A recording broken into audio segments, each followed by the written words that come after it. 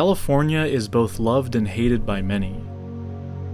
As the most populated state in the United States, it is also the third largest after Alaska and Texas.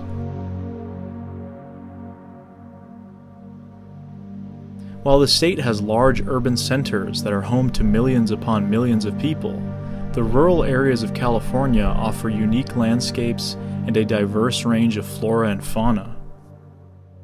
Far removed from the bustle of the cities, redwood trees tower over the coast, and millions of acres of forests and mountains dot the interior of Northern California. It is from these remote hills that in 1958, logging crews discovered strange large footprints left in the dirt, among other incidents. This story quickly spread around the country, and the term Bigfoot was coined. While not quite a new legend, this was, however, the birth of the modern Bigfoot phenomenon. Expeditions descended upon this region for years afterwards, and a decade later, in 1967, Roger Patterson and Bob Gimlin filmed a supposed female Bigfoot near Bluff Creek. The Patterson-Gimlin film is easily one of the most scrutinized pieces of footage ever. It is the most iconic piece of Bigfoot imagery and has inspired countless souls to begin their Bigfoot quests. The PG film was shot in '67. They were still punching roads into virgin territory out there. I mean, some of the last wilderness penetrated in the lower 48. There's a rich Sasquatch history because there's been Sasquatches here the whole time. Northern California today is known to some as Bigfoot country, but it is also known for other more nefarious reasons. As one of the most fertile climates in the world for marijuana cultivation, human problems have followed suit, giving the area somewhat of an outlaw reputation. You stand up on a mountain and you can look across 100, 200,000 acres, and there's probably not a person in that 100 to 200,000 acres. There's definitely not anybody you could see, let alone go try to find. So the remoteness and the ruggedness of it is probably the biggest reason for its mystique. You know, Humboldt County has always been kind of built on people trying to escape civilization or the city life in the 60s and then into the 70s. That whole, for lack of a better term, the hippie culture is added to the maybe the mystique and whatnot. It just kind of appealed to the outlaw hippies that came up here. Actually, the first weed growers up here, like real ones, like big ones, were Vietnam vets. The marijuana culture, of course, that draws a particular organized crime element. Up on these hills around here, I mean, dude, people go missing every week. A couple of people, there was just 2 murders the other day, and it's only 90,000 people in this county. At least 75% of the people go missing and never find the bodies. It used to be way worse, because nowadays everyone just grows in their backyard in a greenhouse for the most part. The only people out in the hills really now are cartels. The big south of the border cartels. That's what you gotta watch out for, but you gotta be pretty stupid to stumble into that thing. Humboldt is a big pie. Murder Mountain, that whole aspect of it is just a small sliver of what the life is in Humboldt County. It's changing, times are changing. It's basically legal in California, so people have it. It's not like it used to be, and a lot of the farms or ranches now get permits, or should get permits to grow it, and then in the taxation aspect of it, so it's all legalized in terms of businesses. You know, it was like the rednecks and the hippies that were all growing weed out in the mountains. That's why I got my reports, was growers and loggers. That's who, because the growers would be sneaking out at night because they didn't want to be seen. They'd usually go without lights until they got deep into the woods. Thousands of stories about, me and my partner went out there one night, we were hauling in fertilizer about 2 a.m, and this thing tore down a tree and roared at us and beat its chest and bluff charged us and scared the hell out of them. I know guys that left hundreds of thousands of dollars just sitting up in the hill, never went back. They're so freaked out. And I remember hearing one story about this guy that was out there watching his garden, and he saw somebody snooping around, so he went over to go check on him. So armed, concerned about people stealing their product, so he goes sneaking around over there to see where the shadow was, and he couldn't find it. He looked everywhere, and then he got the feeling he was being watched. So he turned around and looked back, and there was Bigfoot standing over him. rock in his hand, looking down at him. And that moment, he decided to leave and never come back to the garden grove.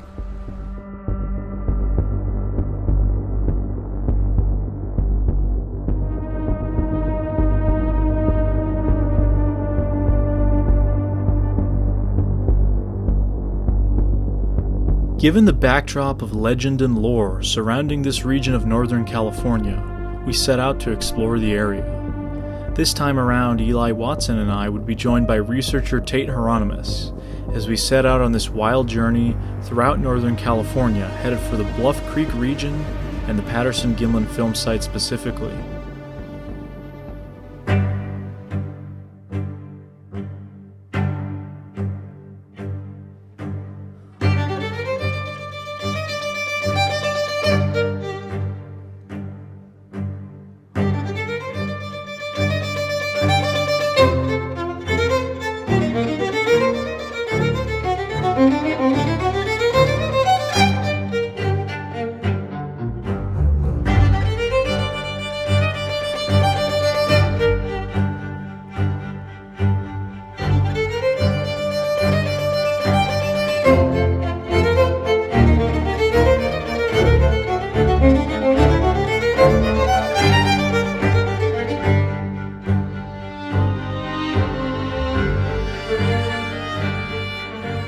So we're at this awesome stop right in the Redwoods, right as you're getting to Humboldt Redwoods, Legend of Bigfoot store. This is actually a spot where my buddy Travis Hill has had kind of a weird experience. He was saying a few years ago he was driving through here, heading up to Willow Creek, stopped here at night, there was nobody here.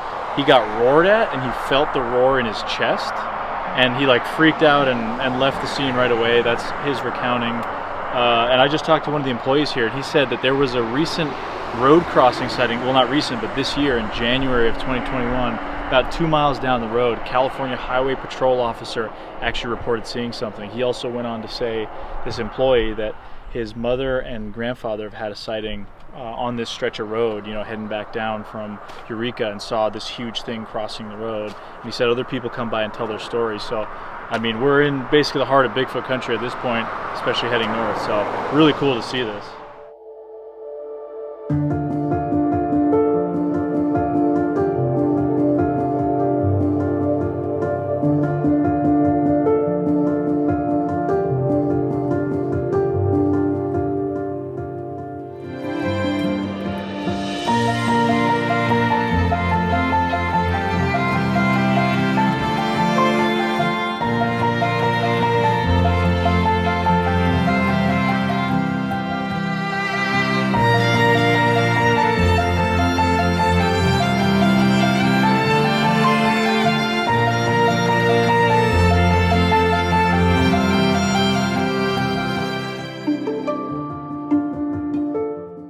After the Redwoods, we arranged to meet with researcher James Bobo Fay.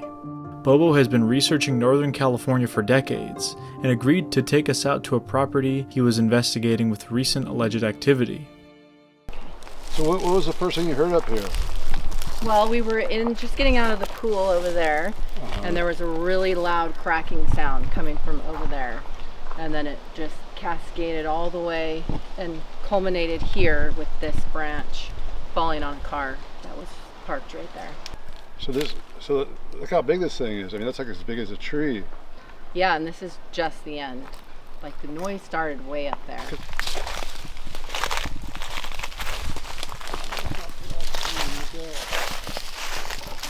Well, that's something right there. It started over there, right? Yeah. How far up the hill do you think? Pretty far, because the pool's another, 50 yards that way. Yeah. And it's coming like that. And you could hear it cross. And was there whistling at that point? Mm-hmm. Was there any knocks? It was kind of scary. I don't remember everything. You guys were freaked out. And you just heard something like 20 minutes ago, you said now? Mm-hmm. Up this way? You want to see? Yeah.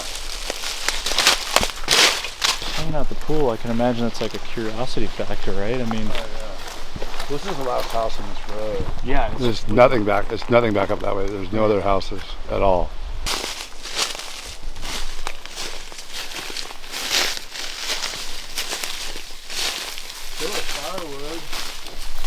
This is fresh, but this tree's this is old. Came on top of this guy, huh? Yeah, this is new. This one here is new. What's up? It's snapping this, and it's all green. This thing's totally fresh. But it's above where a Squatch would pull it down, I think. Well, the other one I could see falling because it was rotten. Right. It had green leaves, but it's because it had just a little bit of, meat left. But this whole thing's green. So unfortunately, both these trees were natural falls. The other one was rotten. This one's green and fresh. It just happened like an hour ago. It's strange, but that doesn't account for the whistling they heard and the other commotion coming across. They heard it come from a quarter mile away, just like a train coming through and other stuff. They heard other trees coming down, branches breaking. So maybe we should go over there and look again a little closer. I guess you can see when stuff starts happening, your mind Yeah. attributes other things too. Well, dude, you know how this would have sounded? Oh, that would have been gnarly. That would have been so cracking so loud. I used to log, we used to cut this stuff down. Right.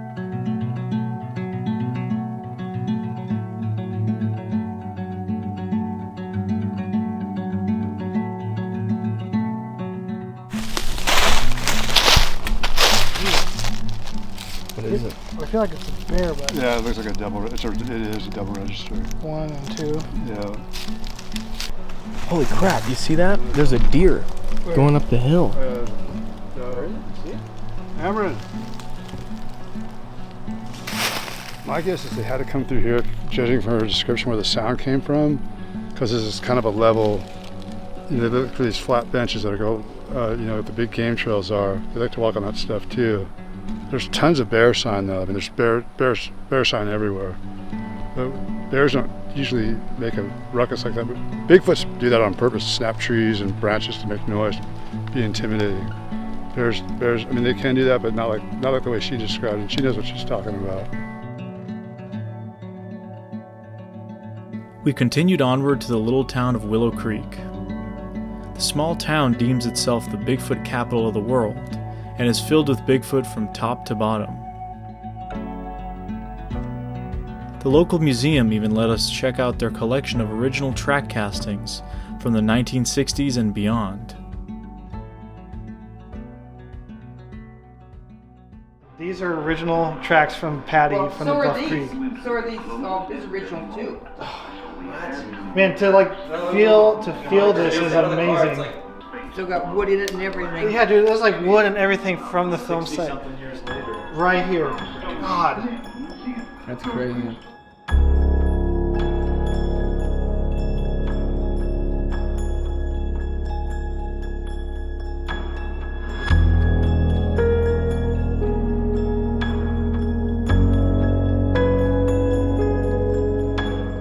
Like much of the region, Willow Creek has been hit hard by drugs and its consequences, and it is visible in town at times. What is it? Like he's holding a cup, huh? Pretty good. Going to have to be a moving picture now. Go!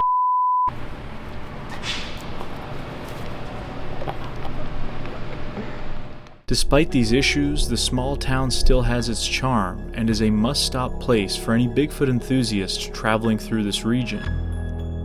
Willow Creek would be our last bit of civilization for the rest of the week as we began the 2-hour journey into the heart of the mountains around Bluff Creek.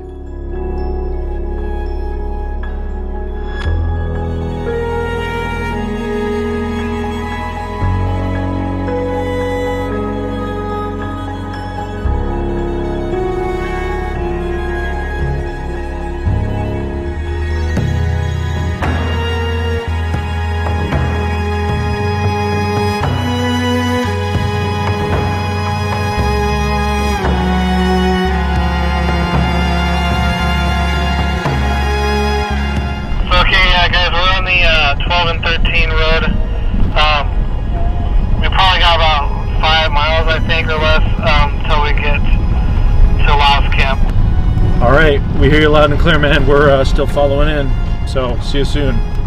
Sounds good. While driving into Louse Camp, we had an interesting incident occur while clearing boulders. All these rocks are presenting a difficulty, a challenge. What's up? Oh my god. Did you hear that? Hear what? It's like rolling down the hill, there's though. a creek dude. down there. Thought I heard like a rah. I didn't hear nothing. I want to throw one.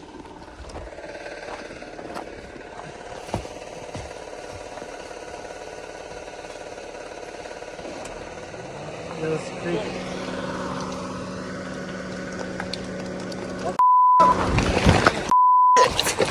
Holy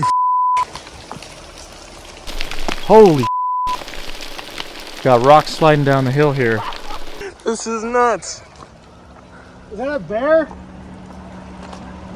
Dude, I saw eyes shine up there, I thought. Dude, I heard something moving up there. Rocks came sliding down. Who's got a bright flashlight?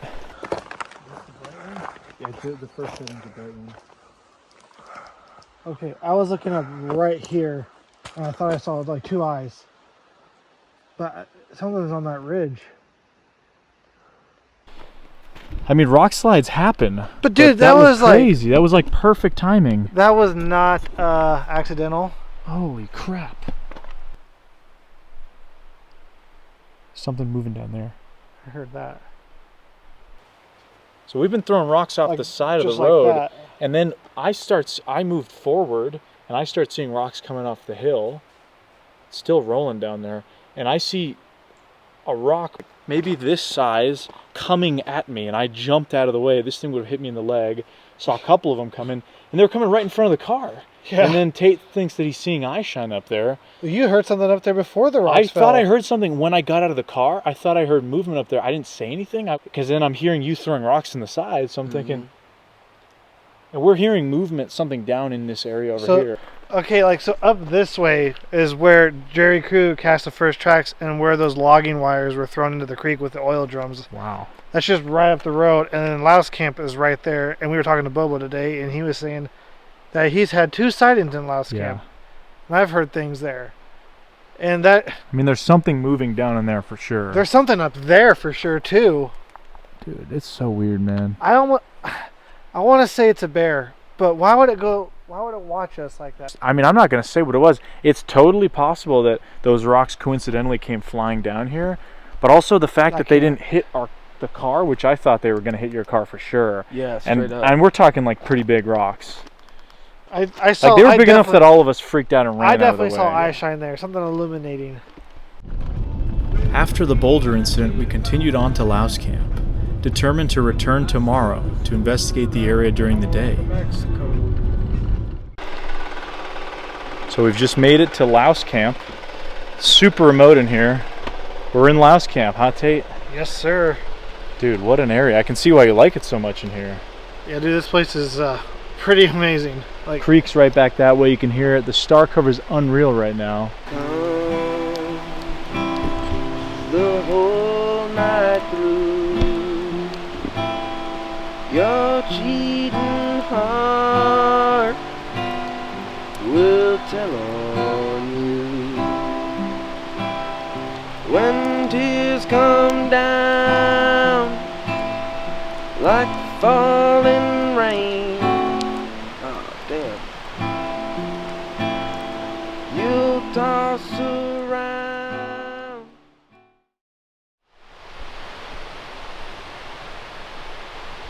Good morning from Louse Camp. First morning here. It's already getting really warm.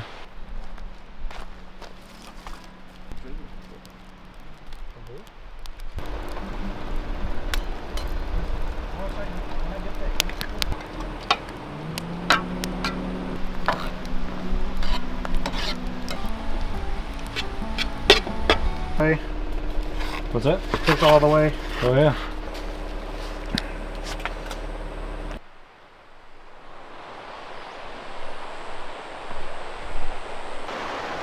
Beautiful Notice Creek. So, Tate, what's the history of this creek here? What's happened here?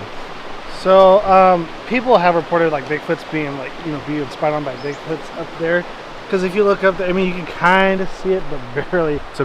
It's like a ridge. There's a sharp ridge, yeah. So people report Bigfoot's watching them while they're swimming in the creek. So that's very interesting. Bobcat Goldthwait's movie Willow Creek. The actor Bryce Johnson from Expedition Bigfoot, Willow Creek, Pretty Little Liars. When they were here, his girlfriend was filming in the movie, and he jumped in this creek naked and was swimming around in that.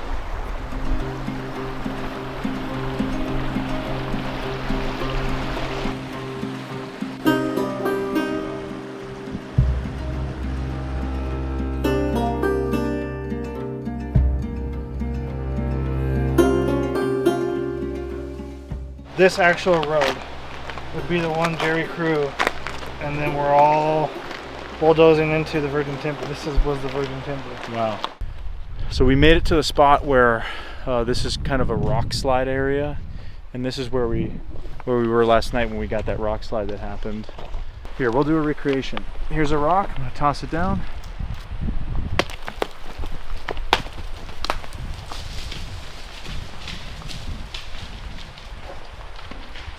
You can even see it hit the water. So that's what we were doing. We were clearing them here. And then in front of Tate's car, from right up in that little notch, that's this gully. Yeah. There's like a gully. That's where the rocks travel through. We got to get the drone up there, because I heard movement up on that side, and you saw what you thought was eye shine. So I'd say we get some drones up in there.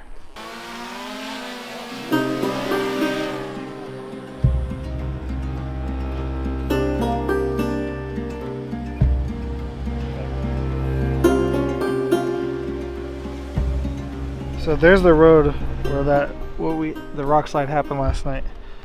But if I turn this way and look up, you can see an old road up there. So there's an old road, and it's pretty flat up there. I mean, you could stand right up on that plateau basically and look right down on us. I think we should get up to that spot, and then let's see what it's like on that little clearing there. I agree. Because I mean, I don't see any big rocks up there. So what if something was there and it just happened to push over some rocks? I mean, what if I suppose a bear could do that. I guess when we get up there, we'll have a lot more information from down. Let's do it. Let's go. Here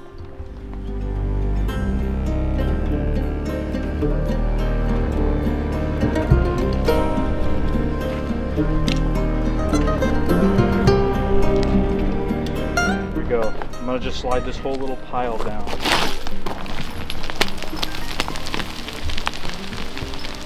Yeah, that's like there was rocks like that coming down.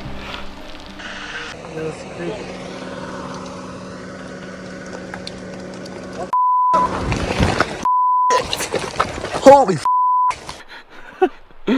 You can't see anything though. I'm gonna rule out human because there was nobody here. There's nobody else here. There's nobody else here. I find it hard to believe too. Maybe, here's what your maybe is. It probably rolled from right there. Could it be something like this though? Like that's approximately the amount of rocks that came down. The road is right there. Something could stand right here, duck out of cover. You could see us coming for miles from here. Oh yeah, because the road's right over there. It was in this spot we decided to deploy a Sasquatch pheromone chip. The chip was developed by fishing and hunting lure expert Dr. Greg Bambanek by using a combination of gorilla and human bacterial scents. It smells so bad it has to be basically double bagged inside 2 containers. We got it inside of a jar. And then the chips themselves, Sasquatch Pheromones, Osmic Research Company.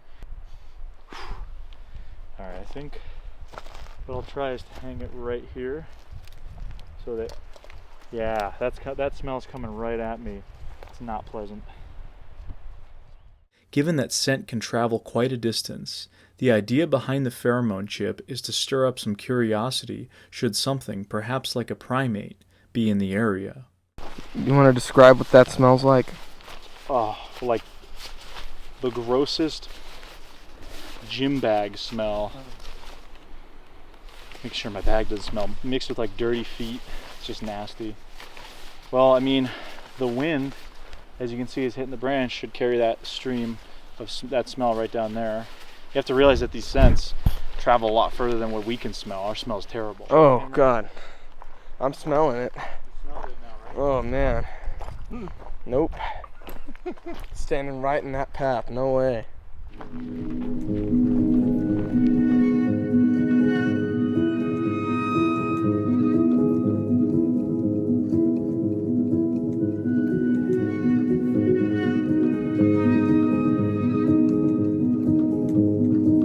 It's just crazy thinking about those guys back in the 1950s and 60s coming out here thinking that this was going to be the place where they found Bigfoot within a couple of years of coming here. And here we are 70 years later. I mean, yeah, realistically we don't know what's out here.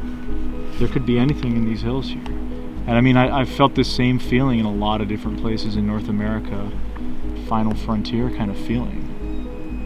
But a similar feeling I felt up in Maine. I'm sure we'll feel it in Oregon or Alaska, Colorado, wherever you end up going, you'll get a little bit of that feeling. You know, these pockets of untouched wilderness where there's just the possibility is there. I just think that the history of this area is what makes it so different than any of those other spots.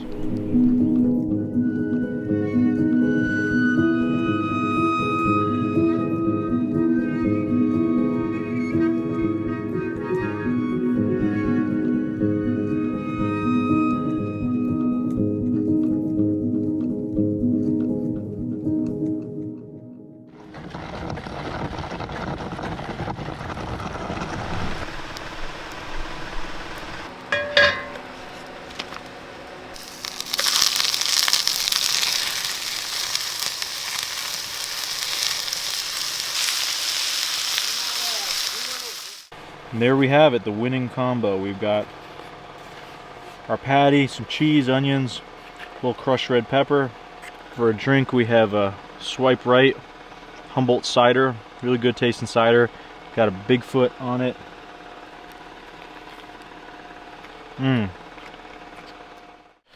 So we just got done eating and everything, and we actually have set up a projector screen. We're gonna watch the cult classic movie Willow Creek, which is fitting because a lot of the scenes were filmed right here in Laos Camp.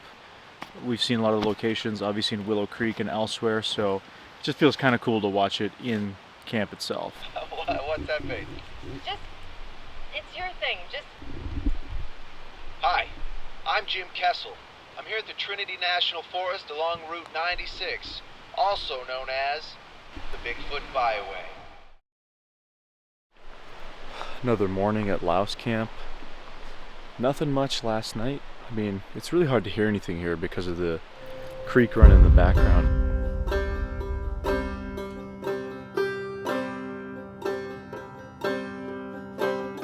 On this day, we were joined by fellow researchers and enthusiasts Jonathan Easley, Ron Reed, and Ron's adventure dog Bandit. Together, we would spend the next few days exploring the area and eventually making the trek down to the Patterson-Gimlin film site. This place is, as everyone refers to it, the mecca of Bigfooting. Just today in this camp, you see people from all across the country. People come here from all around the world to experience the Bigfoot phenomena. They've done it for decades. There's just so much opportunity for Bigfooting, for discovering these wild places. The Klamath region is really special to me, and of course all the recorded history that came around here at Laos Camp and the Bluff Creek area, like that just adds to it and amplifies it tenfold. You come here, you get to see the history. You get to see that this forest it really has character to it. It's almost as if we were mentioning, as if these trees could talk. You know, you can actually almost feel the energy coming off of them from all the stories you've heard, the stories that you've read about as a child. Everything you've heard about Bigfoot isn't in some place far in the Pacific Northwest anymore. It's right down the creek. It's on the edge of camp. It's down that ridge right there. These are the stories that you grew up with. These are the stories that are told around the world. So its historical significance and also its current significance is very important to the entire Bigfoot phenomenon. With daytime temperatures in Louse Camp in the mid-90-degree range, we spent most of the day relaxing by the creek.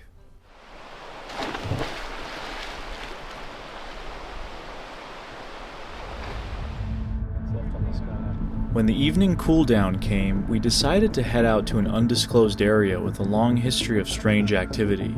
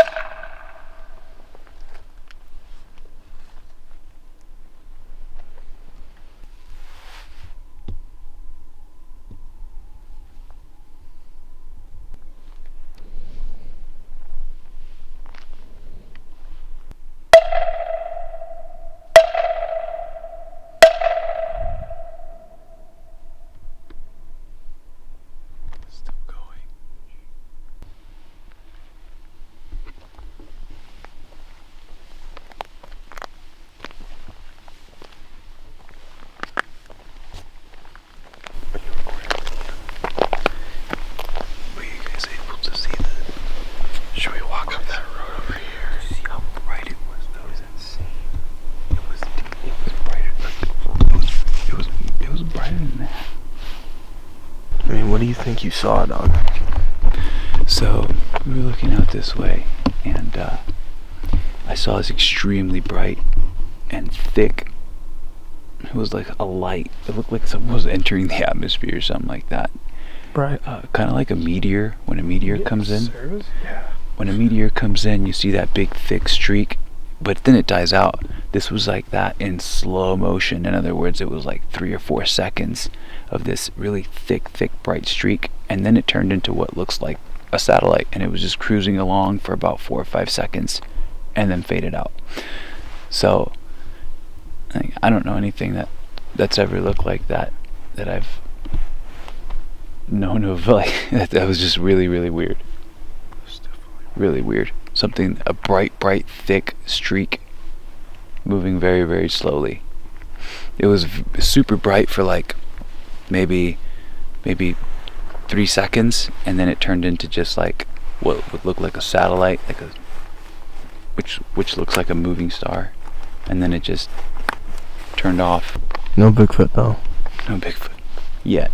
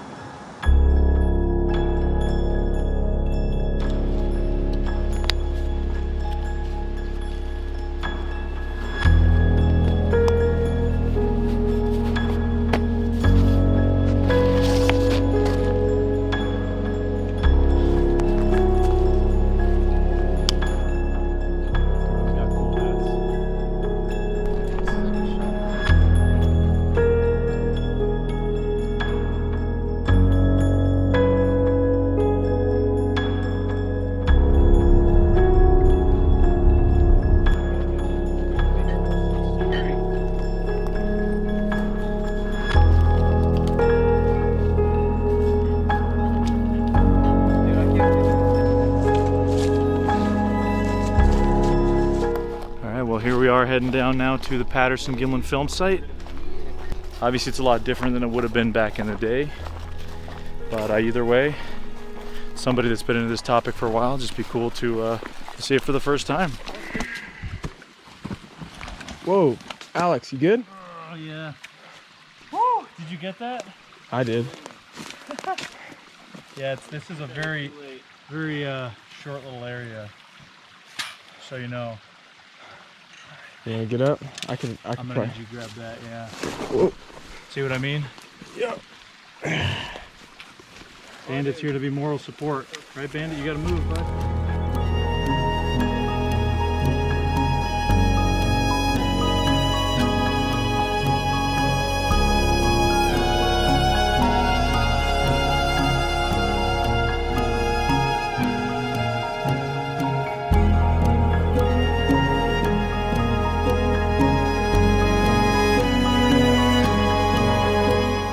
So the sand you see here, this is the sand that was deposited from the '64 flood, and if you just look at it, like, that's why Patty's footprints are so clear as opposed to other Sasquatch footprints. It's a great substrate. You can almost see my fingerprints there in it. So this is the sand right here, the '64 flood. If I do a How knuckle. fine it is. You know what's crazy? Look at that. The rain. There you go. They almost weren't able. Factor in the time that this chase ensued, and all of a sudden, by the time Roger gets it together, frame one is just right on the other side of this. All right, well, looks like we've made it to the Patterson-Gimlin film site.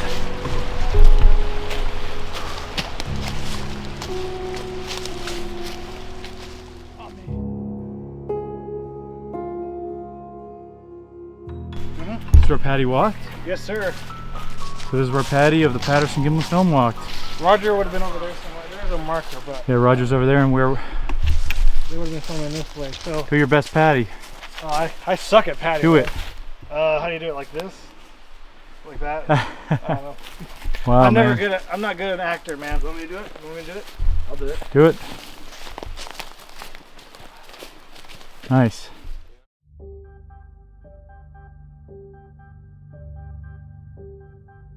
Well, camp's set up. We are at the camping right where Patty would have walked. So that's pretty cool. As darkness fell upon the PGF site, we explored the surrounding area, discovering mountain lion scat not far from camp.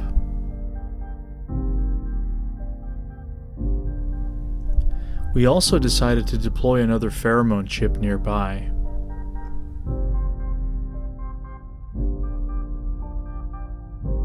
Then we began to unwind for the night.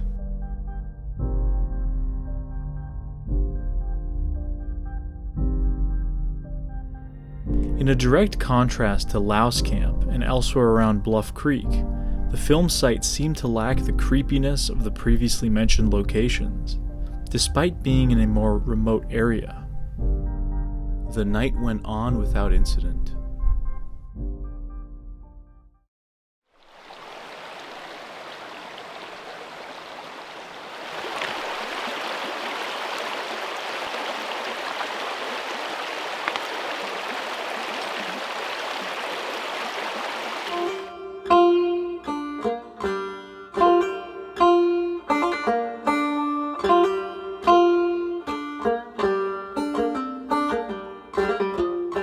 The next morning, Bluff Creek Project member Rowdy Kelly showed up and told us all about the details of this famous film site.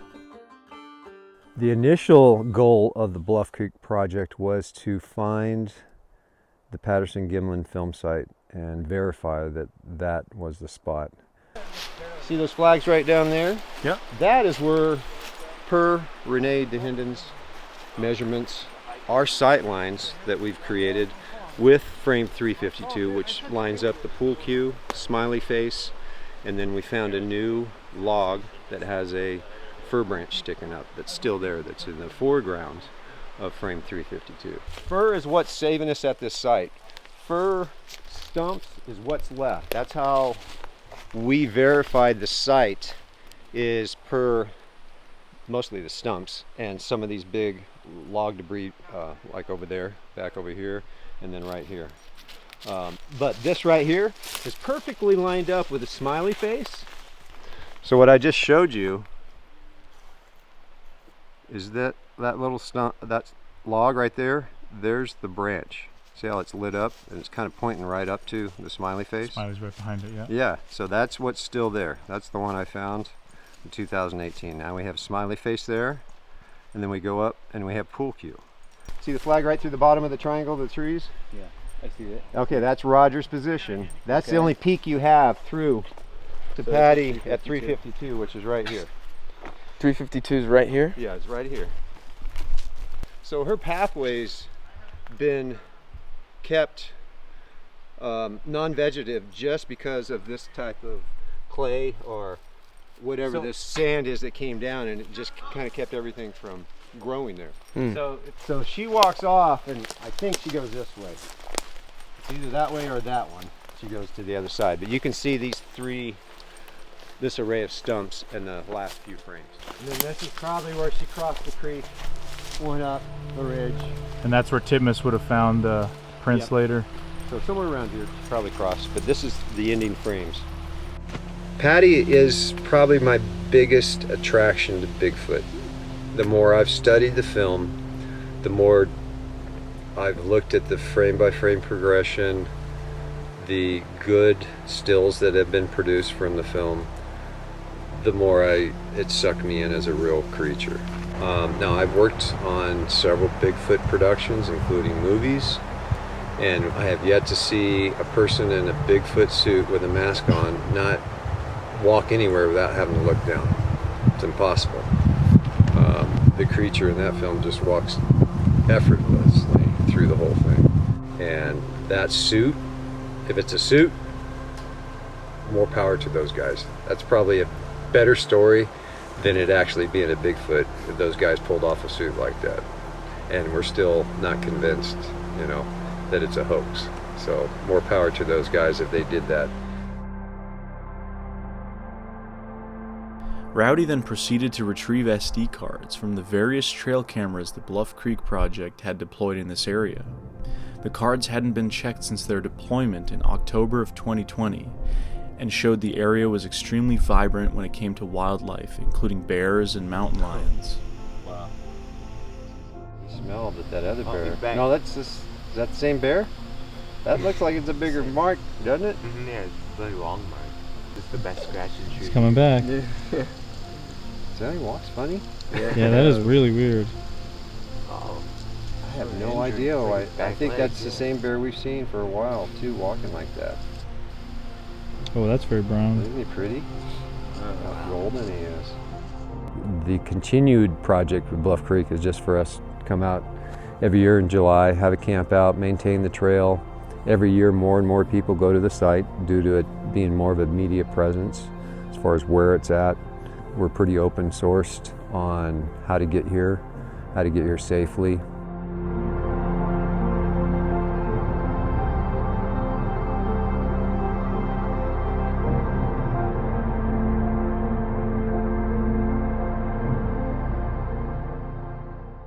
Way down in northern California there is a place, way back in the wild mountains, up a valley with a creek called Bluff.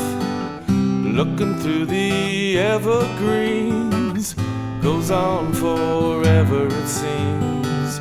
Found a camp to stay for the night, and meet some friends by the firelight.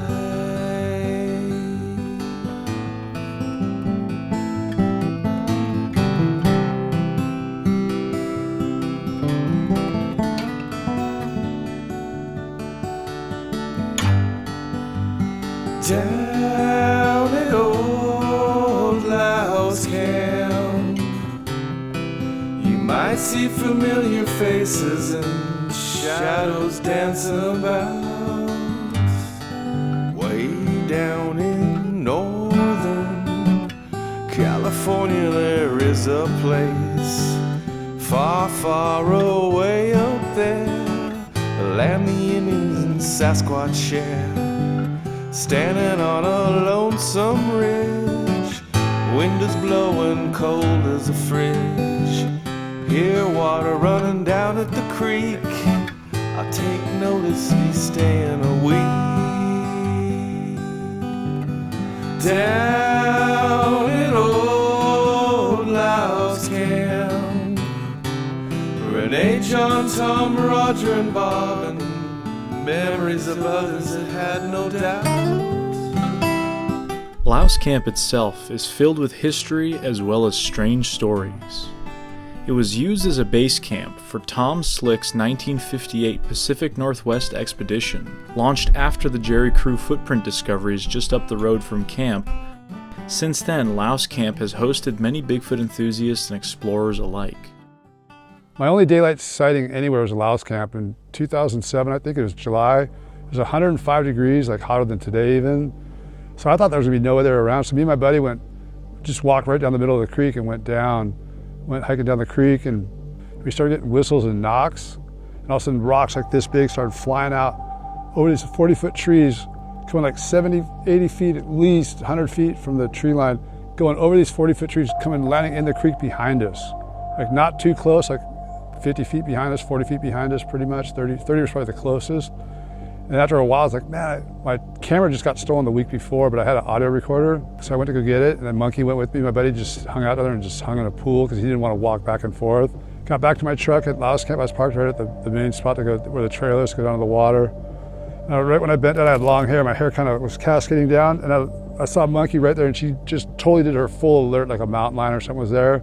She just goes, bam, ears went straight forward, and like she was on alert. And I glanced, and out of the corner of my eye to see this thing just half the left, half of the body at the top where you pull into Laos. You'll see some big firs up there. There's leaning out. I can see the left whole half of the body.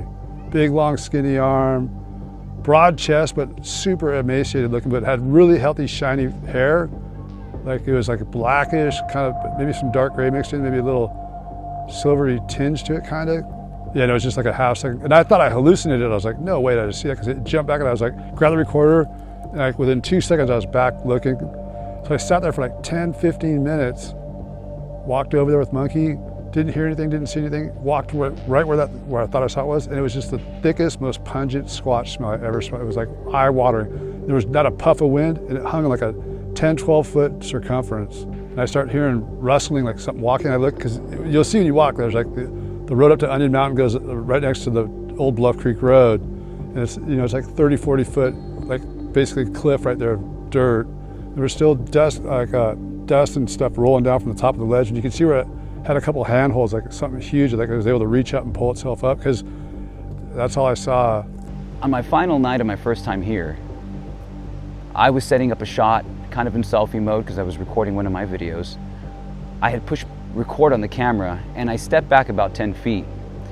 I had started to speak, and kind of flubbed my lines, and walked back up to the camera, and hit stop. There were 4 of us in camp at that time. One of them was not really into Bigfoot. The other 2 were Rowdy Kelly and Jeff Kelly.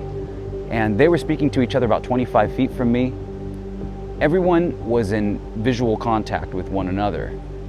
I had stepped back to take a second take, stepped back a few feet, flubbed my lines again, and then walked up to my camera and stopped the recording.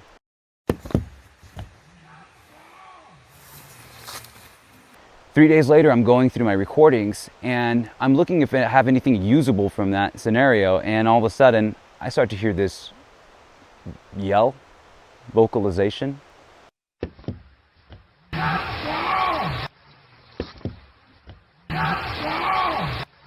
I started to really scratch my head over it.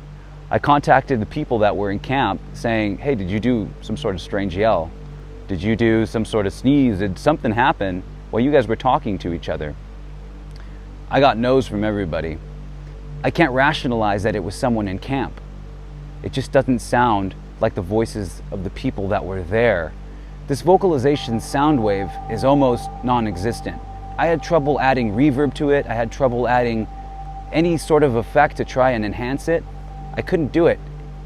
And that was baffling to me, because with my voice, I could manipulate it any way, shape, or form I wanted to. And my voice is only slightly louder.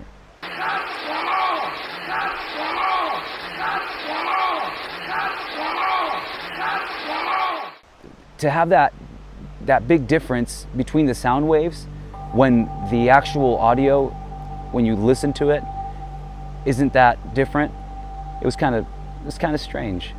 My first time in Louse camp, something did come up from where the creek was. We had our tent set up. I saw this shadow. It was kind of skinny in profile, kind of walked up from where the creek was and stood right by our tent in this kind of dead tree snag. And where it stood, the shadow went from skinny to really wide and was there for a few seconds, and it kind of went skinny again and walked back the way it went. That was probably the weirdest thing that had happened to me so far. I can't really say for sure it was Bigfoot or not, but it was weird nonetheless, and it keeps me going back there every year. There was one time I was in Louse camp. Daniel Perez, the editor of the Bigfoot Times, so he and I were the only ones in Louse camp. We were going to be meeting more people there, but as you are well aware, Louse camp can be very dark and kind of spooky, because it just is, with the sounds like voices coming from the creek and that kind of thing. This was in October, and I think it was like 2018, and I had my tent set up, and I was way back in the back of the camp, and meanwhile Daniel was set off way at a different location. I don't know what caused it, but I was awakened from a sound dead sleep, and it sounded as though, and felt as though something had taken and just hit the top of my tent. And I sprung up and I just yelled, I said, "Hey!" And my heart's pounding, and I turned the light on. After a little while, I finally turned off my light and just went back to sleep. Got up in the morning and looked around the tent to see, maybe a branch or something fell, Occam's razor again, right? But there wasn't any. And so, did I just imagine it? Did I have a dream? It's very possible. But I don't think that. It definitely seemed as though something, I think the first thing that I was afraid of was, it's a bear, which bears are more afraid of us than we are of them here. But that's something that's stuck in my mind. I would have to say that's probably the only mysterious thing that I've had occur. Once a year during the summer, Louse Camp fills up with Bigfoot enthusiasts from far and wide. This gathering put on by the Bluff Creek Project happened to intersect with the tail end of our trip there. So Louse Camp has started to fill up. A lot of Bluff Creek Project members here. A lot of folks pretty much everywhere. We've also run into an awesome group here with Ken and gang. What are you guys up to out here? Well, this is the Texas-Oklahoma contingent of the 2021 Trinity Giant Salamander Expedition. I'm Ken Gerhard. I'm Jason Cons-Coburn. Daniel Jones. Jim Whitehead. Awesome, guys. Yeah, this is the expedition with Lauren, right? With the museum. The museum's kind of backing it a little bit. In conjunction with Bluff Creek Project and the International Cryptozoology Museum, we're out here looking for the legendary giant salamanders, right? That are described in some of the classic Bigfoot literature. That it was kind of like a side project for a lot of Bigfooters back in the day to look for these giant salamanders. And now you're here in heart of Squatch country, right? Yeah, it's Mecca. Awesome. Mecca for Bigfoot. That evening, some of the Bluff Creek Project members gave us a tour of the area where the 1958 occurrences took place that spawned the term Bigfoot. This included where 55-gallon oil barrels were allegedly thrown into the nearby creek. And I thought it was thrown into Bluff Creek. He's like, no, it was Notice Creek at the bridge. And I said, before the bridge or after the bridge? He goes, before the bridge. And it was right there at that landing where we parked all our equipment. So that's what Jay said. He was here that day, so. Yeah, well, yet another chapter in Bigfoot lore, if in fact there were giant barrels and machinery moved. Yeah. Any distance that was unnatural, right? It was like unnatural fall enough off for the them edge. to, it was moved. Note that was like a super, crazy thing that happened. Something picked up full barrels of gasoline and threw them in the creek here. So. Yeah. And was there another piece? After being shown the area, we had an unusual incident happen with Bandit. So what's going on? You want to go up, Ron? Yeah, he's afraid. No, you want to go that way? I mean, he's not that afraid if he You wants right, to keep Bandit? going back. his tail's between his legs. He doesn't do that a lot. He's scared. Yeah. We heard noises. So he's scared of like gunshots, fireworks, loud bangs. That's about it. Dude, I thought you guys were hitting my purple knocker thing. That's how loud it was. No. So what happened was we stopped there. He went all the way up there and stood in the road, and we commented, "Oh, look, a wolf, haha." Oh my God, there's a wolf. Then he disappeared, and then you came up, and we thought he was back there. So if we're on a trail and he doesn't know like to get back in the house, or if he doesn't have a safe place to go to, he will duck to the side of the trail and hide. That sounds exactly like what he did. But we're here. But that's because of like a loud bang. If he heard a loud bang or something, then that's what would have done it. But Dude, like wood knocks aren't like we loud thought enough for him to freak out we like thought that was you guys for sure. Everybody turned. Jamie turned. Dustin turned. Everyone did everybody like a... turned and looked over there. No, so if that wasn't Tate or anybody, that was then some of what the, we heard wasn't that loud. Yeah, we heard something else over here that was also like loud, like it was like pop, and then like maybe 10 seconds later, pop again, same spot, and then it was shortly after we heard down here. And we thought that was you guys. Heard. No wood knocks or anything. It'd be up on elevation probably, unless it was over back there somewhere. No, it was like right in line. I stopped immediately. You all right, buddy? Bandit. Here, buddy. You okay, man? So he's fine now. According to Ron, as soon as they got to the bridge, he wasn't scared anymore. Is that Ken? But who did the whoop just now? I didn't hear You didn't hear a whoop? Come here, buddy. I didn't. Wait, when did you... I was the only one in the vicinity who had heard a whoop-like vocalization while checking on Bandit. I inquired around camp if anybody else had heard or done such a vocalization, and nobody seemed to have heard anything or done any whoops. It was odd but hard to say exactly what it was at the time. Yeah, he wasn't scared anymore. Yeah, he wasn't scared anymore.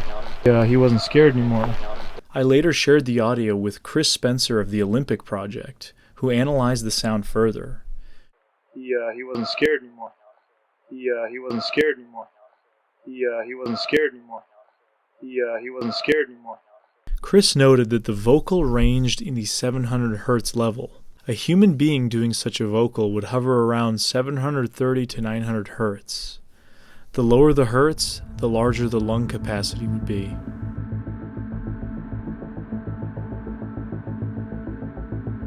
For our final night in the Bluff Creek region, we headed to Laird Meadow. Laird Meadow has a history of alleged Bigfoot tracks being found there in years past, so we decided to try our luck with some nighttime investigating. Alright, so we're going to Laird Meadow. I want to have groups of 2 spread out through Laird Meadow. I want each group to have a walkie and a therm. Yeah. I think we should have a road group and a field. Yeah, I'll go on the meadow's really cool. I'll take the road group. Right. I'll take. Do you have a walkie, Terry? I do have a walkie in the back. Okay, so you'll be our road group.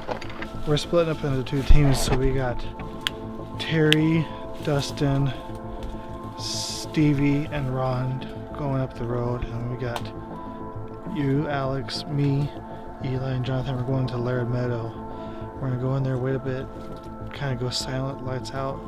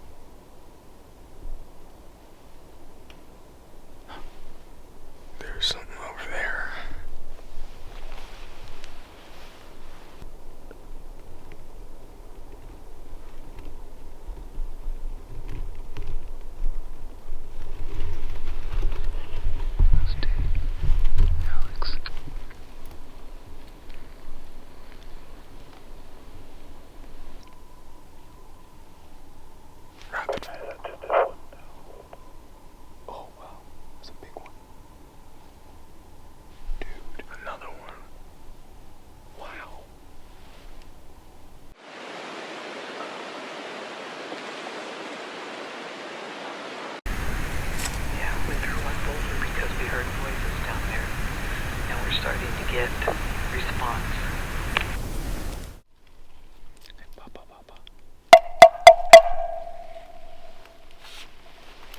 We spent a couple of hours in the area and heard various wood knocks, while doing knocks back and forth between the two teams in the meadow, with the third team further away unable to hear much of what had happened.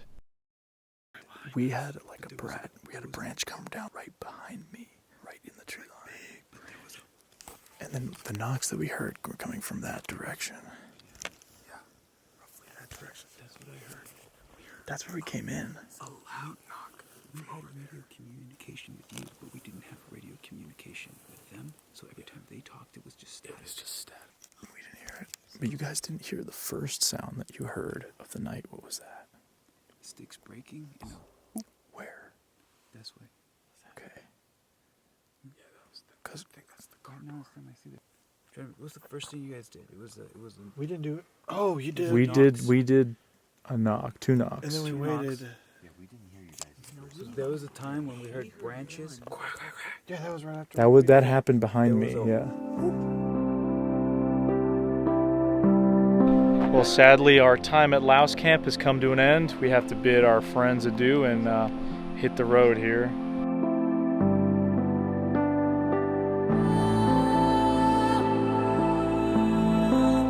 It is, of course, hard to say whether or not we experienced anything Bigfoot related during our visit to Bluff Creek. Between the mysterious rock slide, the strange sounds heard in Louse Camp and Laird Meadow, to the many bizarre stories, what's for certain is that this place is quite something. Steeped in history and legend, one gets the feeling that whatever was disturbed there in the 1950s and 60s might still be there, observing and teasing the humans who venture out into the hills. Or perhaps it is our imaginations running wild in an area that has produced so much Bigfoot lore over the years. Whatever the case, this area is well worth the trek to those interested in the Bigfoot phenomenon, or simply to experience the serenity of this wild and rugged place.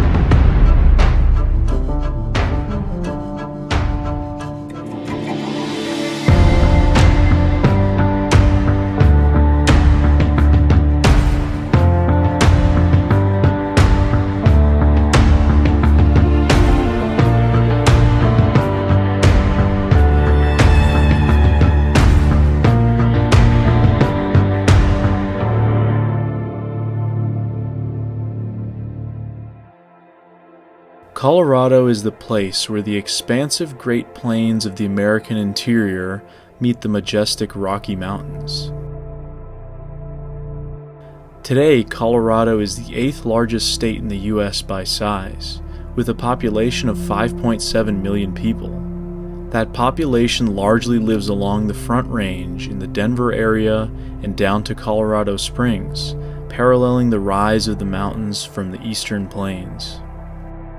The Rockies in Colorado are a part of this massive mountain chain, which start in northern New Mexico and end in Alberta and British Columbia, Canada.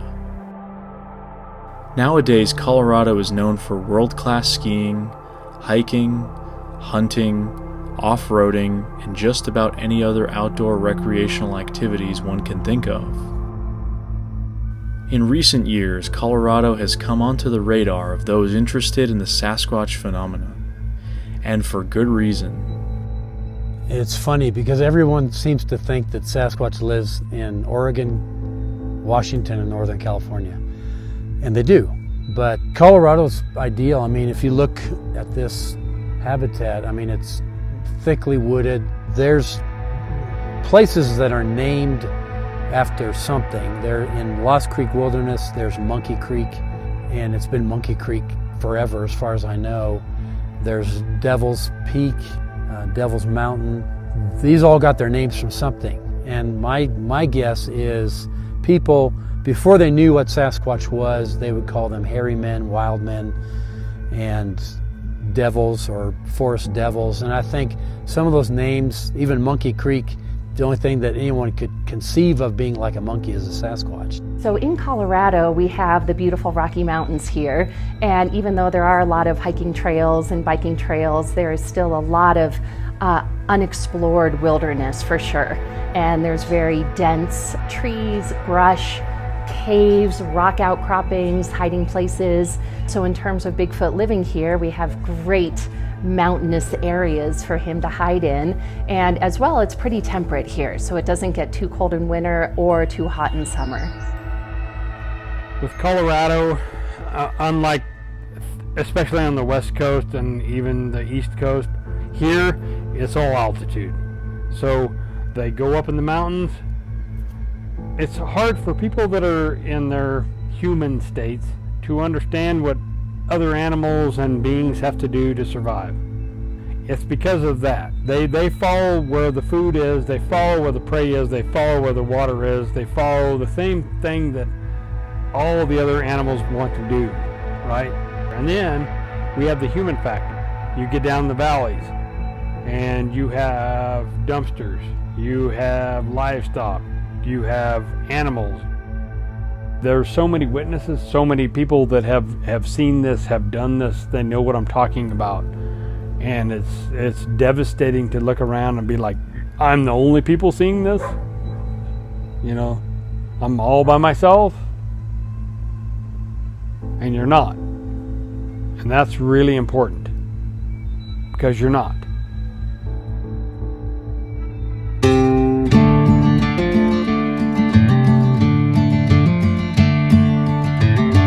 As Eli and I set out on a journey across Colorado, we first stopped at the Sasquatch Outpost, located in Bailey, Colorado. The Sasquatch Outpost is a really amazing gift shop and Bigfoot museum.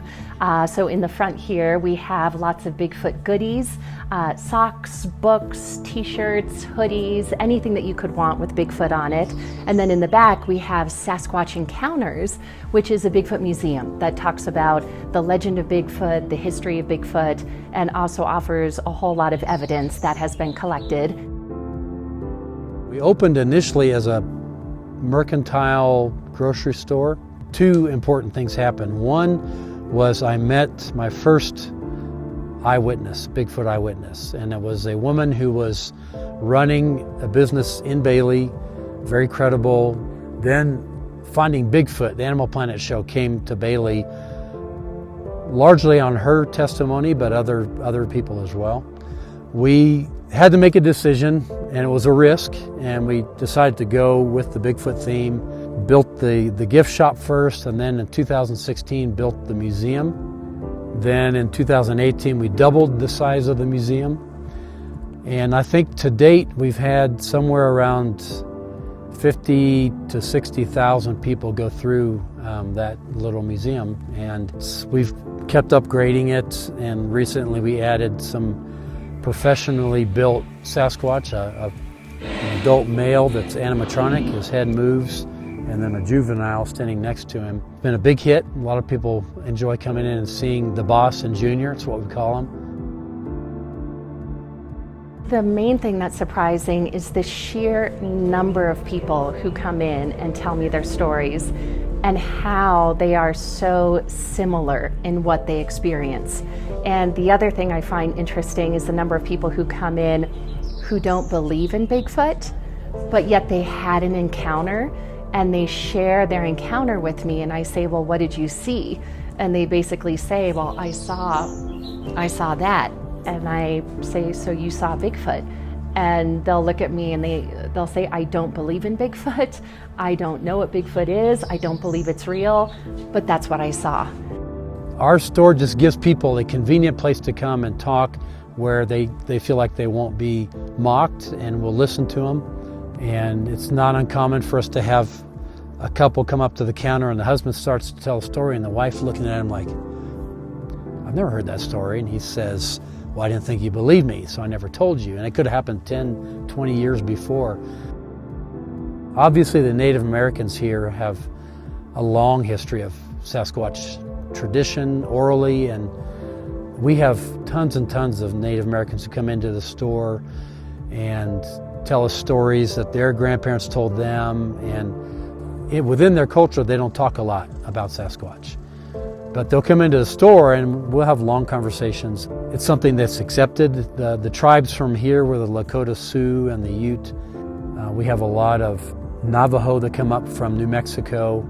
I mean, they all have a tradition of Sasquatch. And in fact, I've only met one Native American who did not believe in them, and he was a tribal policeman who investigated Sasquatch sightings in his area, but he didn't believe that they existed. His wife thought he was crazy.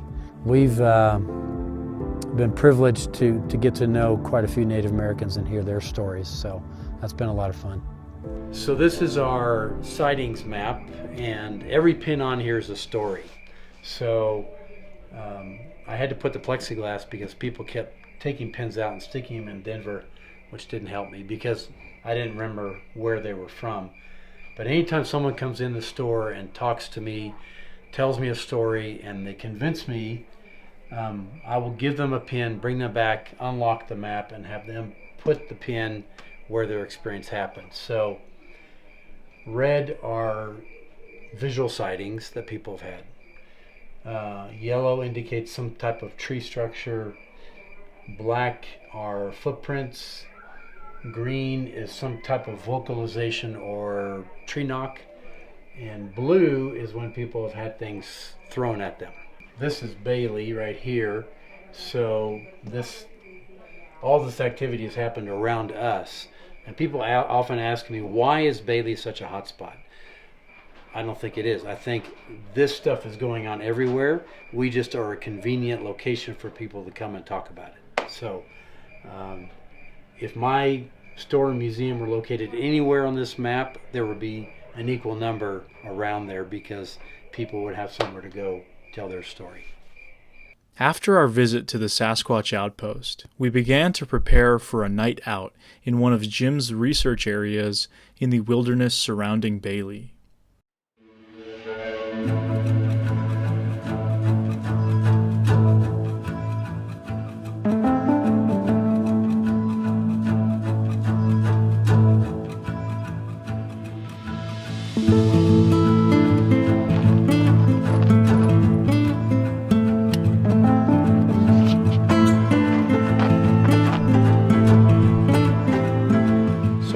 So Jim, what are we about to do here? So we're going to go backpack up behind us.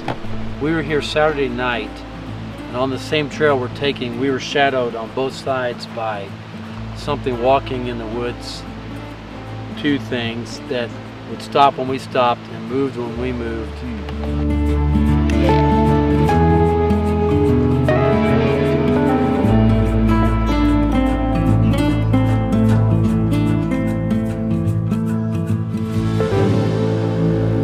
So this is a site where we had our only physical sighting. So my research partner John at the time came up by himself. As he was coming through the woods, he hears this sound behind him. Bark!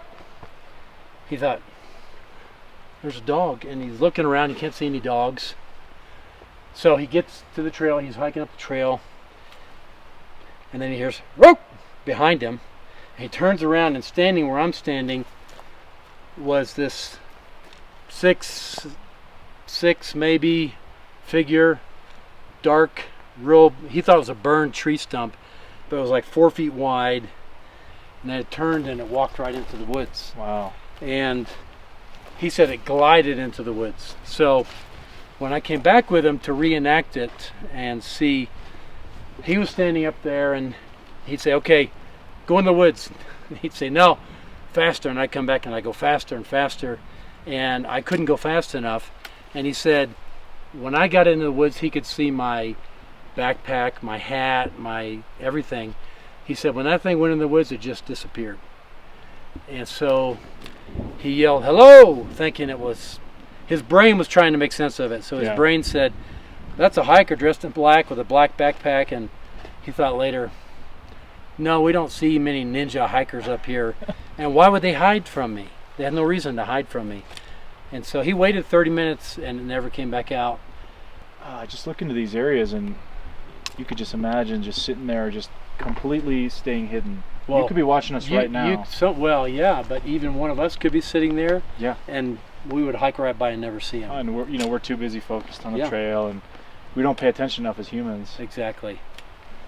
So that's our one sighting here at this location.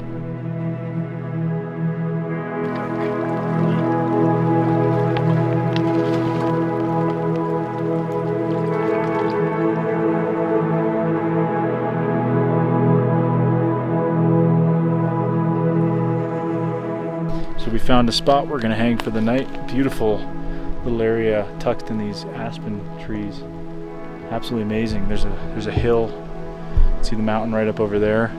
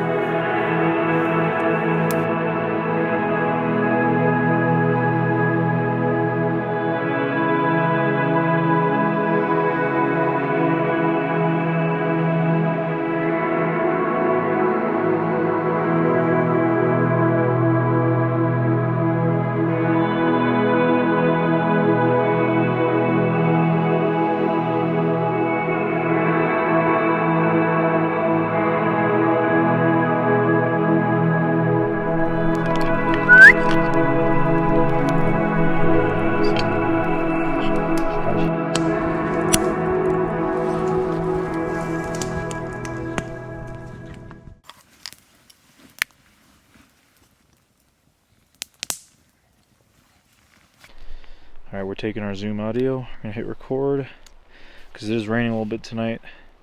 We've got it rolling. We're going to put it in our dry bag. This should be good.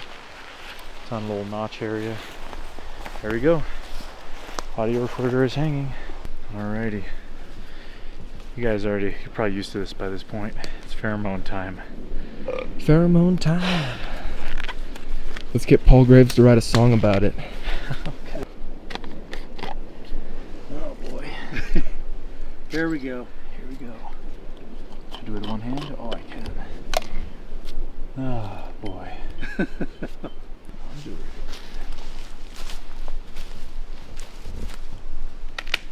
Simple spot. There we go. Oh. That is rough.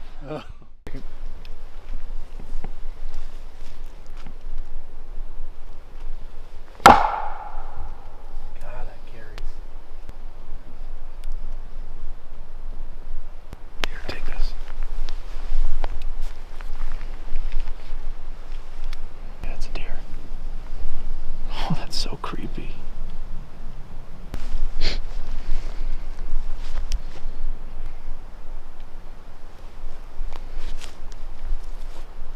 Yeah, I can see its full body.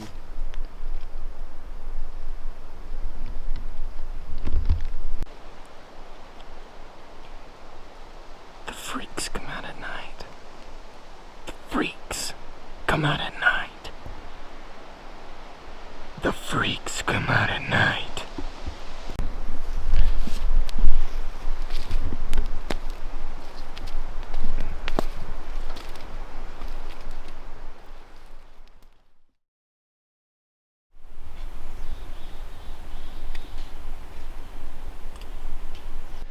Well, it's morning. We didn't really have, at least that we could hear, a whole lot going on last night. One of my favorite things about being out in the field is learning as much as we can about these incredible natural areas, as well as the animals that call it their home, and whatever else we come across that is interesting. So this here is a aspen tree, not to be confused with a birch you might have out east. Out west here they have beautiful aspen trees. According to Jim, these are either elk or deer chewing on the tree. You can see kind of where the teeth marks go. There's some kind of a healing property, I guess, that pain-killing property that the aspens have. So I guess that's why the deer and the elk would chew into that. There's a couple of the trees in the area that have that. The more you learn along the way, the more rounded a researcher you will become, which helps enhance our understanding of not only the areas we're in, but the ability to distinguish between normal, natural occurrences and those that might be deemed unusual.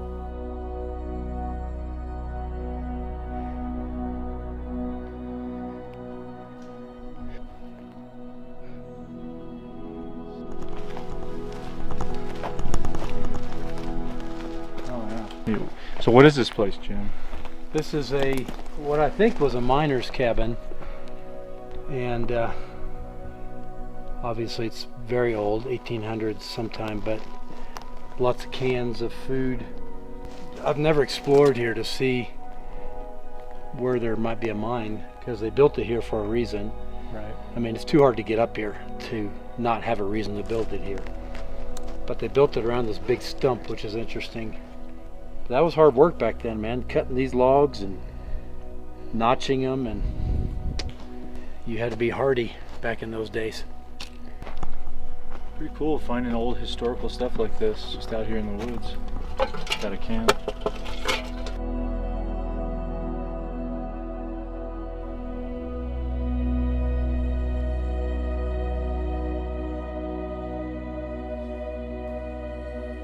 Continuing onwards, we parted ways with Jim and went to another nearby area that Jim had recommended we check out.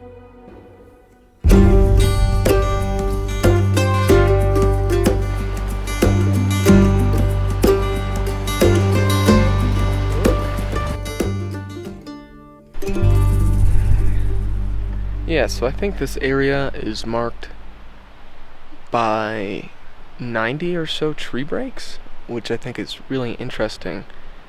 I didn't have a chance to talk to Jim about why he thinks there might be so many in this particular area, but I know they've had some activity here, so it'll be interesting to camp out for the night. I know they were just here about a week ago, so he's hoping that, that's enough, that's close enough in proximity in the same location that it'll stir up something, But I just think it's cool, all these places that we're going. We've seen more of the United States than either of us have at the same time.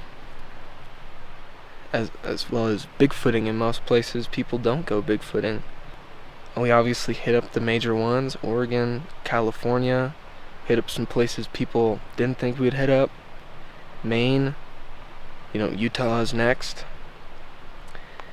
And it's just interesting looking for Bigfoot in places that people don't think to normally look for Bigfoot.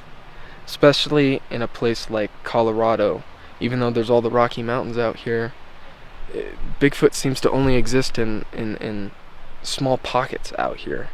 It's not as vast of an area as the Pacific Northwest, although this area is still huge. There's mountain lions and bears out here. Leah brought up at the museum, very good point. There's 7,000 to 9,000 mountain lions reported to be in the state of Colorado. She's lived here for 30 years and hasn't seen a single one out in the wild. What else could be living out here? So we found an area, definitely human-built structures. Seems to be two. One right there, one right there. So we've decided to utilize the human-built structure here. It's easy, we don't have to set up the tent. We're a little tired after all this traveling. We already have a fire pit, so we'll hang out here. We're in the valley, so there's high ground on either side. Might as well just give it a try.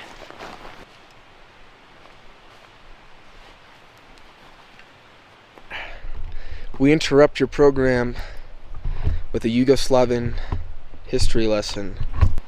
It's actually a surplus Yugoslavian mess kit. And that surplus gear usually works pretty well.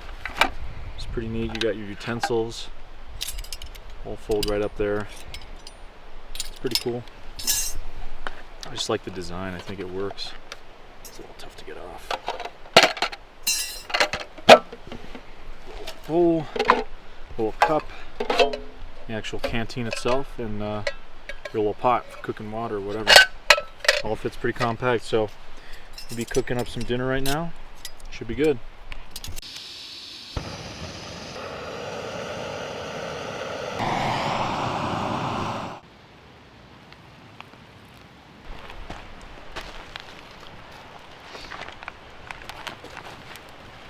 Fire's burning nice. So I was sitting a little bit away from camp here, just cleaning up my mess kit, and I heard what I thought was a knock from over there. I immediately turned to you, Eli, and let's trade. What did you think that was? I thought it was you because I know you went over there to clean up a little bit, and so I thought it was you like dropping something, you know, because I was a little bit further away than you were. You were by the fire. I was by the fire too, so like the perception of the noise was totally different. Yeah, it sounded like it was coming from behind where our shelter is. So, I mean, I'm just gonna go for a knock. Like try one single knock back. It came from that direction. So, ready? Right here. Yep.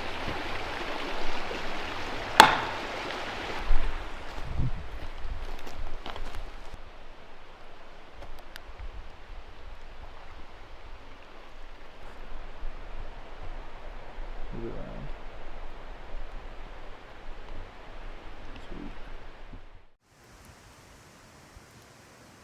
So we've just kind of given ourselves a little bit more cover in this area. Home for the night.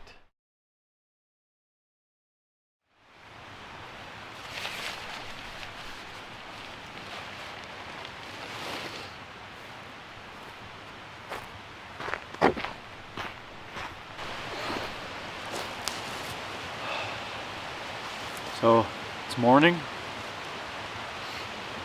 Slept okay.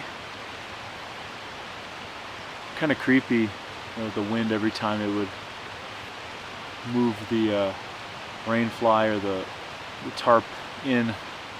Didn't really hear a whole lot. I mean, it's tough to hear here with the wind and the river right nearby, the creek rather. I think I had a dream at one point where I heard something moving through and moving around the shelter and making noises, but I just don't know if that was real or if it was a dream or not. You can move so silently here with the pine and needles on the entire forest floor. You can sneak right in. So that's actually a debris shelter of some kind right there. Somebody had built that as well.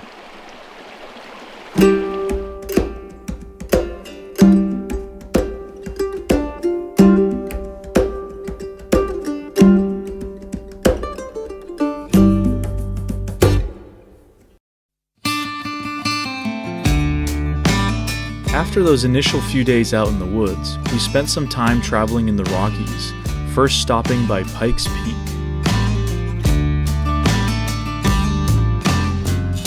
At 14,115 feet, Pikes Peak is a prominent mountain right at the onset of the Rockies, outside of the city of Colorado Springs. The area around the mountain is part of the Pike National Forest, which in recent years has become known for quite a few Sasquatch reports, including a road crossing on the highway up to Pikes Peak itself.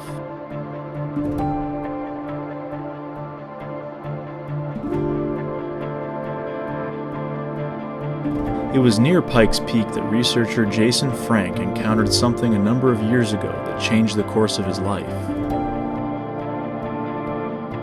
So that day, I had really bad surgery. I could barely walk. Like, I'm gonna go hunt some turkeys. I don't care.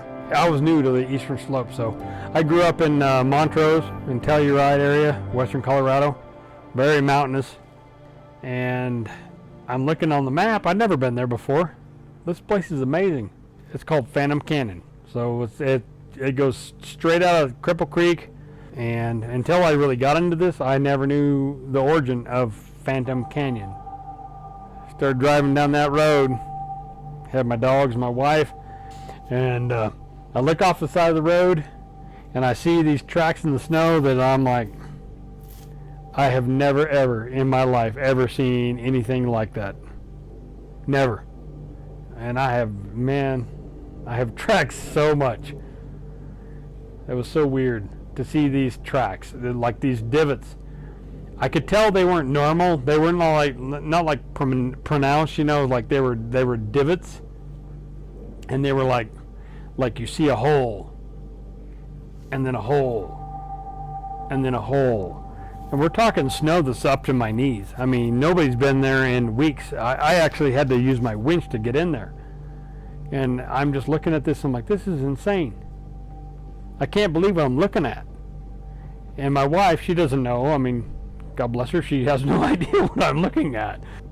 And I'm like, honey, you gotta see what I'm looking at. This is not normal. This is not normal. I don't know what this is. I got out of the truck. I left my shotgun in the truck. I left my dogs in the truck. I left everything in the truck, but I grabbed a camera. That thing had feet like this and toes. They were huge, man. Huge. They were huge. And I'm like, so in my background, you know, I not just being a hunter, but I'm a very scientific person too, so this is not supposed to be here.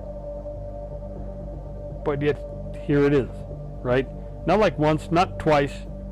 Like, we're talking 15, 20 times. I mean, unbelievable, right? I'm watching as going through the trees, you can see where it actually broke off the limbs. I'm like, no one's gonna believe me. No one's gonna believe what I'm seeing right here, right? And then I get to the cliff, and I can see where this thing crawled up the canyon wall.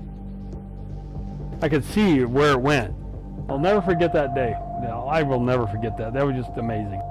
I didn't know where to go. I had seen some things on History Channel with the Monster Quest and all that stuff. I just knew that there was this guy that had this footprint collection at Idaho State, and you know, I didn't know Jeff Meldrum, so I burned a couple of DVDs and I sent them to him like overnight packages, you know. And all of a sudden, he like 11 o'clock at night, he calls me. These pictures are spectacular.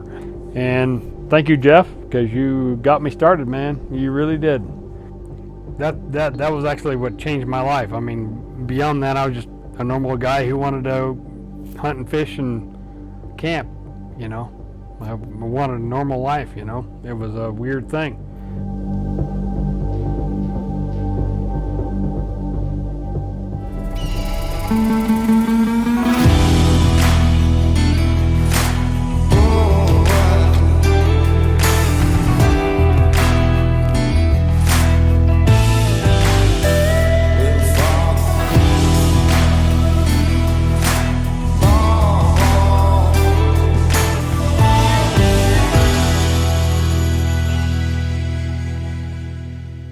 Check this out. I think we may have had a little visitor to camp last night. I found some interesting impressions. Didn't notice that last night. Some big scuff marks. Down here it gets more visible. Big old pile of moose scat. So here's a cool thing though. We're basically on the edge of the mountains here. If you go 10 miles that way, this is the end of the Front Range where the mountains in Colorado start for here. So from that point on, basically till the Smoky Mountains in Tennessee, you have pretty much flat terrain. So this is the edge of the moose range. How cool is that? The closest you'll get moose here, probably be up in Minnesota, and then up in New England in the northeast. I mean, thousands of miles away. The moose are coming down through these mountain areas. So you can see how viable this habitat is for such a large animal. Like I said, Colorado Springs is that way. From there, you go east, it's just flat. I just like finding stuff like that. It just shows you that you're sharing the area with large mammals either way.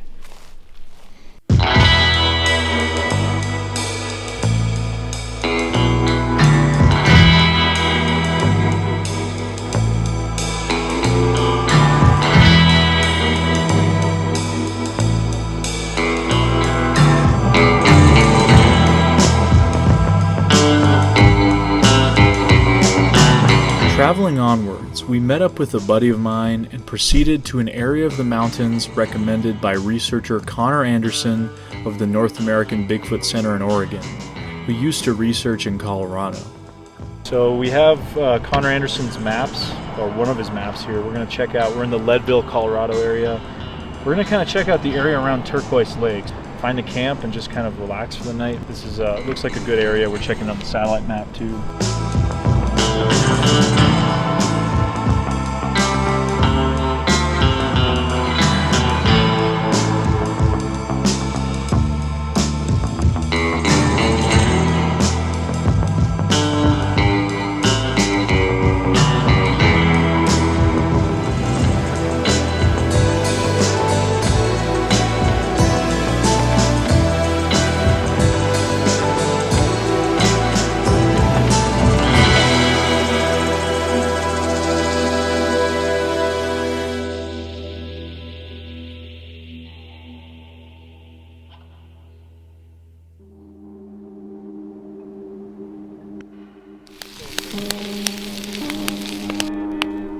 Good old bison burger.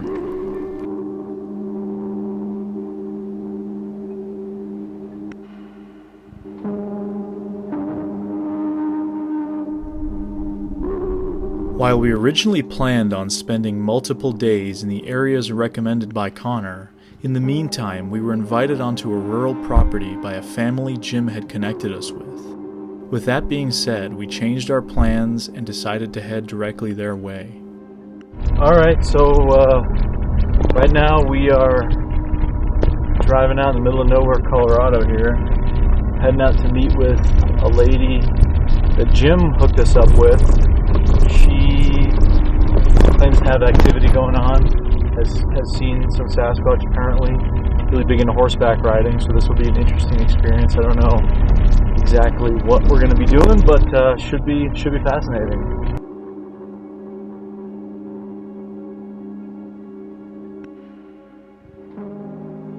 So a couple times I have seen from when I've gone into the outback, come back out at night, it's dark, there was something out in between those two trees. It would go to that tree and that tree, and I've seen it on the third tree too, and it'll peek around the tree and it has super red eyes, glowing red eyes. I didn't have a flashlight, I didn't have anything, it was just, I could see the eyes. This thing was just like that, and it would, the first time I saw it, it was standing right between the two trees just staring at me. Gosh, it gave me the creeps. I mean, I was just like, and I couldn't see an outline or anything because it's pitch black. All I could see was the red eyes. You'd see one eye, and then it would go back, and then it would come on the other side, and then it would go back, and then it would go lower and pop out. And I thought, wow, I wonder what that is. My husband said it's an owl. I've never seen an owl with red eyes. They glow on their own. So the same time I was on the patio with James Richardson, and we were looking out this direction because we had heard noises out here.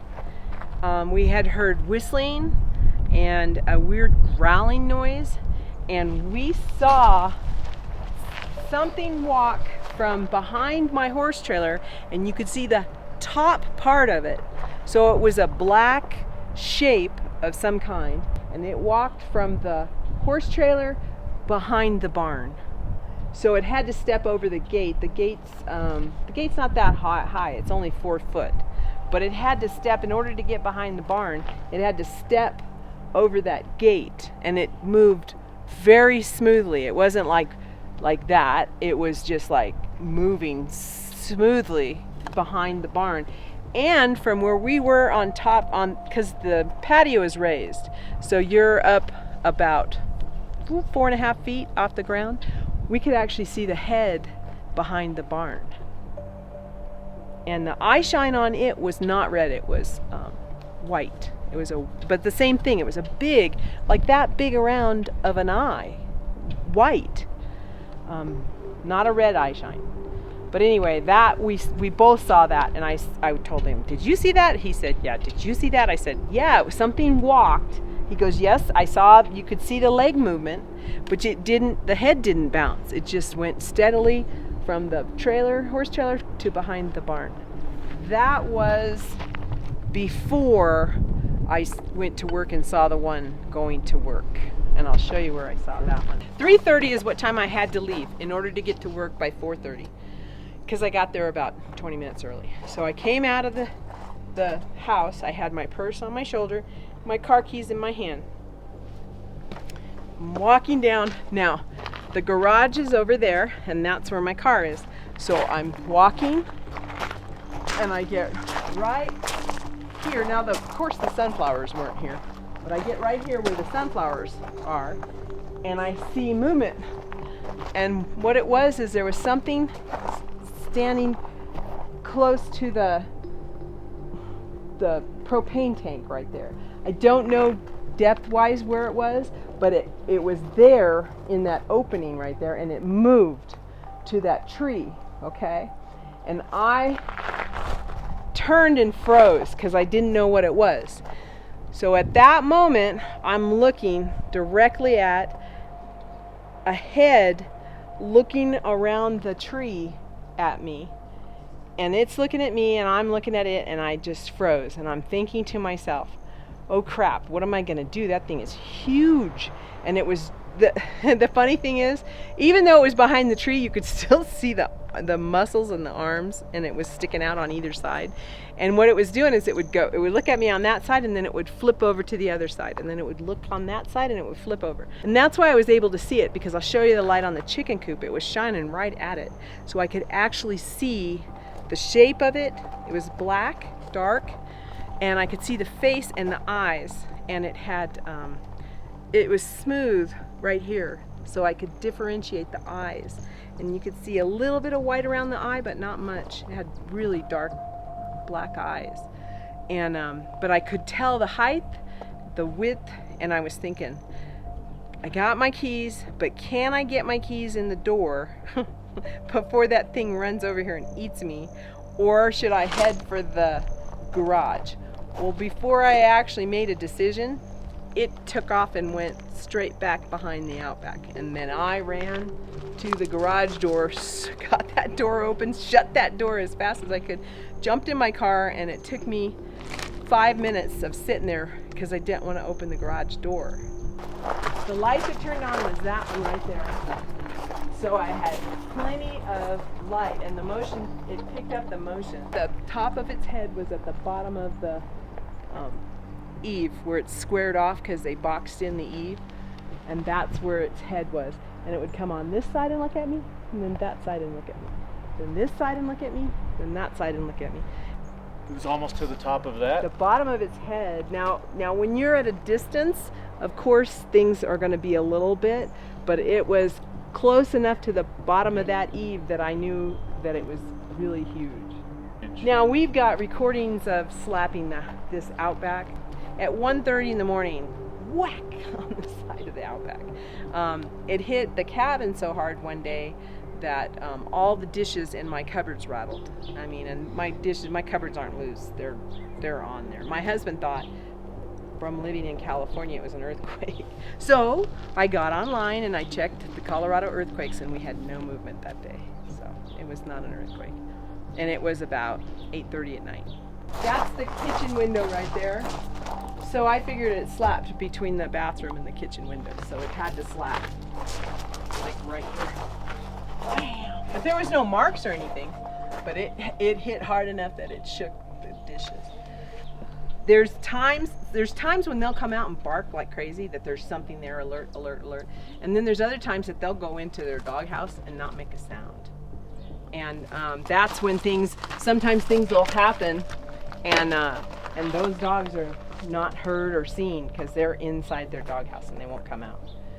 And that's what happened when something banged the front door. Bam, bam, bam. And the dogs didn't bark, didn't do anything. They were like ignored it, like they didn't hear it. Whereas if I went, normally they would bark like crazy. So of course they know it's me out here now, so they're not gonna. But if I snuck up on them and did that, they'd go crazy. So my son and Joseph kept saying, "Mom, we're hearing this bang in the middle of the night." And I said, "What are you hearing?" It's just like a bang. But we tried to figure out what that noise was. So we banged on the side of the house, and we banged on this, and we banged on that. And then my husband came out, and he was getting some eggs, and he let that egg hatch drop. And David, we were on the other side of the outback, and David said, "That's it. That's the sound. That's the sound." So we came running around to see what Ralph had done, and he had gotten, this is my egg, my chicken. And so if you've got a lot of eggs in here, you can stick your head in here. Oh, matter of fact, I got an egg right now. And so you can hold it up, but most of the time, for whatever reason, we're too lazy to do that. So what we'll do is you'll hold it up with one hand. You'll reach in, you'll get the egg. Didn't do it that time. Like that. That was the sound. Because you got it, and then you'll just go and drop the chicken. And that was the sound they were hearing in the outback. And it was like 9 o'clock at night. Something was checking for eggs. A raccoon, this is too heavy, couldn't lift that up. And couldn't really actually reach it. Even a raccoon there would have a hard time getting into that. My grandson doesn't believe any of this. He's a big skeptic. And we were out there working on the fence. He was being funny, and he said, "Ooh, look, this is Bigfoot territory." So he took a log that was out there, and he did a tree knock. He did 3 of them. He did bam, bam, bam. And I told him, "Joseph, knock it off. You're going to call those things in." And he was laughing. He thought that was funny, that I'd be concerned, you know, that the Bigfoot would come in. And it was probably 3:30, 4 o'clock in the afternoon. They were just finishing up. My son was out there helping him. And just about that time, this rock, about the size of that one right there. This one? Yep, that one right there.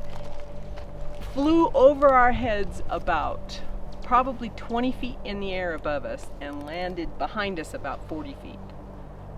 I have no idea.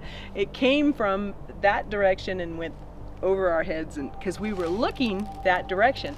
I didn't see it coming until it was just about overhead, and then it landed behind us, and we were like, we all turned and looked at it, and the rock landed, and I said, "See, Joseph, see? They're out there right now throwing rocks at us."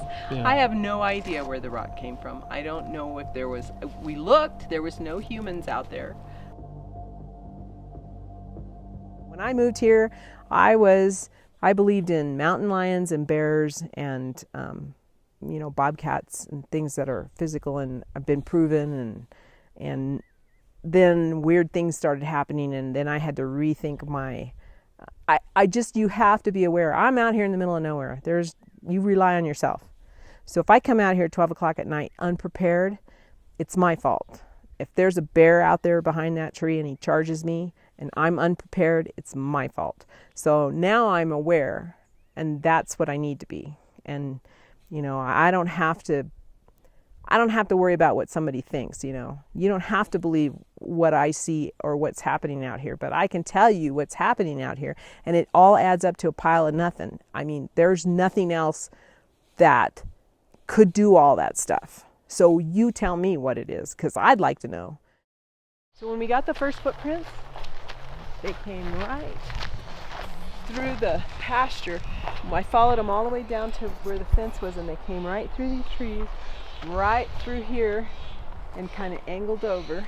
The stride on the one was 7 feet. I couldn't even jump 7 feet. As we were shown around the area where certain incidents had taken place, we were taken to where a peculiar hair sample was found in a barbed wire fence.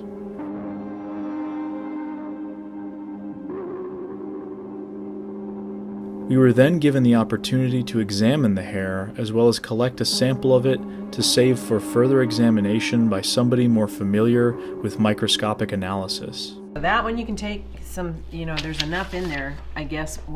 How would you scientifically take it without contamination? When you get ready, kit, okay. Yeah, whatever. I'm no scientist, so I don't want to mess anything up. Here, you can write on it, so when you get it out, I'll give you a marker. Gloves are on. Okay. Let's get our paper. So, let's open up the hair sample jar. Put that right there. Here we go. Can you see it? A little bit. All right, we have the one.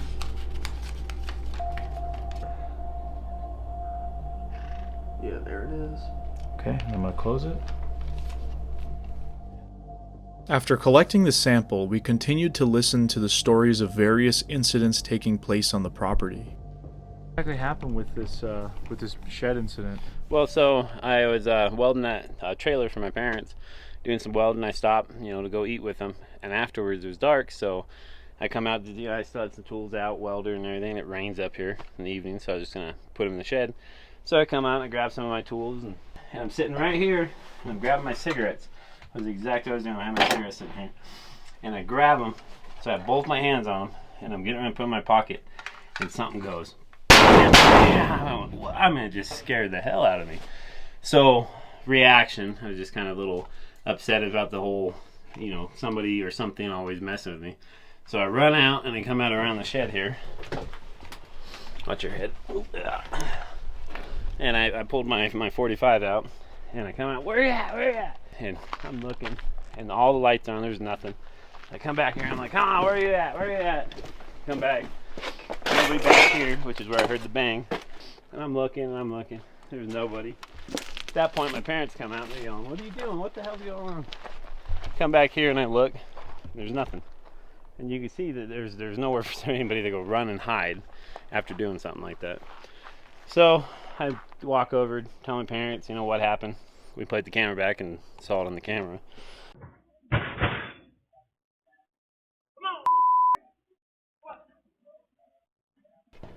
But there's those 2 dents right there on the back of the shed that weren't there previous to the incident. Somebody or something came up to the back. Because when I was in there, it obviously was the backside of the shed, because I was sitting there facing the backside of the shed, grabbing my cigarettes, and that whole backside shook when it hit.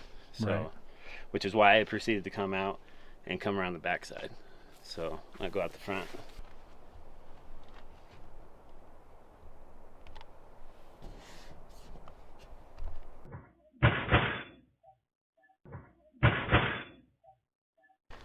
Your mom had been reporting, having weird stuff happen, right? You were Right. At the time, you were kind of joking around. You're like, I was Mom, always joking with her. But I had this camper here. I had parked over here, and I was parking my truck back here, kind of like to do the van and everything. It was that truck. And I'd be out here working on things, and I kept hearing, footsteps. I'd hear something over here touching the back of the shed, and I'd take off chasing after something, I thought was people on the property. And I could hear like 2-legged, not hooved horses or, 4-legged animals. And we kept continuing talking about it. Well, I thought it was people, but it's hard to get yourself to admit, okay, well, maybe that's something out there that you just don't understand. And then, so I had the trailer, which it was over there. I parked my other truck right here, window down, keys in it, and I'll show you where that was parked. So I set it all up and got it to where, because I'd come out on foot. I'd hear something in the trailer, and I'd come out on foot. Well, my door opened up out here, and as soon as I come outside, I could hear something, somebody go running that way, or I'd hear somebody go running around the house this way, and I'd take off on foot, but I could never catch them. So I parked the truck right here, and I got it all ready, and that one night I heard them. I came out, jumped in the truck, and I took off down the driveway. And I'm thinking, okay, I can get out to the opening, and if it's anybody running or anything like that, I'll be able to see. So I haul ass down through this gate, and I get down there to where the pasture starts. We don't have to go all the way down there, but you see where the tree line stopped? Right. And I dip off to this side, and I'm shining my lights out to the fence line. There's no footprints because we had fresh snow that night. So I turn and I go out over this way, and I go all the way along the tree line to our fence line that runs over here. Nothing. There's no footprints, nobody running. And I'm like, well, shit. Maybe they didn't go up down through this way. They went out this pasture. So I come over here with the truck, and like I said, this is 1:30 in the morning. So I open up this gate right here. I drop it. Same thing. I take my truck and I go around here, and I parallel along the trees, and there's no footprints. No tracks going out that way, going across here. And I'm like, what the hell? So I shine the tree line anyways, I shine the fence line, nothing. And then I think, oh man, maybe they heard me fire the truck up and said, well shit, I'm gonna outrun him. So they're hiding up here by the house. Right. So I come with my truck, come through, put the fence back up real quick because we got the horses. So I come back across with the truck and I go over here. We don't have to go all the way over there because we're going to come back. We go right over there where the horse trailer's at. I park and I shine my lights on that barn. So I get out and I go and I check the barn, make sure there's nobody hiding in there. And while I'm doing that, there's nobody in the barn, I hear somebody over here take off running. And I'm like, all right. So I'm going to leave the truck this time so I can hear them, and because I can still hear people running. So I come running back over here and I get right back here to the gate. And I got my AR and I'm shining. And I get right here. My truck marks are going across and there's footprints going across. You know, at the time I didn't stop and you couldn't see if it was like, you know, shoes or anything, but there was prints. So the footprints went right through there, went across here, went behind these trees, but I could see where the footprints went that way. And I could see movement in the trees straight over the other side of the neighbor's fence. So I get here and I'm shining my AR because I get the light.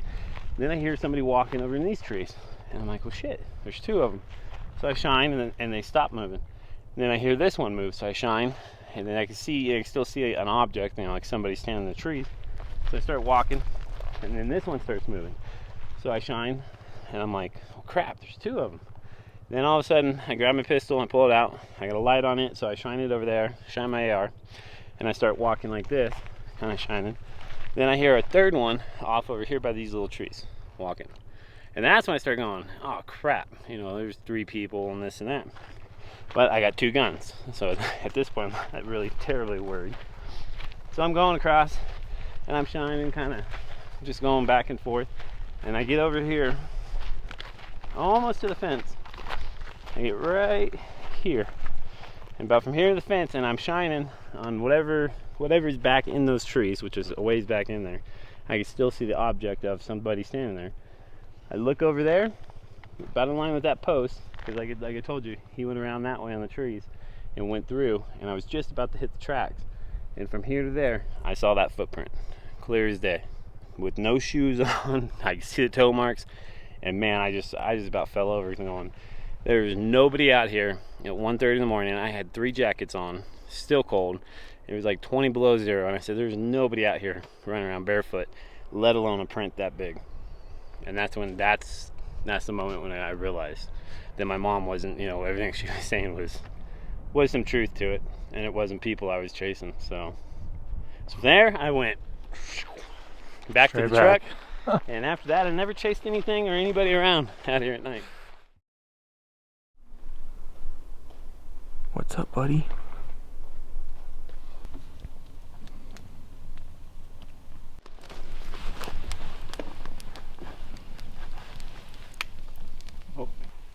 So the property owners have been telling us that they've gotten knocks back when they've done knocks, so might as well give it a try.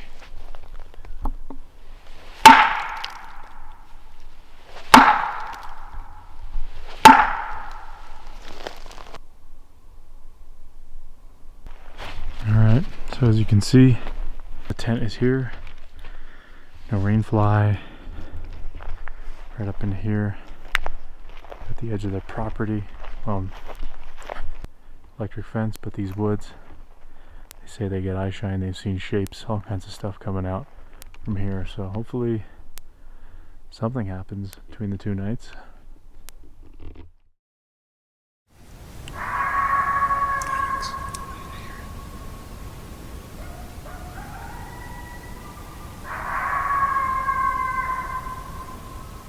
Motion lights keep going off behind us. They have it set up so if anything walks by, it sets off floodlights. So we're just kind of listening. What do you think? I don't know. All sorts of weird noises. The dogs kept going on for a minute. Just like that. Floodlight just went off again behind us towards the house.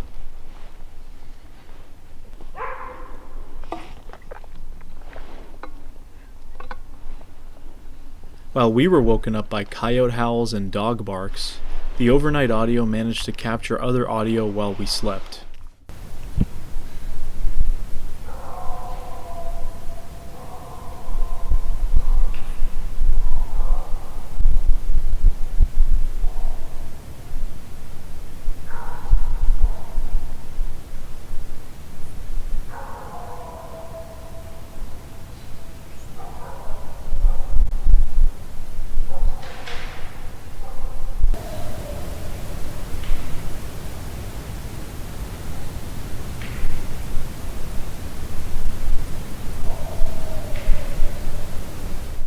Looking at the audio, the knocking sounds appeared to be persistent at certain times during the night, occurring while there was no wind captured and sometimes in between howls and barks. It is of course hard to say what that could have been without jumping to conclusions.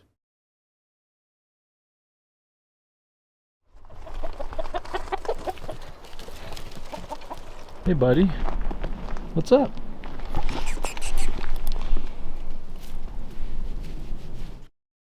The following day, we went around to check out the areas around the property and what the overall habitat in this area of Colorado looks like. So we are about to go for a horseback ride, check out some canyons in the area.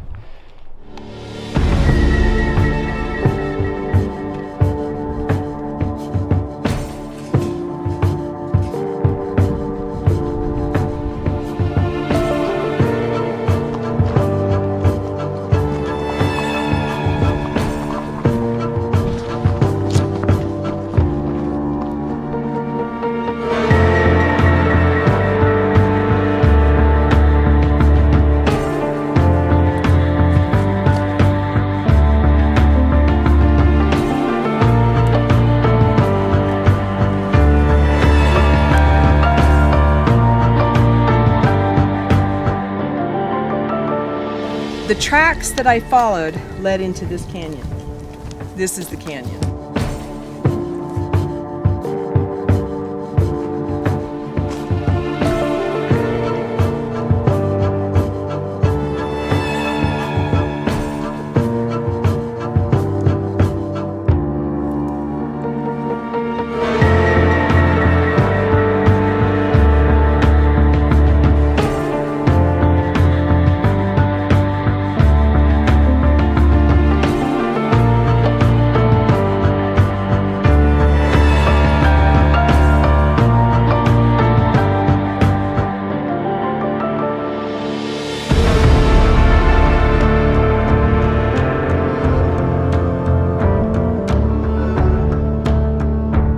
Later on, we traded our horses for ATVs to check out the opposite side of the forest that leads onto the property. Yeah.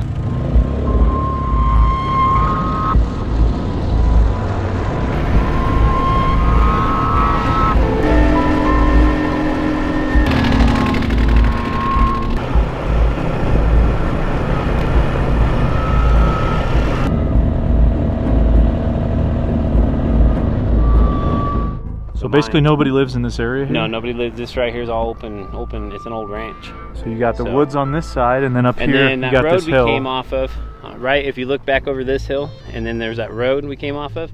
The next little hill, there's a house right here, about where the moon's at. But from there to where we stopped the last time, there's nobody that lives. And that's that corridor I was telling you about, that they could easily get to the back of our property. And you found bones. That bone, yeah, was laying right here. If you get to walking around right here, there's all kinds of stuff, of bones.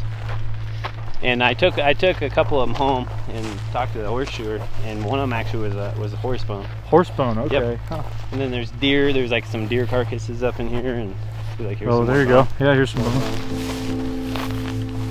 And then, like I said, right there by that pine tree, top of those rocks, is some old Indian morsels. Some pretty big ones too, about that big, about that deep. And then from there, you can see down on the grass, and you can see the different, the different stuff in the grass. And there's like an old road that looks like come right through here. And just on the other side of this little knoll here with these trees, there's like an old homestead. You can see where the foundation of the house was and everything. There's water right up here, on the backside of that fallen tree. There's a little spring coming out. On the other side of the rocks here, there's another spring. Oh, there you go. So what I find really interesting about this environment is how it differs from the ones we were in the actual, deeper in the Rockies. So along the mountain peaks on the slopes, you have those thick forests with the pine and the aspens. Now here in the valleys, it's a lot more, I want to say arid or dry, but it's amazing because you do have these hills and these rock formations, but then you'll have these corridors and these patches of woods right here. So as John was saying, you could get from this spot where there's evidence of kills, this wooded area, to the back of their property is just straight woods through this area. I mean, it's a lot of woods. Eli's flying the drone right now. So this is not the environment you typically think of Sasquatch in a place like Colorado. You think of the environments we were in Bailey or some of the other spots. But this just as well could be a habitat. I mean, there was plenty of other species utilizing these areas. So I just find that really interesting. I'm gonna search around for more bones right now in here.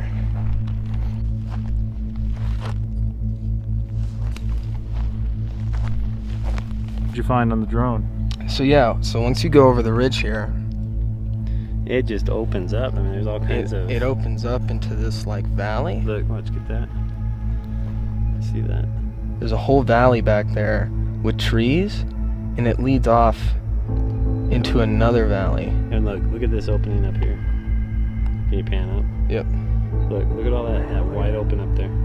There's nothing up there. I always thought it was like, look at that, like a half mile ridge. But I mean, from what I'm telling him, from where I know the road's at, I'm guessing that's probably about 2.5, 3 miles across up there. Man, this habitat's amazing. It just. I mean, there's no way there'd be anybody up there. The only thing you need is this field crossing, and then you're up there. Yeah, and that's what I was showing him too when he came back around. So that corridor I was telling you about goes right down through here, through thick trees. You saw him coming down that hill. I mean, that's some real thick trees. Oh, for sure. And it's just a corridor right to the back of our property. And amazing. There's no houses. There's nobody that lives. There's a couple like weekend cabins, and that's it. Dude, and those people don't even come up on the weekends all the time. Check this out. Look. Yeah, look. Look how dense all this is, right over here, and look where it feeds out. And so right up in here, right across the ridge there's a bunch of down trees. What is that up there? The down trees are like crazy up there. And look how steep it comes back down. So for protection in this little valley, yeah, you be in from there. Weather and the snow. Oh yeah, totally. Dude. And there's signs of like, and you see it down here where the springs come out. You know, and there's signs up there. There's even springs with the low shrubbery.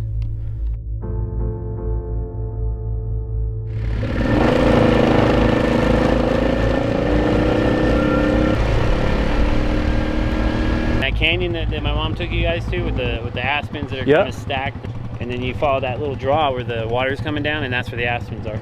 Right down there. So I mean, this whole area. There's nothing back here. The whole area is linked houses, up. Nothing. So it like it's all so convenient. It is. I mean, right. And I've sat right here on the road, right here where this dirt tank is, and there's some shrubbery you can see there in the day. And I've called in, quite a few bobcats. Freaking, I've had a lion come in, all kinds of wildlife right here. So I mean, obviously with the lack of population here, you got tons of wildlife too. Oh, totally. So.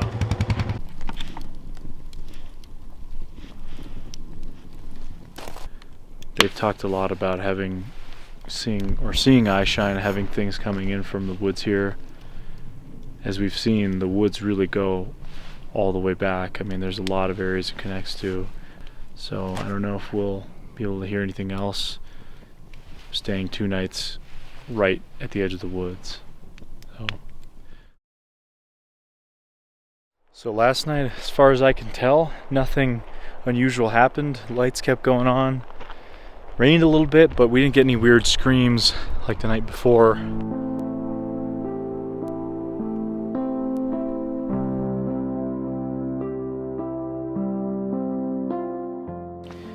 Okay, so our time in Colorado is coming to an end.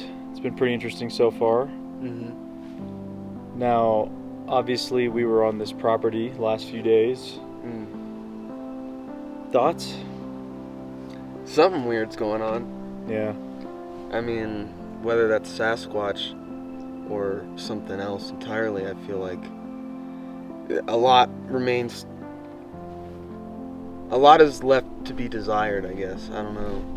Everything's so tantalizing, but I know. There seems to be something going on. I mean, they seem like such good and honest folks. I don't know why they'd make these stories up. They didn't have an interest in this subject at all. Right.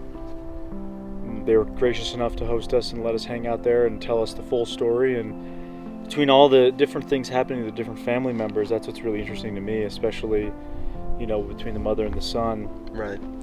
They tell the stories about the glowing eyes, something that's reported, the swaying between the trees, seeing these shadowy figures. That's something that, just on this trip alone, we've heard other stories like that. Right. But I think more broadly, Colorado seems to have a lot of interesting activity, whether it be with Jim, we were talking to him, or Leah, or people out at the Sasquatch outpost, all the reports that they get.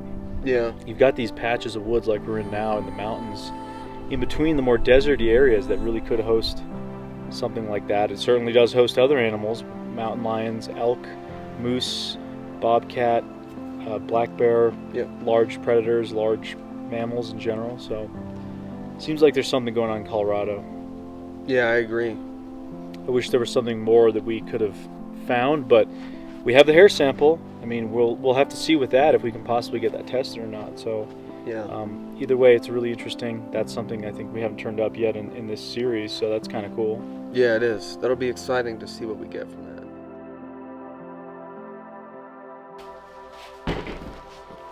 Upon returning from Colorado, I prepared one of the hair samples we collected to be sent out for an analysis by a researcher that works with the Olympic Project. After getting back the results of the analysis, the hair sample turned out to be the guard hairs of a raccoon, despite initially looking quite unusual.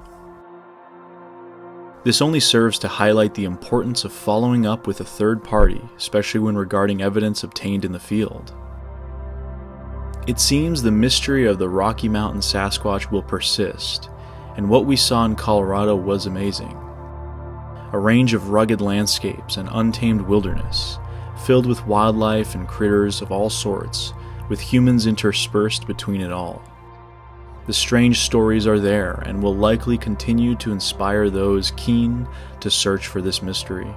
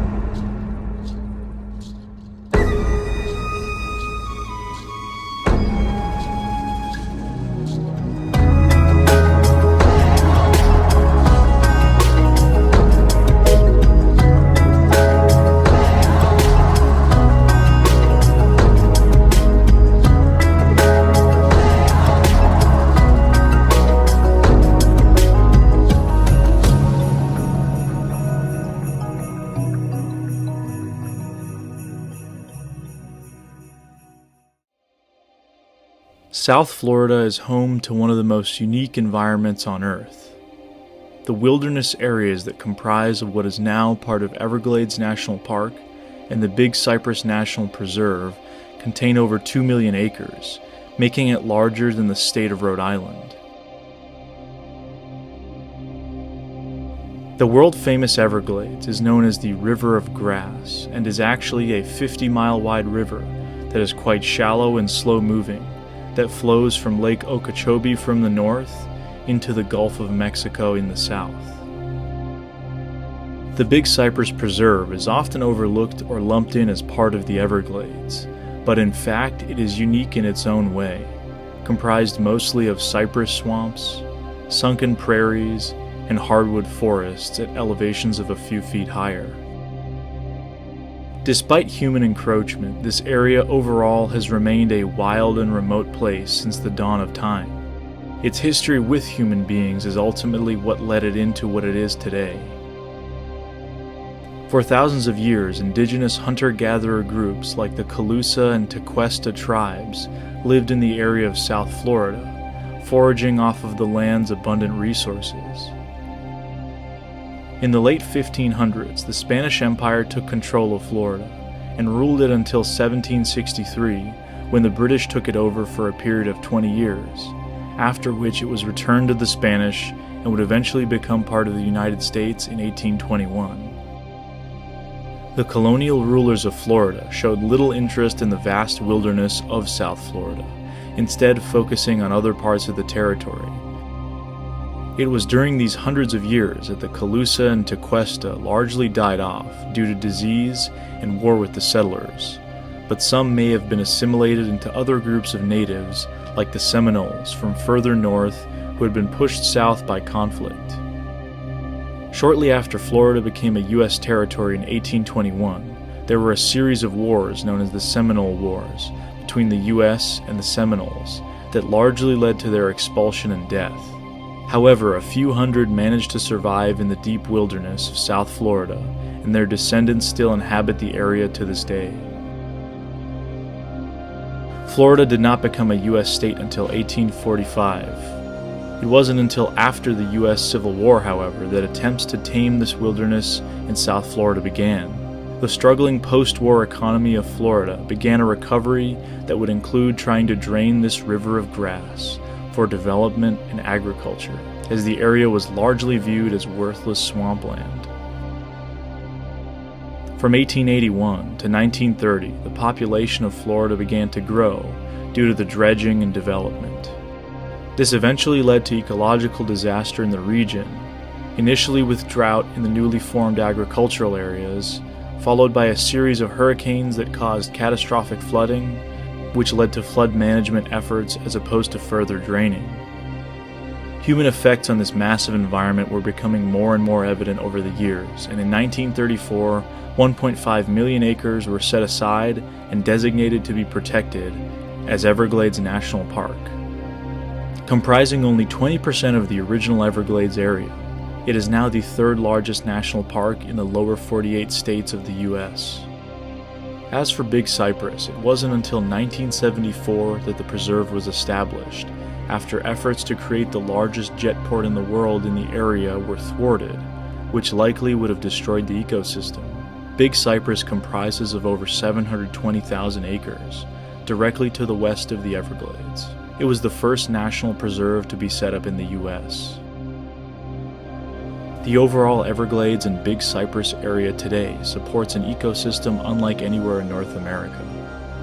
Hundreds of species of insects, birds, fish, reptiles, and mammals inhabit the area, including prolific species like the manatee, the American crocodile, flamingos, black bears, the American alligator, and the ever-elusive Florida panther. Due to the area's subtropical nature, there are numerous invasive species from around the world that survive in this area, including most notably the Burmese python. There is one creature, however, that does not officially exist, but has been spoken about in one form or another for centuries in the Everglades and surrounding areas. It is that of the skunk ape, a hairy man-like creature not unlike Bigfoot or Sasquatch sightings from across the rest of North America. The pungent odor described by some eyewitnesses is what gives the skunk ape its name. Seminole stories tell of the tall man of the woods, while settler stories of a man-sized monkey were told across the state, with sightings seemingly on the rise from the 1970s and onwards.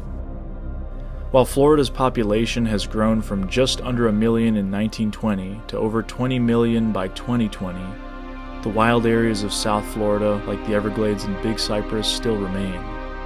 Could this massive area support something akin to the skunk ape? This is exactly what the Bigfoot Beyond the Trail crew set out to find out by exploring the area. Before heading out to Florida, I met virtually with Scott of the Bigfoot Mapping Project. Awesome to be with you, man. So you obviously do a lot of stuff with mapping, and you've been doing the Bigfoot Mapping Project, which I think is really cool. And obviously we've been talking a little bit behind the scenes about putting together a map for this kind of upcoming expedition that we're doing. So what have you kind of come up with? So I made a web app using ArcGIS Online and a lot of Florida Wildlife Commission data, along with data from the Bigfoot Mapping Project, and hubs and corridors from the SECA, Southeast Conservation Adaptation Strategy, and basically made an aggregation of all of that into an application where you can access all that data for your expedition on your computer. So like you requested, we're starting with the Big Cypress National Preserve. Orange on the map here is a hub, right here. Then we're going to jump down into all the sightings that intersect the hubs and connectors. So you'll see these blue firefly style points on the map where they intersect the hubs in orange, or those would be Bigfoot sightings. And then we've got background data of all the sightings in Florida. Actually, this would be all the sightings in the US, this whole layer here. So if you were wanting to isolate an area or identify a trail that had a lot of activity. So let's say you get to Big Cypress National Preserve, and in addition to these anecdotal stories, you want to tie them to a geographic location. Well, you can look at the map here and you'll see these sightings here, this grouping, kind of in the bottom left center of the screen. Right. And you can read about them. You know, you can jump to the website and read, this is a Class A sighting, and you can read the details from the BFRO. And when you jump back into the map, you can also identify the trail. Let's say we just clicked on this sighting, and we know that's on the Windmill Tram Trail. So let's get there and start our exploration there and build out. So you can see, really get a good overhead view of where things are happening in addition to what people have told you has happened. You can plan get some intelligence to explore that way.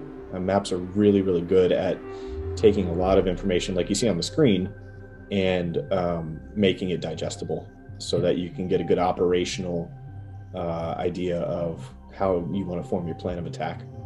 Right. And so where are those sightings cited from? You know, what are you using a multitude of websites for that?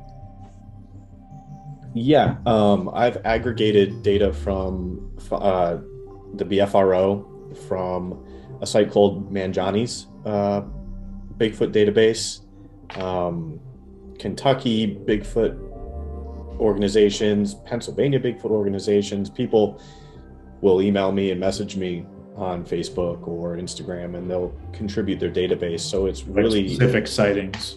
Mm-hmm. It's really a living database or a living repository of sightings, and they're just streaming in. And then we also have, in addition to the historical stuff and existing databases, we have a crowdsourced app, a mobile app on the phone. So you can see our maps and data on your phone, and you can also submit your sightings directly from the field, and it'll stream right into the map once you hit submit. Wow, that's awesome.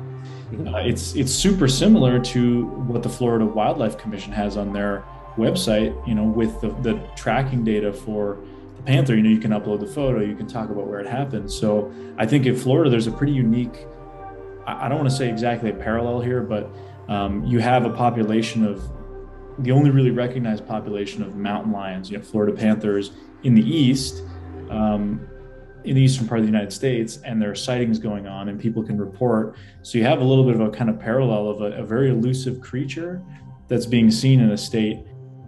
This is a valid method of collecting data from the public, and you bring up an interesting parallel. The Florida Wildlife Commission is using a similar crowdsourcing method and leveraging technology to track mountain lions, which are just as elusive. Here we are doing the same thing, approaching it as if we're a conservation organization using established methods to collect data from the public. So we're really trying to follow established and accepted scientific methods for collecting data via crowdsourcing. So it is an interesting parallel to see it in the map and used for a creature that we have been able to document.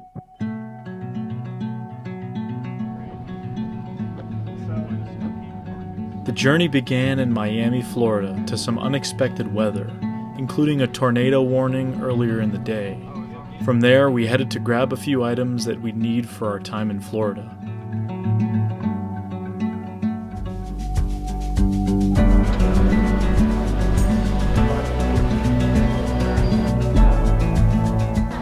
Eli's stylistic choice.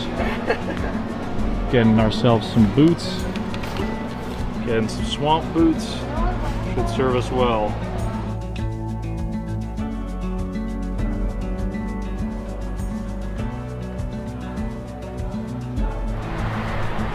So this is really cool. This is an awesome application of Scott's Bigfoot Mapping Project app. So right now we are basically on the edge of Miami. So if you check out on the map here, that's the Miami sort of metro area. This is the Everglades to the west. Now you see a lot of those yellow sightings, those are Bigfoot sightings. I mean, but you click on them, I mean, they happened in you know, the 70s and other time periods, like 1975, when a lot of these areas would have looked like this, but as the city's grown. But this is a really cool one I was actually just discussing the other night with Scott when I talked to him. Right at the corner where we are right now, basically right down the street from us, there was a sighting in 2010, and this was a road crossing sighting.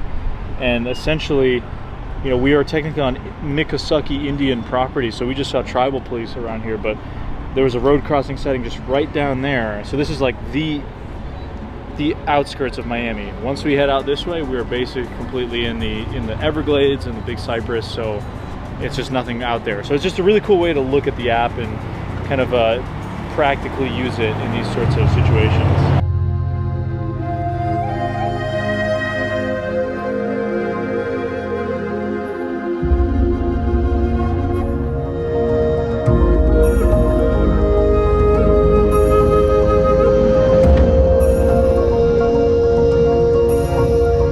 With civilization in our rear view and the pavement beginning to end, we found a place to camp for the night off of the famous Loop Road section of Big Cypress Preserve.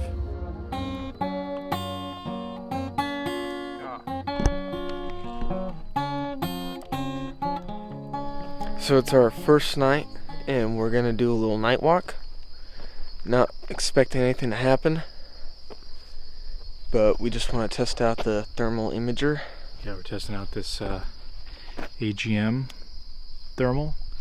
We're in a campground here. I mean, there could be wildlife around here, so we're just kind of walking around. Well, the park ranger said there was a few bears. Yeah, there's a few bears around here, so maybe we'll get lucky and see one. I mean, yeah, this is a campground, but honestly, like this, we're so far in the middle of nowhere that anything could walk through here.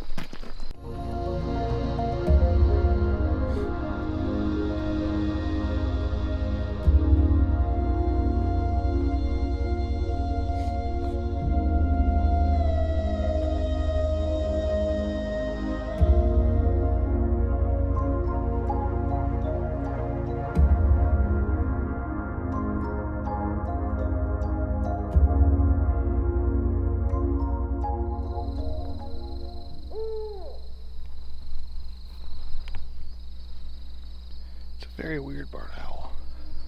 Very deep. It's not moving. Whoa.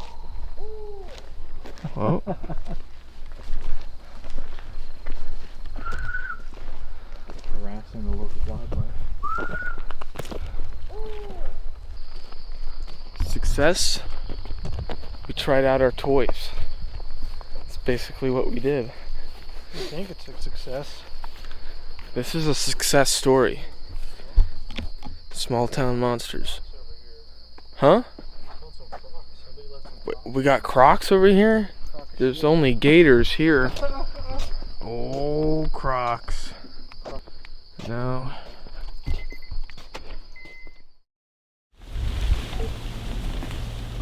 Unbeknownst to us, there had been a possible skunk ape sighting a few days prior by a group of campers not far from where we were on Loop Road. We would come to learn about this sighting from the Skunk Ape Research Headquarters, our next stop. Got this little guy just trying to cross the road, I guess. Put him back, huh? How you doing, buddy? I'm trying to go this way.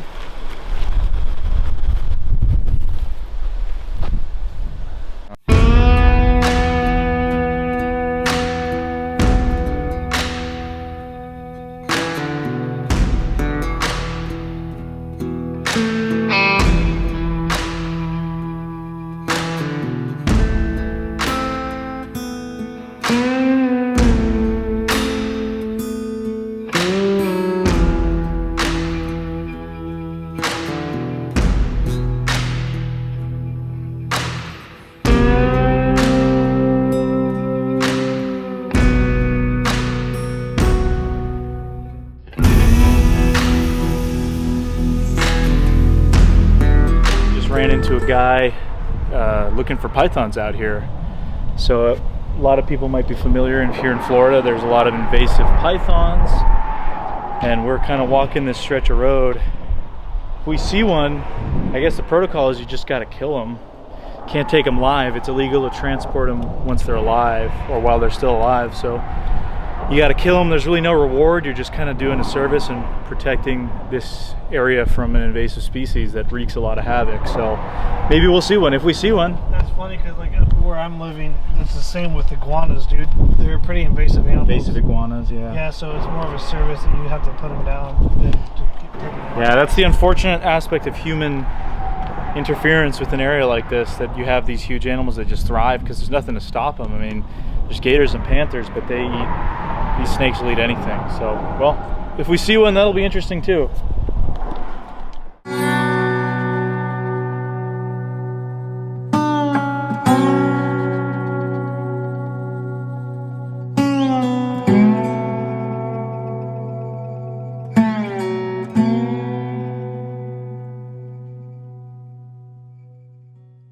Sandwiched between Everglades National Park and the Big Cypress Preserve is the Skunk Ape Research Headquarters.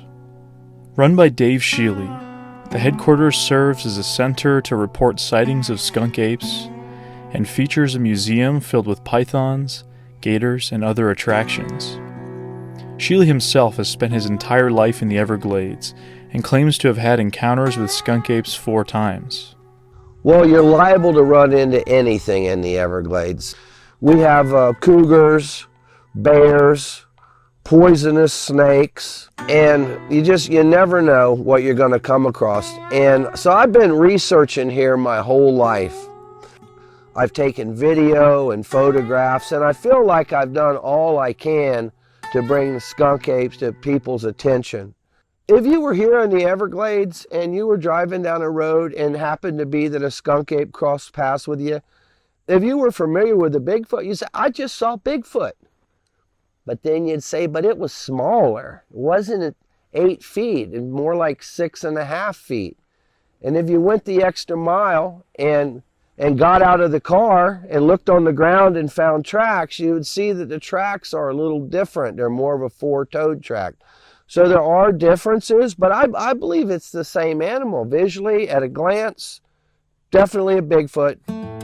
Shealy has become somewhat of a controversial figure due to the tracks he's found. Tracks that have 4 toes.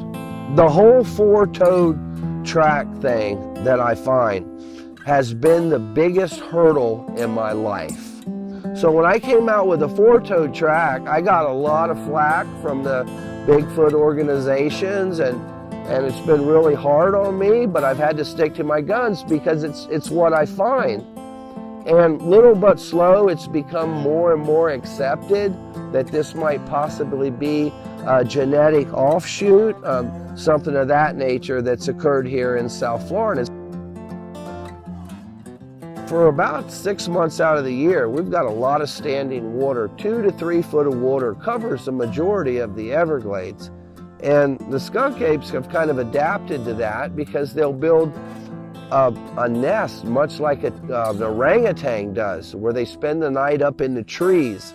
And occasionally I'll find them around food sources if the water's high. And I found a few dozen of these tree nests or bedding areas.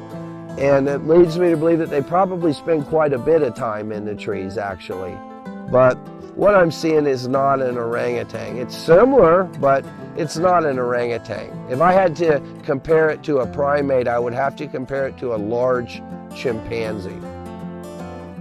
Based on the sightings that I've had over the years and the timeline between sightings and the tracks that I found, and just old stories, listen to people, I believe we have between 7 and 9 skunk apes here in the Everglades area, here in South Florida, which I believe is the largest population. You know, it's a rough estimate, but I think it's pretty accurate.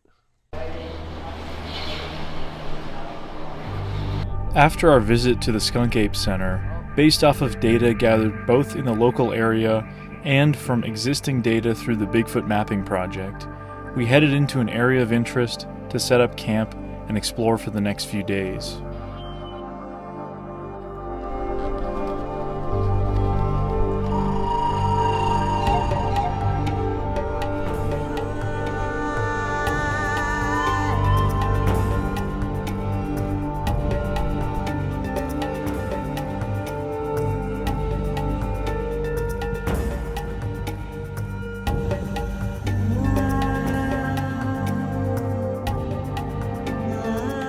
Given we were essentially surrounded by tree hammocks and prairies, we decided to set up a plan of attack for the area.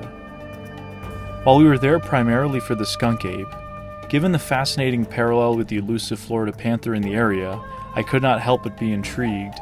With Scott's addition of panther telemetry data to the Bigfoot mapping project map he made for us, plus the Florida Wildlife Commission's panther sightings map and intel from the preserve headquarters, we decided to head into one section of the preserve near camp with recent panther activity in order to set up some trail cameras that would remain in place for a number of days.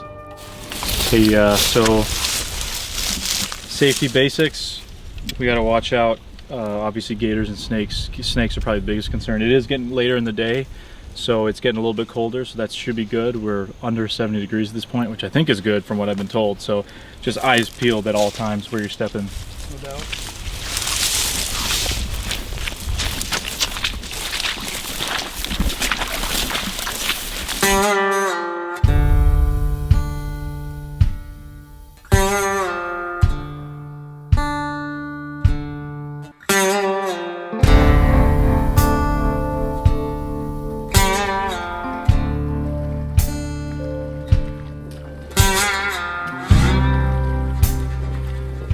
We're on a game trail right now, so let's just follow this thing.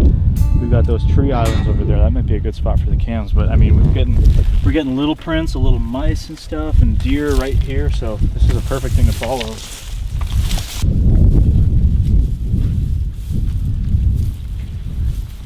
God, cat print. Got a cat print. Oh, dude. That is a cat print right there. That is a cat print. Oh my God, dude, look at that, beautiful. That is either, that's either a bobcat or a small panther.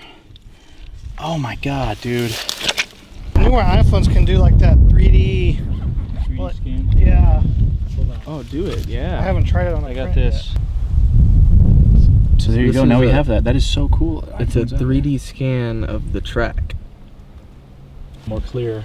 More or less accurate. That's crazy. Another one. Pretty cool.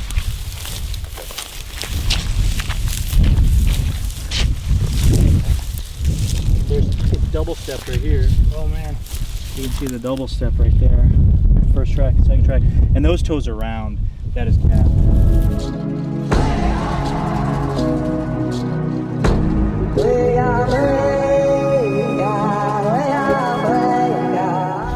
Right here maybe?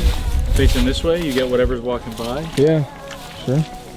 Trail cameras largely have seemed to fail when it comes to Bigfoot research across North America. So my hope was to get panthers or other wildlife in the area on camera.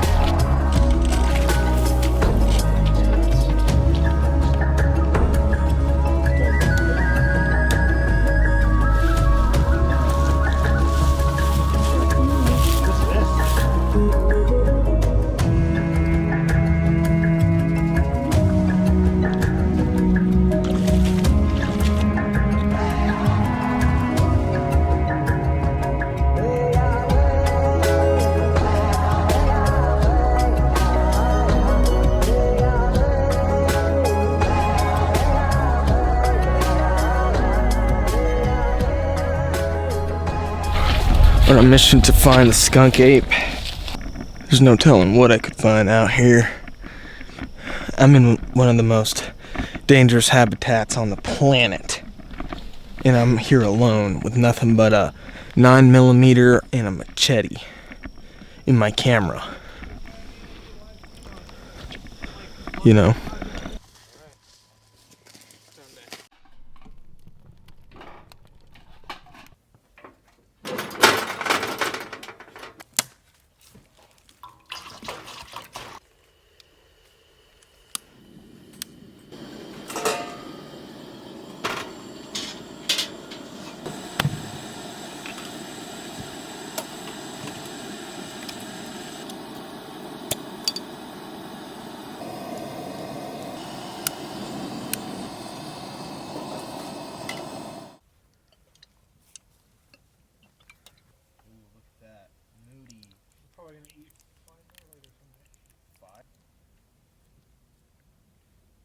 can film that first one. It drove so hot. So we're just chilling here in our camp, going over the photos for that that cat print that we found out in the prairie earlier. It looks more and more like it could be a Florida panther, possibly. Yeah. It fits the dimensions. It's about 3 inches long, 3 inches wide, which from all the information I've been able to see is pretty standard for a Florida panther. What's that whole thing where like animals are smaller closer to the equator? Bergman's Law, yeah. You see the deer prints down here? Yeah, dude. They're tiny. Yeah, they're really tiny. In my area, the deer prints in New Hampshire, they're huge.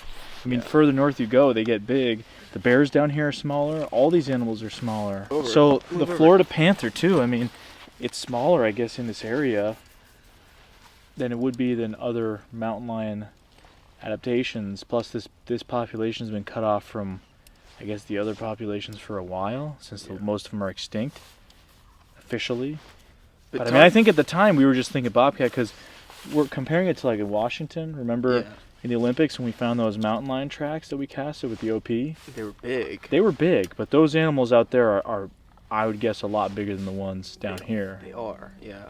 And you look at the pictures of the Florida panthers that we've seen, they all look kind of scrawny, way more lean than the others. And I don't know if that has to do with their population. There's this whole thing that they brought in West Texas panthers to breed with the ones here to get the population numbers up that have resulted in a more aggressive cat. But also the area where we were in, there had been recent activity in that general wooded area, which is a wide area, of course, but we just happened to be following the game trail, and that's where we found those tracks. Yeah. So we have 4 cameras up in that area, so I guess we'll have to see in a few days. Jake, you ready for this walk? Almost. Bringing my Navic. Your knocker? Yeah. We should do a knock. I think so.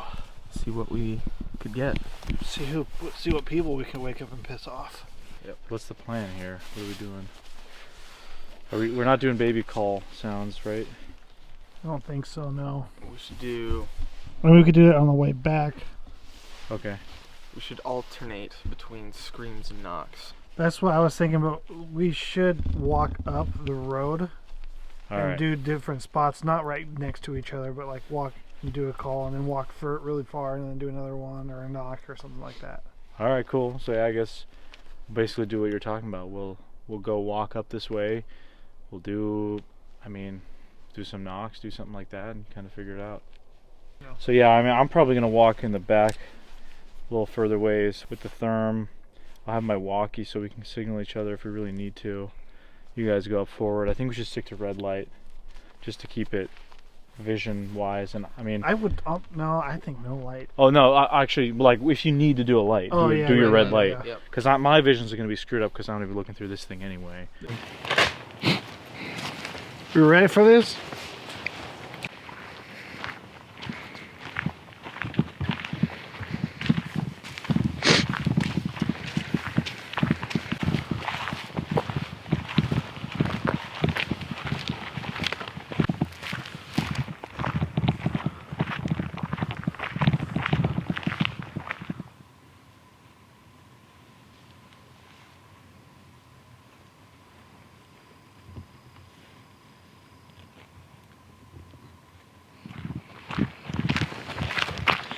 What's this? What's this? Croc action. Got some crocs. Some crocs out here. Dude, it is actually cold in the swamp. It is actually cold out here. What the heck?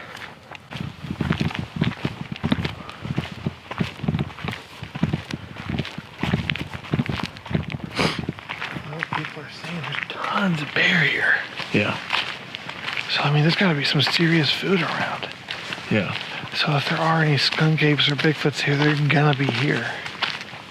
I don't know why they wouldn't. And we saw a possible panther footprint not too far from here, so I mean there's some predators here, man.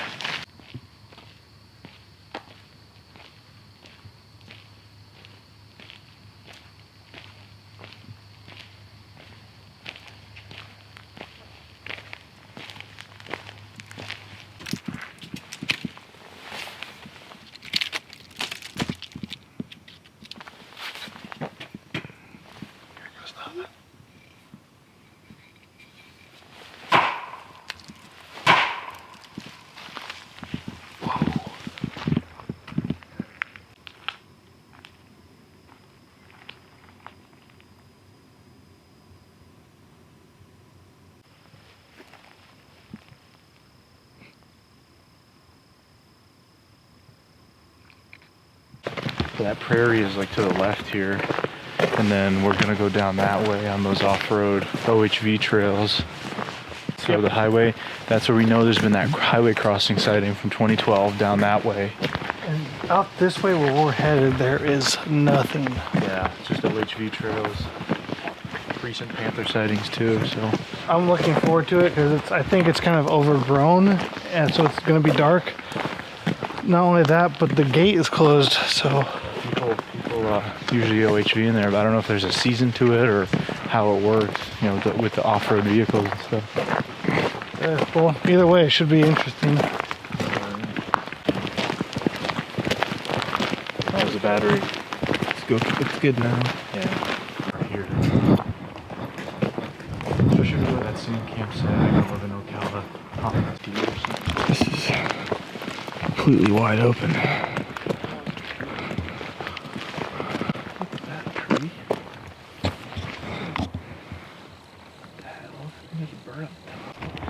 Yes, we're gonna go to the end of the prairie and try some screams. I think right here. Because with the moonlight, we're pretty visible targets.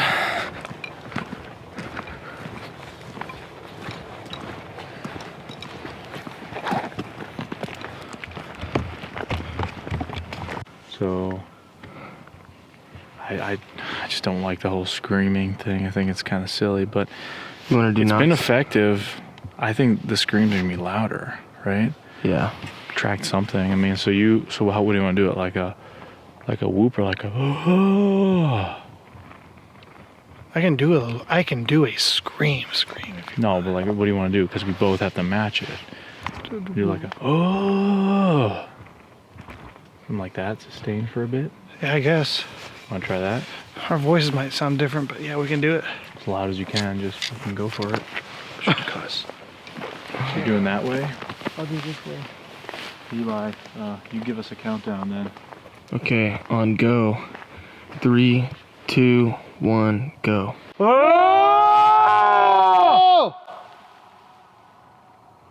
Wow.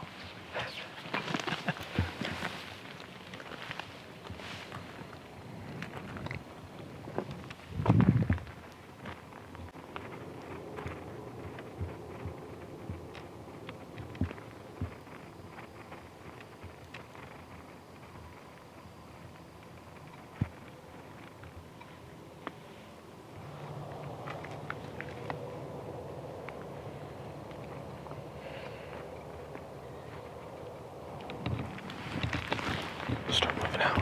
Yeah.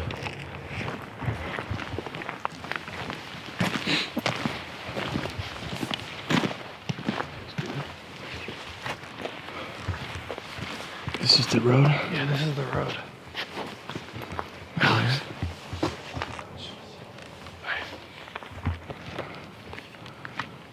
Oh, that looks cool. Is that a road that goes back in there? I don't know. Oh, shoot.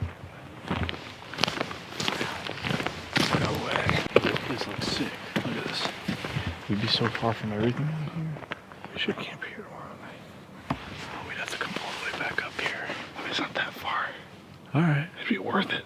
There's nobody here. It's true. It's true. Oh, it's down that way. I don't know.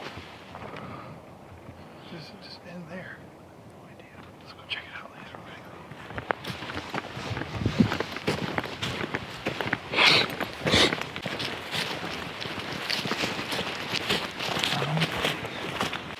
I'll hook up.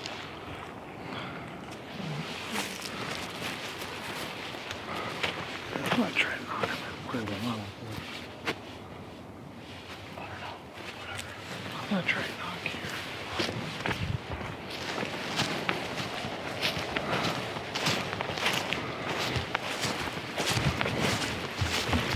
Put a water pump.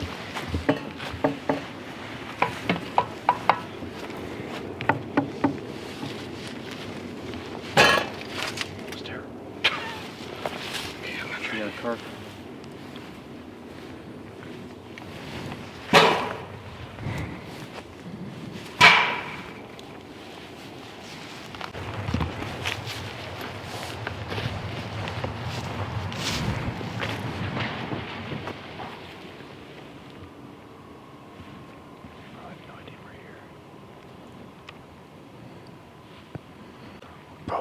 heck, they just stopped.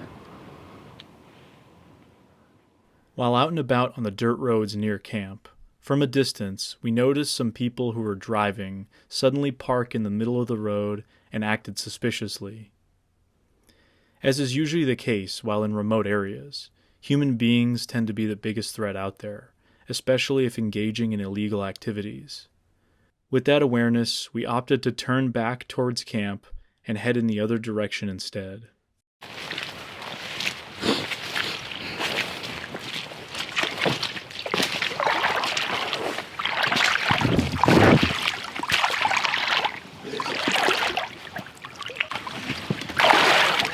Oh, don't fall over. Handycam batteries are low. There might not be much footage of this night.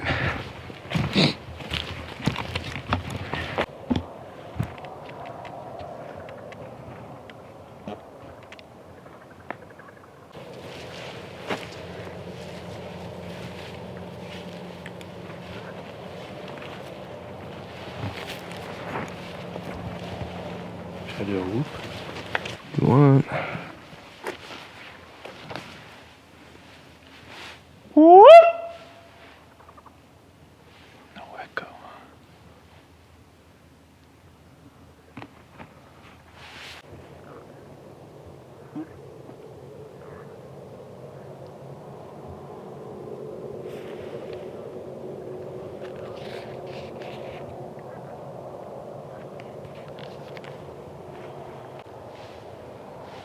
Man, it's such a big area.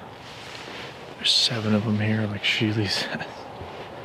It'd be tough to, I mean, like, in an area like this, 7 things, like, that's nothing, man. Yeah. It's kind of a bust, huh? Yeah, I guess so. But it's most of the time out here. Nothing new. It's like super quiet, super bright night, so kind of makes sense that there wouldn't be a whole lot out. Yeah, you can't tell it on the camera, but it is a full moon out. Super bright. We don't need any lights to walk. Yep. It's really a shame this camera can't pick that up.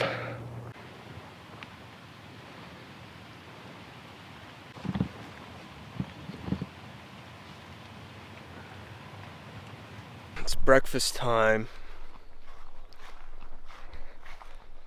But cue the music. Cue the music. Editor, cue the music.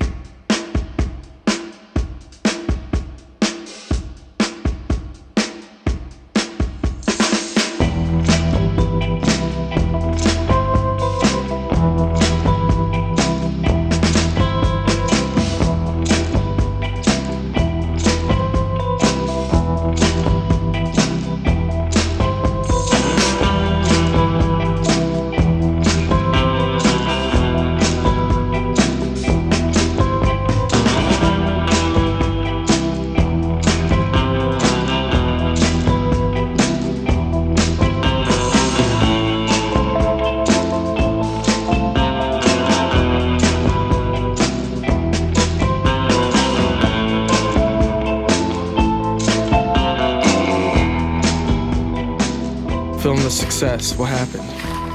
We're now on the same channel with our bowfangs. We are good to go. Yes, sir. All right. We started out kind of on Loop Road area. Yesterday we were down by Ochope, set up the trail cameras in this section here. Now we're up more towards in this area. We're going to start hiking a little bit in here and spend today and tomorrow here and just kind of check it out. We did a little road walk last night, but we want to scout out an area further out and maybe go at night. We might actually go backpack into that area tonight and just check it out. But for now, let's do a little recon in that area. We're just going to head basically right outside of camp and check it out. We've been checking out the Bigfoot mapping project app, and I can pinpoint my location. I know that there are some sightings that have happened not too far from here, including a 2012 road crossing sighting, or I believe, yep, and then there was also some audio that was heard in the 1980s up in this area. So there's a good amount in Big Cypress. So yeah, I'd say we just start heading to the swamp and just see what we can't find.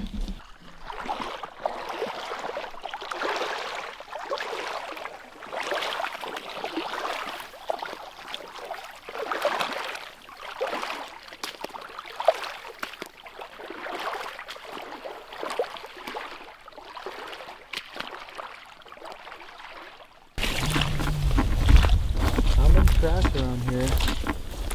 I found tracks. I think these are tracks of something. Impressions of some kind. Oh yeah, those are little raccoon or something. Some of the little claws and 5 fingers.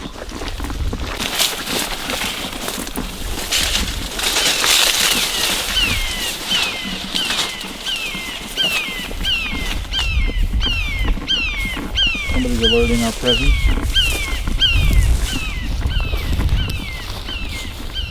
We're following this game trail right now. Again, just coming through. Hard to find tracks of anything out here.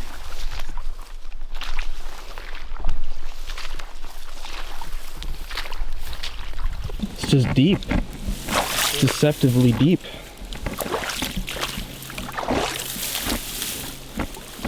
What do you think, Eli, in terms of like places to hide out here? Anywhere. You could hide anywhere. Talk about moving slow. We as humans are so disadvantaged here. Yeah. You're looking at every step to make sure you don't get a snake. I mean, there's these palmettos everywhere, and they're up to 4 feet high, so something could easily be crouched down in any of these areas. Oh yeah. A panther, a bear, a skunk ape. Yep. You'd have no idea. No weird smells yet, so don't know if the skunk ape's smellier than other Bigfoots elsewhere. Guess we'll let you know. We'll let you know.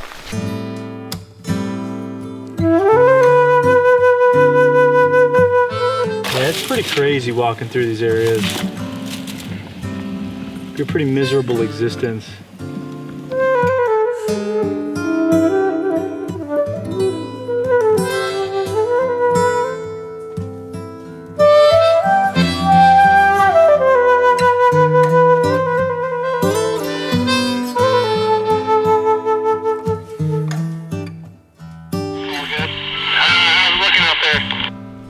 Pretty swampy. I mean, we got just a lot of trees around here. We're walking through some mucky stuff. We're following some game trails.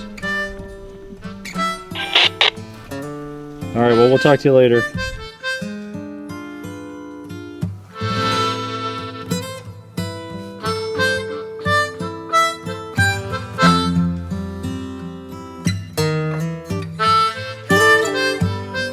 Trudging through it again.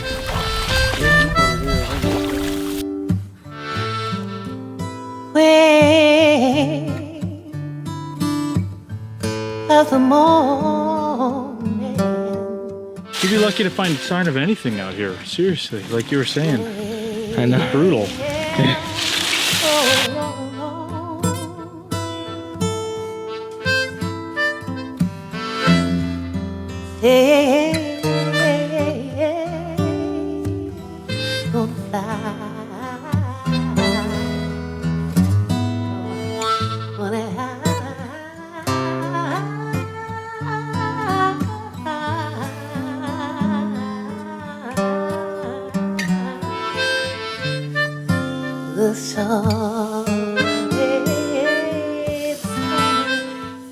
That evening, we wanted to explore a nearby trail with a history of skunk ape sightings and track finds, based off of data from the Bigfoot Mapping Project. With some daylight still available, we scouted the area, where we intended to remain until after nightfall.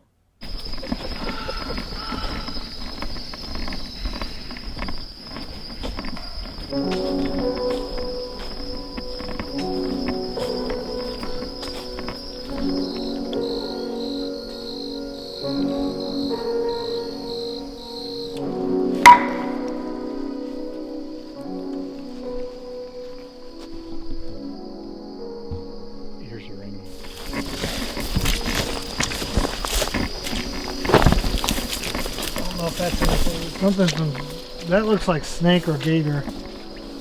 That's not people.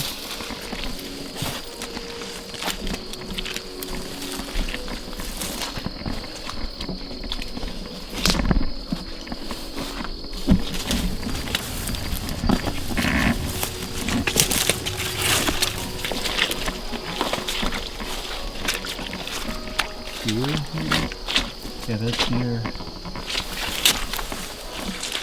Come to here. What the heck?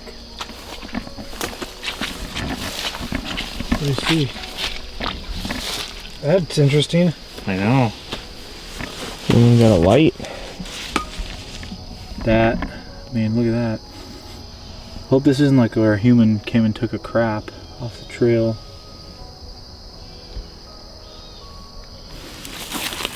Cause look at that. That doesn't look like a boot though. It's weird, man. Its size is like. If I was to press in, it's very. But I don't like if it was a boot, you would see imprint.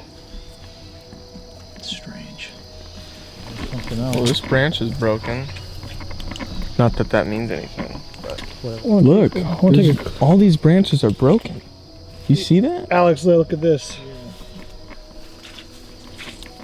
Right through there. Yeah, you see that? Look. Broken branch, broken branch. I know. Broken. Again, you got these weird imprints. There's that one and that one in the front that are really okay, look. There's a, like, that would be a metatarsal break. Yeah, no, I mean, look at the one in the front though. I mean, that's like well within, that's like almost the size of my boot right now. But the thing is, look. Yeah, it doesn't leave marks though. Like that did.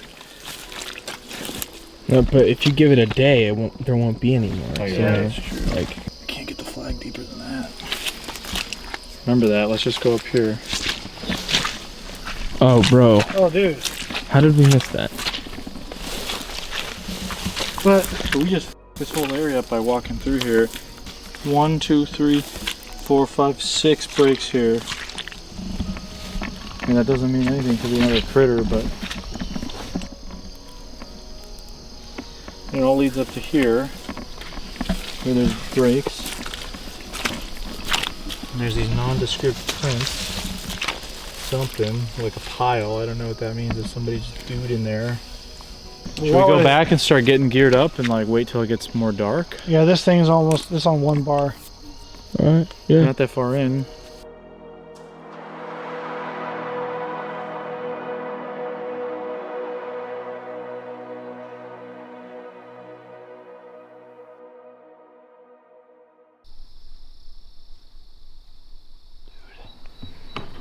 Something tiny. Maybe it's an armadillo. That'd be cool. See the little thing in the trail? Little black dot?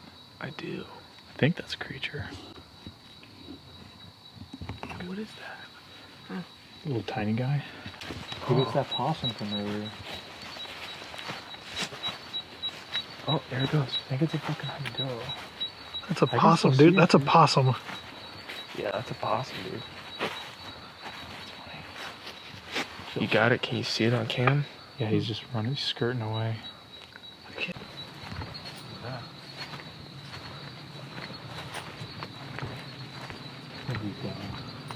He's way up ahead. Oh, dude.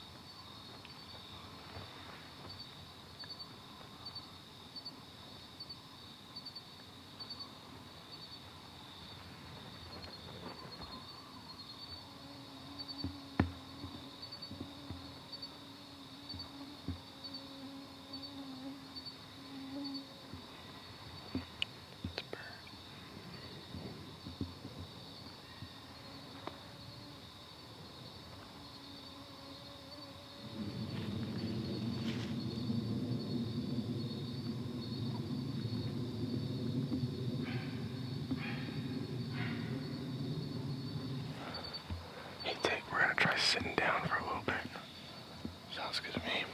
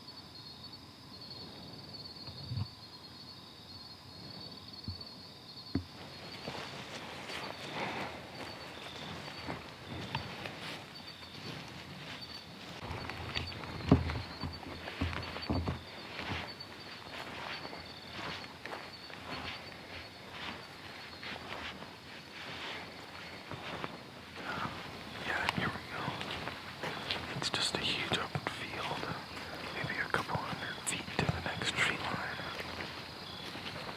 Tall grass.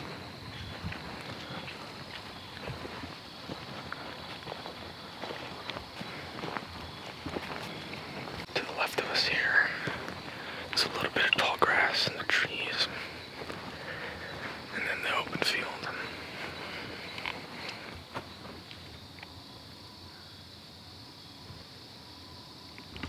I just radioed to Alex. He's down the road a little bit. I'm gonna do a call, and hopefully we get a response or something. Okay. I'll do it right here. Yeah. Woo!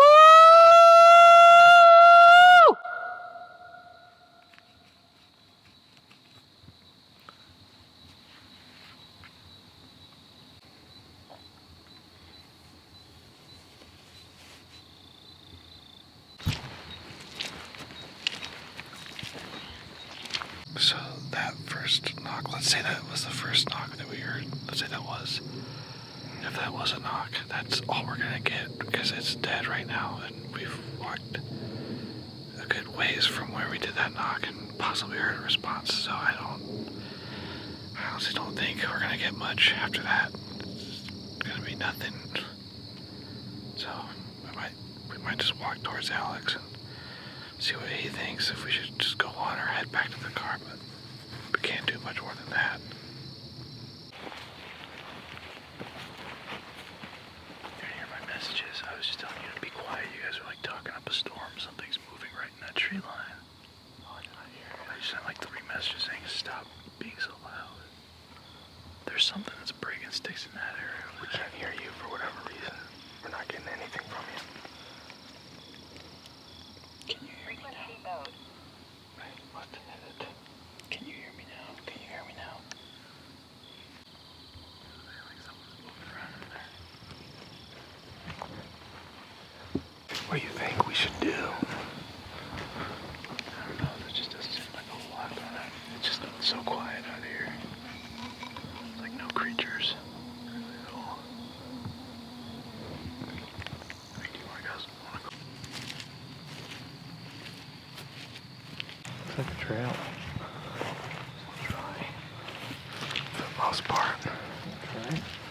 Let's go for a little bit.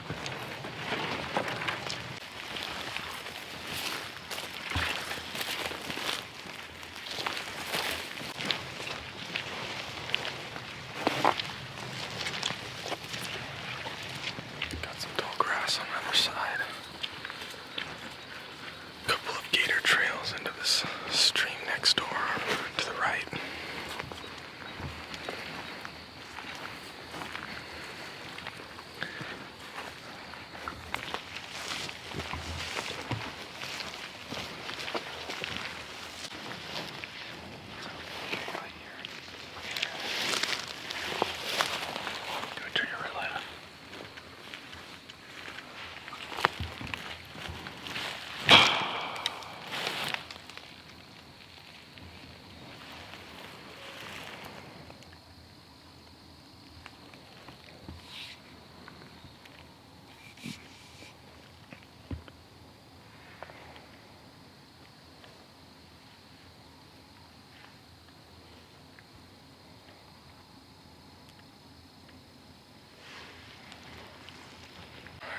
guess we're heading back.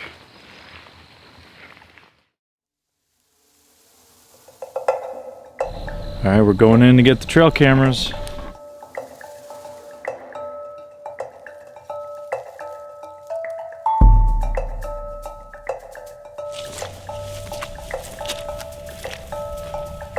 We know things, critters is... Hopefully the battery's not dead on this one. I can check it.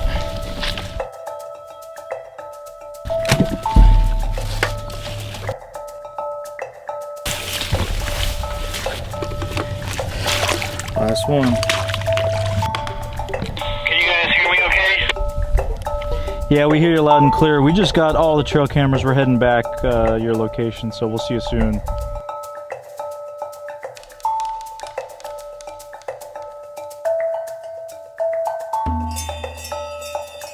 The game cameras did not capture much wildlife, aside from a rabbit and what appears to be a possum.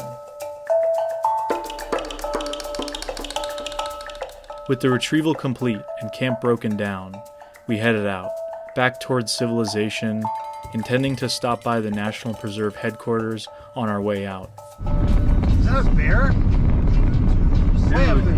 Yeah, whoa, shit. Dude, that's a freaking bear. Where's the handy cam? You sure it was up here? Yeah, dude. Walked right in here. Oh, snap. Go, go, go. I'm gonna look for tracks, bro. Yeah, let's do a look for tracks. I'm stopping here. I don't want to drive. Sure, that's fine. Oh, whoa. So we just saw a bear across the road way up here. We're trying to see where it went. Yeah, dude, it was crossed right here. This might be where he went in, actually. So he would be somewhere up in there now. No bear, sadly. I mean, it'd be really hard to leave much of an impression on a road like this. You have to really be running across. This guy kind of just lumbered across the road. He's somewhere in there, but it's cool to see.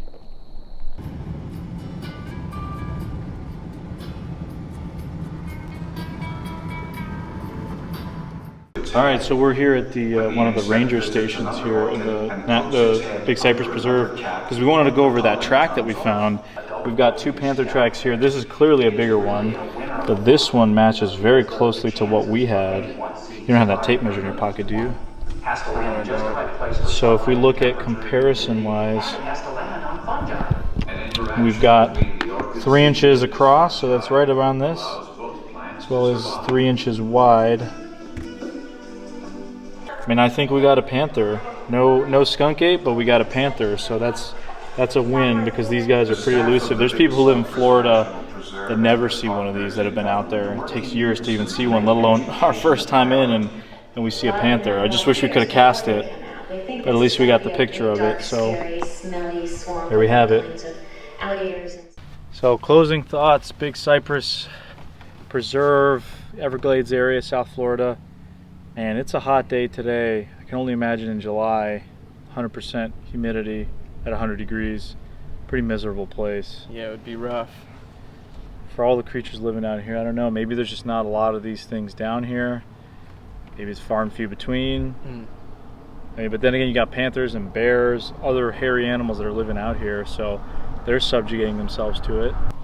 Sure, yeah, like you said, bears especially, if we're looking at a large mammal covered in hair, they live down here. They might be smaller in size than up north, but they live down here. They make it through the summers. What do you think, Tate?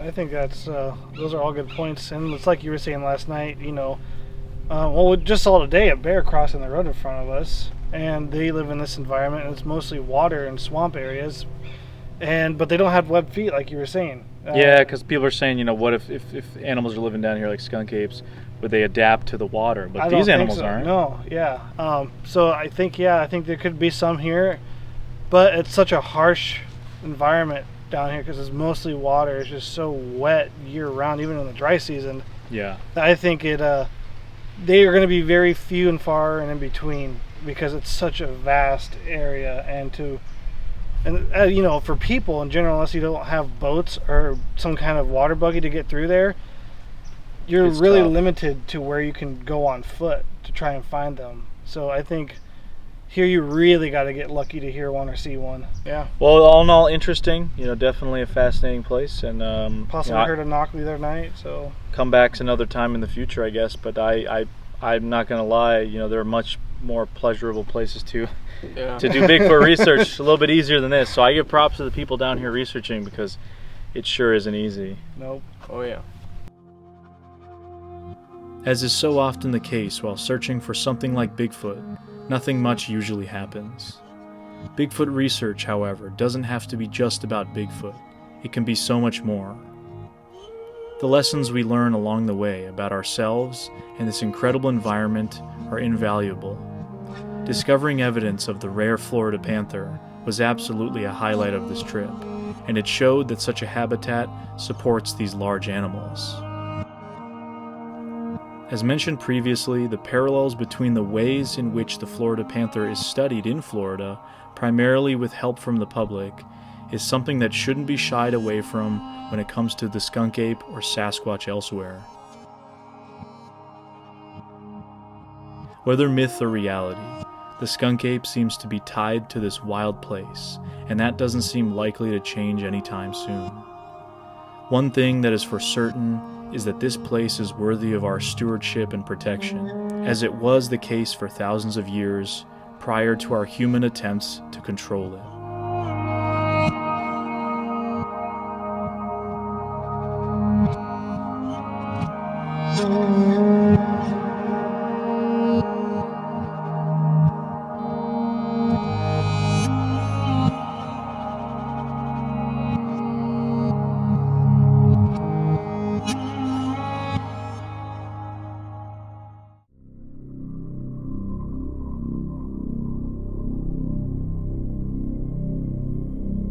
What if I told you there was a place where stories of almost anything and everything considered paranormal have been spun for centuries?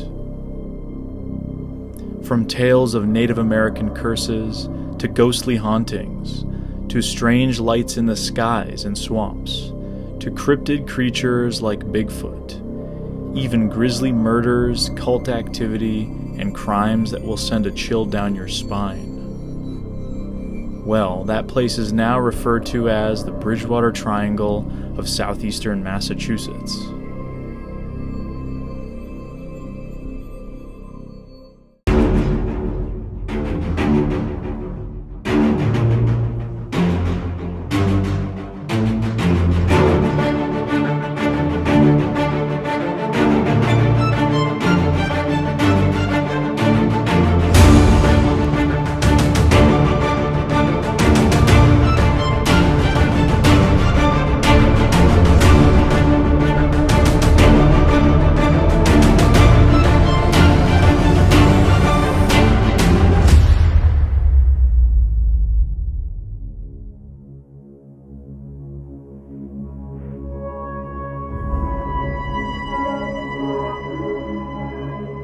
The term Bridgewater Triangle was coined by renowned cryptozoologist and author Loren Coleman, who investigated the bizarre stories from the area in the 1970s. Taking a cue from the popularity at the time of the so-called Bermuda Triangle, the name had a certain ring to it.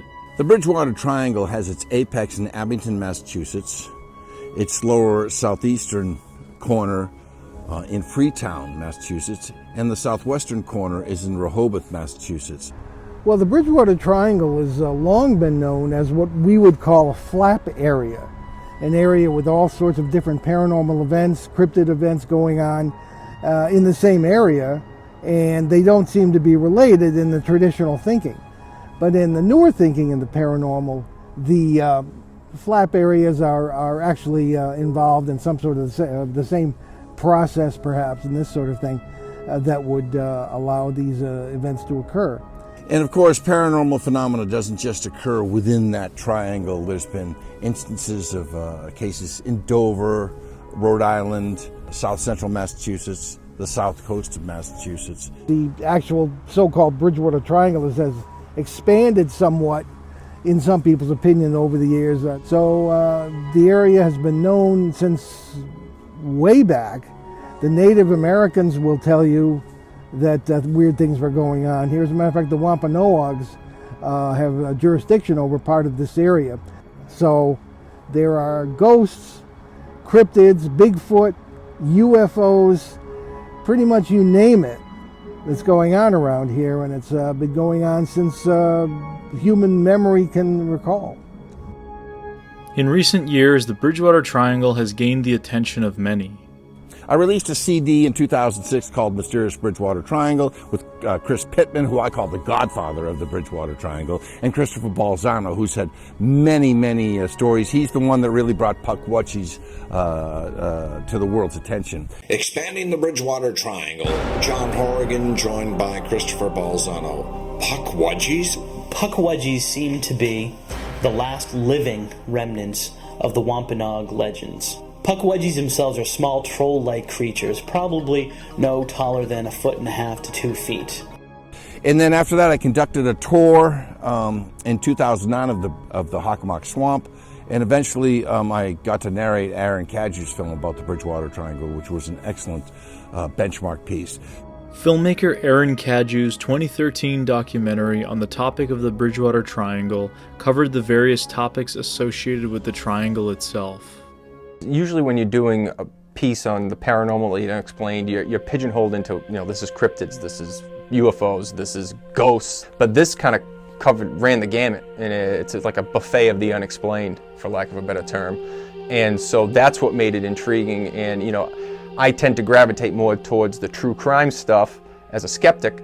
So it had that element to it as well to keep my interest, and then there was the historical piece with the conflict with the Native Americans in King Philip's War, which I'm very interested in as well, so it had that element to it. So there were things that kept me as a skeptic interested and got to kind of like run the gamut of all these different topics, all within this 90-minute feature. Legends and stories about the Bridgewater Triangle will never stop. Nobody can argue that there isn't something very special about this area. Something real happened here. There's no other way.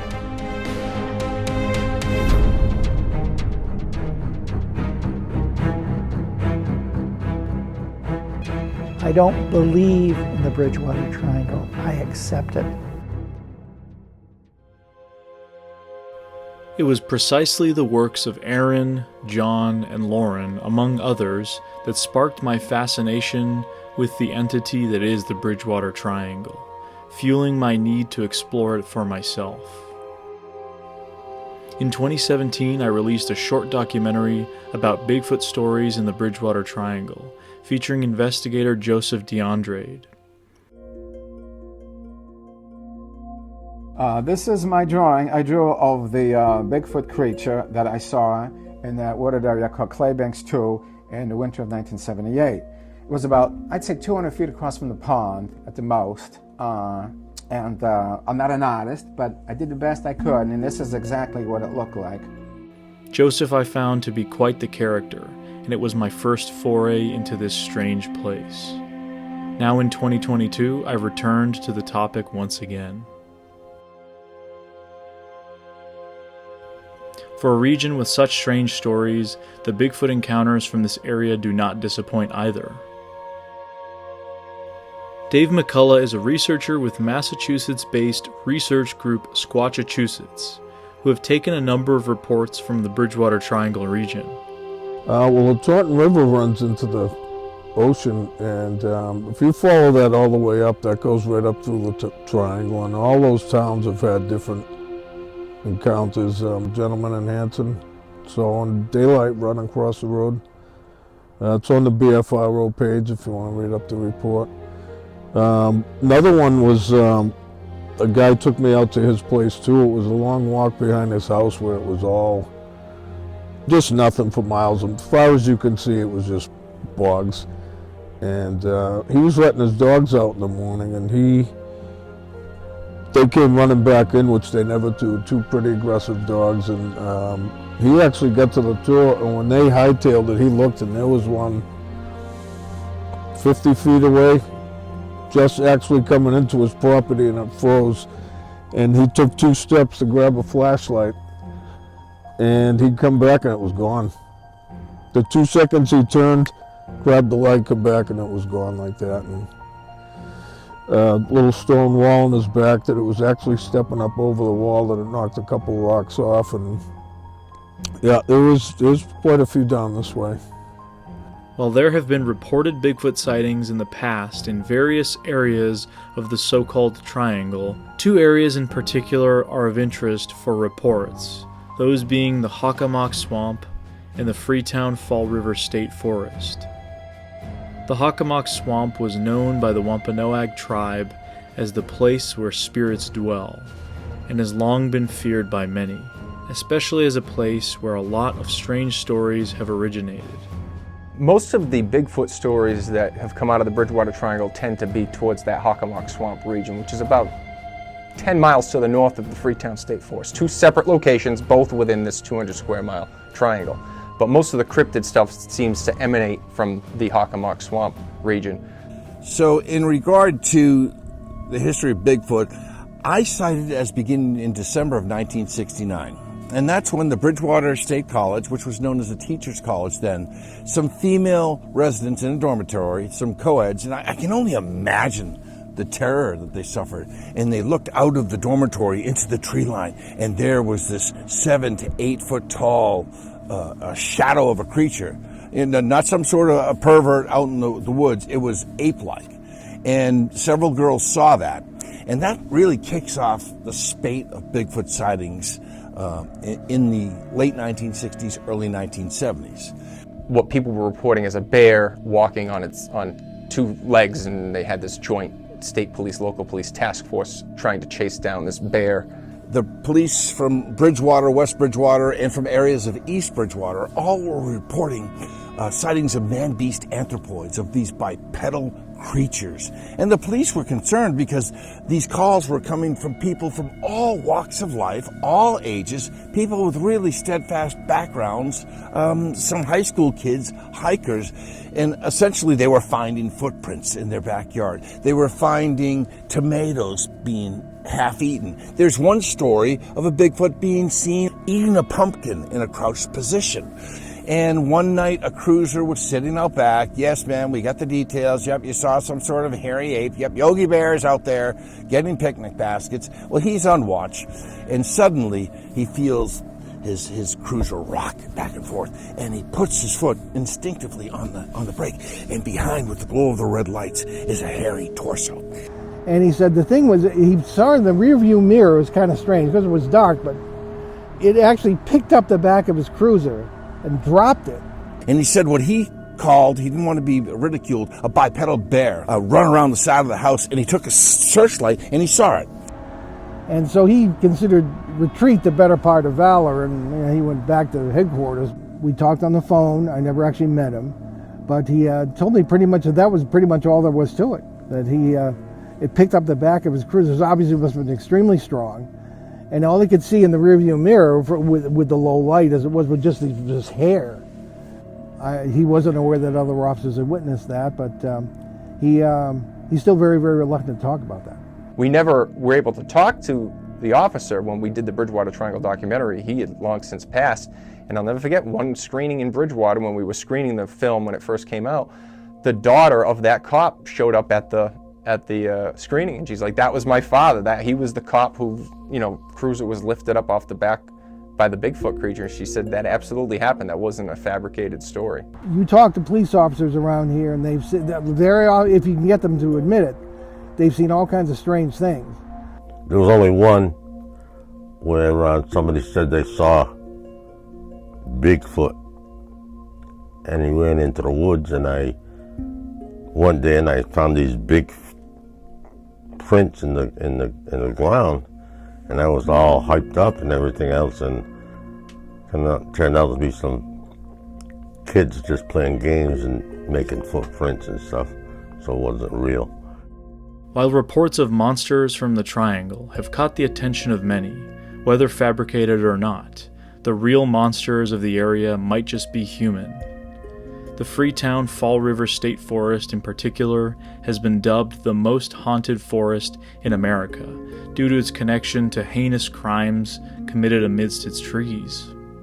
So the Freetown Fall River State Forest is a state forest, reserved land, that is located partially in Freetown, partially in Fall River, and Copacut Reservoir land that also skirts Dartmouth. So it kind of encompasses a few different communities. You can be in New Bedford or the city of Fall River or the city of Taunton, and in 20 minutes you can be in the state forest and you're in the middle of nowhere.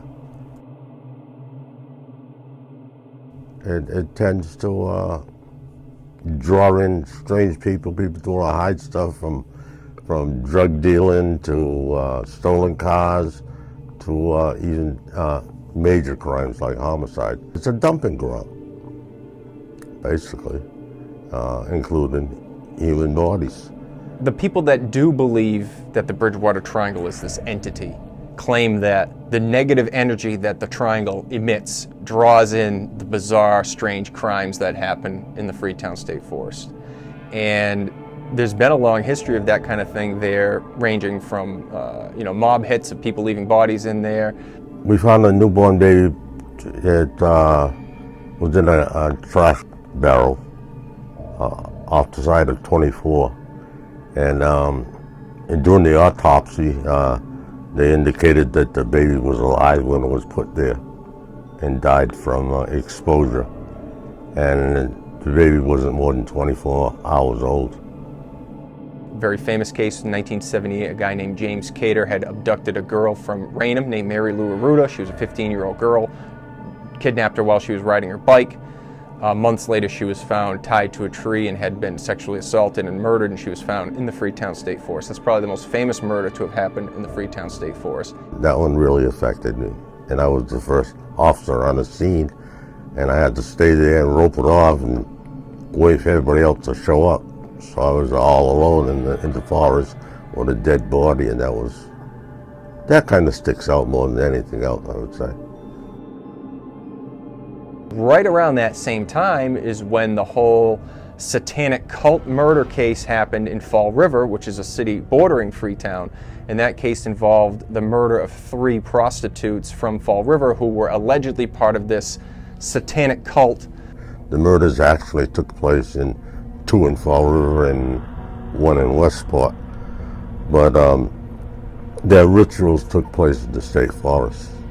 That same cult was allegedly conducting their rituals out in the Freetown State Forest. But none of this stuff has ever really been substantiated as far as the connection between the Freetown State Forest and the Fall River satanic cult. But around that same time, some evidence of ritualistic sacrifice started popping up in the Freetown State Forest. They would find the remains of animals inside of pentagrams, birds, goats, whatever. And at one point in the late 90s, they found a dozen baby calves that were butchered in the middle of the woods. Now, whether that was the work of a cult or not remains to be seen, but these bizarre occurrences of animals being mutilated and killed have been popping up in the Freetown State Forest for a long time. So you throw in the rumors of satanic worship and the mob hits and the abductions and people being lost out there in the suicides at the ledge. You throw all that into the melting pot, and the Freetown State Forest has developed this lore as this haunted location. Just a creepy place. If you go in there at night, you can't help but feel very, very uneasy. I don't know, it's just got a strange vibe. Bristol County, Massachusetts. You had, first of all, Lizzie Borden, Bristol County, Massachusetts. You had the Fall River cult murders, Bristol County, Massachusetts. The Mary Lou Arruda case, Bristol County, Massachusetts. You had the New Bedford Highway murders, Bristol County, Massachusetts. You had the texting suicide case. They made the series The Girl from Plainville, that big, huge thing. That happened in Bristol County. The Aaron Hernandez case, the Patriots tight end, that happened in Bristol County, Massachusetts. I mean, it's not that big of a population in Bristol County, Massachusetts, but we have this inordinate amount of these really high-profile cases that have come out of this region. There's really not much of an explanation for it. Some people, of course, will blame the Bridgewater Triangle.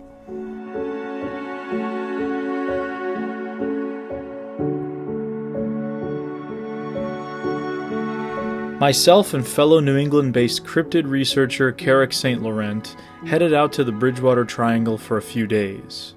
We would later be joined by our Beyond the Trail companion, Eli Watson, who at the time was unfortunately stranded at the Las Vegas airport for 24 hours. We headed towards the Freetown Forest.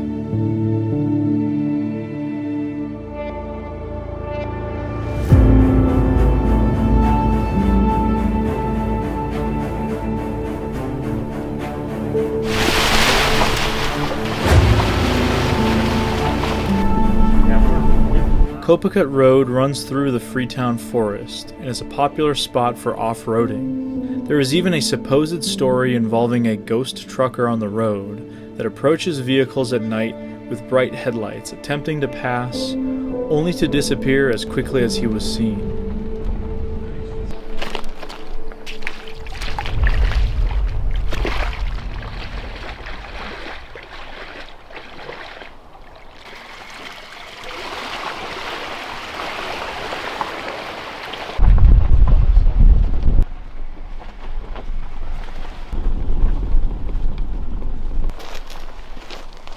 Whenever.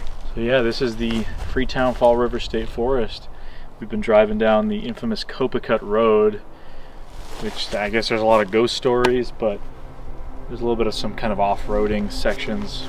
Definitely very quiet in here, spooky vibes. I mean, I think maybe just knowing that history, there's the history of hauntings and just the horrific activity we've heard so much about in terms of the murders and the cult activity and everything out here. It just has a weird kind of feeling to it. That may be just a product of knowing those stories, and you kind of you fill in the gaps in your head. But this would definitely be an interesting place to kind of return to and hike around a bit. Weird, huh? Yeah, this is. I mean, it's just people being people, but it's unfortunate they're trashing these woods. Just, but I don't know. I feel like everything I see in this patch of woods is extra creepy. You see something like that, and I'm immediately, my mind is going to Blair Witch or something like that, but it's probably just pretty mundane, like most stuff, easily explained. Is it, Alex? Guess we'll find out if we make it out of here alive. Thoughts? Immediate Case thoughts? in point, it's just a shoe, but because it's here, it's creepy. I don't like it. Check it out. I'm okay. You don't want to? Alright, so here we are, southeast Massachusetts, Freetown Fall River Forest. We're down right here by the Copacut Reservoir. You can see there's just a lot of woods around here. The power line that cuts through. But if I go to the Bigfoot Mapping Project, we don't have any reported sightings in this immediate area, but a few miles east of us we have a 2009 sighting submitted to the BFRO. It's a Class A. Definitely an interesting encounter. I mean, a Class A, and they apparently have more, and this is really still technically Freetown. It's just an area that's closer to a road. I mean, there's looks like some developments.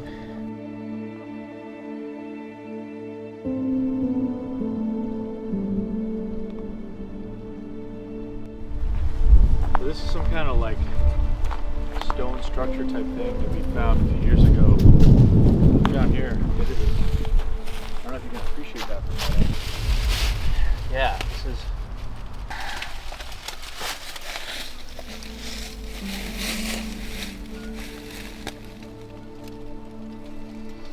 I don't know what the purpose of it is. It's just like a chamber that's right here. I mean, I'm sure it's got a purpose. It wasn't randomly built, but it's just kind of interesting because that boulder's gigantic to move that thing.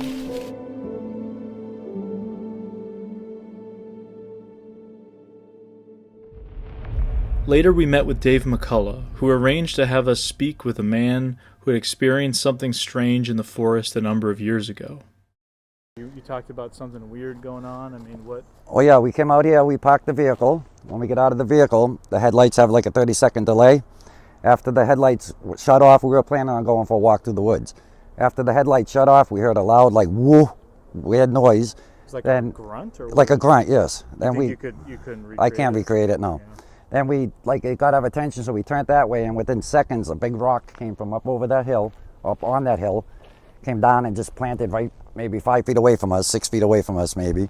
Then we just all looked at each other. Then we heard three big footsteps. Then that was it. We looked at each other, jumped in the car and ran, which I wish we didn't do that today. It freaked you guys out, huh? Yeah, definitely. caught us off guard and wasn't expecting that. And so when you heard that rock, I mean, it sounded just like a big rock hitting the ground? Well, yeah, it was. You can see it came straight down and just plopped to the ground. It didn't hit and roll or anything like that. It just hit one flap and that was it. And then when you heard those stomps, I mean, how would you estimate how far away they were, how close they were to you? I mean, it scared the hell out of us, so I just know it was really loud, but it had to have been somewhere on top of the hill. And if you've been up there, right? I mean, oh, yes. If you stand up there, you probably have a good view down here, right? Yeah, if I was trying to spy on someone down here, definitely. And I mean, do you have any idea why somebody might be out here at night, stalking people out here? No, and if they were, this wasn't them, because no person can make that sound, make those loud steps, or even throw a rock that far. To have it come from top of that hill, as big as it was, to land down here, that's impossible. So then what made you think it might be something Bigfoot related? I didn't know Bigfoot. I don't believe in Bigfoot, but there was something. Now I am a believer. And did you report it to these guys? So I reported it to BFRO, and they referred me to Dave and John. Oh, cool. And they came down and did their little research. Yeah. And you mentioned, you've been in this area for a while. You hear a lot of weird stories. I mean, you were just telling me a little bit off camera some of the strange stories. I mean, what is it about this forest? Why is there so much weird stuff? I'm not sure. I think with the cult and everything that's been in here, they say, it's really a lot of haunted stories going on in here, hauntings. A lot of different people you report. You actually knew somebody who was connected to the kind of the cult stuff? Well, no, not connected. His sister-in-law was murdered by him. And the other friend, they used the mother's head as a soccer ball, so that hit close. But there's been a lot of orbs, and people report seeing orbs out here, and we've seen a lot of strange things ourselves, unexplainable. Yeah, could you tell me just about that weird light thing you saw? I was driving down Copacabana, and there was two headlights coming up behind me, and they just seemed to be coming faster and faster, so I pulled over. The people were with me, like, what are you doing? I'm like, I just let that truck pass us. And they're like, what truck? There was nothing there. And as I was pulling over in my eyes, I looked through my rearview mirror, and I seen the truck as it was passing. Well, I didn't see a truck, I just seen lights. And nobody else seen anything. Weird. And yeah, there's the story of the ghost trucker, mad trucker. Mad trucker, you said, yes. Weird, man. It is definitely weird. It's hard to explain. Yeah. But it definitely happened. Well, I thank you for sharing your story. Oh, no problem.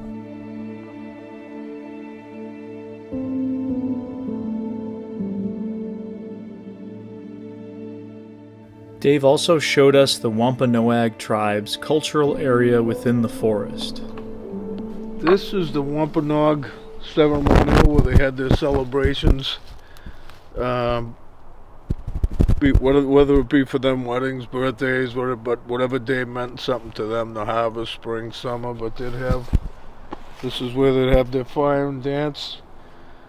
A couple of years ago, there was other kind of like benches like this that went almost like an audience.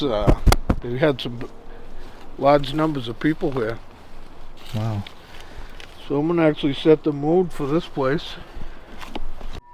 Get a nice ring out of it.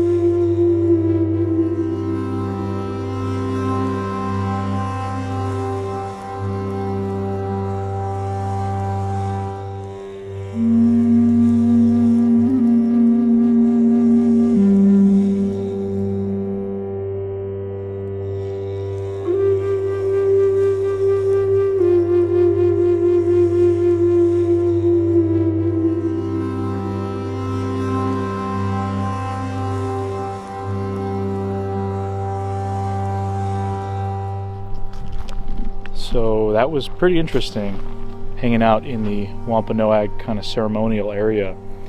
For the negative history this place has in terms of the murders and the serial killer, the highway killer, all the heinous crimes that have been discovered in these woods, and the reputation it has as the most haunted forest in America, that was a really peaceful moment.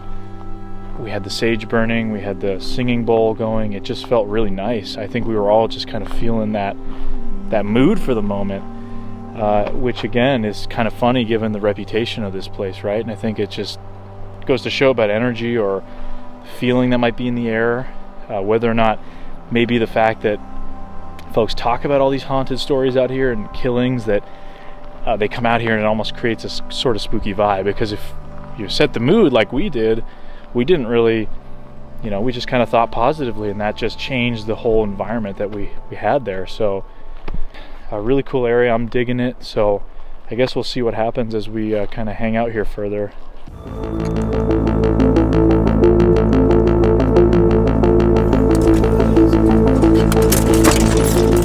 So we're back here in the Freetown Forest. We just went to grab some dinner with Dave and Mike, and now we're gonna go in with Mike here and just check out this area in the Freetown Forest, just poke around for a little bit, see what's going on. Given there is a history of sightings, I mean, I personally have a hard time thinking there could be these creatures, a group of these creatures living in such a small area, surrounded by urban areas essentially. So yeah, I guess we're just gonna see what's going on. I mean, hopefully we can come back if the weather isn't crazy tomorrow after we get Eli. Mike, you've obviously been kind of hitting up this area for quite a while. Yep. You have some pretty weird kind of stories, and you've obviously heard a lot of the weird stories. I mean, what do you think would be a good thing to try out tonight? Well, we just discussed that we may not be here for more than a few hours, right? So in that kind of situation, I think it helps to try to drum up some activity one way or another.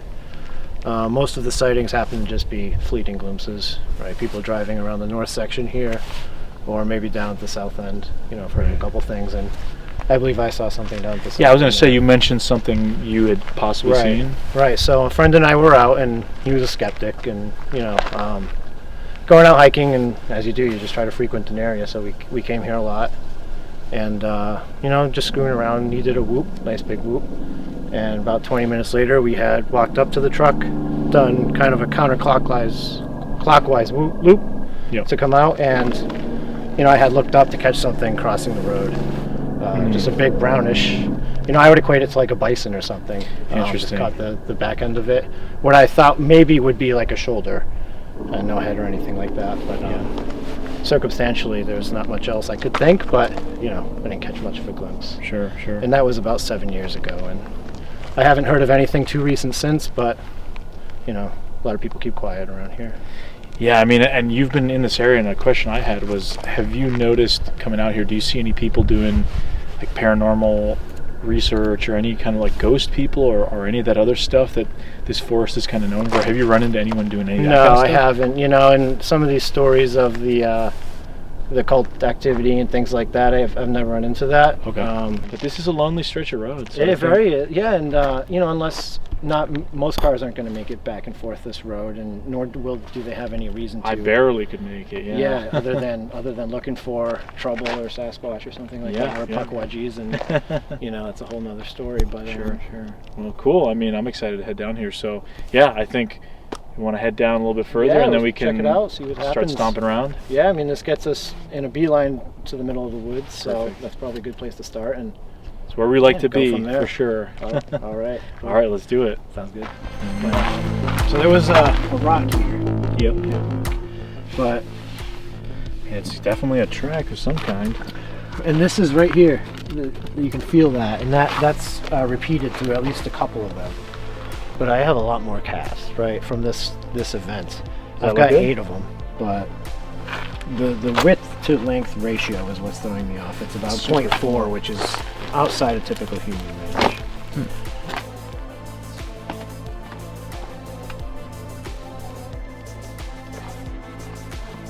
Psionics Aurora. It's a beautiful night for the moon to be out in the way that it is. Alright, so right now we're going to head in. Mike's going to be running the thermal. I'm going to be trying out the psionics night vision. Yeah, we're hearing what sounds like maybe coyotes yipping off in the distance, so I think we're just going to kind of head in there and see if we can get a little bit closer.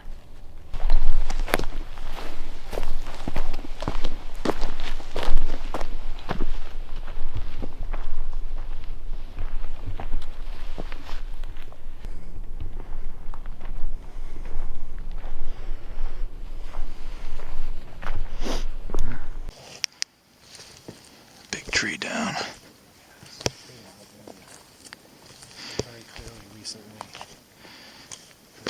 Yeah.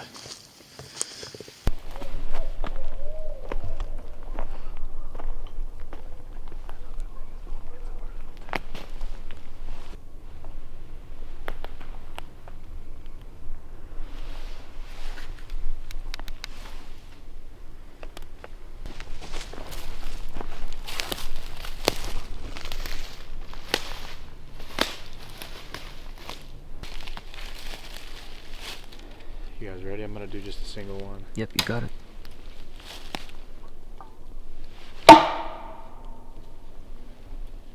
loud did that seem? Not very. I think it was good.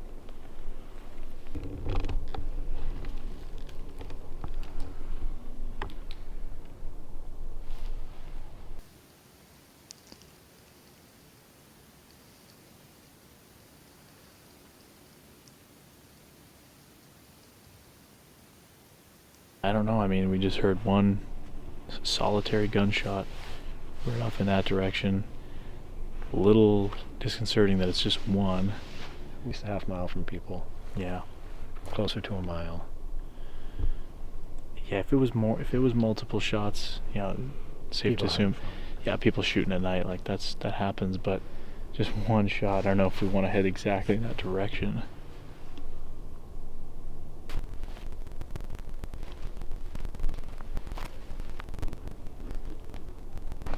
So I just heard some stick breaking type sounds. Nothing definitive. It is pretty quiet tonight, so it's a little bit easier to notice when we do hear anything. So I mean, it could 100% be anything. Just thought it was interesting, so we're listening for that now. But haven't been any gunshots since that one, like 10-15 minutes ago. So curious.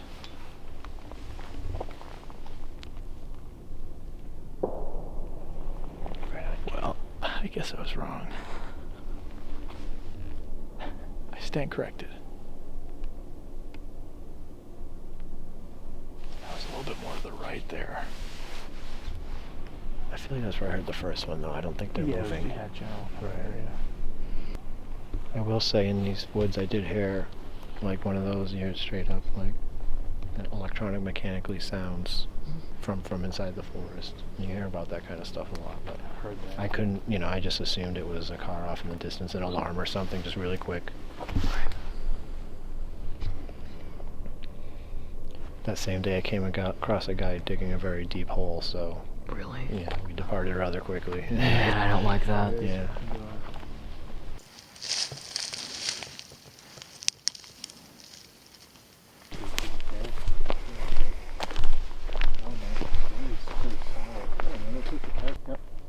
Stop. What do you got? Here. Oh wow. Be very quiet. Be very quiet. He's jumping. He's about to cross. Oh, it looks like a rabbit. No. Is it? I just saw it cross. I just saw it cross. Yeah, I saw him cross on here. Well, who threw a pebble at me? I heard the pebble too. Dude, he said it was him, and it wasn't. You said you. No. I thought you meant there was a sound. I closed the camera and there was a snapping sound. Dude, I recorded it too for what it's worth, but Yeah, then we'll see then. when he was hopping through here, dude, it looked like a deer 100 feet It can be hard to tell because. Oh, I see what you're saying. It was like small, but like. Yeah, no, and that's totally. You see the footage? Yeah. Tell me it was a rabbit. No, I get what you're saying.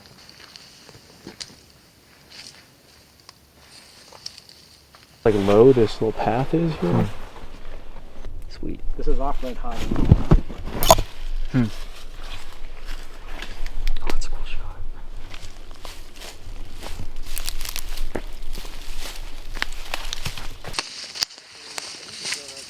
I think there's something over here.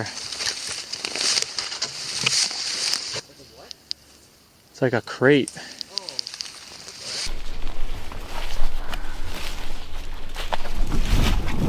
Is that the way we came, Alex? I don't think it is. My eyeballs tonight. Yeah. I think I'm hearing stuff off to the right, but Huh? I think I'm hearing subtle things off to the right, but maybe not. What are you hearing? Maybe an elephant. I don't think it's much of anything. Just disturbances, but It is you know, there's so much ambient noise going on. What's the population of Massachusetts? Like 7 million? Oh, I couldn't tell you honestly. Something around 7. We'll insert the fact here if I'm right. 7 million around. But we're here. I mean, we're not that far from Boston, realistically. Right. Fall River, New Bedford. Yeah. There's a lot of people in this area. Yeah. We're still pretty remote right now. Just you can feel like there's not really anybody else in these woods, I would hope. Right. No, there absolutely isn't, and except for that guy shooting off shots. And this is a large forest. You know, it's greater than a mile. You know, Yeah. probably a couple miles north-south and over a mile east to west. So there's plenty of land in here. And beyond the roads and the mountain bike trails, there's not much of anything. There's got to be a reason why sightings persist down this way, right? Yeah. Contrary to the population. Because I struggle with that too. I was like, this area. I think there's a good historical basis for reports like that one with the cop car being lifted and dropped. Right, which is right around here somewhere. Yeah, and like the Hockomock has obviously a long history, but I thought to myself, now it's getting too urban and built up. Mm-hmm. And you still do get, every once in a while a good Class A from down here, like that 2009 one. Right. In modern times, so it's kind of perplexing a little bit. It's obviously this area has that reputation, so right. Maybe people who are more into that paranormal Bridgewater side would probably lean more towards supernatural Bigfoot explanation. And I think there's something about New England and the history, right? This is where we started, and we've got a lot of old buildings, things like that, and I think there's kind of this aura of paranormal ghost hunting around here, very potentially popular. More so than other areas. I'm not sure of definitely. that, but think about Salem, right, all exactly, these places, right, yeah. And some people just stuff to break out of that and try to, because everybody is going to bring their own ideals and their own beliefs, right? No, for sure, and there's just not that history of the Bigfooting topic here as there are isn't at all. At least places even like Ohio and Florida, if we're talking about like more on the East Coast. Right. There's a history of reports and research for decades there. The night went on without any further incident, and given Carrick and I would have to leave for Boston in a few hours to pick up Eli, we called it a night. So yeah, we're heading out. We get Eli from the airport. About an hour away, maybe, something like that. Well, we slept in one of the spookiest parts of the Bridgewater Triangle. We did. Was it that creepy? I didn't really feel that creeped out, I guess. Oh, hey, there's a light over there. Or someone driving through. What or who is that? Is this the ghost of Copacut Road? I don't want to know the answer to that question, bro. I think it's literally a person walking with a headlamp. It's just nothing super it's a guy walking his dogs. Freetown Forest, right? It has its own, it invokes an image in your mind. So we see a one lone light at 5:20 in the morning, just driving. And we think, what could it be? And it's just a dude walking his dogs.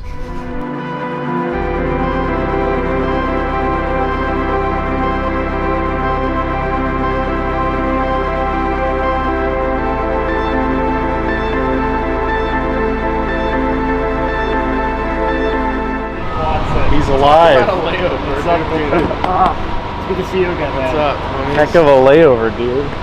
You okay, man? I'm alive. Yeah? Big time rush. Shove it in. Shove it. After we picked up Eli, it was straight back to the Freetown area. But first, we would visit Dighton Rock.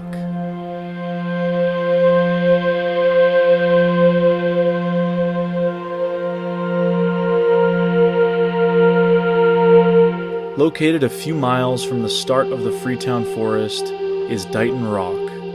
The rock is notable for its mysterious markings and overall unknown origins.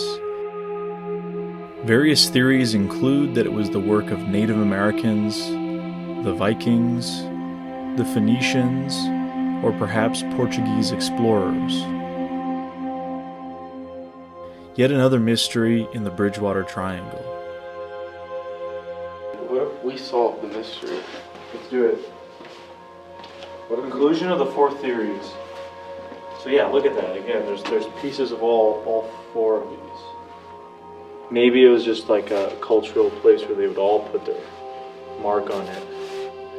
Whoever passed through this area, I mean, if Phoenicians are here, that's pretty interesting. You can imagine like a wayward group. The Vikings, we know, were around in North America well before the British and others were, so that makes sense. And the Portuguese, I don't know. I mean.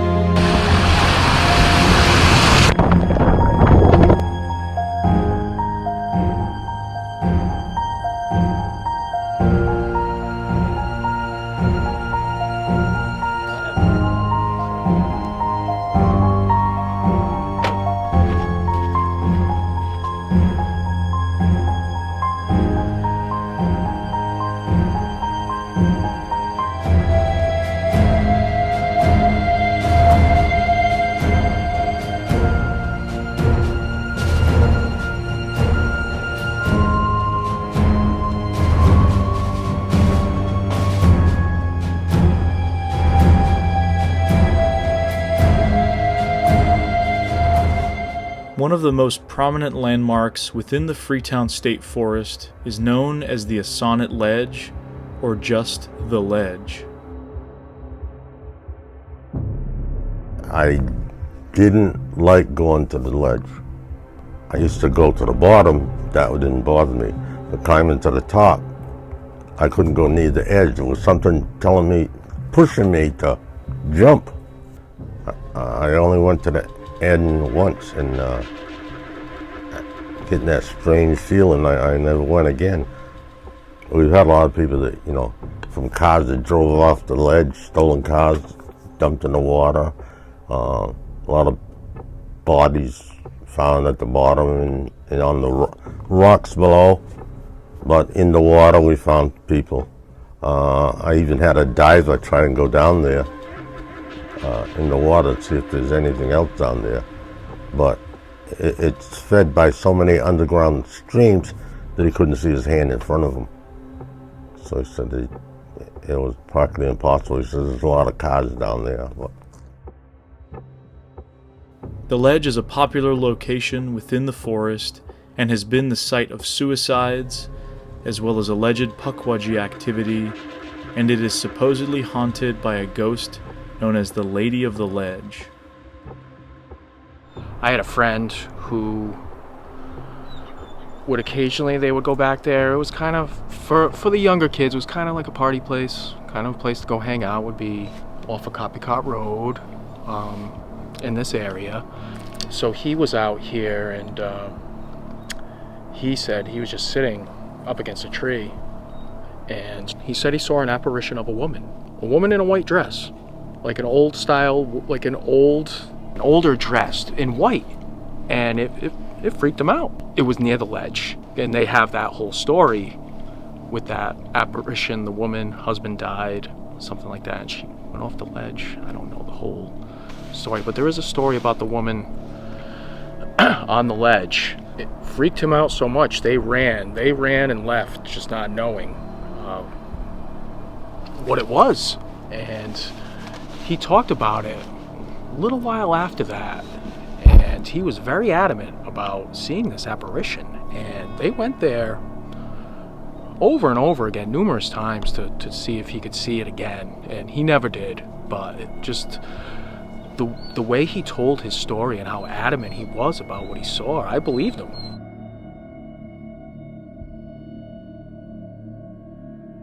We're at the top of the ledge now. Area that has had a lot of suicides and weird things that we've been talking about. Cars dumped probably right off here. You used to be able to drive up. There's a gate now, but really good view of the forest. You can just see the woods out there. What do you think, Eric? The ledge here.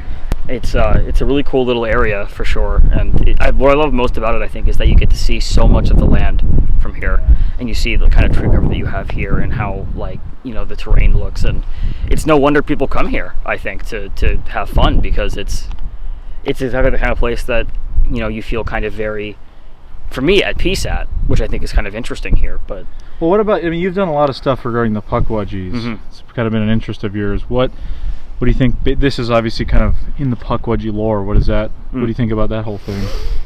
I don't really know, because I didn't actually come across many Pukwudgie reports from the Assonet Ledge in my research. I came across one or two, but nothing that would be out of the ordinary or perhaps specific to the Assonet. It could just be that encounters happened to happen here because this is a point in the Bridgewater Triangle. Right. I don't really know. It doesn't feel like all the places that I went to for filming for Pukwudgie stuff was spooky. There was something weird about it, but this place doesn't feel that weird, so I'm not sure. What are your thoughts, Eli? It's an interesting spot, I see why people would want to hang out, but to me this really strikes me as like a teenager hangout spot. Yeah, you got the graffiti everywhere. Like you would come up here and drink with the boys, like that's what you would do. All right, so as I'm just kind of panning around the surrounding area, I'm seeing like the huge, what we think is the Amazon warehouse, the new Amazon warehouse that they built. Apparently, I have been informed that there were some stories, some strange things that have happened. Some people have talked about possibly. Oh my God! I think it's okay. The drone just ate it. Let's go get it. Careful, these are thorn bushes here. Yeah, I'm just gonna run down. What's up? It's like all thorns.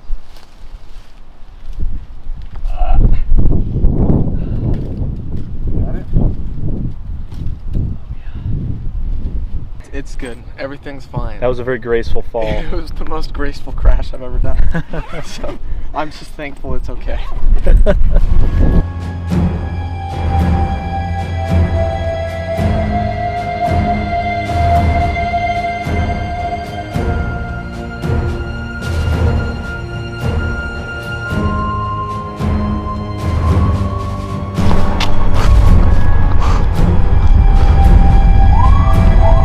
Alright, so this is the Lizzie Borden house, famous for the horrific murders that happen here. This is a 10-minute drive from the Freetown Forest, so we've heard so much about how weird this area is, all the crimes, the highway murders, the killings, and then we have this also part of this sort of Bridgewater Triangle lore. I just find that really interesting. I'm not really into the paranormal stuff myself, and ghosts and hauntings, but a lot of people are drawn to here at Fall River for the Lizzie Borden house. So again, just another interesting thing, really close to Fall River and the sort of Bridgewater story, and we figured we'd just swing by and check it out.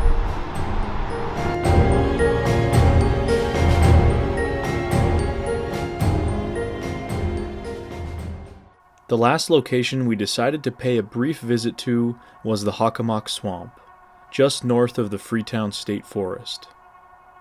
The Hockomock Swamp, which is 5,200 acres, that's been called the beating heart of the Bridgewater Triangle. Within that, you have thick briars, swamp, impenetrable acreage where a human being cannot go unless they have heavy clippers. So in order to have a habitat for a creature that does not want to be disturbed, it's a perfect area. You've got fresh water. You've got all sorts of wildlife. You've got wild grains, wild berries to live on. So it makes sense to me that if a creature has been seen in an area over time, that a creature or maybe its ancestors could exist in this area.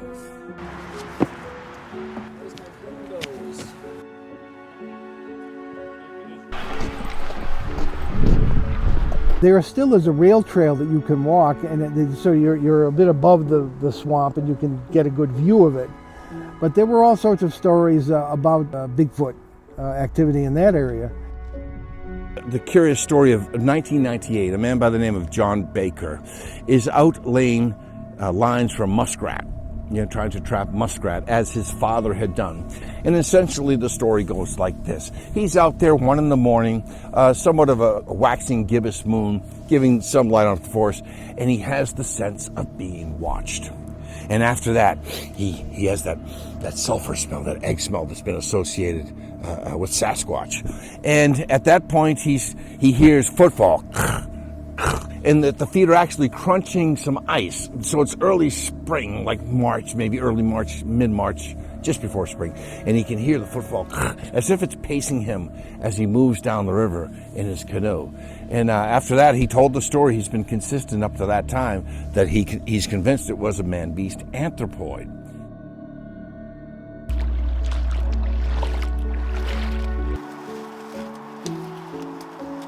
My boots are legit stuff. Alright, I'm good. I can get out. I'm just like... Sure? Alright. Yeah, so this area by the power line, there's been a lot of sightings historically in this area, Bigfoot sightings. Just kind of a corridor, because on either side you have really the deeper swampland and a lot of those bushes that, I mean, those are taller than us right there. Those are 10 plus feet, those bushes. So you could hypothetically have something hiding right in there and you would have no idea. So, but the highway, this is kind of almost like a little highway for stuff to move through.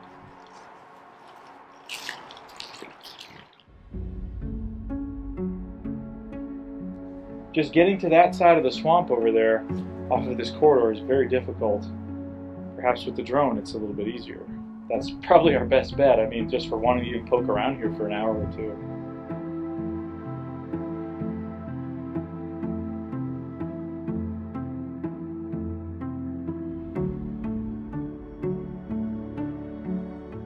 You can see the raccoon prints right here? Yeah. They're in the water and then go out over there. So they're using the path of least resistance here. Look a few feet to the side, you got that real mucky swamp. A lot easier to move along this.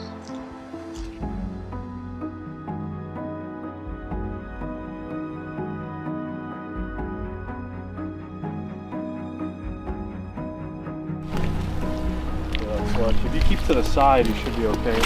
Unless you want to just wait there.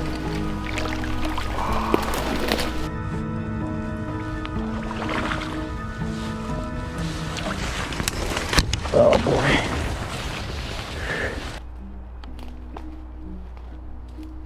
Here we have the elusive Hockomock Sasquatch. You can just barely see him. We're talking about all this, this difficult terrain in the Hockomock, especially if you're short like me, where, your boots don't go up as high, and it makes you really think about the animals that do come through here, because you do have deer and things like that. So the taller you are, the better you are, because you don't have to worry so much about getting stuck per se. And it makes you wonder about what a really big, strong animal on two legs can do in this. And I think the answer is certainly more than me. Certainly. Can't even see it, Carrick.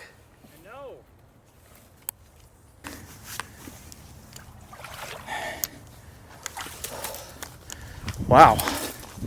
I just made it through all that. It was not fun. Had a tree break here. Branch break. You can see Carrick through there a little bit. I can see you a little bit. This is not easy. I mean, if I had to compare this to the swamps of the Everglades or the Green Swamp in Florida, all these other places we've been, this may be the most difficult to get through.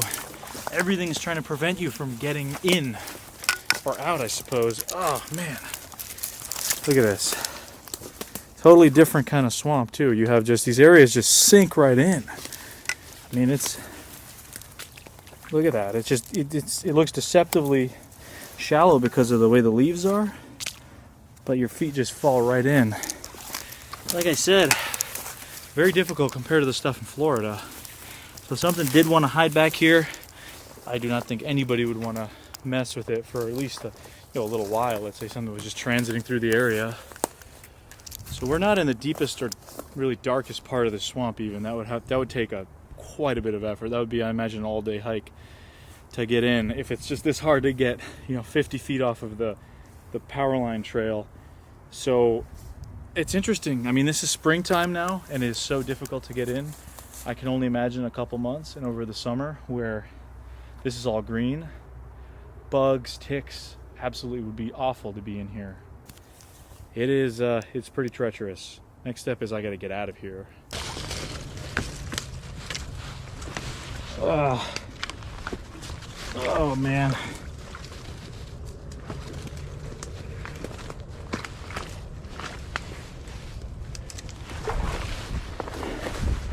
Oh. Wow. That was not fun. It was the opposite of fun. That was a struggle and a half just to get to that tree line. Let alone the 5,000 acres that are out here. Yeesh. I'm not going back in there, especially not in the summertime.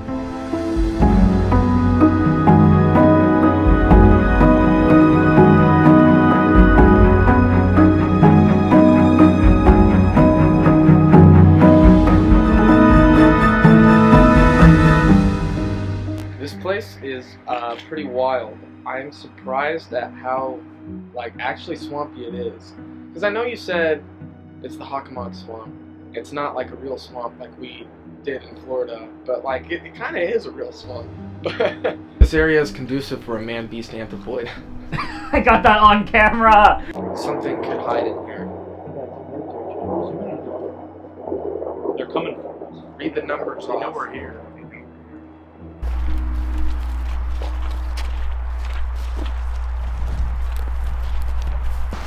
Okay. It's weird. I mean, you think about the Bigfoot sightings here is one thing, but then you think about the stories of the red-eyed black dogs being seen out here, the weird flying creatures. I mean, you have so many of these stories. I see a place like this that evokes that sort of primordial, prehistoric-looking feeling, and maybe people are seeing a coyote or they're seeing a hawk, in a certain way, and they're interpreting it as monstrous. I don't know. I mean, what do you think about that? Dealing with other cryptids, not just Bigfoot. Yeah, I don't know. It's weird that this place has so many different cryptid sightings, but I really don't know what to make of the Thunderbird sightings, dude. I just don't know. I feel like this place there could be some large birds that live here, but then again, we're completely surrounded on every side by houses. Houses, roads, power lines, but then you have stuff like what's behind us that's pain to get into. Right. I don't know. I look at it in the Bigfoot sense, and I was saying this earlier, but maybe 50, 60 years ago or in the past, there was less houses, less humans. Something maybe was moving through this area, could have moved through. Maybe now temporarily, but be hard-pressed. Maybe in the summer months, but I don't know what I'd want to do here. It just doesn't seem like a great place to be. When it comes to a place like the Bridgewater Triangle, it is tough to talk about Bigfoot without delving into other topics associated with the triangle, no matter how bizarre or disturbing they may be. Whatever the Bridgewater Triangle is, it seems like it is a topic that is here to stay. You talk about the podcast world. This is not an exaggeration. There is literally a podcast episode from different podcasts across the country and the world. Every week, an episode comes out about the Bridgewater Triangle. Radio shows, television episodes of different series that will do like a one-off episode in the Bridgewater Triangle. The rumors of FX doing a show that was supposed to be set in the Bridgewater Triangle. It really has taken on a life of its own. I mean, you talk to people that are into the paranormal and the unexplained. Outside of the Bermuda Triangle, the Bridgewater Triangle is probably one of the most popular topics in the paranormal community across the globe.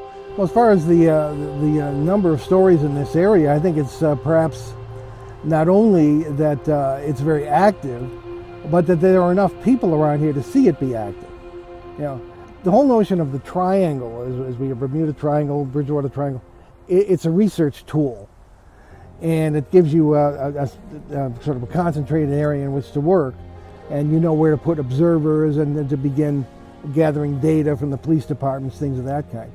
So I think that it's a combination of this area being very active, people seeing it, police seeing it. There are records of things that have happened, and I think it's a matter of information flow today. Everybody knows everything, whether it's accurate or not, because of the internet.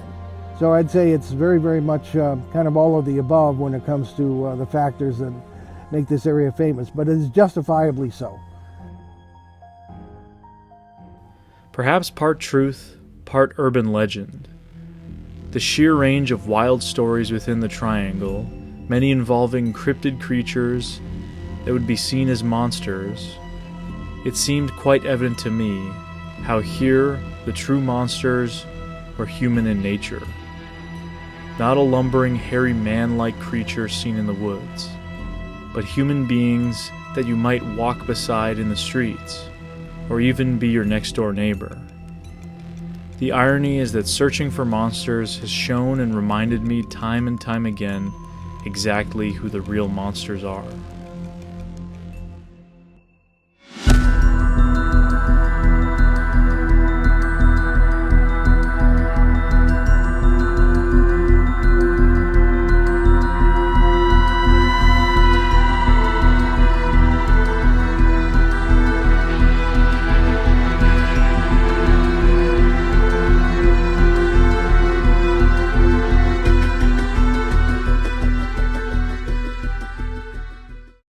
In the infamous Honey Island swamp of Louisiana, there have been stories for decades of something strange lurking in the area, from sightings of large hair-covered creatures to accounts of blood-curdling screams by seasoned hunters.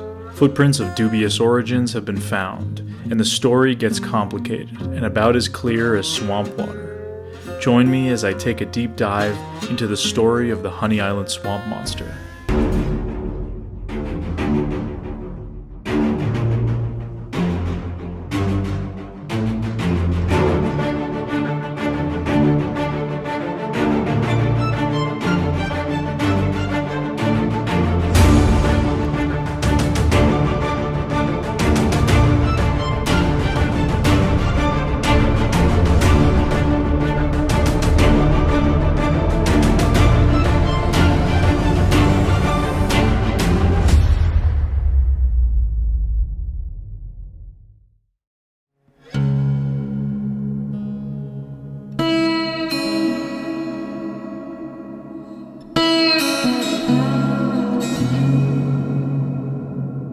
There's just something about swamps that I find interesting. Many people fear what lies in them, between the bugs, to the reptiles, both large and small, to the dark and murky waters. The swamp is certainly a unique environment. While being personally more at home somewhere in the mountains, I've had the chance to explore quite a few swamps in recent years. From areas in South Florida in the Everglades, to the infamous green swamp of Central Florida, to areas in Louisiana like the Atchafalaya Basin, and elsewhere in the American South.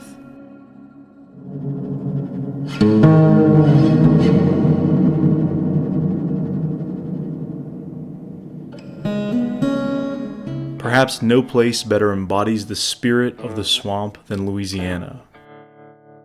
The state contains over 3 million acres of swamp-like habitat.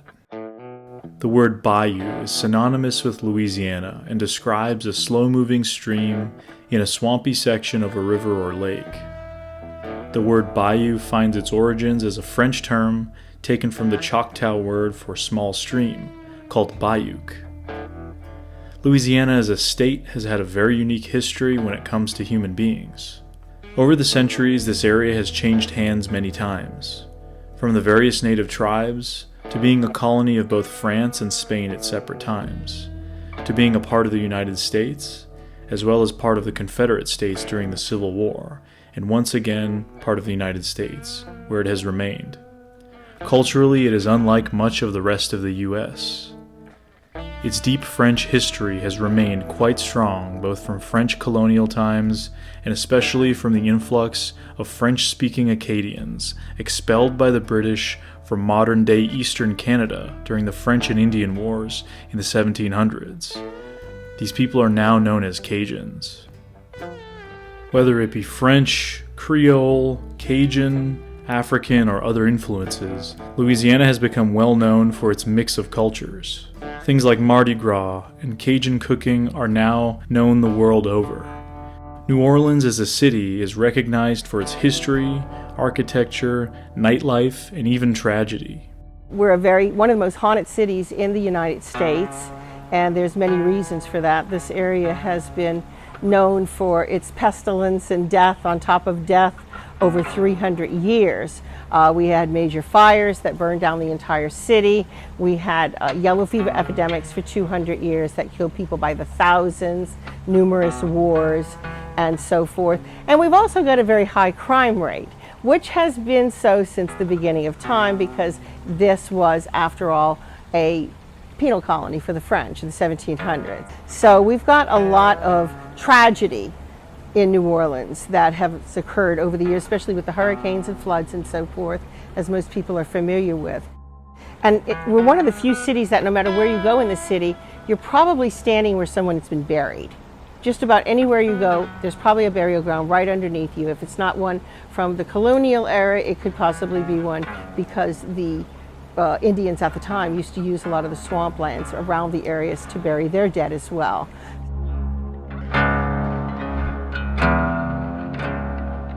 Behind all of this human history have been the swamps of Louisiana. They have played quite a role as a backdrop in where much has taken place. As a result, the swamps have taken on quite the folklore. It's very popular to have stories about pirates in the swamp down here. That's a very common legend. Anywhere you go in South Louisiana, you're going to have that because we had pirates here. Pirates traditionally, in the early 1700s, were French, such as the famous Jean Lafitte.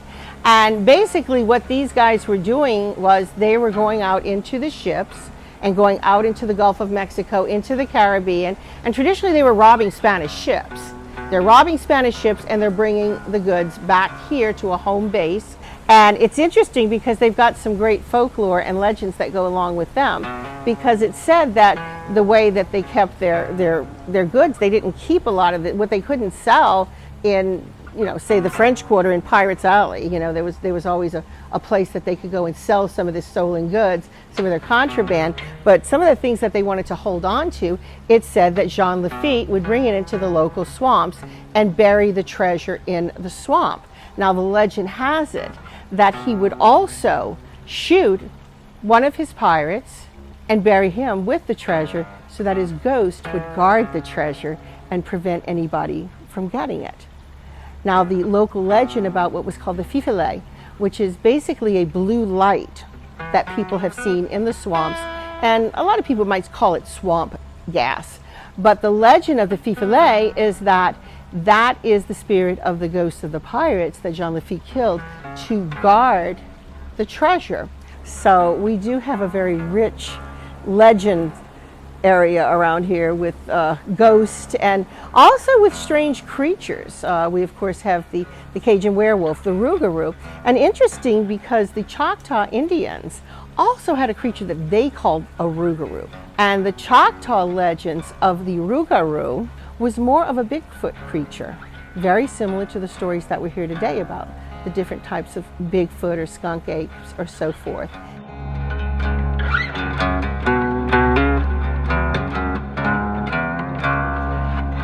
Of all the swamps in Louisiana, perhaps none stand out more than the Honey Island Swamp.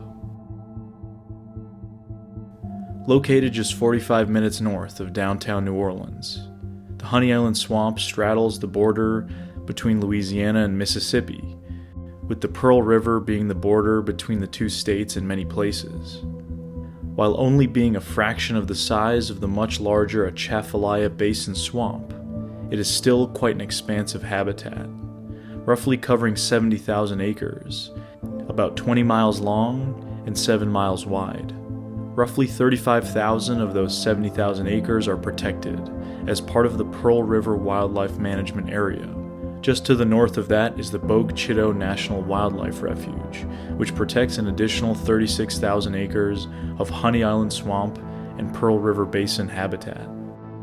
The swamp is home to dozens of species of birds, reptiles, amphibians, mammals, and other wildlife. It was originally named for an island within the swamp itself that was home to many honeybees.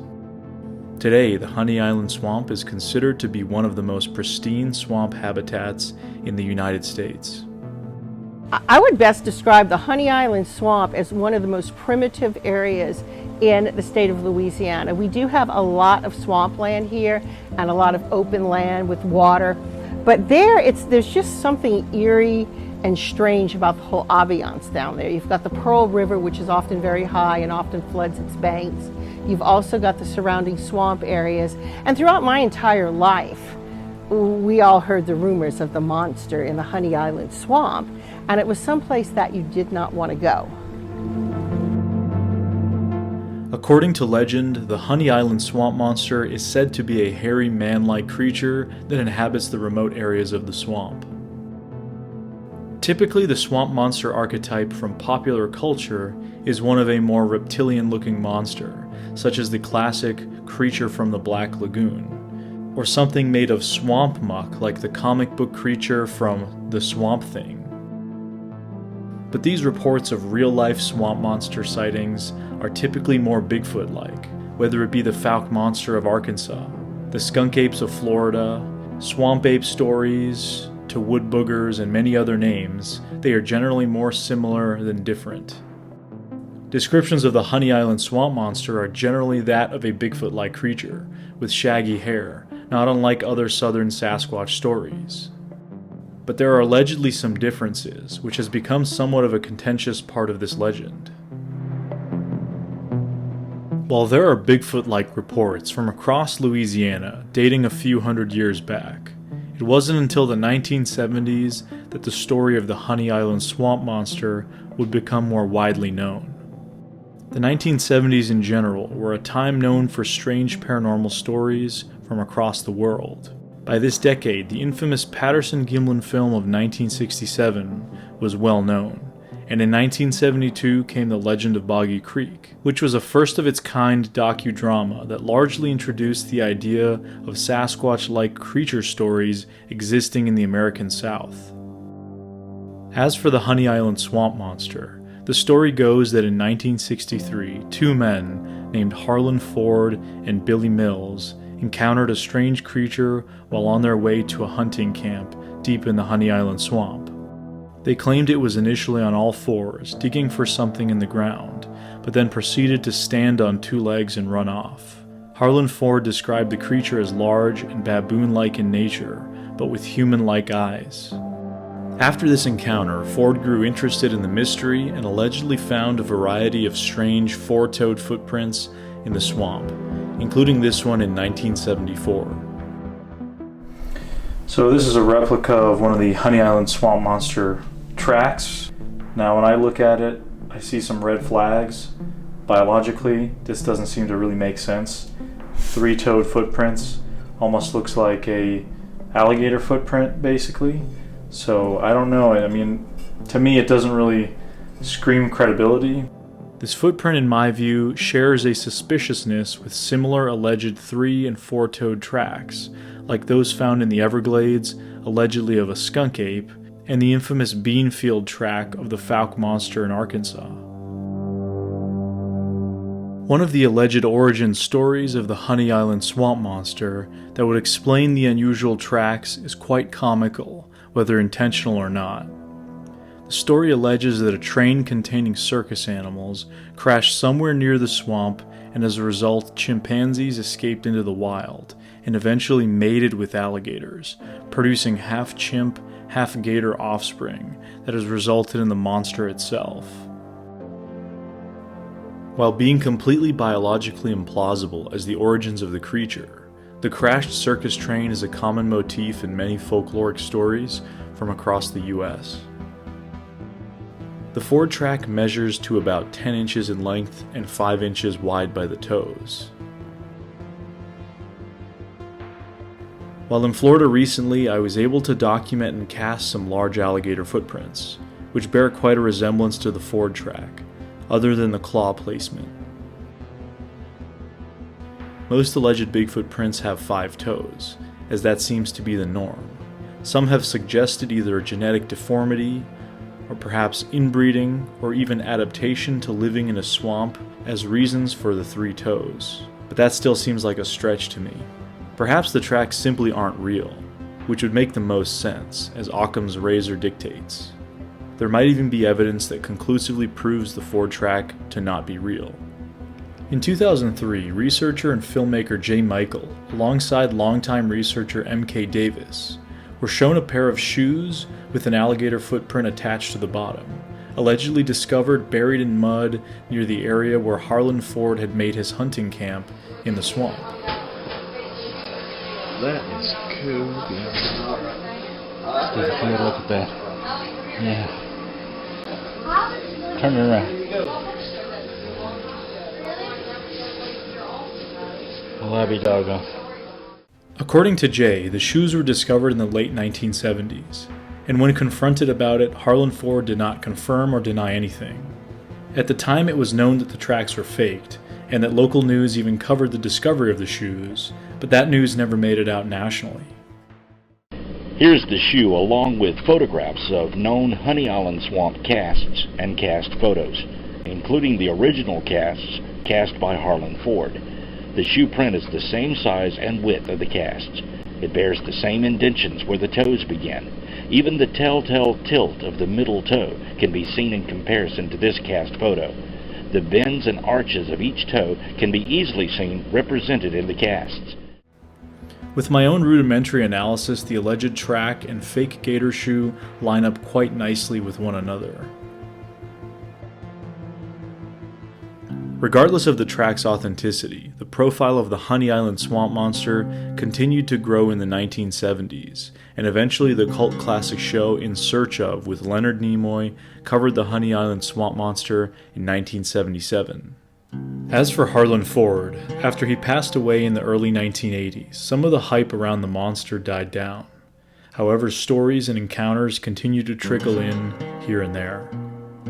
It wasn't until the early 2000s that apparently a reel of film was found in Harlan Ford's belongings that showed some kind of barely visible, blurry creature in the brush. I wish I could share the footage with you here, but you'll have to look it up to see for yourself. The footage was alleged to have been filmed in the 1970s, likely inspired by the Patterson-Gimlin footage. However, when I talked to Jay Michael about the fake shoe tracks he had documented in 2003, he mentioned that the alleged footage was released shortly after he had put out that very video refuting the footprints. He felt that the footage was more recent, and likely not made by Ford at all. So was Harlan Ford's original encounter real? Did he really encounter a creature in the swamp, or was it all a creative invention, like the tracks in the footage might have been? Was part of it true and part of it invented? Or was it a case of Ivan Marks syndrome, as longtime researcher Thomas Steenberg would call it, where somebody has a potentially real Sasquatch encounter, but then muddies the waters with hoaxing and desperation in order to try and prove something about these creatures? These are all good questions, and in a topic that is unfortunately filled with many hoaxes, all a very real possibility. Even if the Harlan Ford encounter, footage, and tracks are all fabrications, does that invalidate any previous or more recent encounters? Not at all in my view. There have been many sightings and encounters in this area, completely independently of the Ford story. I recently came across quite a few while in Louisiana, as you'll see shortly.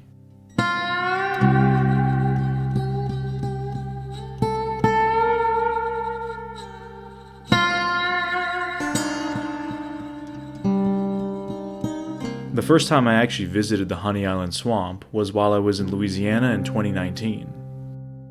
I took a tourist swamp tour, which really only showed me a small part of the area. I did, however, get the chance to interview Dana Holyfield, who is the granddaughter of Harlan Ford. Dana has researched and collected stories of the Honey Island Swamp Monster for a number of years. She seemed sincere about her interest in the topic, and from what she told me, many witnesses had contacted her with stories of their encounters in the area. This brief visit to the Honey Island Swamp left me feeling like I had unfinished business with this story, so that is ultimately why I chose to visit the area again recently, to explore and investigate the stories. What I learned was quite intriguing, with implications going far beyond just the geographical area of the Honey Island Swamp.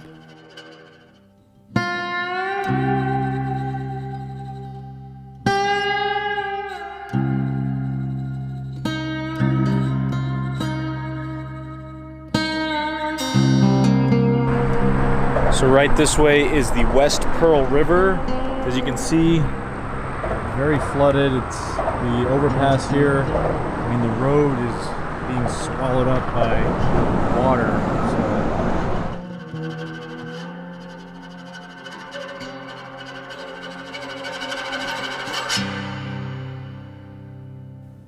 One of the first people I interviewed while in Louisiana about their experience in the swamp was a longtime hunter and outdoorsman that Scott from the Bigfoot Mapping Project connected me with. Well, I'll start off by giving you a little history. Now, this goes way back during my college days. Now, I grew up 6, 7 years old in the woods of South Louisiana. You know, all my life, hunting, fishing, outdoors, you know, camping, all of that. When I got to college, I met a couple of guys, one from Houston who had never been outdoors. The other was from a small town in South Louisiana, but he had no outdoor experience. Well, they saw me practicing with my bows. This is in the early, when bow hunting was just getting started here in the States.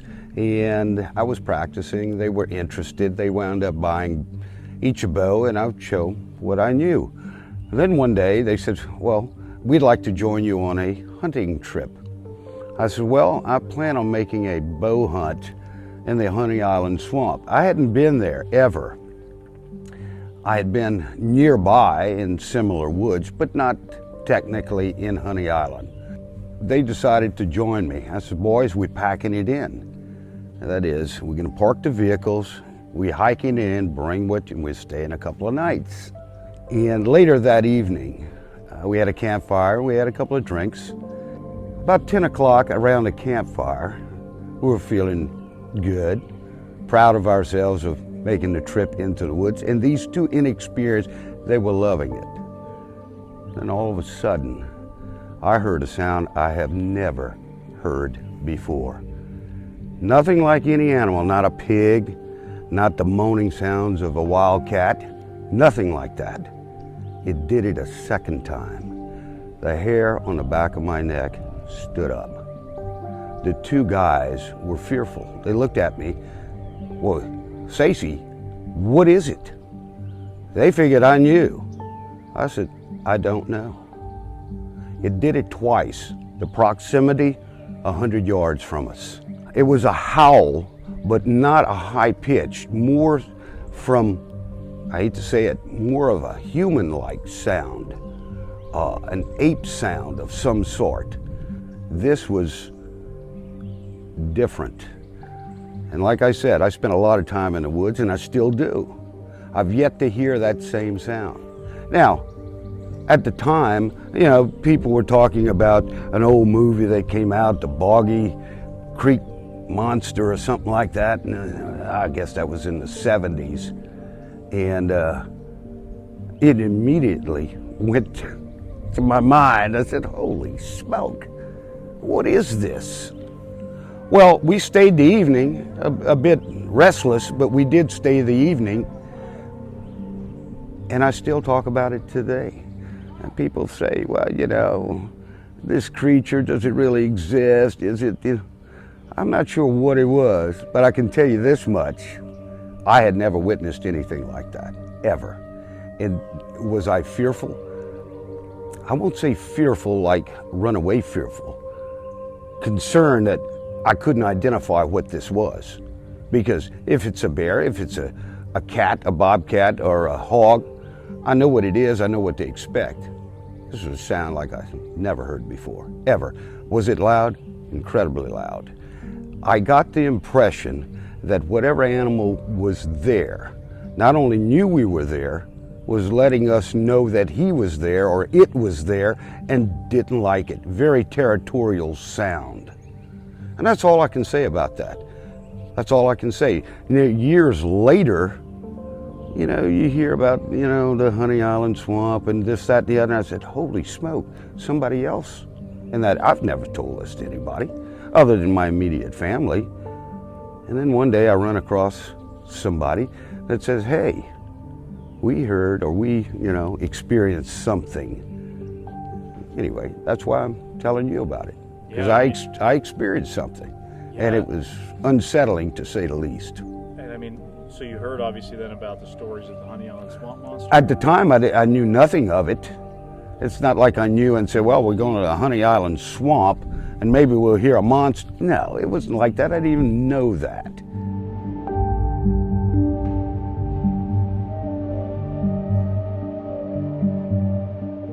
While not including a visual sighting, what intrigued me about Stacy's encounter was his lack of awareness of the overall Honey Island swamp monster story. My next interview was with Kalila Smith, who did have a visual encounter with a creature while driving through the swamp. I had an experience in the very early 90s that absolutely blew my mind, and to this day I can't explain what it is. Now, I've been involved in ghost hunting and you know, investigating mysterious occult mysteries and so forth for almost 30 years, and this is the one thing that I could not explain. I was coming home from a party. It was late one night. It was in either late January, early February, because it was that time of year that we always get that heavy fog. It's when it's that first cold weather that we get, and the weather changes drastically from the day to the night, and over these waterways a lot of fog forms. So I was coming back late one night from a party, and I was leaving the area of Picayune, Mississippi, which is right past Pearl River, Mississippi. And I was on the interstate, I think it's 55, coming down towards I-10 at Slidell to make it back home to New Orleans. And I was just getting ready to go over the bridge that is over the Honey Island swamp. The fog was so thick that I really could not see past my headlights. That's as far as I could go. And then everything else was just, you know, gone. So I could see a little bit above my headlights, and that was about it. And I was probably going about 65 miles an hour, and I was in a minivan. So I was not in some tiny little car. And as I was going down the road, I passed something that I couldn't identify. Now, this was an animal. I know that it was an animal. And this thing stood in the midline of the road. If I would have been over another maybe foot, I would have hit him with my mirror. Any other kind of animal would have darted away as soon as those headlights hit. But whatever it was stayed there. And it was interesting because all I saw was its legs. So how tall would it have had to have been for the rest of its body and head to be taller than a minivan? I mean, literally, I saw two legs standing on the midline, and as I passed it, it was so bizarre because I had never seen anything like it. Its fur, and it's ingrained in my mind. I mean, just that one little split, passing it by, I will never forget what it looked like.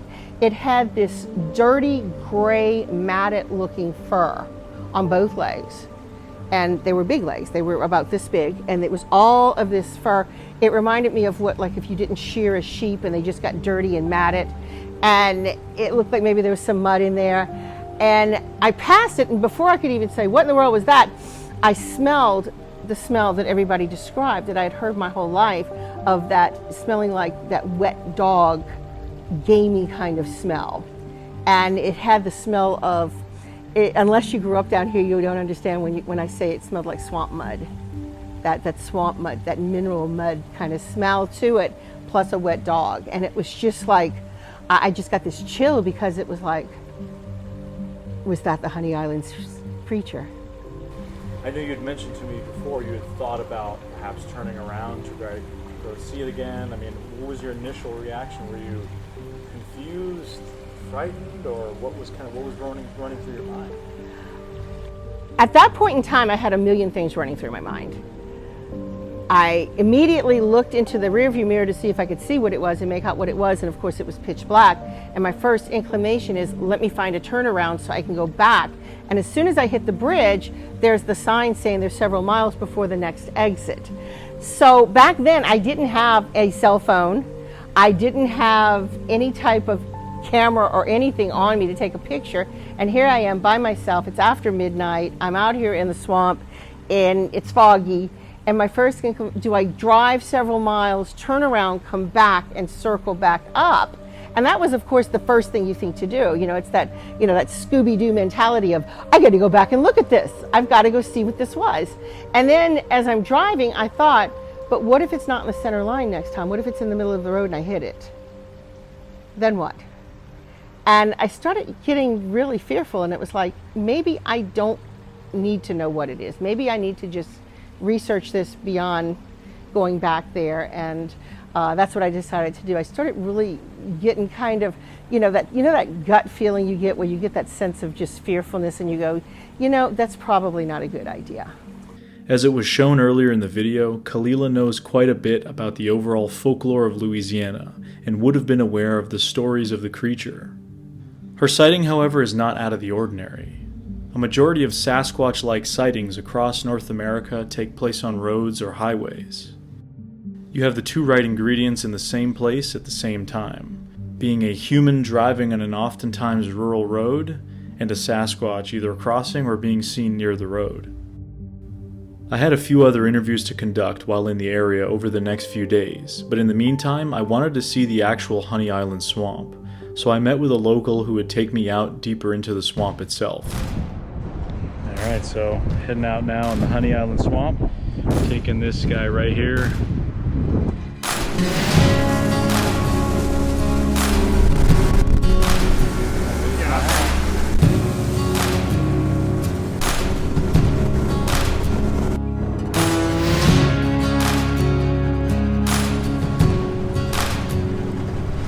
You're saying this is the area you think where some of the original kind of sightings happened? Yeah, that's what I understood, that this Peach Lake area is where the initial first reportings and everything were seen.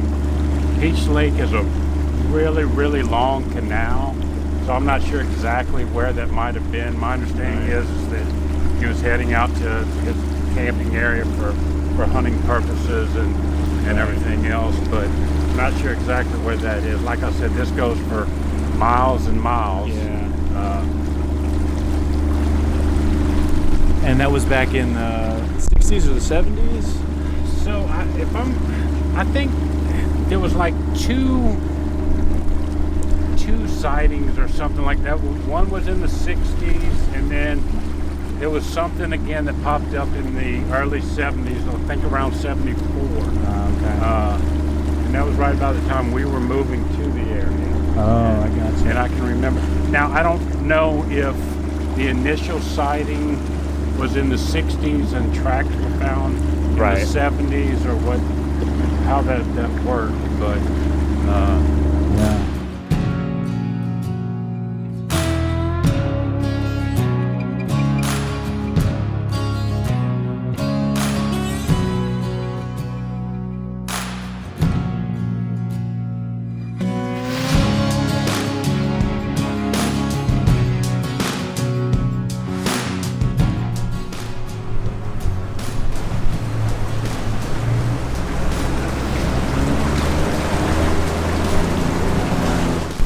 Well, the water is just simply too high. We're trying to find some dry ground, but there's really not a lot of options out here. The river is just so high.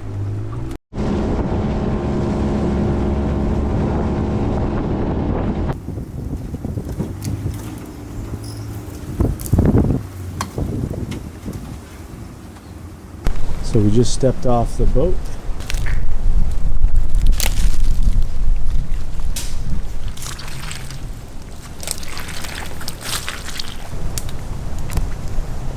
I mean, we're not even that far from the river, but you can't even see it anymore. It's just thick with all this underbrush kind of covering everything up, and just a lot of hog. Right here, look at that. That's a big slide right there. Kind of slid in there. Digging up here. So is it... Yeah, there's this side. Would they be digging in there for bugs and stuff? Grubs, yeah. There's a hog dig for you. I mean, so what did you see out here? You said you had seen a... So I was going squirrel hunting one morning and driving down to the management area, and this is back in the late 80s, and had a Suburban at the time, and out in front of me, just right at daylight, I had a pig run across the road in front of me. I was like, holy crap. And so I stopped and just sat there, and immediately behind it, a big cat ran out. I mean, 25 feet in front of my Suburban. Perfect view of it and everything else. Definitely a big cat, had a long tail. Best I can assume is it was a a mountain lion, a cougar, or however you want to call it. But that was my only sighting was then. Never really talked about it much, just, you know, and everything else. And but they're not supposed to be here. Well, they're not supposed to be here, but every once in a while you hear people talking about them passing through and everything else. Yeah. And I think that's pretty much what I had. It's still cool. I mean, it still tells you that this area supported an animal like that at one point. You just never know what might pass through here from time to time. Aside from just stories of the Honey Island swamp monster and the occasional mountain lion sighting like James's encounter, the Honey Island swamp is also known for sightings of another cryptid of sorts. This area is known for reports of the critically endangered ivory-billed woodpecker. As one of the largest species of woodpecker in the United States, the ivory-billed woodpecker is mostly deemed extinct by now, with the last documented sightings being in the 1940s in Louisiana. But alleged sightings around the area of the Pearl River have even prompted people like extinct animal researcher Forrest Galante to look for evidence in this area. These stories only seem to add to the reputation of the Honey Island swamp as being a primordial habitat.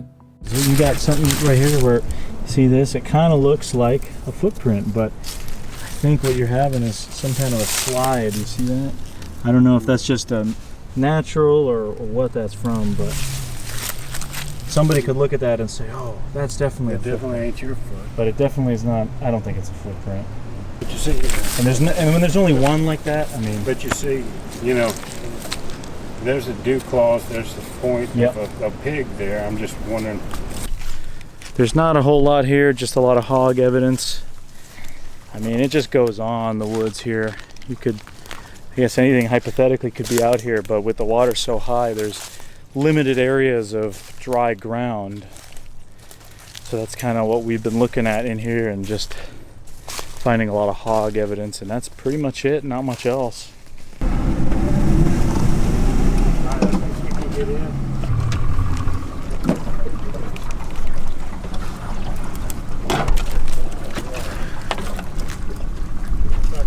Oh, yeah.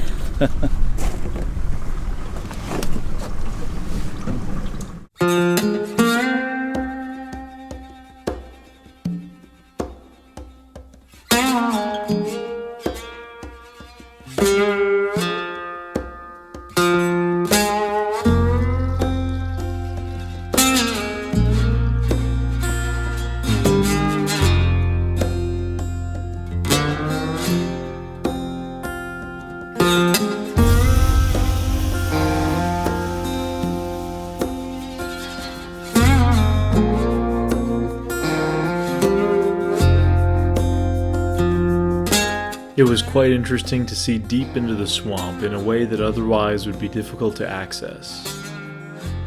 After disembarking while in the area, I hoped to spend a couple of nights solo investigating areas of interest I could drive into.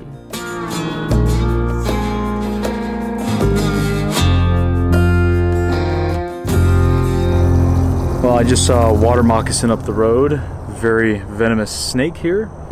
The complication here is that much of the area is now flooded, as this road, I can't get through it with my rental car. So my plans have been foiled a little bit here. I was hoping to camp in this area along the Pearl River. Unfortunately, camping is closed now in the National Wildlife Refuge due to the flooding. I think they say 15 to 17 feet, and then it's closed, so it's above that now. I think it's around 17 feet. So I'm not able to camp. There's not a lot of dry areas. I mean, there's one right behind me, but not much. So it leaves me a little bit of a kind of tough situation. I'm closer to the highway than I'd like to be. You can kind of hear it in the background. But there's still plenty of space here. I mean, there's underpasses that go under the highway for wildlife. So I think what I'll do is probably just hang out in this area tonight. Maybe walk these roads. I can walk them somewhat with my boots as long as they're not deep enough. I might give that a try and just kind of see as a solo investigation out here, see how that goes.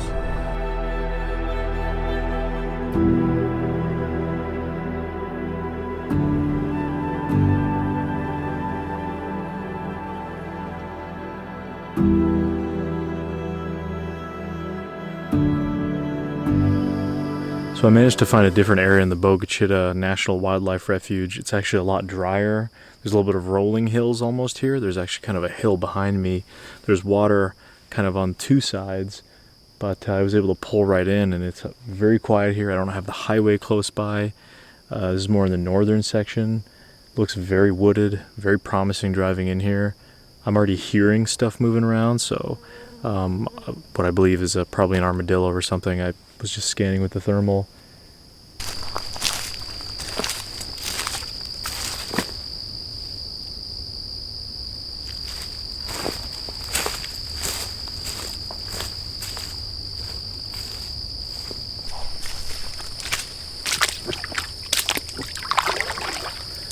There's definitely a lot more water here, in this spot at least. This is where I feel like if something were coming, I'd be able to hear it through the water, at least moving towards me.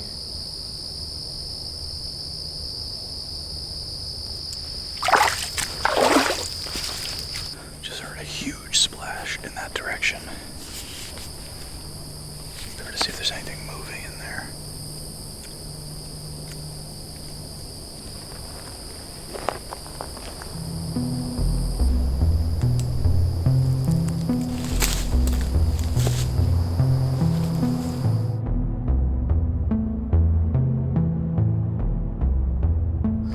Well, I'm exhausted. Probably gonna call it a night here. Just kind of wanted to poke around, see if there's anything going on. Very quiet, somewhat windy night. Not much going on, except bugs.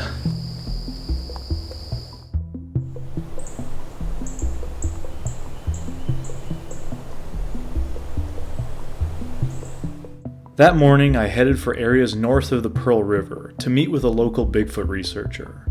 Prior to a sit-down interview, we met at a restaurant fittingly named the Swamp Monster in Franklinton, Louisiana.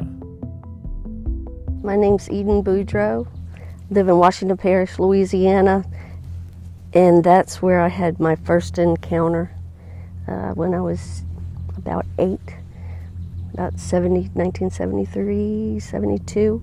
And we were sleeping at night at my aunt's house, and we didn't have air conditioning, so the windows was open, and they had an attic fan, and the attic fan draws the curtains into the house, and my bed was pushed up against the window, so the curtains was drawn in across me, and I woke up to this growl, snarl, kind of exhale. It's weird. It was like 3 or 4 different sounds all in one.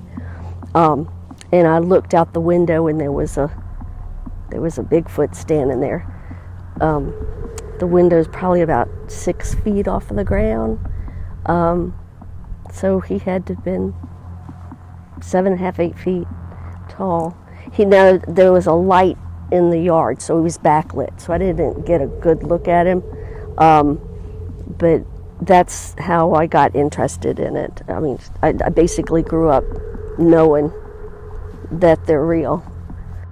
You know, my grandmother used to tell stories, you know, and warn us about the wood boogers getting us.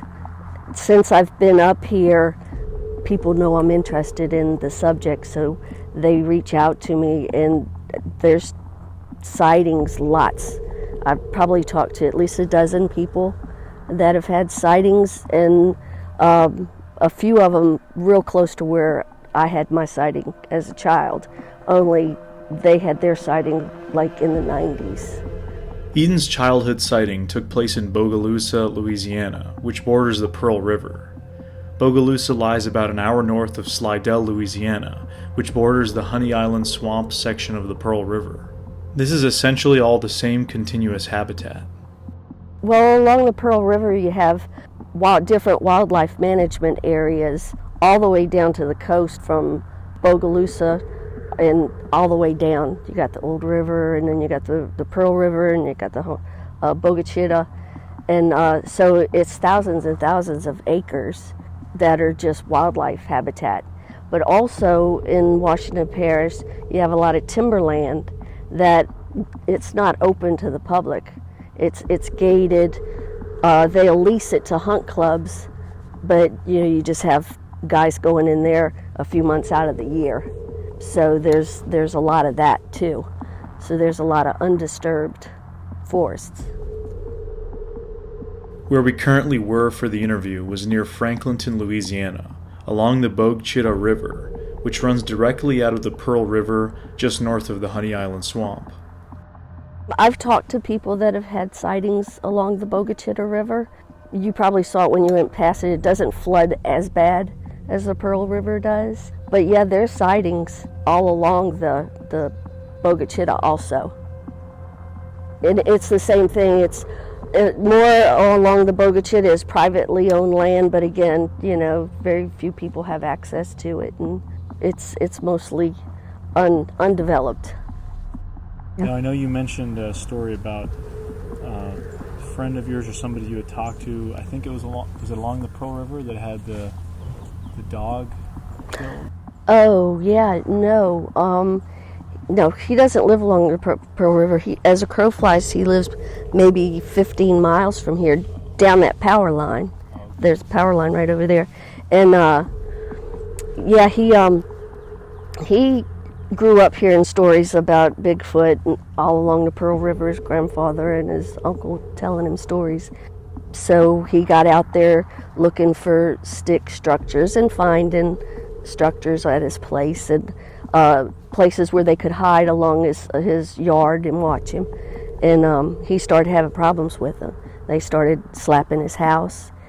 He recorded vocalizations. They were screaming at him. And he had his dogs. He's got a few bulldogs. He has them on chains.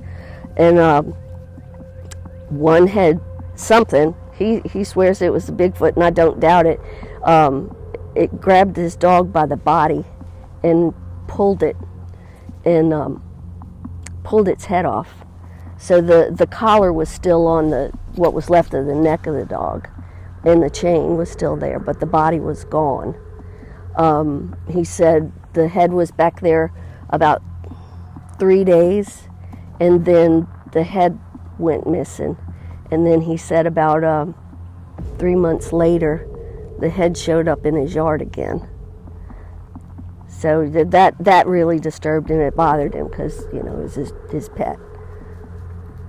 This was one of the more extreme incidents I've heard of when it comes to the Sasquatch topic, especially with what seems like malicious intent by returning the head of the dog nearly 3 months later. This is the same power line that runs through the property of my friend that dog got killed. It's the same one. Also, there's another lady, she lives closer to Bogalusa, same power line.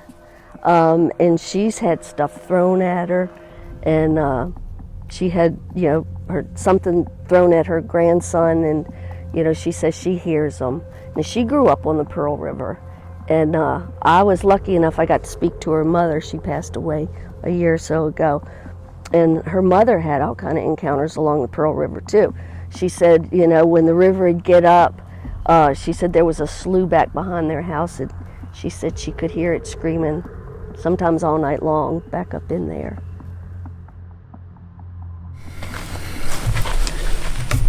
So what I've been gathering so far in this area in terms of talking to people, hearing some of these reports, mostly chance, random encounters, as is the case most places, following the rivers, obviously, and these forested areas all along, whether it be from the Pearl River down from Honey Island up into this area in the Bogue-Chitto River, all these linked environments. That seems to be where a lot of the reports are happening.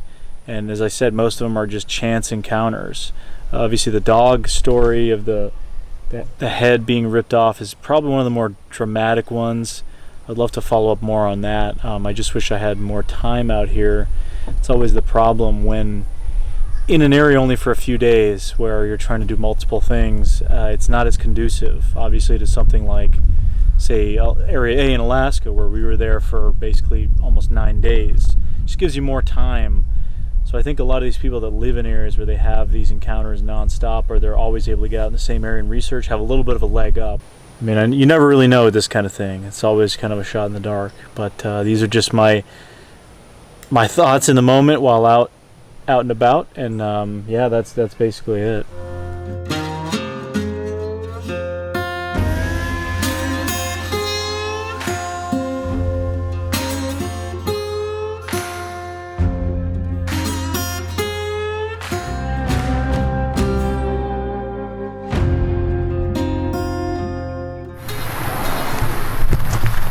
So here's a great example of the issue here in this part of Louisiana, how much of this land is actually private. So looking on the map here, just the road goes through here, but there is a ton of great forest habitat in this area, tons of logging areas. Apparently it's all controlled by logging companies, so most of it is inaccessible, which is unfortunate.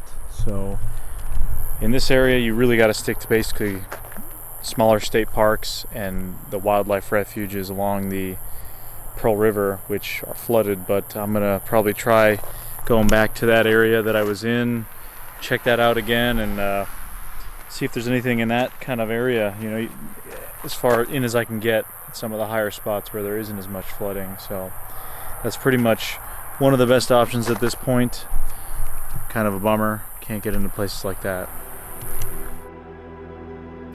For the second night back in the same area of the Bogue Chitto Wildlife Refuge, I took the same approach as last night. I hung around outside, cooked up an MRE to eat, and just listened. I mean, there's just so much out tonight. I'm hearing way distant vocalizations, barred owls, coyotes. Nothing that unusual aside from the kind of knock sounds, but that's not definitive of anything at all. While there were a couple of times I heard what sounded like wood knocks, it wasn't anything substantial overall. There were plenty of animals moving about in the area around me, like armadillos, which I was able to spot with the thermal camera. Aside from that, overall it was quiet. Overnight audio did not reveal anything of interest either. In the morning I planned to explore the surrounding area.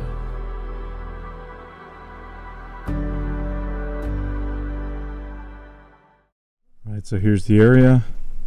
Essentially, this whole side here, this is all flooded, but over on this side, it's a little bit of a hill. It kind of goes up. Probably check out both sides. There's something big splash over here. Maybe it was an alligator. Didn't see anything, but heard something big splash over.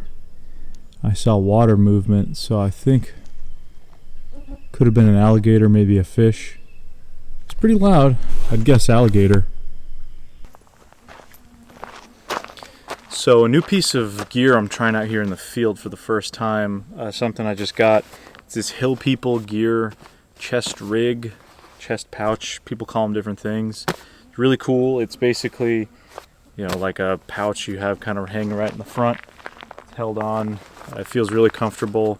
And this is something that came recommended to me from Joe and Jesse over at Hellbent Hauler. And I'd been looking for a way to kind of carry some extra gear without having a backpack or with a backpack. I mean, I've tried a fanny pack before. It just gets in the way when you're moving around. This lets you be pretty free moving, and it has a lot of different functions. So one of the primary functions is it's kind of a holster, actually, like a chest holster for your firearm.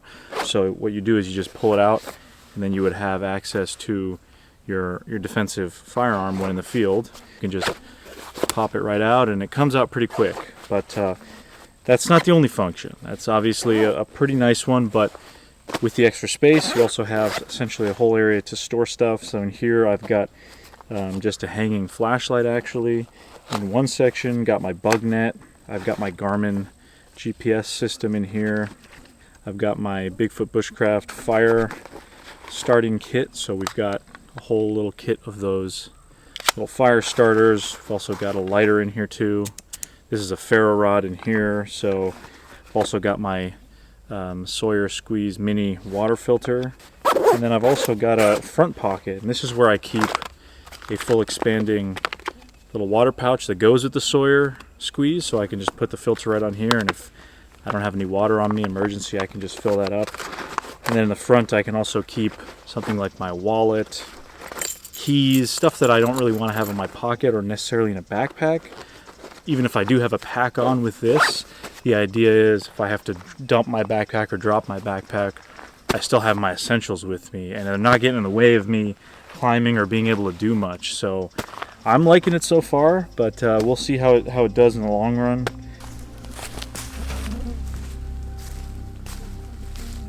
Let's go up right through here. Stuff being kicked up over here.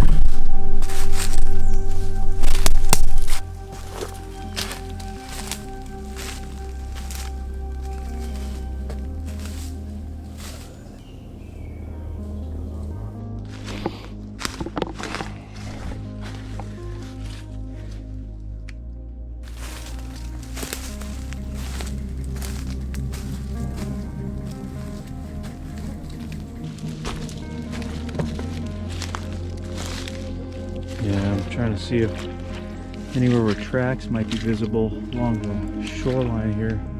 Doesn't look super likely. Well, I'm gonna ditch this camera and just stick to the GoPro for now. Helps me be a little bit mobile. Just come back and get that on my way out.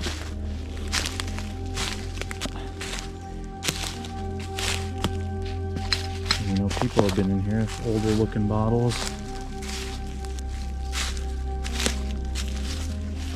Like a jacket. A lot of this stuff may have actually been brought in via flooding.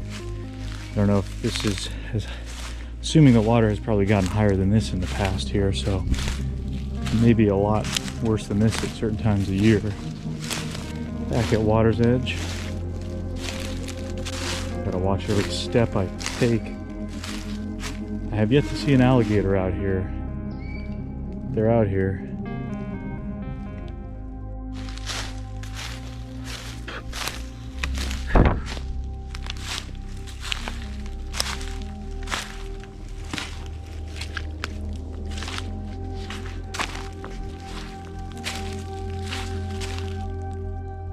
Something's been walking through here.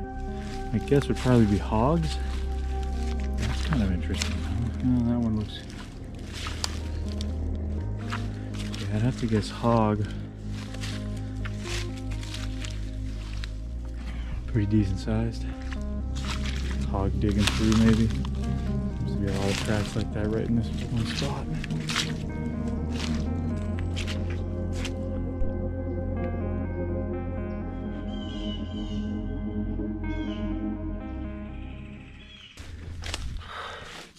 Ugh. Very thick in here. Cool area though. Definitely enjoy it now. Just gotta remember how to find my camera. No, I know where it is. I just gotta follow the edge of the water there. There's the camera.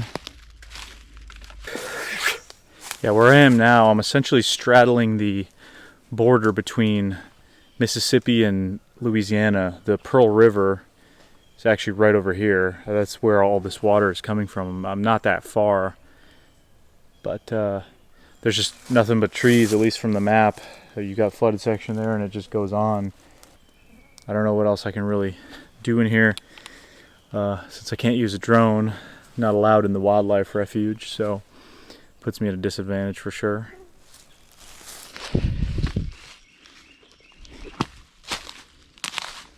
Well, just a little poking around here, nothing crazy. Nice to see there is still this pretty big chunk of dry land amongst all the flooded areas. So,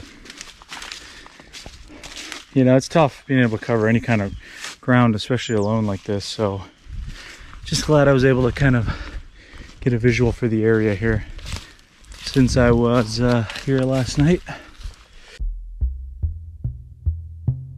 As I left the swamp that morning, while headed towards town, I had cell phone service again. I noticed a message on Instagram somebody had sent me last night, which I was just seeing now. Just finished listening to episode 45 of Bigfoot Crossroads. I heard you may be making an episode of Small Town Monsters in the Honey Island Swamp. Curious if you already filmed in that location. I hunt and fish that area all the time and would love to help in any way possible. I've had a couple scary things happen while hunting the area, but no sightings. Hopefully I caught the episode in time. The podcast he was referring to was my appearance on Bigfoot Crossroads in November of 2022, it now being February. It was all but a brief mention of the Honey Island Swamp. Do you got any big projects on the horizon? As I mentioned with some of my bucket list locations, there's always places we're trying to go to. In the wintertime, we usually focus down south. So as I said, we'll be going back to Florida, maybe doing some other locations in the south, Honey Island Swamp, stuff like that. The timing of his message blew me away. He could have sent that a few days or even weeks later, and I would have already have been done filming in Louisiana. So I ended up giving the man named Dave a call, and he had some interesting stories to share.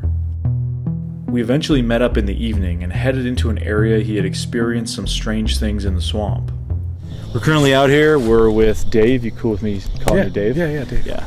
We're here with Dave. You had reached out to me because you had some kind of weird sort of stuff. You'd mentioned you had a history of knowing people and encountering kind of stuff out in this Honey Island Swamp area. And we're in a location where you had something happen. Do you mind just saying a little bit about what it was that happened? Yeah, sure. Probably like 4 or 5 years ago. Came out October, early bow season. And right down here we have a launch to get onto the Pearl River. Yeah. And we're on the Mississippi side right now. Yeah, on correct? the Mississippi side. With the Pearl River, it's kind of, what is... basically the state line. The once border, you cross, right. Once you cross the other side. So you're going to hunt in Louisiana, but you're basically just using a Mississippi boat launch and going in from there. Yeah, right. Yeah, Gotcha. we're allowed to, even in the Bogachita, Mississippi people can use the parts that are even in Louisiana if it's in the actual Bogachita. Makes sense. Yeah. But so yeah, just leaving after hunting one day. Had my boat on the trailer and driving down slow, and out of the corner of my eye I see a big stick just come and smash off the corner of my truck. I get out, pretty freaked out at the time, didn't know what was happening. Yeah. Kind of took a minute, took a deep breath. I actually called my buddy and was like, I don't know what just happened to me. How thick was this stick? I mean, it was decent, about baseball size and probably about 6 feet long, and it broke into a couple pieces when it hit the truck. And looked around a little bit, didn't hear anything or see anything, and got back in the truck and was so freaked out I ended up taking a wrong turn and got my truck stuck in the mud, and ended up having to have someone come and get me out. And it ended up being a big ordeal. Was that like the first kind of weird thing you'd experienced out here? Yeah, for sure. Okay. And that was kind of at the beginning time when I was really hunting a lot. I kind of got into hunting later in life. Sure. Grew up fishing and kind of needed to try something new, so figured, got plenty of areas to hunt. So. And how aware were you of the stories of like the Honey Island Swamp Monster or Bigfoot-like stuff in this area? At that time, somewhat familiar. I had some stories kind of passed on through my uncle growing up, but really only thought that they were kind of, just your typical scary stories that you tell younger kids. And he always told me, no, it's out there, And do you mind talking a little bit about some of your uncle's stories? Yeah. He always said that he spent, more time in the swamp than, really anybody else, and he knew it, like the back of his hand. He would build tree stands and sleep overnight, in the swamp. So I can't really imagine, all the things that he heard. And so one of the main stories that he would tell me was he would go to the end of Old Highway 11 in the Pearl River, and there used to be a bridge that crossed over into Mississippi, but it got washed out, years before then. And he would go and make a call, and I don't know if it was every time, you know, but he had several times where something would respond and kind of come to the bank of the river, kind of, you know, maybe knock over some trees, or, you know, have like a type of aggressive display of, you know, kind of aggression. Right. And so he would actually do this call, and this thing would respond and then move towards him. Yeah. Like, I don't know if, you know, there was some sort of like understanding there that they had, you know, kind of, you know, knew that, or if it was just, you know, the creature just thinking it was a Bigfoot and coming, you know, to him. Right. Not really, you know, I don't really remember exactly, you know, how many times he did that, but I know it was several times. And one time he brought my aunt out, and she said she'll never go back in the woods after that, or at least in the Honey Island Swamp. Wow, so she experienced kind of the same thing with him? Yeah. And she said something's out there. It's not something that we know about, that's for sure. Wow. And then what was the time range between when he was out there and kind of when the incident with your aunt? Like, what was that going on?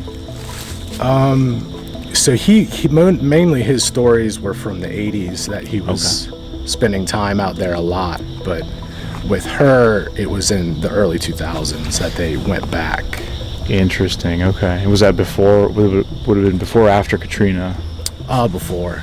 You had told me off camera earlier that the call, you said it sounded almost like there was primate-like notes to it, the way you heard it. Yeah, I mean, it was kind of a, you know, it wasn't a elongated call. It was more of just like that kind of chimpanzee, like a, you know, what you would typically think as like a monkey, like a right. Ooh, ha, ha. You know, it would start out there and build and build and build till, you know, he was screaming his head off. And your uncle would actually do this for you so you could hear it.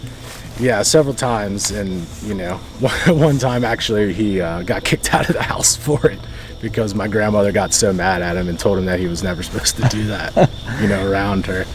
And then you've had something else. You've actually heard calls out here as well, right? When you took a friend hunting, correct?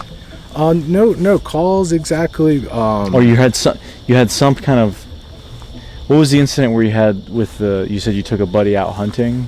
Yeah. So last season, took my buddy out duck hunting in the Honey Island, and, you know, about 15 minutes before shooting light, so still really dark, you know, not being able to see anything on ground level. You know, we were sitting in a field that was bordered by a bunch of, you know, flooded land, and then a slough that kind of bordered the field that we're in, you know, making it a pretty good, you know, duck hunting spot. We could hear something coming through the woods, which is pretty common, you know. Everything sounds kind of loud, you know, but as time, you know, minutes got, you know, closer to shooting light, you know, it was getting louder and louder coming towards us. And then we can hear it actually enter into the bayou that's about 30 yards on the outside of, you know, the field we're sitting in, making its way through, and I can hear it coming up, you know, the embankment that's directly in front of us. At this point, I've already talked to my buddy and been like, do you hear this? You know, are you, you know, and this is actually the first time he's ever been hunting, so he didn't have any idea what was going on. Right. You know, all of a sudden, I guess it gets close enough that we can hear the water dripping off, and, you know, kind of heavy breathing. That probably lasts for about 10 seconds, and it takes off, you know, around the corner of, you know, the field that we're in, gets back into the canal or bayou, and it either sounded like he ran into a big down tree, or, you know, the creature ran into a tree, and, you know, or it could have picked something up and thrown it towards our direction, but it smashes this big tree, then proceeds to come out the other side, and you can just hear the water just dripping off of it the whole way.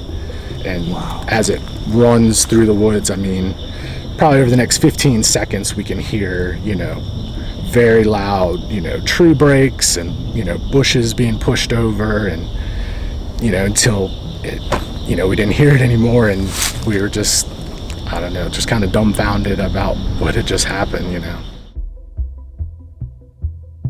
After telling me his stories, Dave and I explored the area for a few hours, but it was a quiet night overall.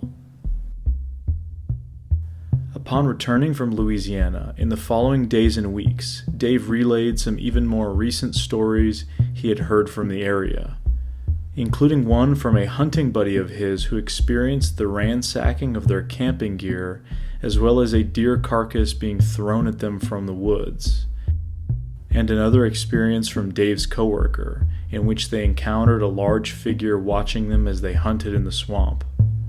It seems that the stories from the swamp keep on flowing, especially from hunters, who spend arguably the most time out there out of anybody nowadays. So what exactly is the Honey Island Swamp Monster? Is it a real living creature that roams these remote corners of the Pearl River, or just something we have conjured up due to our misunderstanding and fear of swamps? Am I now any closer to the truth than I was before embarking on this journey? In some ways, both yes and no. Yes, in the sense that I experienced firsthand the rabbit hole this mystery can lead you down. No, in the sense that whatever is out there remains elusive. While the tale of the Honey Island Swamp Monster is a unique folkloric case, it is one that involves many characters and stories, some of which are true and some of which are false. The origin of the monster as we know it may very well come from those fake tracks made in the swamp decades ago, but the story goes far beyond that. As I experienced myself, the encounters continue to this day, and in a much wider context along the Pearl River and its offshoots, placing the Honey Island Swamp Monster within the overall Louisiana Sasquatch mystery. Regardless if you believe in the monster or not, it's the Honey Island Swamp itself that plays the largest role in this tale. More than once I was told how this was the most primitive of all swamps in Louisiana, which says a lot for a state filled with swamps. It seems that as long as there is a Honey Island Swamp, there will be stories of a monster, or even other mysteries lurking in its murky waters, in between the tall cypress trees.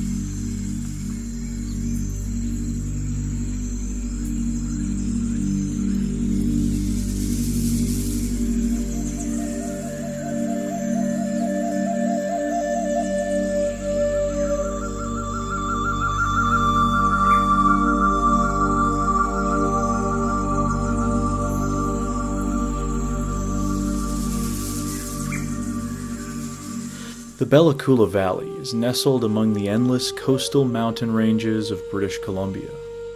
It is a part of the 15.8 million acre Great Bear Rainforest, which comprises 25% of the world's remaining coastal temperate rainforests.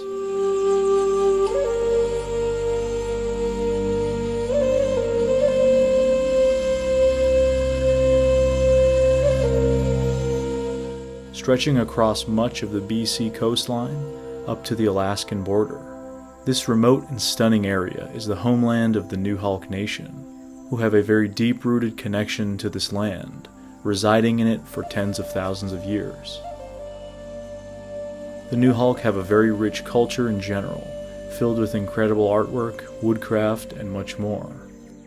Like other First Nations along the rain coast of what is now Canada and the United States, the Nuxalk have stories of strange upright creatures said to resemble both man and hairy beast.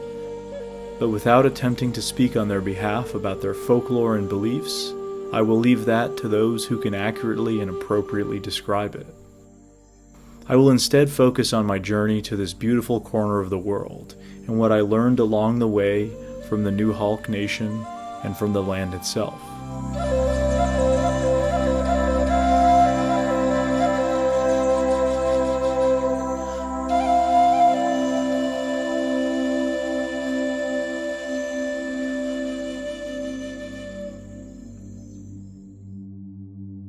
I first learned of Bella Coola from the writings of well-known outdoorsman and hunting guide Clayton Mack of the New Hulk Nation, who in his book Grizzlies and White Guys described various encounters with Sasquatch-like creatures in remote areas around Bella Coola. Mixed in with stories of his exploits and adventures as a grizzly bear hunting guide in the region, his straightforward writing style and matter-of-fact reporting on various incidents made these encounters seem earnest and believable.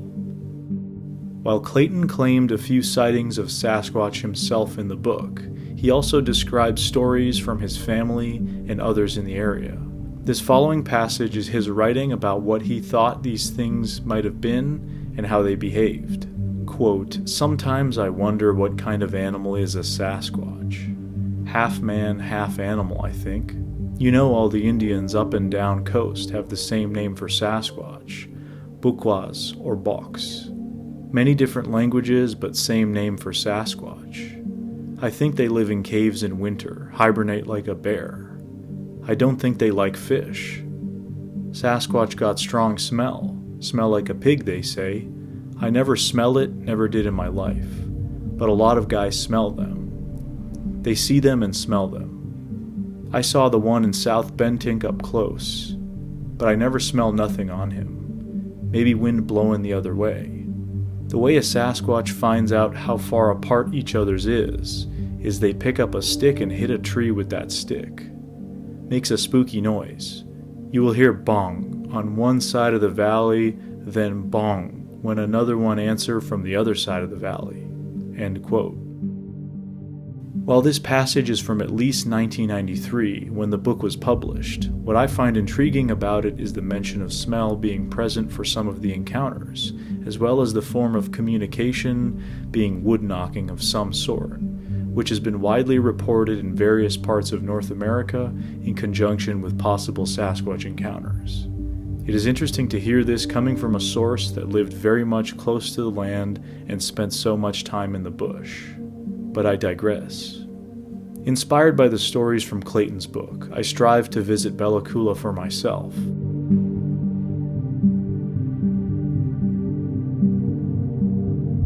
The journey to Bella Coola is a long one. From Vancouver, it is around 12 hours by car, through much of the interior of British Columbia. Joined by an old friend of mine named Mikkel, we began the long trek to reach Bella Coola.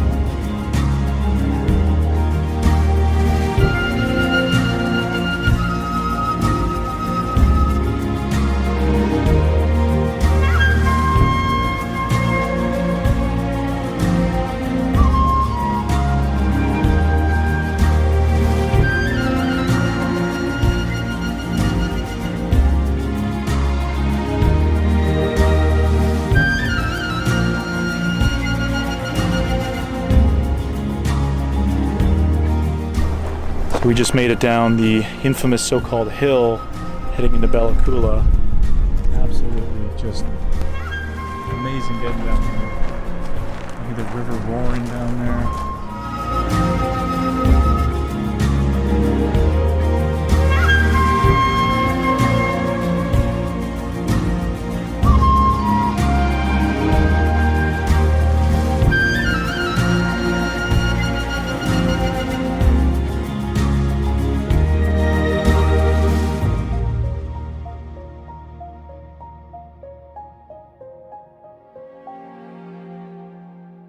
We would spend the next few days exploring Bella Coola and its surrounding areas.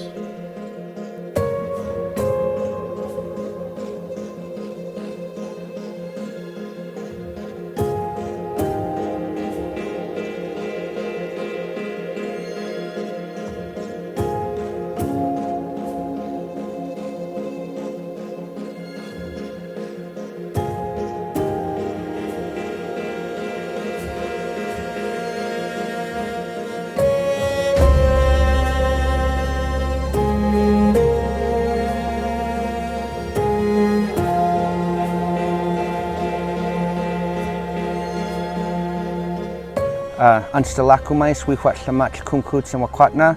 In English, my government name is Jarrell Nelson. I was born on the traditional Nukhalk territory of Kumkuts and Kwatna, which in English you would call Bella Coola, or the town site, and Kwatna. And so that is where my family comes from, that is where I come from, but today I reside in Upper 4 Mile, or Sinch, which is Sunnytown, and yeah, I live here. It's like a rainforest meets the Rockies, which I guess is what it is.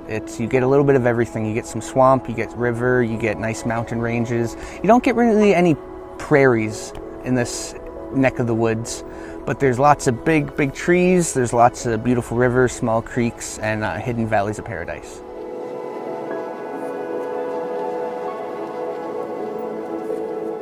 We connected with Jarrell in order to hear about some traditional Nukhalk stories and their importance culturally, including those about what is referred to as the Sninick, which I found particularly fascinating. So a Sninick is anywhere in between 8 to 12 feet, is what they would say normally, like a good-sized tree. And they're humanoid in figure, as in like they walk upright, they have 2 arms, they have 2 legs, they have shoulders, they have a belly. But the way that I heard that they walk is kind of like how a gorilla would walk, kind of like hunched forward a bit, and like so they don't really walk straight up, but a little bit more hunched and a little bit, so they could be even taller, but again, I think 9 to 12 feet is like they're just big humans. And then instead of like hair, because some of the animals that we talk about have hair, like long hair like this, like all over their body, they have fur, like a dog. And so, yeah, that's how I would describe them. Oh, and the main feature of a Sninick compared to a Sasquatch is just a big human, whereas a Sninick has the ability to paralyze because they have these little crystals hidden behind their eyes. And in those crystals, when they flip their eyes, they shine out a light like a flashlight, and it paralyzes you. It renders you immobile. Yeah, oh, and they have a basket on the back that they steal children with, or men, who knows.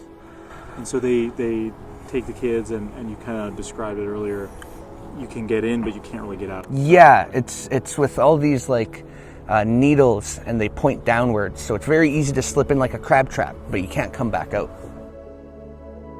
Yeah, it's very embedded within our culture, and so Sninicks aren't like boogeymen, even though they're that's the word that you would kind of use in English nowadays, that like, like what did better stop crying or the boogeyman's gonna get you, or whatever, right? Like that's what they say in like Europe and stuff like that. Or like what's the Baba Yaga? Yeah. You know what yeah, like it's very much the same thing.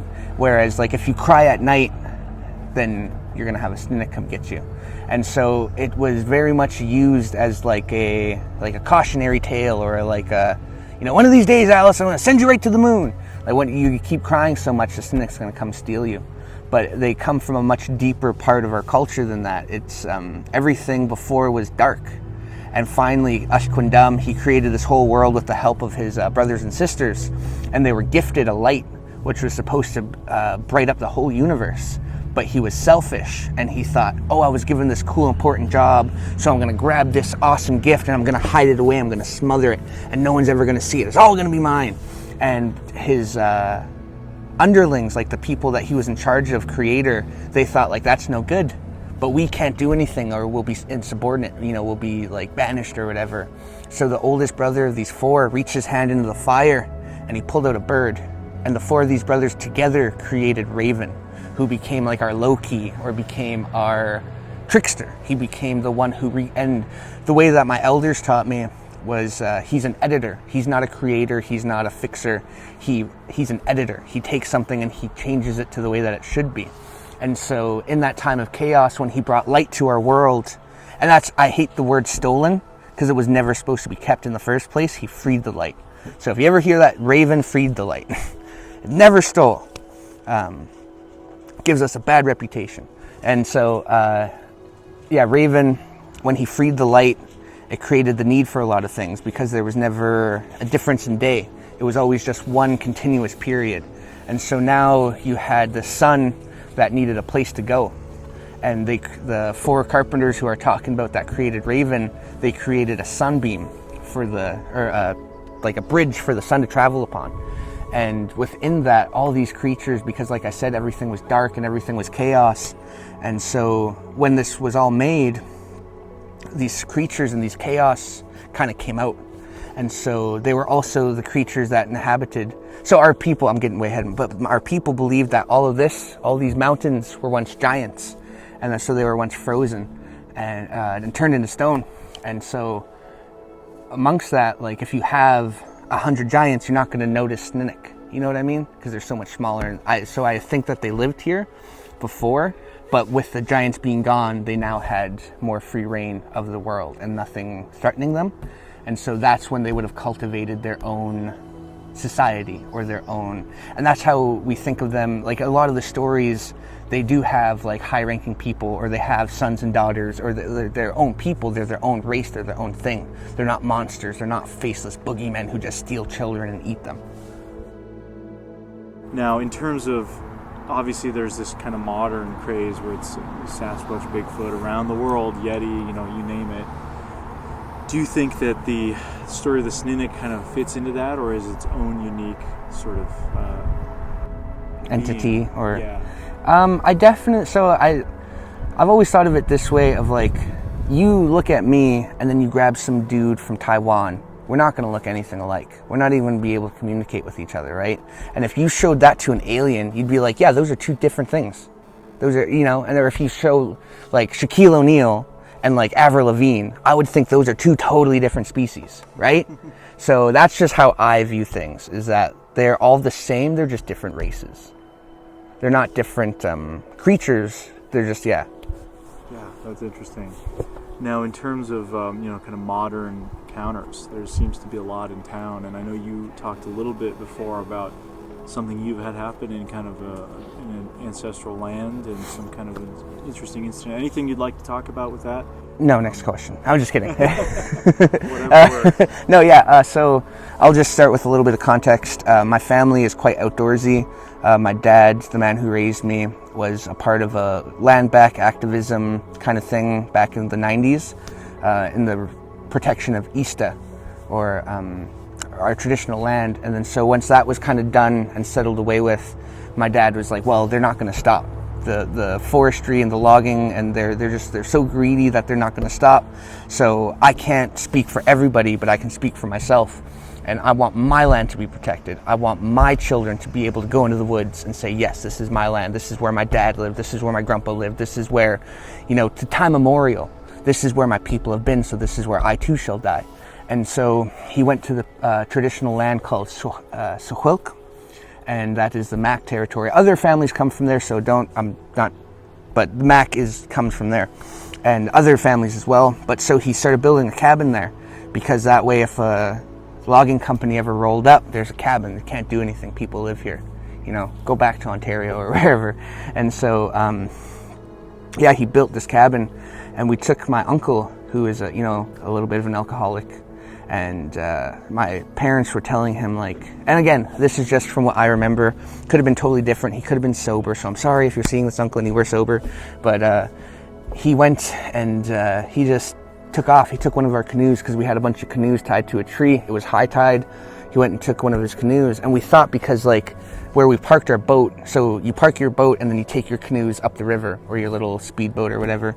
But canoes are just easier and less fuel and whatever. So he took a canoe, and because the boat was so far out that we thought there's no way he would go to the boat. It's like a 3-hour paddle. Like there's no way he would ever go that way, right? So we figured that he went upriver.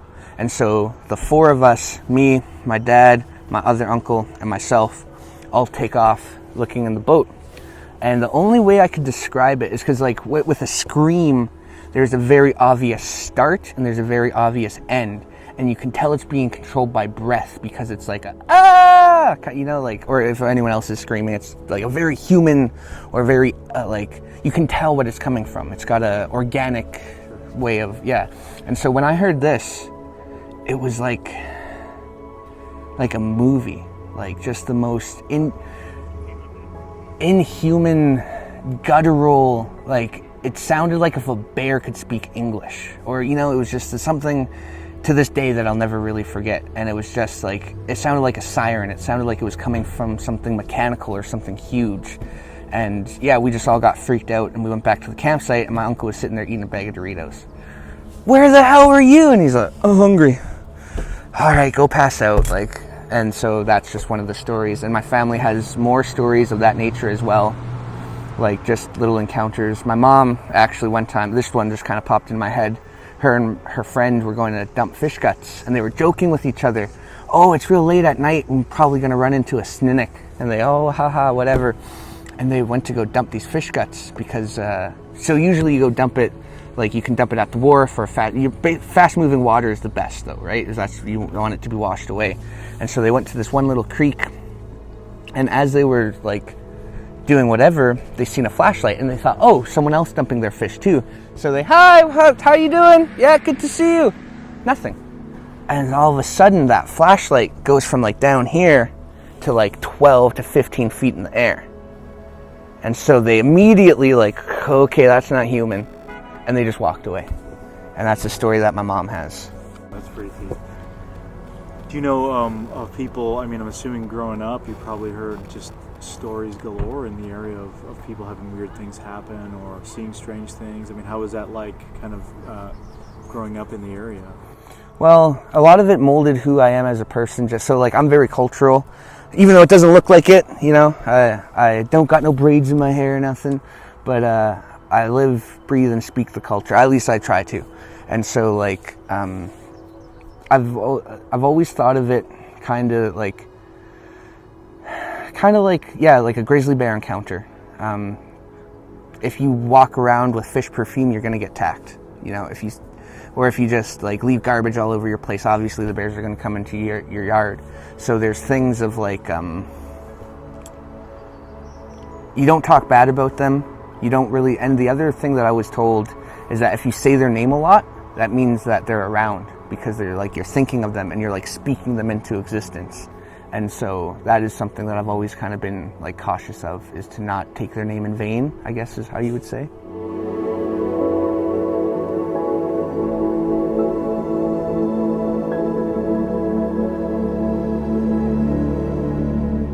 Prior to the actual trip out to Bella Coola, I was in touch with various locals who either had stories to tell or places they recommended to visit. One such person I spoke with was Sheldon, who ran a show on the local New Hulk radio station and invited us on to discuss our visit to the region. Coming back with Alex Petikoff on the dial for our daily interview. Yatis Inoch, 7:30 here on the Wake Up Morning Show. I'm Nuhau Hauda, joined with a couple special guests here. They've made a long journey to be a part of the New Hulk territory, and I'm very excited about this. But first, let's welcome Alexander. I know we've been in contact for maybe over a month or so, and I really want to welcome you to New Hulk traditional territory that is known as New Hulk Ulimch. So welcome, Alexander. Thank you so much. I mean, it's such an amazing area. This is just one of the most beautiful places I've driven into, so it's a blessing to be here. You know, what are your biggest hopes here, Alexander, in regards to coming all the way here on this amazing journey and adventure? So as whenever I go on these kind of trips, I love meeting the people along the way. That, I think, is the biggest highlight. Places that otherwise, if I didn't have this shared passion of Sasquatch with, I don't know if I'd ever come to a place like this. I mean, it's one of those things to meet the people, and obviously your culture has been here for such a long time, and being able to just come as a visitor and learn as much as I can about the area. And just the stories. I'm a storyteller at heart, so being able to share some of these tales, I think, is a very important one for me, and being able to do it accurately and without embellishment or taking that story. And unfortunately, in the media nowadays, especially with larger production companies, there is a tendency to exaggerate stories and bend the truth, whereas as an independent creator, I can just tell the story as it is. I don't need to add any kind of excitement that doesn't need to be there. I think the reality is true enough and interesting enough, and I don't think I've ever really seen much coverage out of this area, so it would be an absolute honor to share some of those stories. And I wish you the best in those beautiful endeavors, and may those dreams come true. I want to welcome friend, working, I'm sure you have a wonderful working relationship with Mikhail. Mikhail? Yes. Well, welcome and good morning, and tell us a bit about yourself.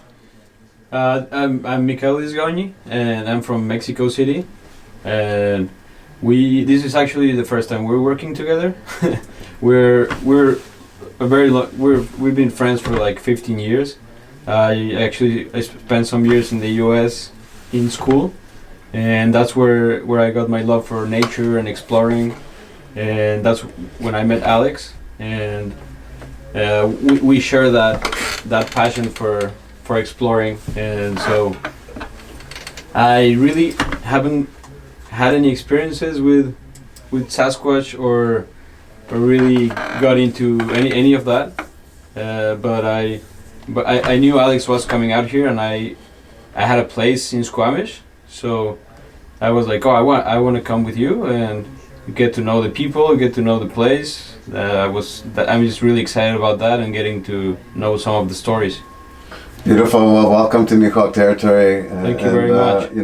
I sincerely, hope it's the best time of your lives and a memory that will be everlasting. It was a wonderful discussion with Sheldon about the region and some of the New Hulk stories as well. Again, and I hope that week goes well for you. And I know the journey has just begun with us here, and it's an everlasting building relationship that I know you'll be back after, this morning, actually hearing some stories and building that foundation for the relationships and understanding of our Sninik, or AKA the supernatural beings, and I pray for that clear path for you. Have a safe journey in life. And may all those discoveries come true for you. And I really thank you. I want to thank you both for being a part of the Wake Up Morning Show. Yeah, thank you so much for having us, Sheldon. Yeah, thank you very much for welcoming us to the community. It's amazing. You're welcome. That does it for us on the Balchit. I'm New Hohoda with Alexander Petikoff and Mikhail. Thank you both for being a part of the morning, and I hope you guys will have a wonderful morning, a wonderful day, and as always, shine on and let it shine through, everybody.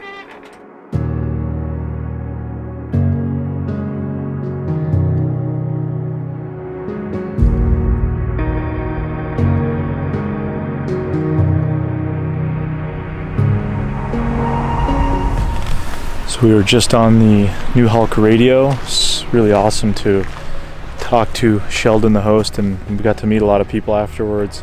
People sharing their stories about getting stuff thrown at them, others seeing things. Really, really cool to just kind of hear about all that sort of stuff. And we're actually now right here on the bay, beautiful ocean area. So what a warm and wonderful introduction to this incredible piece of the world here in the Bella Coola Valley. I mean, you look out into these areas and there could be anything, really all sorts of things out there. So just super happy to be in the area, and super thankful to Sheldon and all the people we got to meet this morning who have really made us feel pretty welcome here in town. So that's really awesome. I love coming to places like this and sharing some of the passion.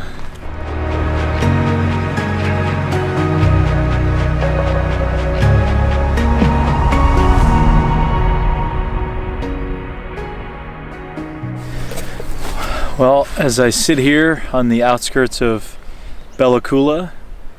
Got the ocean right behind me. Just a beautiful, beautiful day in a beautiful place.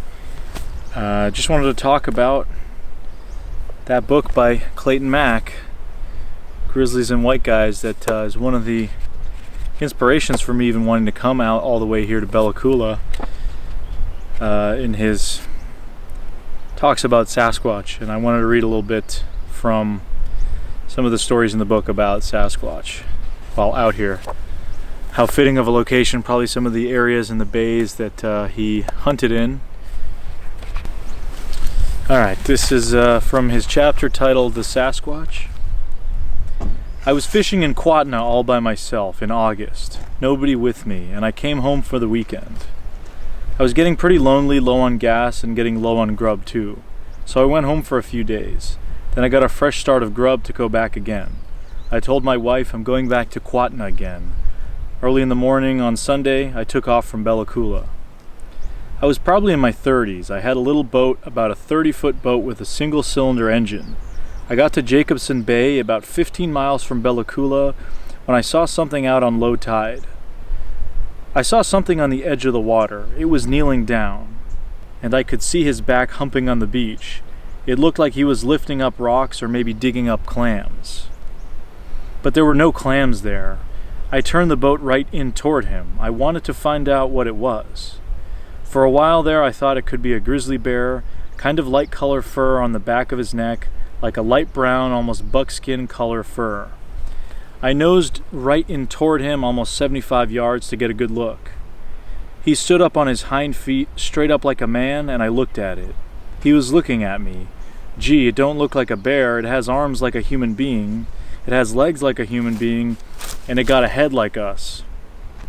I keep on going in toward him. He started to walk away from me, walking like a man on two legs. He was about 8 feet high. He got to some drift logs, stopped and looked back at me. Looked over his shoulder to see me. Grizzly bear don't do that. I never seen a grizzly run on its hind legs like that, and I never seen a grizzly bear look over its shoulder like that. I was right close to the beach now. He stepped up on those drift logs and walked into the timber. Stepped on them logs like a man does. The area has been logged before, so the alder trees were short, about 8 to 10 feet high. I could see the tops moving as he was spreading them apart to go through. I watched as he went a little bit higher up the hill. The wind blew me in toward the beach, so I backed up the boat and kept on going to Squatchin Bay. One evening, a year later, I was talking to George Olson, who was the manager of the Talio Cannery. I told him about what I had seen, a man-like animal with hair all over his body. George told me he's seen the same animal the same month and the same year as I had, but only on the other side of the bay. George and his crew watched from their boat as a man-like creature run across the river. So the stories go on. Very interesting. He's got quite a few encounters in there, but there's a sketch in the book that I'll show here. This is what description is, I suppose. Artistic rendition of what he saw. And there's a few other sightings in there, cataloged, just talking about other experiences. There's one, he was with a guy from California and they saw one of these creatures while hunting. And the guy from California said, oh, you know, we got those too. We call them Bigfoot. Something along those lines. It's a very fascinating chapter. It's just a small footnote in this incredible book. And from all the people I've talked to, a lot of the people in town are somehow related to Clayton Mack, or he was a distant relative or something along those lines. I even met a guy from other part of BC who told me he got to hear Clayton Mack speak when he was younger, tell his stories. And he said he was an incredible storyteller. That's what I've heard from a lot of people. And the way the book reads, that definitely is the case. He has a second book. I haven't checked it out, but I would recommend checking this out if you're really interested in this area. I mean, it's pretty magical. The stories of Clayton Mack clearly have resonated with people like myself and countless others who come from far away from this place. But his local impact is also notable. So Clayton Mack is my family, so my stepfather, but the man that raised me, is his great-great-grandchild. And so I was actually blessed enough to know Lucy, one of his kids, before she passed. And so and also that was one of the first books that I ever did like a book study on, was because they were doing a bunch of all this like, you know, like Hitler and like all these other stuff. And I thought, well, that's kind of stupid because I've never been to Germany. I don't, you know, no hate or anything, but I don't really care about that conflict, right? I would much rather learn about why I don't speak my language, why I have to live the way that I live. And so I started doing more research on my elders and my first people.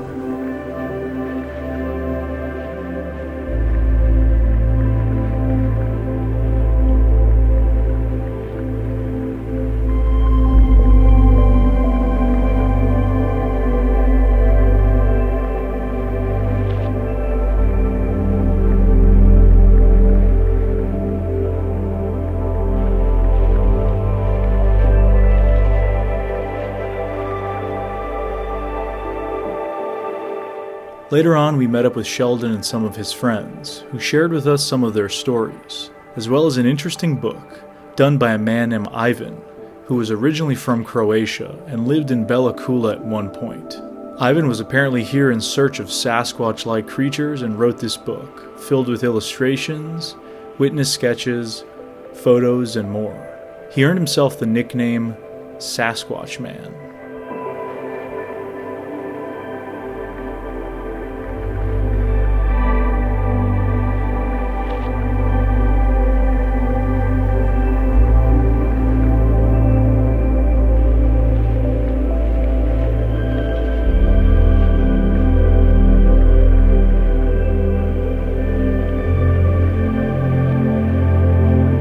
Now this was an interesting parallel for me.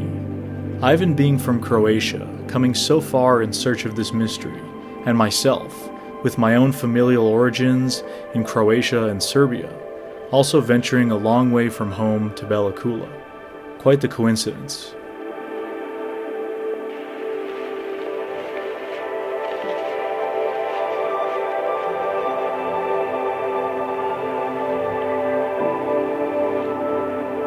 Recording. Just a nice recording. Just what did you just hear? I don't know. It's maybe branches or maybe just water.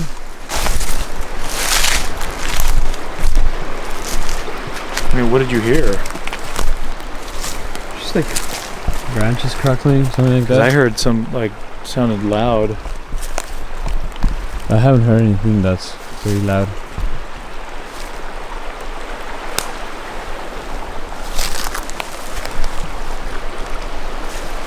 Oh, that. You hear it? Look at that. That's like a big branch in the water. I think that might be it. First thing I thought was maybe a truck going over the bridge. It was like a... Oh, that could be it too. Just got to our campsite and we're already hearing stuff moving around. I heard weird loud stick noises. A little bit disconcerting being in grizzly bear, black bear, and mountain lion country.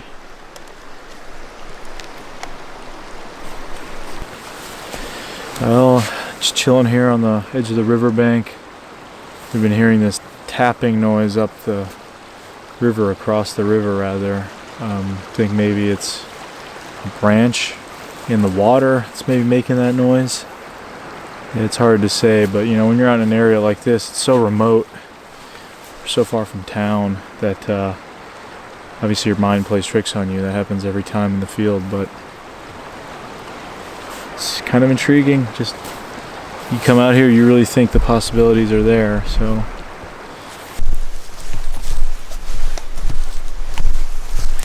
Want to use the thermal? For what? Make sure there's nothing around. Yeah. Let me check.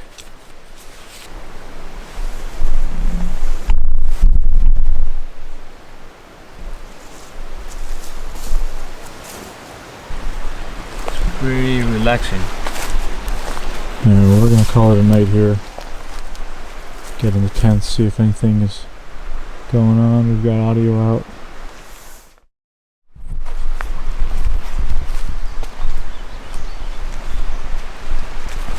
Always amazing to wake up to a site like this. We camped quite close to the river here. Great little area. This was a spot that some of the locals had told us to come check out. That a lot of stuff has happened out here, a lot of sightings, a lot of activity. A lot of them are actually kind of, from what it seemed like in conversation, a little bit freaked out to camp out over here. So we came out here, we didn't really hear anything unusual last night. Had the audio out. We may come back to this area again, check out another spot, I don't know. But it definitely seems like it's pretty promising.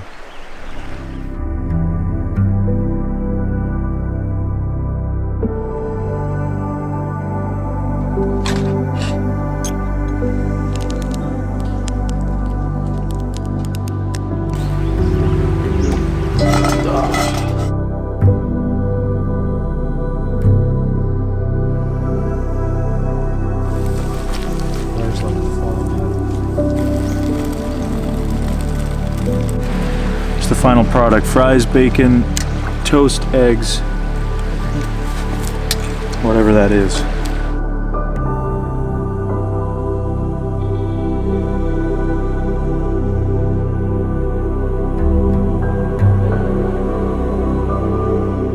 That morning, while heading back towards town, we received some interesting information once we got cell service. So just found out that apparently there's been a recent sighting and some kind of a possible footprint find in the Bella Coola Valley. Pretty exciting. I'm gonna reserve my judgment until we can possibly check out the area. Just in case there's, you know, a situation of, oh, it's known that we're in the area looking for Sasquatch and maybe somebody, you know, is trying to play a prank or something. I'm not insinuating that's what's happening, but you never know. So I was told by somebody that just the other night, I'll read straight from the message, just the other night around 10 p.m. there was a sighting and a track up by the Saloompt gun range. A loud banging on tin and then loud whistling when they got approached. So apparently there was a park ranger that was contacted about it for, I believe, the provincial park that's here. We're going to hope to get in contact with him as well and see if he was going to look into it or not. But we're going to drive up there now just to check it out and see maybe if there's anything to be seen there. I really don't know what we're expecting, but I guess we'll see. Don't have any plaster, unfortunately, but I have my 3D scanning app, so I could try that. If there's anything interesting, we can get some plaster perhaps from the store. But yeah, so I guess we'll see what happens.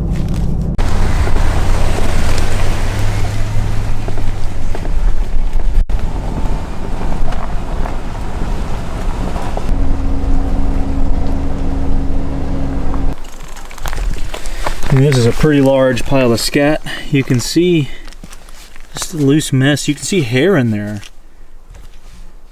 So this may be grizzly. This may be grizzly. That's likely. It's huge. I mean, the other areas we've been seeing, there's a lot more black bears, so it's possible that this could be an area where a grizzly's been. I mean, that's gigantic for a black bear.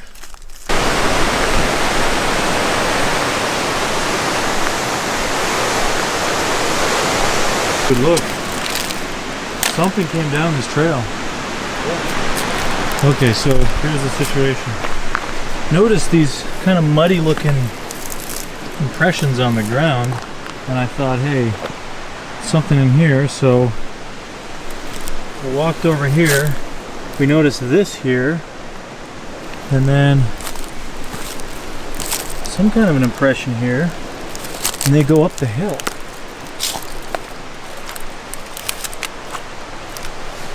Oh, dude, yeah, something came up here. Whoa, look at that.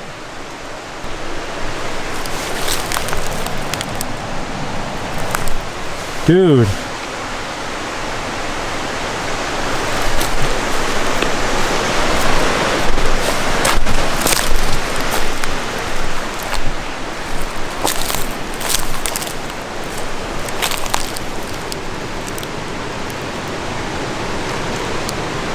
I mean, it looks kind of like a boot print. I don't know. Does that look like a... Yeah, that one... That's a boot print, okay. But look, so that means somebody went up here. Is that yours? No, I didn't walk here. But look at this. That's a good slide. And somebody went up the hill up here. They slid here too. Seriously, man? Another foot impression right there.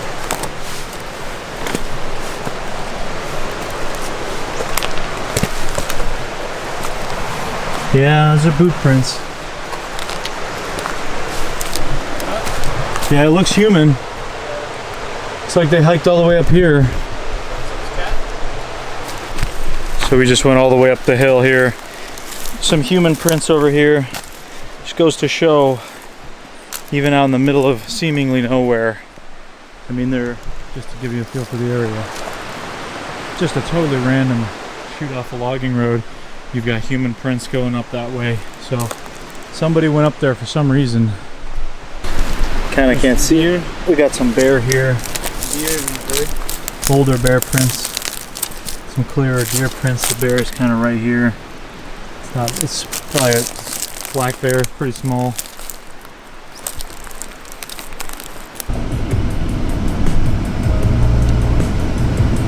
Go ahead. Found it. Okay, we found the area of the shooting range. We've seen the signs up in the trees. I guess now the question is looking around and seeing where these tracks might be, if they're here. Made it to the area around the gun range. We've been searching and doesn't seem to be much. I mean, it's kind of hard to imagine finding something, but according to them, there was some banging on tin. There's a tin roof here, so I mean, it's really hard to tell much. We have such little information to go off of, unfortunately.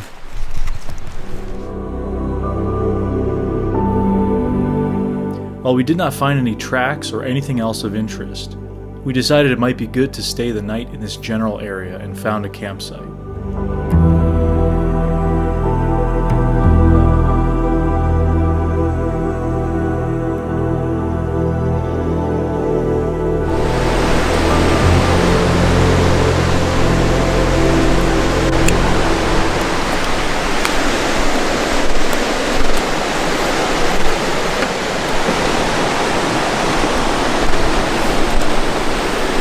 We've decided to camp at this place right by the river side.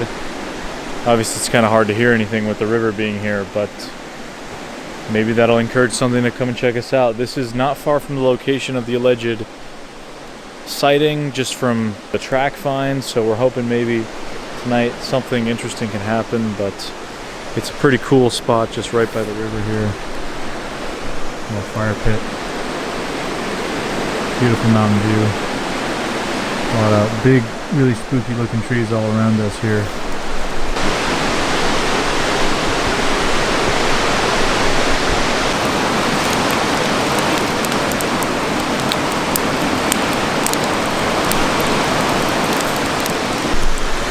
Walking around outside a little bit. Just listening. I've got some headphones in, amplify sound. Very creepy out here, very loud from the river, but we keep hearing what sounds like a thumping noise. Could just be water from the river. I think we're ready for sleep here. I'm going to deploy the AGM thermal camera powered on a external power bank. Just have that running through the truck and across the river. It should be charging. I'm going to disguise it a little bit.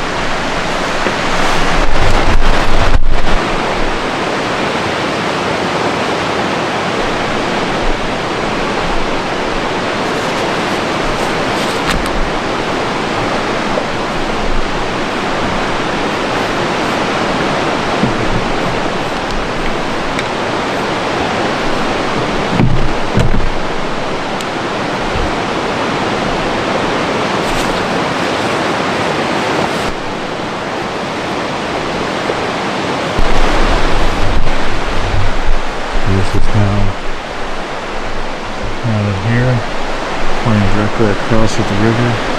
Anything walks over there, it should be spotted, but it isn't.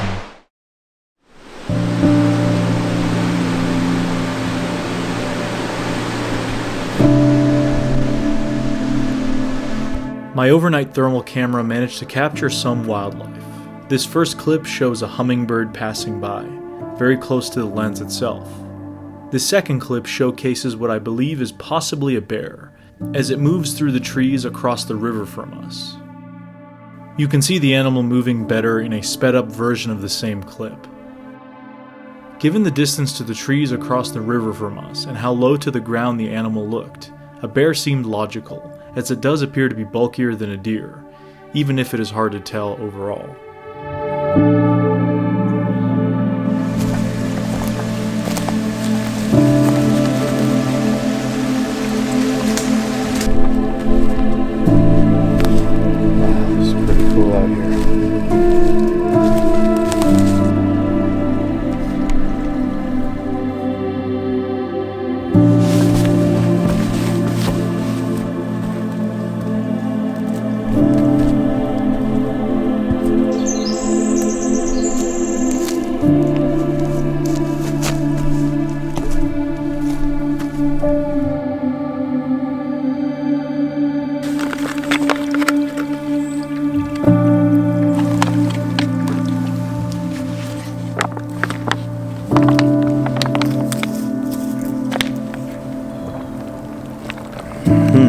Pretty good.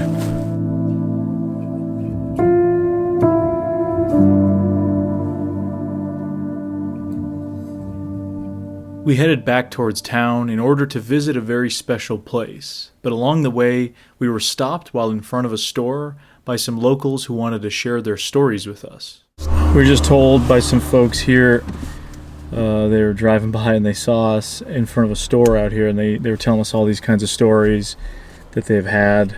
The guy was a mushroom picker and said up towards the top of the valley he had an encounter, and they could hear it making this noise. It sounded like the predator noise, like this clicking weird kind of sound. And they just talked about hearing all the stories growing up and all the other encounters in the area, and basically they said down that end of the valley, so away from town, is where most of the interesting stuff has happened or stories have been told.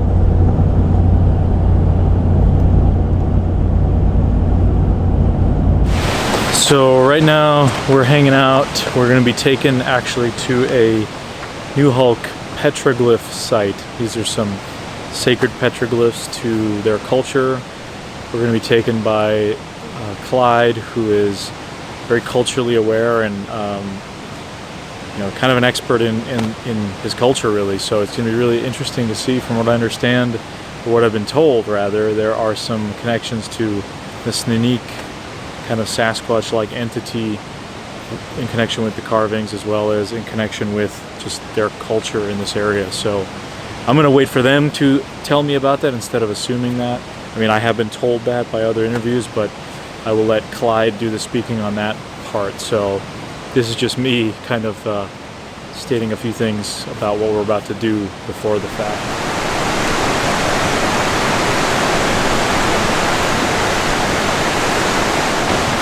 So we just got done taking a almost 2-hour tour of these petroglyph sites, and my mind is spinning right now. We didn't film or take any pictures of it or anything out of respect, and of course that is kind of part of the rules, so we wanted to make sure, of course, to follow that. But we were shown around by Clyde, who is just such a wealth of knowledge about the cultures and the tradition here. It's absolutely unbelievable. I mean, just my takeaways are at least from what I understood, over 12,000 years old, possibly older. I can't remember. There was just so much information that we were gifted, essentially, by this man, which was incredible. But the themes that were a part of the culture of the New Hulk people and the traditions, and the Sninic being a central sort of part of that in some aspects, with the cosmic Sninic, and there was a depiction of that, and there were a few different Sninic depictions, which I found really, really interesting. So showing how integrally tied that story is to the folklore here. Again, just closing up my thoughts on this petroglyph site, absolutely incredible. I know both my friend and I were blown away.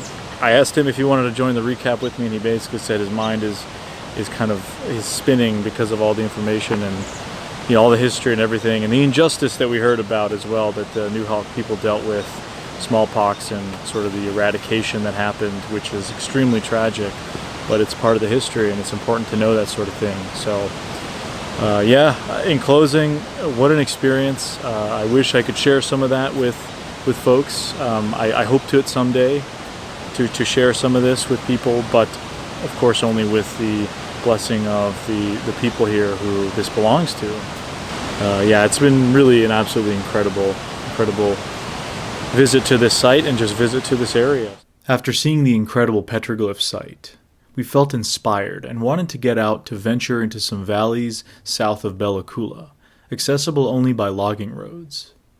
On our way out, we heard some more local stories in the process as well. So I was just told about another 2 encounters that happened in the McCall Flats area.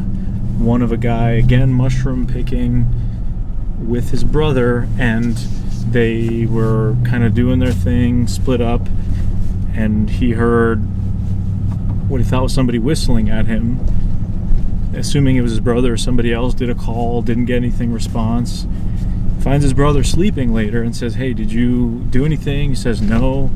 Apparently something was whistling at him. And then another guy we were talking to as well told us his encounter of hunting up in that area in McCall Flats to the right, kind of where we camped one of these nights, saying that they were hunting out there and kind of camping for 2 nights. First night, nothing happened.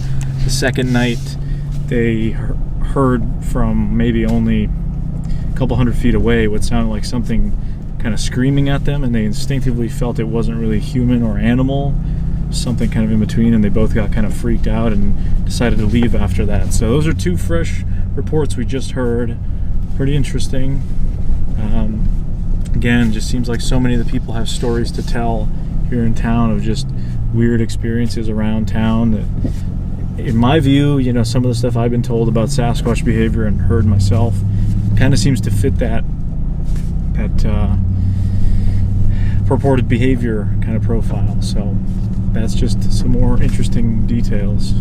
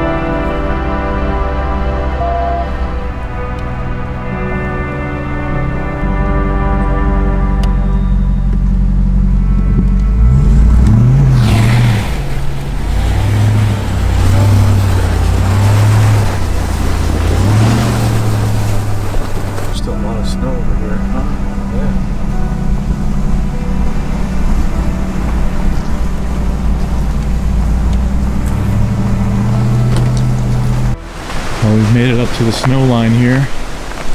Don't know how much further we can really make it up here. Probably not much further. Not in the vehicle at least.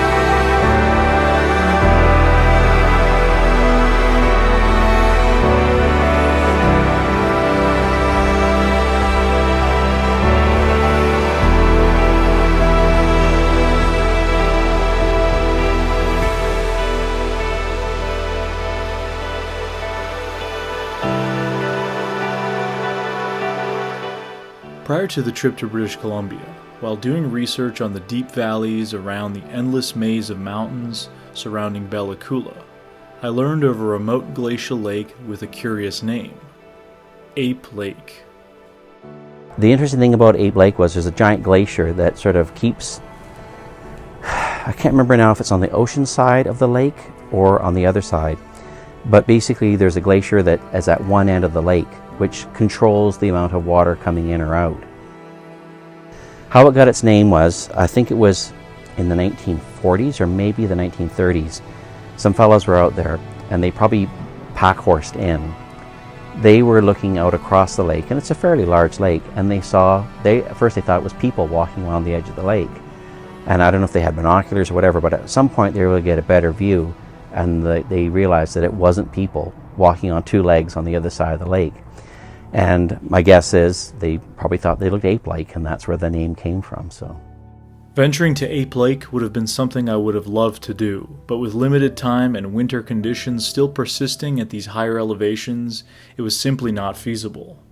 The hike just to get to Ape Lake on foot would have taken multiple days and is over 8 miles one way, with much of it being unmarked and thus very serious wilderness mountaineering.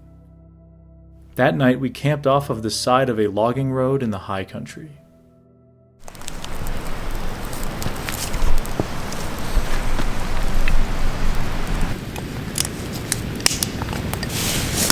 Toast on there. Where the original hamburger had pieces of toast instead of like a bun. So we're keeping it authentic.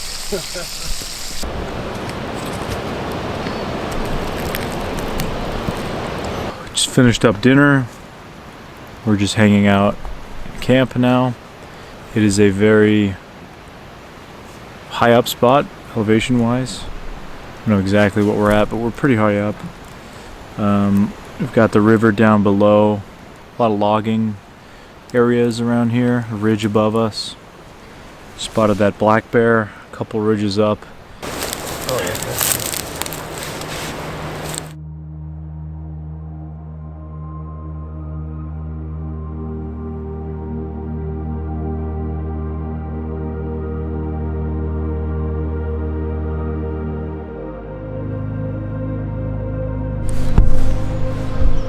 Pretty chilly morning up here, higher elevation.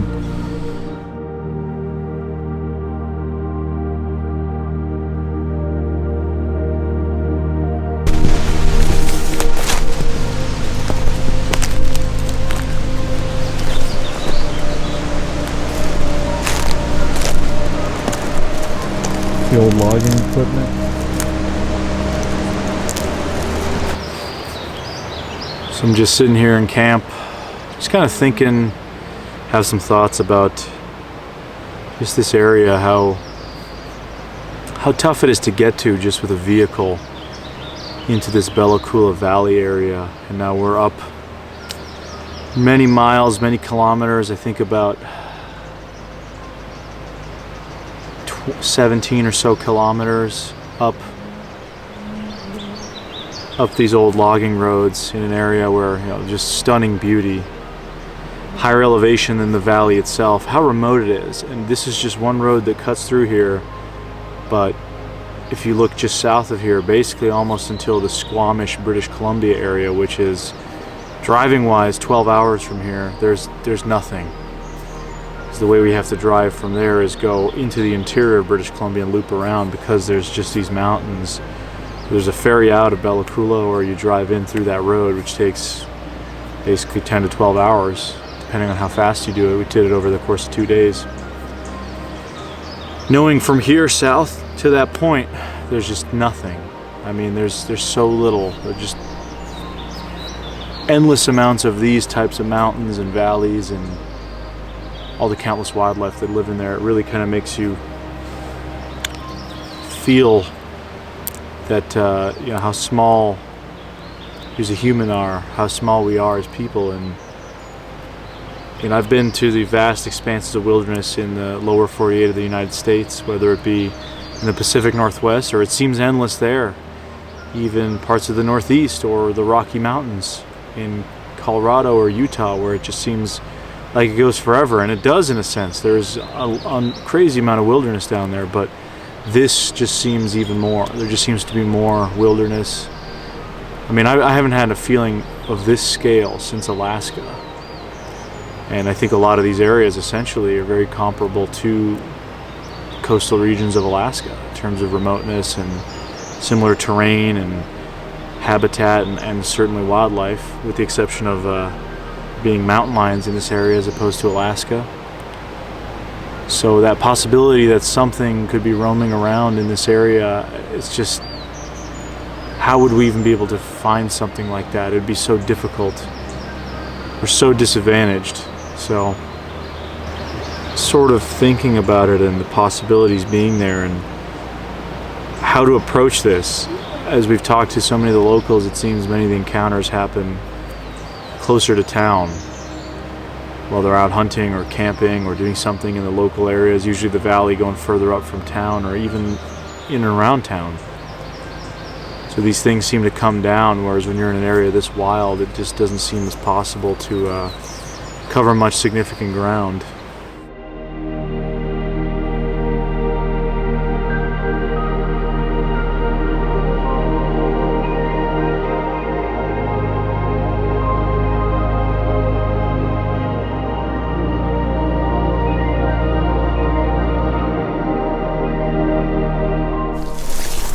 So this house was where Edward Norton stayed during the film The Incredible Hulk, when he was hiding out in Bella Coola.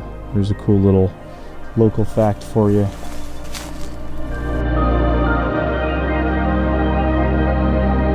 As we departed the Bella Coola Valley and these beautiful New Hulk traditional lands, I reflected upon the grandeur found here and how it had imprinted on me. A place off the beaten path and somewhere where stories of old seem as real today as they were centuries ago. I'm grateful to have shared a few stories from this place myself. I'm very thankful to have spent time with various members of the New Hulk Nation who shared with us not only their stories, but their culture and places sacred to them. With that said, I will leave you with this wisdom from Jarrell that resonated deeply with me. It's the bedrock of each story, because I can't tell the story of a Snuneymuxw without telling why the Snuneymuxw came to steal the children in the first place, or why they're here. You know, this isn't my land or your land or anyone else's land. This is Creator's land. This is something that was made for our people to be stewards, to not be rulers, right? We are to take care of it for the next generation. And all of that is embedded in the stories and woven through the language and the culture, and even like the word for parent, amatala, it means rope, because they are a rope, they are our anchor that holds us to the next generation and to this world. They're what ties us to things. I would be nowhere without my mother and my father.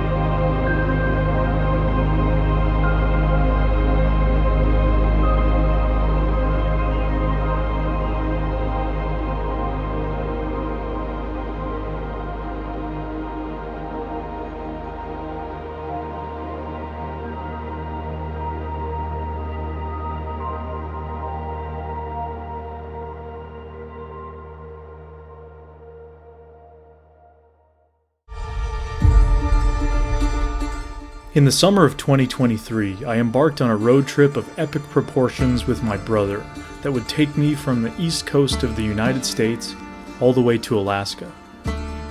This took us across the entirety of the famed Alaska Highway through northern Canada into Alaska itself. Along the way, I heard about various Bigfoot-related stories from the areas I visited. And he gets scared, gets back in his vehicle and peels out of the rest area, and it actually chased him, and he said it smacked the side of his truck. And then he came across a female Sasquatch with a young one. First off, they heard that young one crying.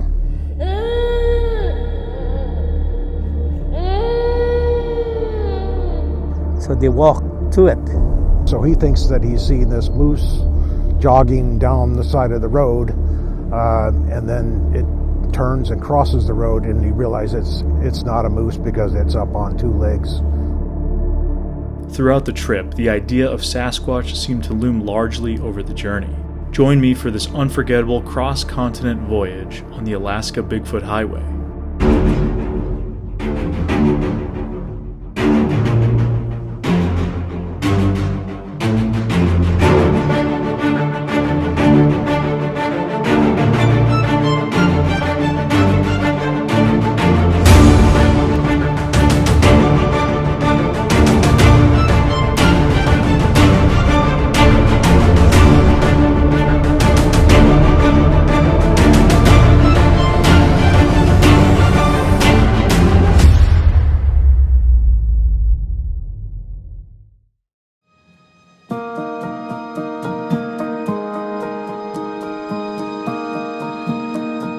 North America as a continent is inconceivably enormous, especially how empty most of it is.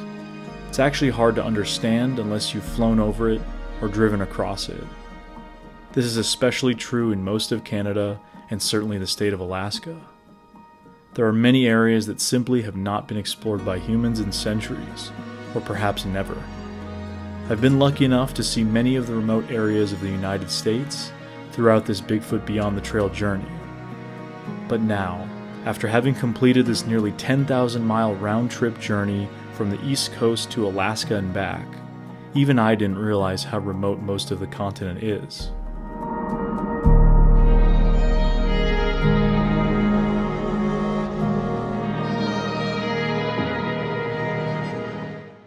The journey began on the East Coast, but we'll fast forward through the relatively boring parts of the drive, which included a few days of non-stop driving through the American Midwest, as well as the Canadian prairies of Saskatchewan and Alberta. This is the world's largest buffalo, apparently.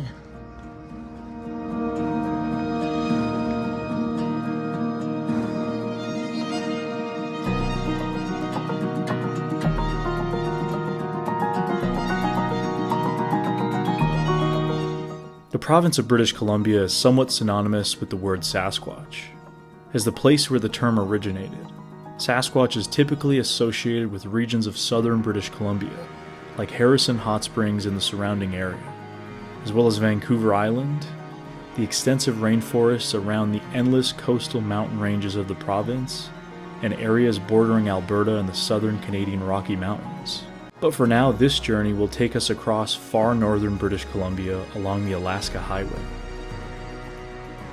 Spanning 1,390 miles, or 2,236 kilometers, the Alaska Highway runs through northern British Columbia, into the Yukon Territory, and finally into Alaska, ending in the town of Delta Junction.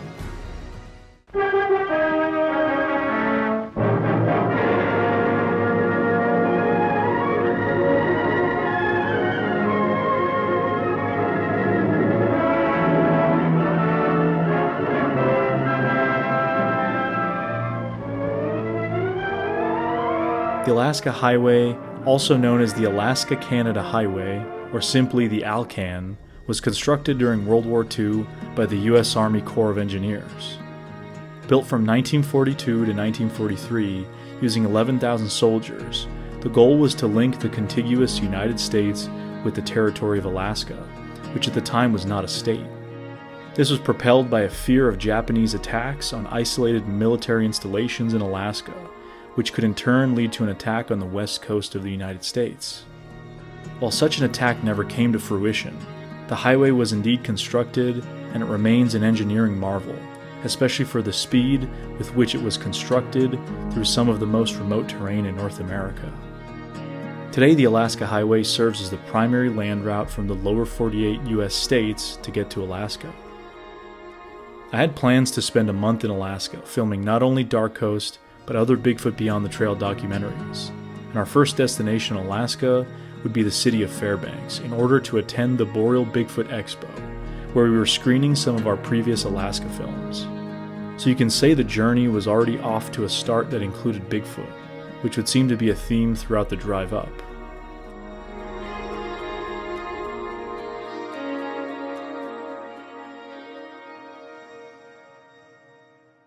All right, here we are, mile 0 of the Alaska Highway.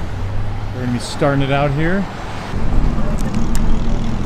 Sloth Squatch is finding a new home.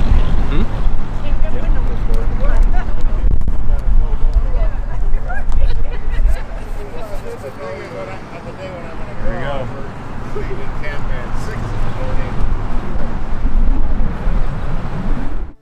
Mile 0 of the Alaska Highway is located in Dawson Creek, British Columbia. After leaving Dawson Creek, it would mostly be wilderness all the way to Alaska, with a handful of towns and communities along the way. Between Dawson Creek and Fort Nelson, British Columbia, which is about 5 hours north, there is a history of Sasquatch sightings along the Alaska Highway. This is a map of Sasquatch sightings that was put together by Canadian researcher Kerry Kilmurray. It shows sightings across the country from a variety of publications and websites spanning over the course of decades, even into historical reports. There are quite a few reports on Kerry's map near this first stretch of the Alaska Highway, including one sighting from 1965 of a classic road-crossing Sasquatch sighting seen around mile 101. Another cluster of sightings and potential activity occurred near Pink Mountain, British Columbia, spanning from the late 1990s and into the mid-2000s, while one sighting from 1999 occurred within the mountains just west of Sekani Chief, in which multiple witnesses described a 15-foot-tall Sasquatch near Red Fern Lake. The height of such a creature stretches believability a bit for myself, but without many other details about this case in particular, I might chalk it up to perhaps a misidentification of size, which is something eyewitnesses can be prone to do.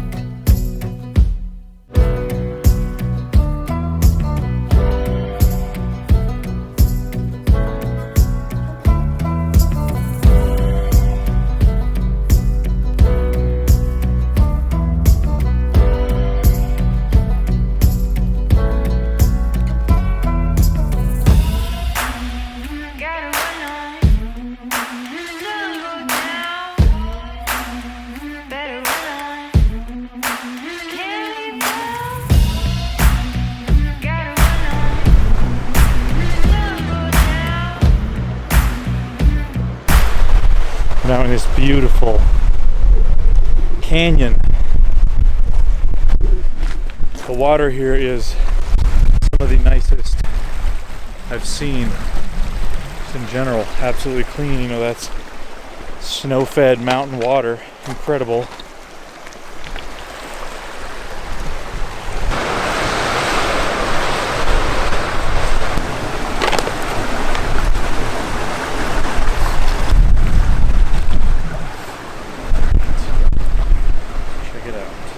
I mean, this water's so clean, we probably don't even need to filter it, honestly.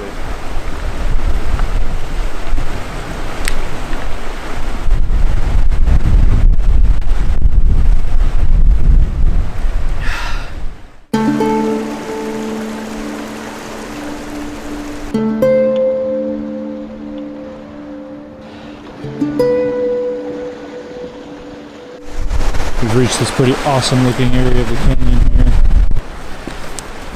Wow, this area is pretty spectacular. Now, looking through all the reports, I haven't seen any sightings or anything from this park. There's sightings north of here and I guess east of here. But this habitat is pretty wild. There probably could be anything out here. We saw moose scat on the way up.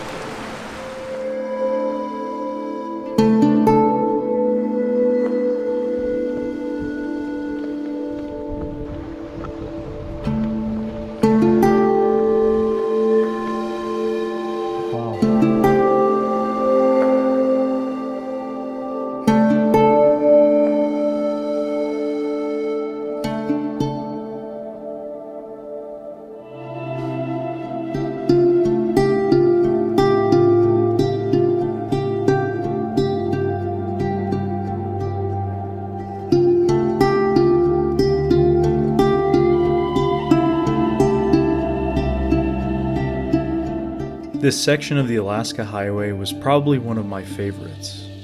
Visually, it was something familiar in terms of landscape, reminding me of areas of the Colorado Rockies or even parts of northern Utah, but there was a different feeling. A real sense of isolation, knowing just how far north into British Columbia we truly were, in a part of the Rocky Mountains that is seldom traveled to, especially when compared to the tourist-heavy southern Canadian Rockies and the U.S. sections of the mountain range.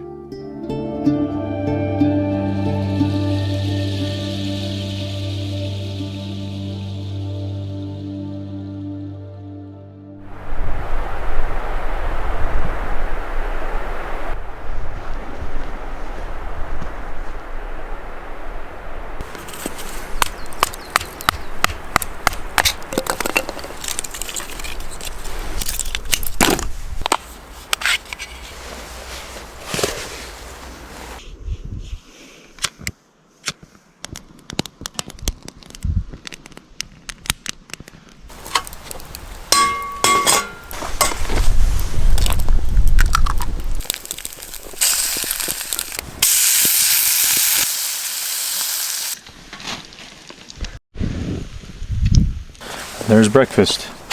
Got some sticker mule sauce packs. Thanks to Randy Simpson for sending these, man. Really appreciate it. Really convenient little packs to just have out here in the woods. And so for seasonings, we are using some Appalachian Huntsman Butcher Blend. Really cool. Thanks to the Appalachian Huntsman. Picked that up at Monster Fest.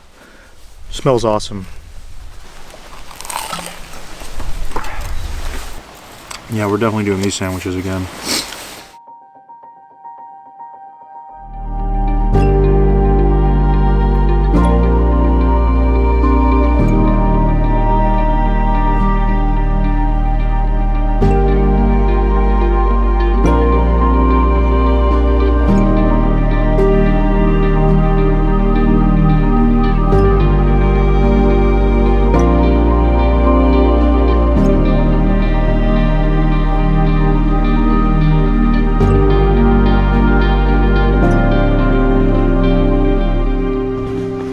We're going to explore this pretty cool canyon we saw off the side of the highway.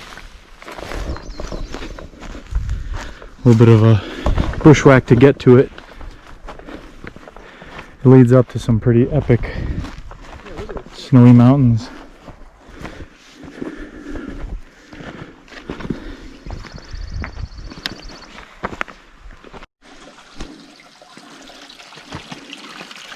There's a cave up here.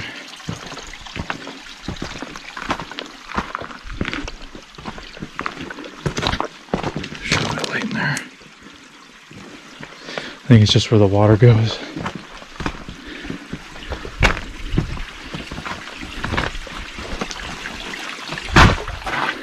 Yeah, it's not really much of a cave. So cool. It's amazing. Towering canyons.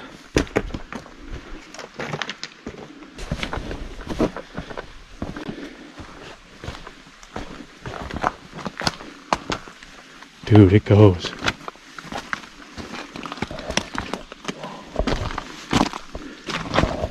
People definitely been in there. There's still snow in there. Mm-hmm. Does it go further? Can you see? Shine it over there? No, it extends. Wow. That's pretty wild.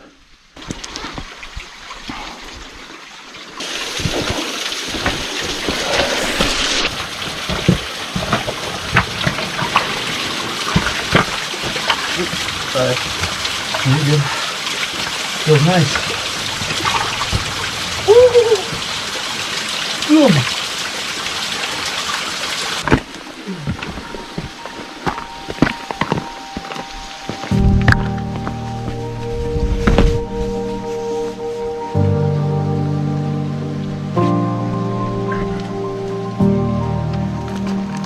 Cool location.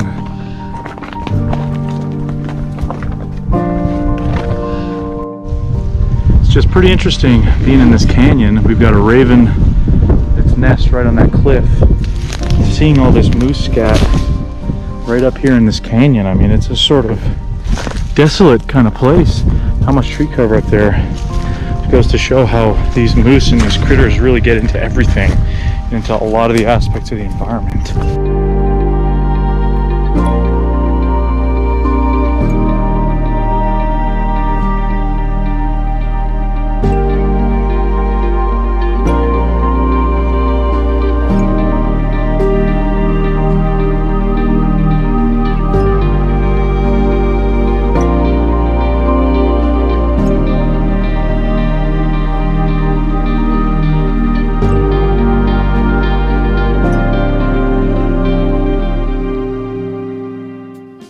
As we drove on, we began to exit this section of the Northern Rockies. The Liard River itself is actually the official northern terminus of the Rocky Mountains, which is quite impressive considering this mountain chain starts thousands of miles away in northern New Mexico. We made a brief stop here at the famous Liard Hot Springs, which was quite refreshing after all the driving over the past few days. I didn't see it, but there's a moose right there on these boardwalks going to the Liard Hot Springs. Happens to be one right there. How's it feel? Pretty hot.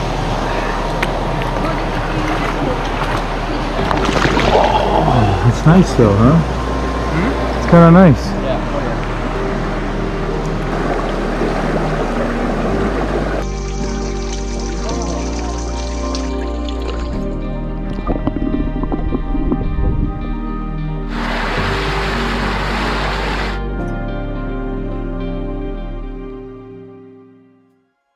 According to Carey's Canada Sasquatch map, just north of the hot springs is an interesting report from 1944 of 16.5-inch footprints being found by the Liard River.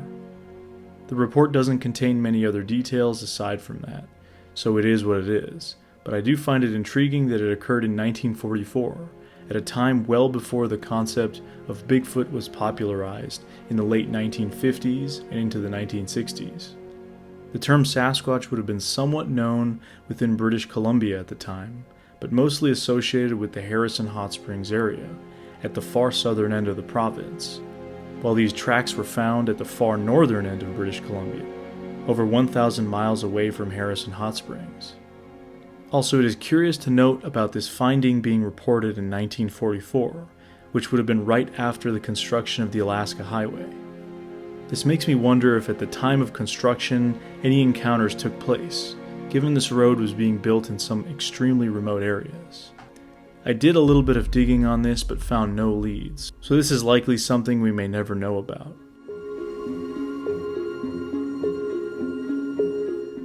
After departing the Liard Hot Springs area, we had a final stretch of British Columbia to drive until we crossed into the Yukon Territory.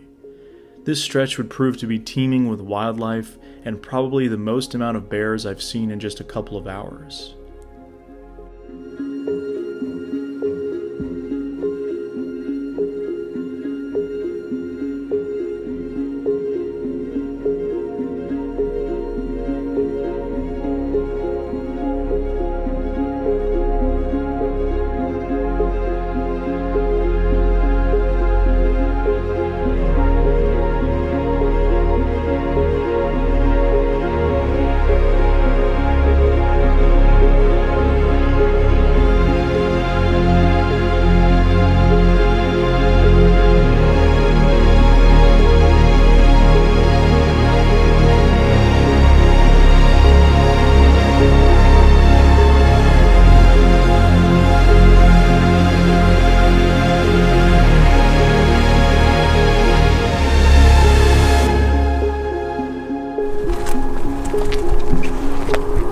Squatch location number 2. There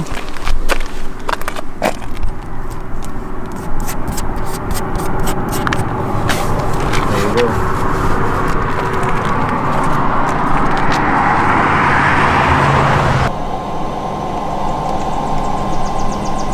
What's up, buddy?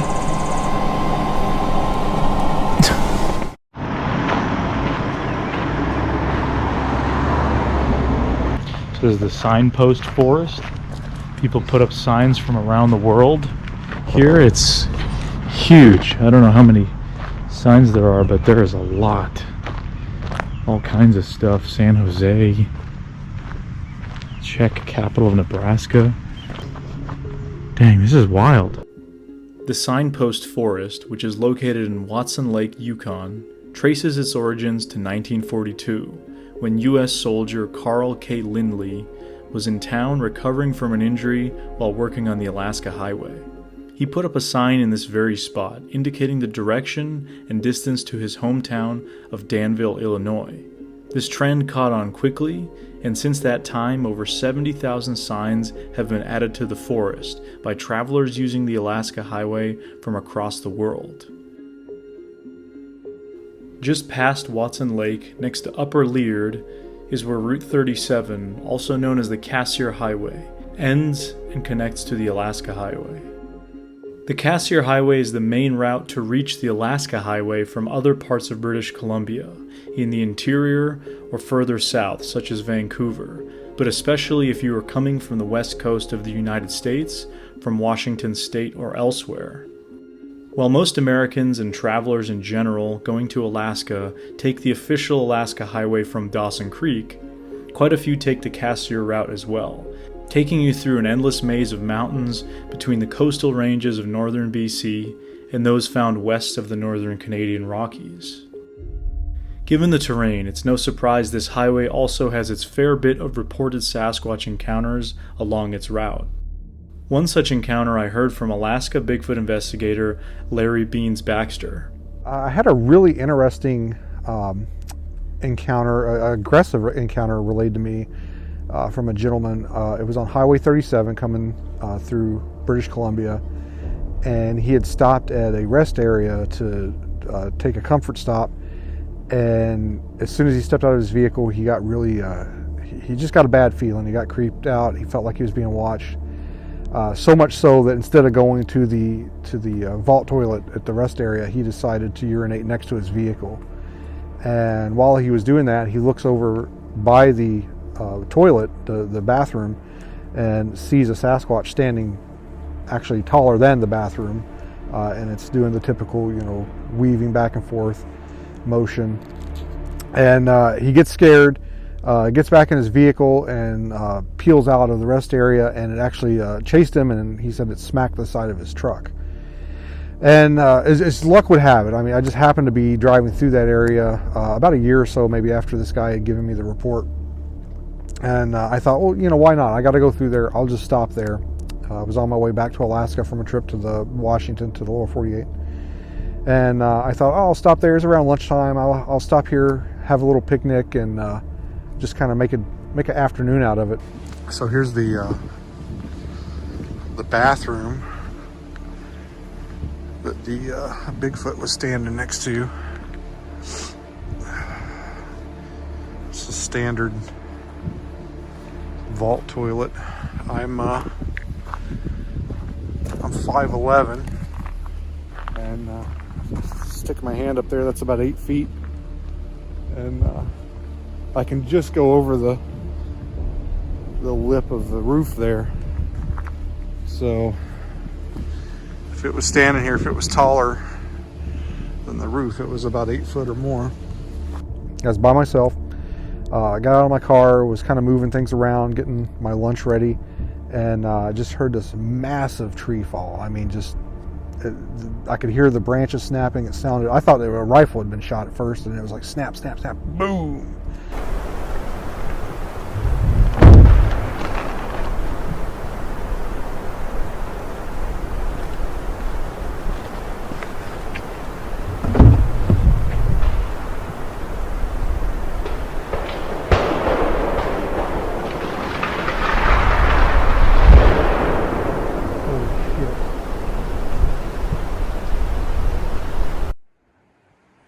Okay guys, so I'm here at this rest area, and I was gonna fix my lunch and eat it here.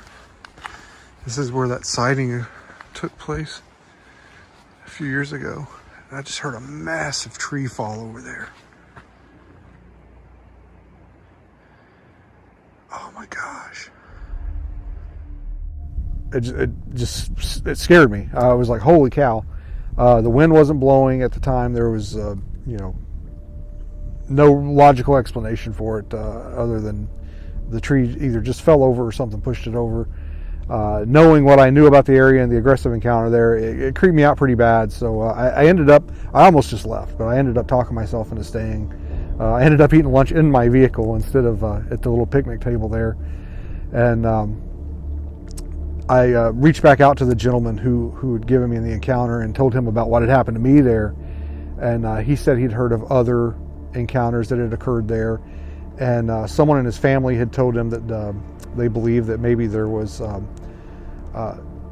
either a juvenile Sasquatch or just a Sasquatch graveyard in general somewhere in that area, and that they didn't like people around there and they were protective of the area. Yeah, that was interesting. What are the odds that I'm there investigating an aggressive Bigfoot counter and then I hear this tree fall over that sounds like a newt going off in the woods?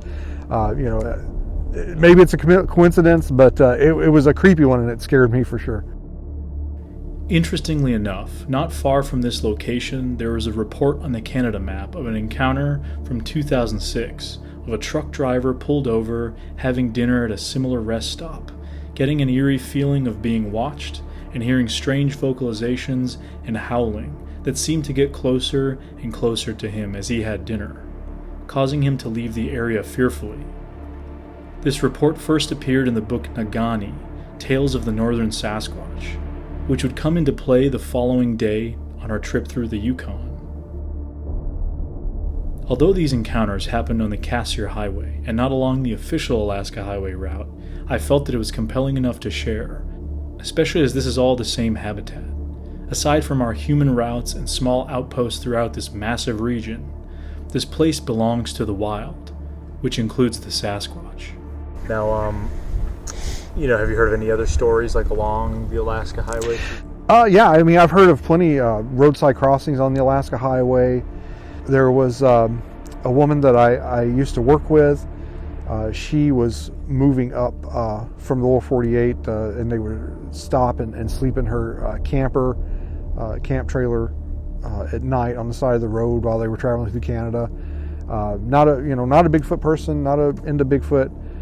She related a story to me where she heard a noise one night after they lay down to go to sleep. She got up, looked out the window, and saw something big, hairy, and she said it looked like it was on 2 feet walking away from the camper. And that took place on the Alaska Highway. I don't know exactly where, but again, not a Bigfoot person, not something that she was interested in, but she knows what she saw, and she couldn't explain it.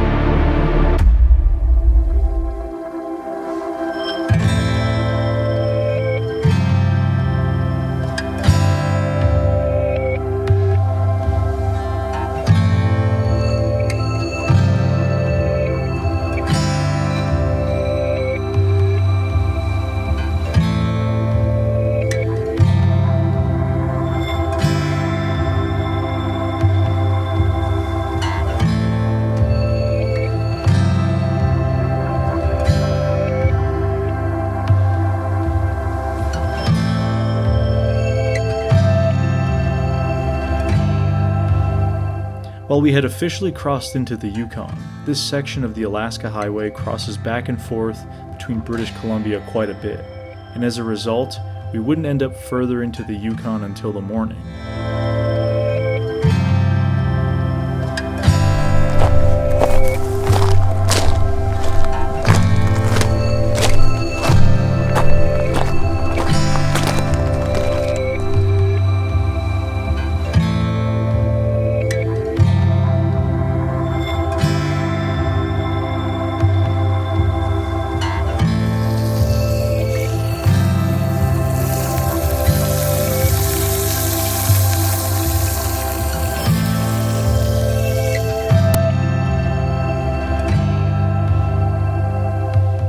While driving out of camp, we had a Canada Lynx run across the dirt road quite a ways ahead of us.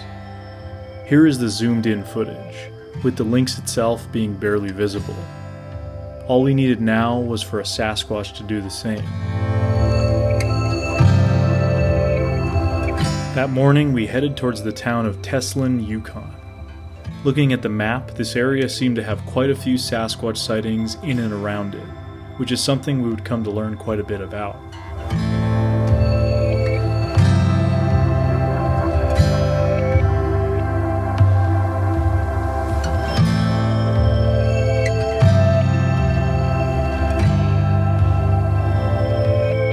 So this is a Zonaquah mask.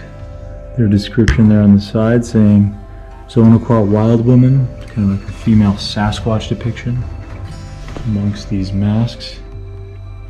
So that's pretty cool. Pretty cool to see here in the wildlife display. So we're here in a little place called Teslin, Yukon. Just went into this really cool little museum, the Northern Wildlife Museum. And I was talking to the lady who works the desk, and she told me some pretty interesting stuff about Sasquatch. I actually noticed there was a Zonaquah mask. So we're talking Zonaquah coming from this kind of Salish tribes, I believe, in the coastal regions of BC. And I asked her about the mask. They had the whole story there, wild woman. She says, oh yeah, I used to get creeped out by the mask. I said, do you know any Sasquatch stories from this area? She says, oh yeah, my grandmother used to talk about it. She said her grandmother was native from this area, Tlingit, I believe, people, and she said that they had found these tracks many years ago and kind of had followed the tracks. So that's kind of interesting. She told me to talk to a guy named Red Grossinger, who's going to be actually at the Memorial Bigfoot Expo. So I'll have to talk to him about all that. I'm originally from Montreal, joined the army back in 1959. Spent 30 years in Canadian Forces, made my way through the ranks, from tank driver to a squadron commander. At one time I got stationed in Whitehorse from 1980 to 83. And then we just fell in love with the place, my wife and 3 sons. And then we said, whenever it's time to retire, this is where we're coming back. Been in Yukon since. For a while in the Yukon, I used to operate a tourist boat on the river between Whitehorse and Dawson City. And then starting 1997, I got interested in Sasquatch, and I've been at it ever since. I like fly fishing, and especially around the rivers and what have you. I was out fly fishing one day in the Takini River, and caught a few fish, grayling, Arctic grayling. And then I could hear some noise somewhat behind me on the right. Then I looked, and there was something at the edge of the bush. This thing went back in. Then it came out again. 2 or 3 times. Tall, totally covered in hair, and not any animals I could that I knew of. So I mentioned that to a friend of mine who's a Tlingit from the Teslin area of central Yukon. And she said, well, that's a bushman, Sasquatch. I said, okay, explain to me what it is. She did. And then from that day on, I started reading everything I put my hands on it, joined a number of clubs, group associations. We went out, did a bit of research in BC as well as Alberta. People heard about me, then people started sharing their sightings, their encounters or occurrences, their whatever they had experienced in the bush that could be related to Sasquatch. So in my files I got over 150 reports, and at one time someone said, what are you going to do with all these? I said, basically, I don't know, I don't have any plan. And anyway, somebody suggested I should write a book about it. And it worked out from there. Finally, last October, the book was published, and there it is. Unlike British Columbia, where Sasquatch is deeply culturally rooted, the Yukon is virtually unknown when it comes to the topic. It became clear to me that Red was the perfect person to talk to about Sasquatch in this region. In general, the Yukon is overlooked, especially by its 2 neighbors, British Columbia and Alaska, both of which attract attention worldwide for their natural beauty, among other things. There's only 45,000 people in an area of 186.2 miles, 86,000 square miles that is. Fairly large, 1/3 of the size of Alaska. And there's only a couple of highways going through there, Alaska Highway being the main one, and there's a few roads coming out. But that's it, the rest of it is pure wilderness. So there's a lot of stuff in there that we don't know about. The area around Teslin is one that Red is quite familiar with when it comes to Sasquatch. Yeah, around Teslin, of course, I know quite a few people, and they keep me usually informed. In 1978, this gentleman from Teslin was returning to Teslin from Whitehorse after shopping. About 9 o'clock at night, he was coming around top of the hill, and just a bit below, there was something standing right beside the road. He thought it was a hitchhiker, so he pulled right beside it, just to find out it was a Sasquatch standing there. So needless to say, it didn't give him a ride. There was some others as well. A couple, First Nation gentleman with his wife, they were going back home from Teslin, they lived about 10 miles outside of town. They were riding an ATV in the ditch beside the road. They noticed something on the road, so they slowed down, figuring maybe someone there needs a ride. So they pull on the road, and there was a Sasquatch who crossed the road in about 3 steps and disappeared. In 2013, one person that knew me said you should come to Teslin and talk to this couple, First Nation couple. And what they had experienced is that earlier that year, they were out fishing, and then they were planning to pull out on shore to have lunch. There was a tiny small beach, beautiful place, and actually I was there in 2014 when I investigated. Anyway, as they pulled in, there were 2 Sasquatch they saw on top of this hill, right beside the shore, throwing rocks at them, basically trying to keep them away from landing. So they got the message, backed up, and went somewhere else.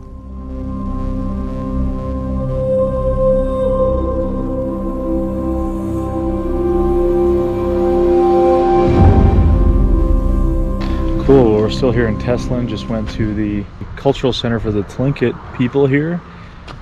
Pretty cool to see some of the costumes and some of the artwork and the similarities I noticed to other types of artwork in this area, but unique. But I asked the lady who worked in there about any Sasquatch stories, anything. She said, oh, there are sightings, but most people are too scared to talk about it, which I find interesting as opposed to other areas of Canada and even the US where it's a little bit more widely accepted, at least from places I've been, talked to folks that have said, yeah, you know, we have sightings, and they openly talk about it. Here she said that there are sightings, but people are scared to talk about it. So more of the same seems to be the case in a lot of different places.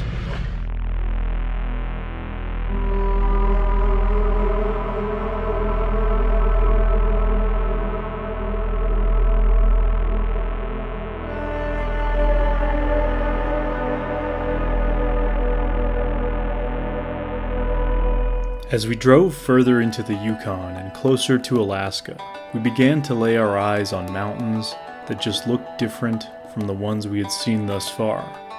These were peaks belonging to the St. Elias Range, which is the tallest coastal mountain range on Earth. These epic mountains straddle the borders between the Yukon and the start of the Alaskan Panhandle. They also contain the largest ice fields in the world after the polar ice caps.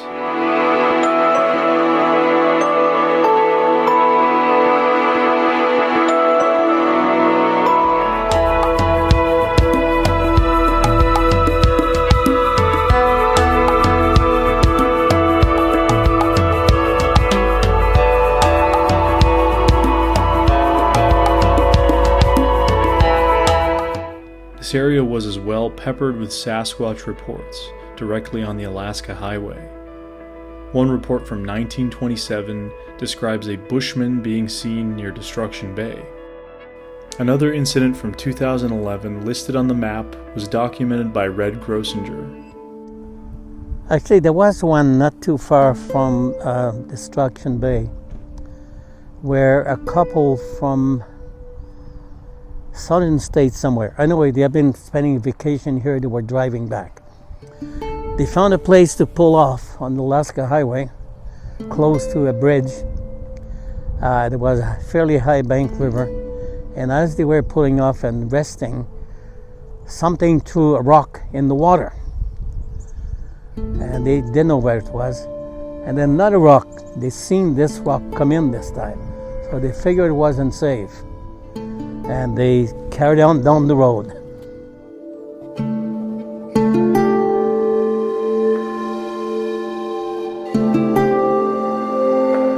Since it was our final night in Canada, we figured we would explore the area a bit and camp between some of the sighting locations. We were checking out this cool area. Got what I believe is a smaller black bear here. See 3 tracks going right up here.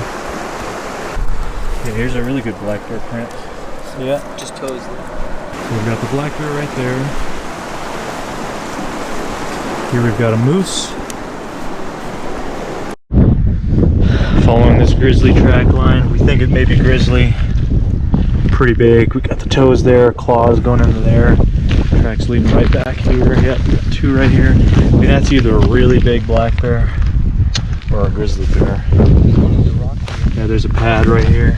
That looks like a back.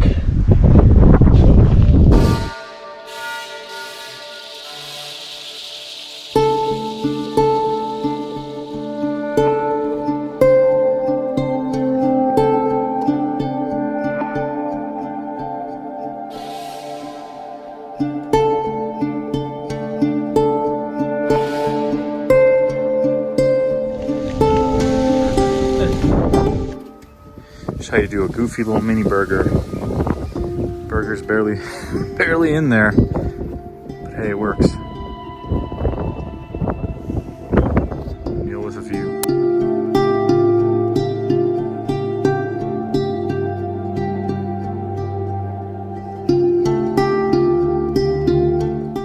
We had a couple of hours left until we would hit the Alaskan border. This section of the highway seemed to be in the roughest of shape, likely due to frost heaves from heavy winters. This whole area by the border just had a feeling of desolation for some reason. Even though most of the Alaska Highway felt this way, this place just amplified the feeling.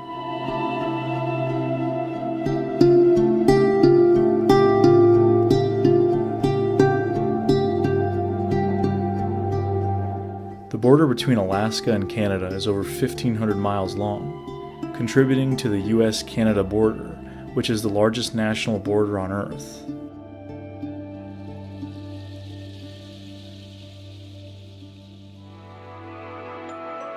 Well, today's the final stretch. We are very close to the Alaska border. We actually technically passed the Canadian customs. There's 20 kilometers, I think, between Canadian customs and the US customs, so we're about to cross into Alaska, and then we've got another 4 or so hours up to Fairbanks, so we'll be completing the rest of the Alaska Highway today. Pretty exciting. It's been absolutely stunning so far in the Canadian section.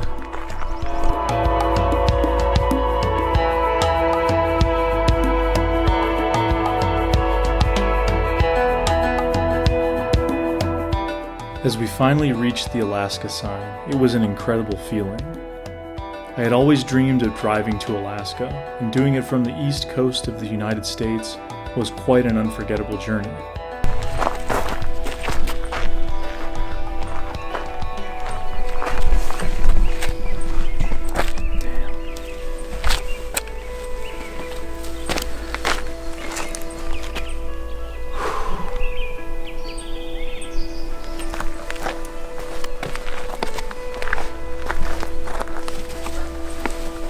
Yukons over there. And here's the boundary.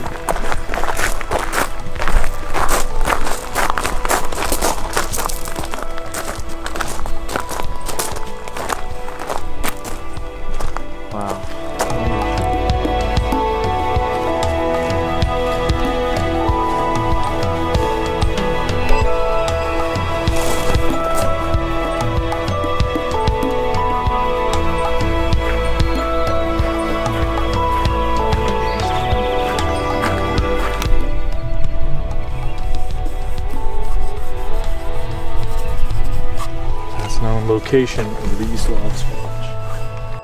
Well, just made it into Alaska.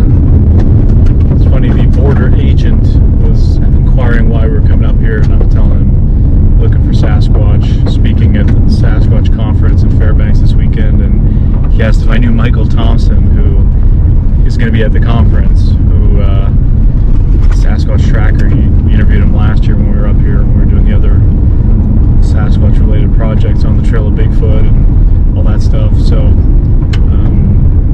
it'd be cool to see him, and I guess he used to work at this border crossing, so that's kind of interesting.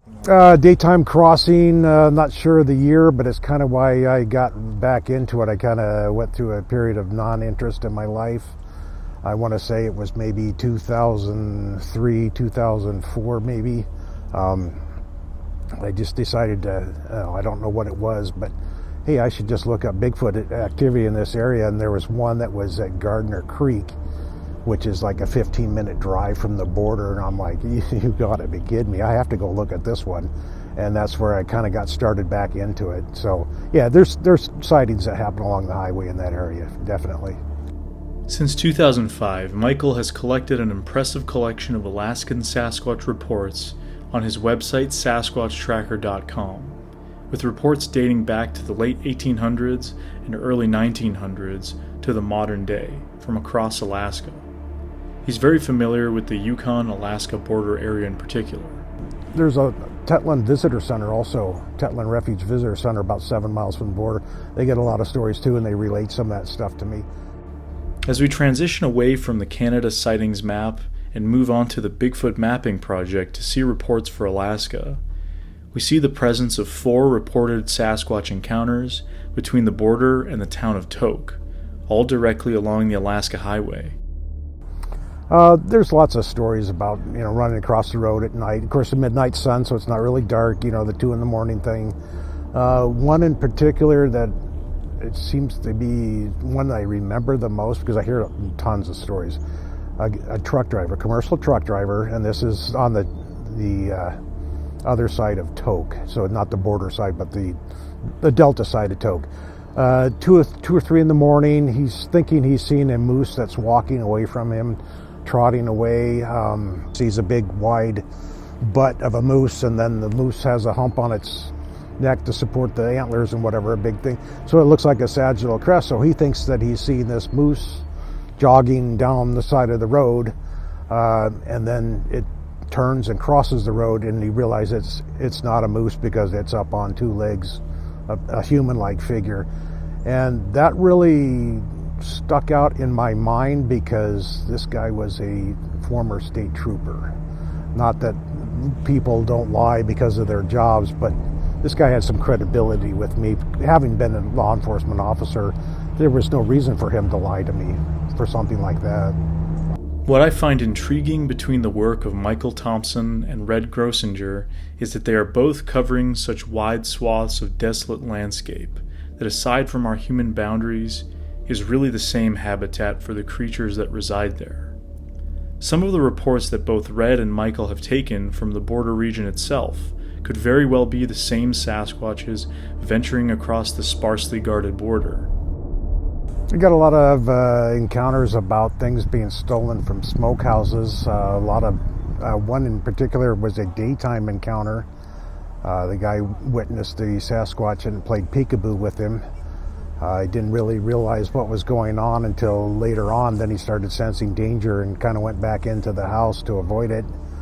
There's a lot of bear hunting activity out there, that kind of thing. A lot of caribou migration that goes through there, so I look for kill sites and things like this and monitor that kind of thing. Always looking for scavenger activity. There's a strong native presence out there, and it takes a little bit of work to have a good rapport with them. It's always something that you gotta kind of always maintain and work on. Some mining activity out there right now with Kinross going on towards the Tetlin area. Looking for stuff that's maybe related to that, some kind of, where there's human activity, there seems to be Sasquatch activity. So how I met him is I bought his first book, the Sasquatch Research Manual, and I thought, this guy lives in Whitehorse.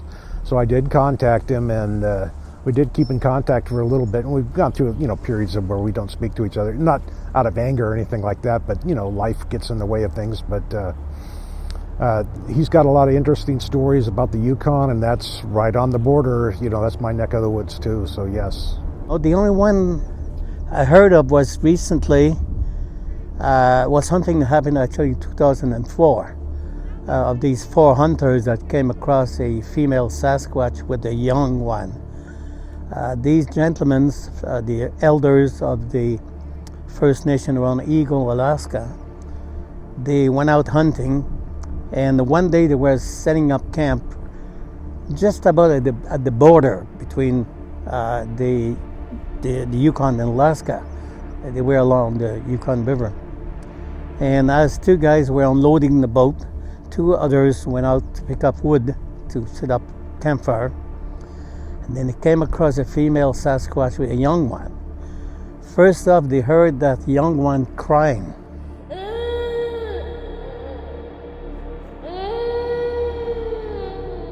So they walked to it, figuring it was another family that was there. No, it was a Sasquatch. When the female noticed them, she put the young one on her back, and then she went by the Yukon River, gathered a few dead trees, and threw herself right on the water and swam across the Yukon River. So that's the one at the border itself. The story of the juvenile Sasquatch crying reminded me of the alleged baby crying audio at Area A on the Kenai Peninsula of Alaska.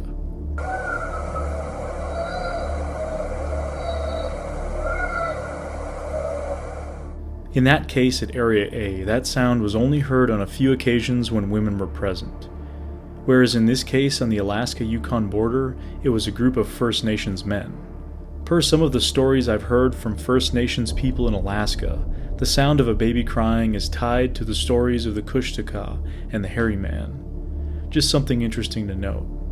If you want to hear more about Area A, be sure to check out my new ongoing series, Dark Coast, as well as parts 1 and 2 of the Alaskan Coastal Sasquatch from last year.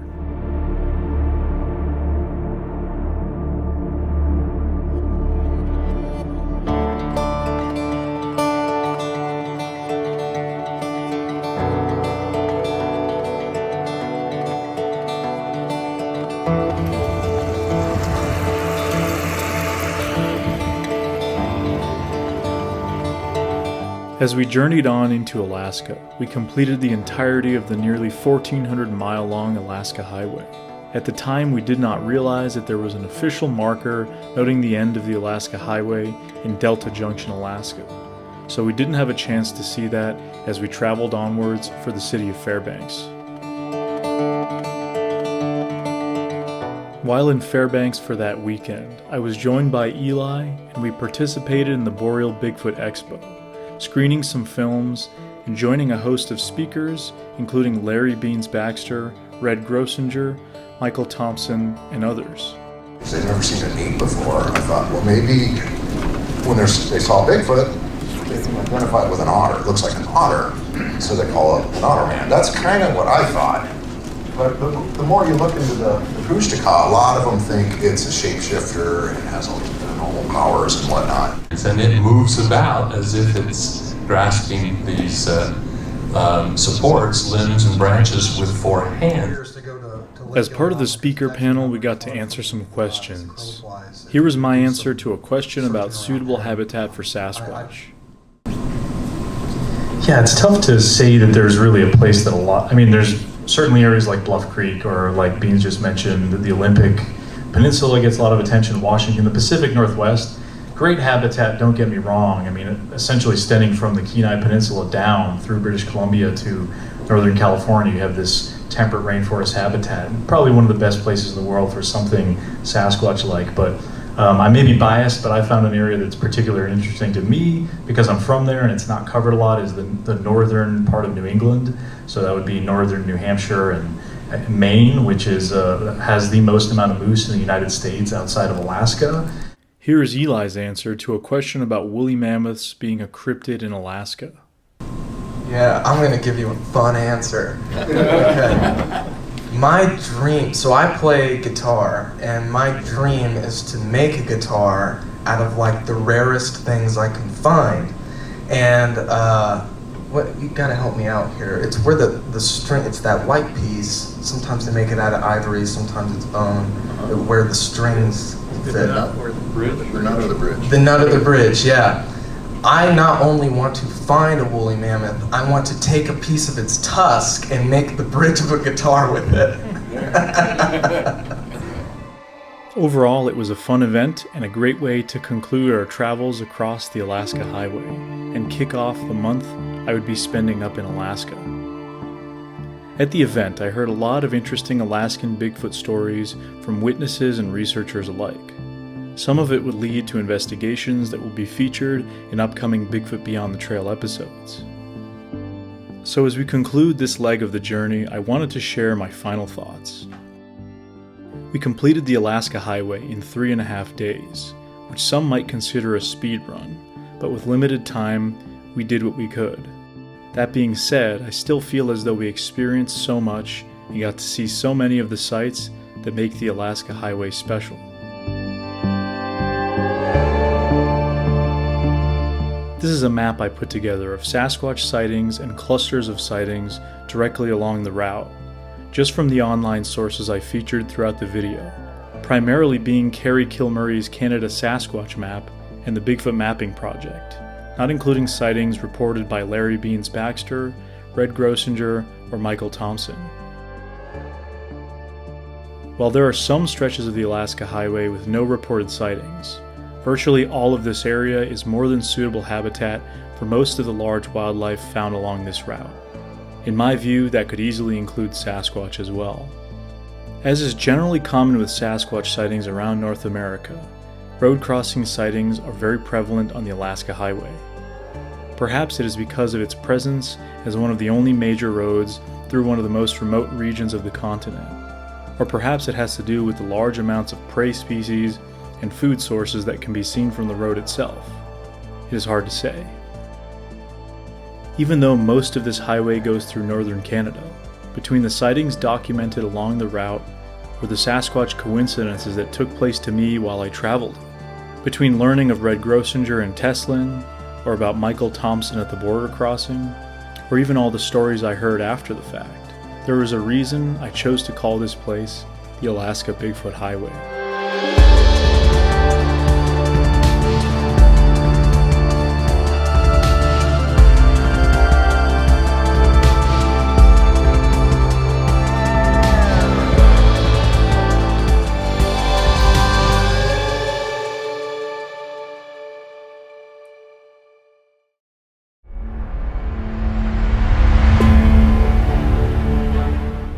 Join us as we venture into the interior of remote Alaska, from the endless boreal forests to the slopes of the epic Alaska Range. Stories of Sasquatch-like creatures abound in some of these desolate and stunning landscapes. And we see this, or I see this thing first, this huge thing that at first glance, I jokingly say to my wife and nephew, I said, wow, there goes Bigfoot. Well, at that point, I was fully thinking in my mind, it's got to be a hunter or something. Park Service also, at the time, they would do a wildlife report of the latest sightings since the last report about once a month. And one time on the report, shortly after hunting season, they actually, in that report, mentioned that hunters had reported a sighting of, they said it was a Sasquatch. So was it just blood and hair here, or were there actually any bones or any? It was just blood and hair. Like Okay. we walked up, we saw the hair, and deeper inspection, when we got close, we could see like traces of blood and stuff around. Okay.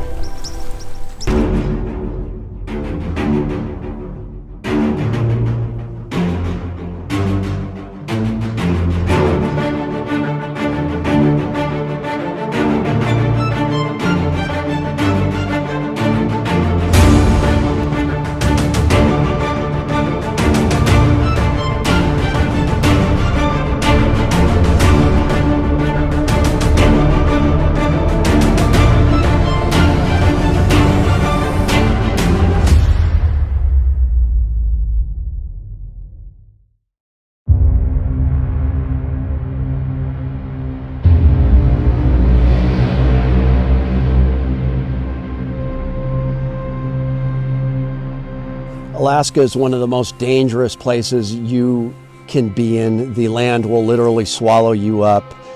You can die of hypothermia, frostbite. Even in the summertime, a weird weather pattern can come in. Even with GPS, I've been,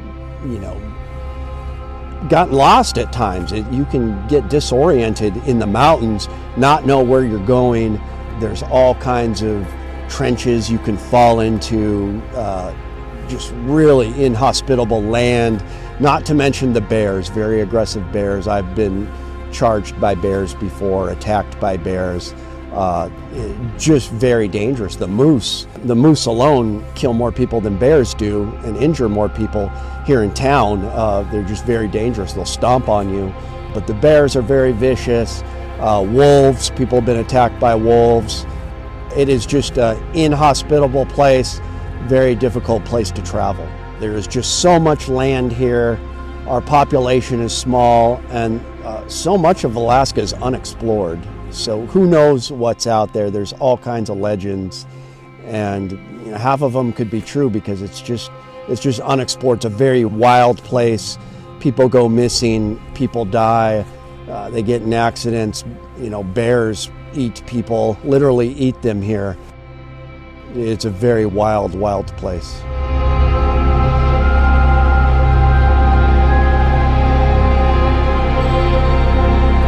Well, the interesting thing about Bigfoot in Alaska is there seems to be a either or kind of situation where you talk to people and they either absolutely do not believe and it's not a real thing, or they have had an encounter or know someone who has.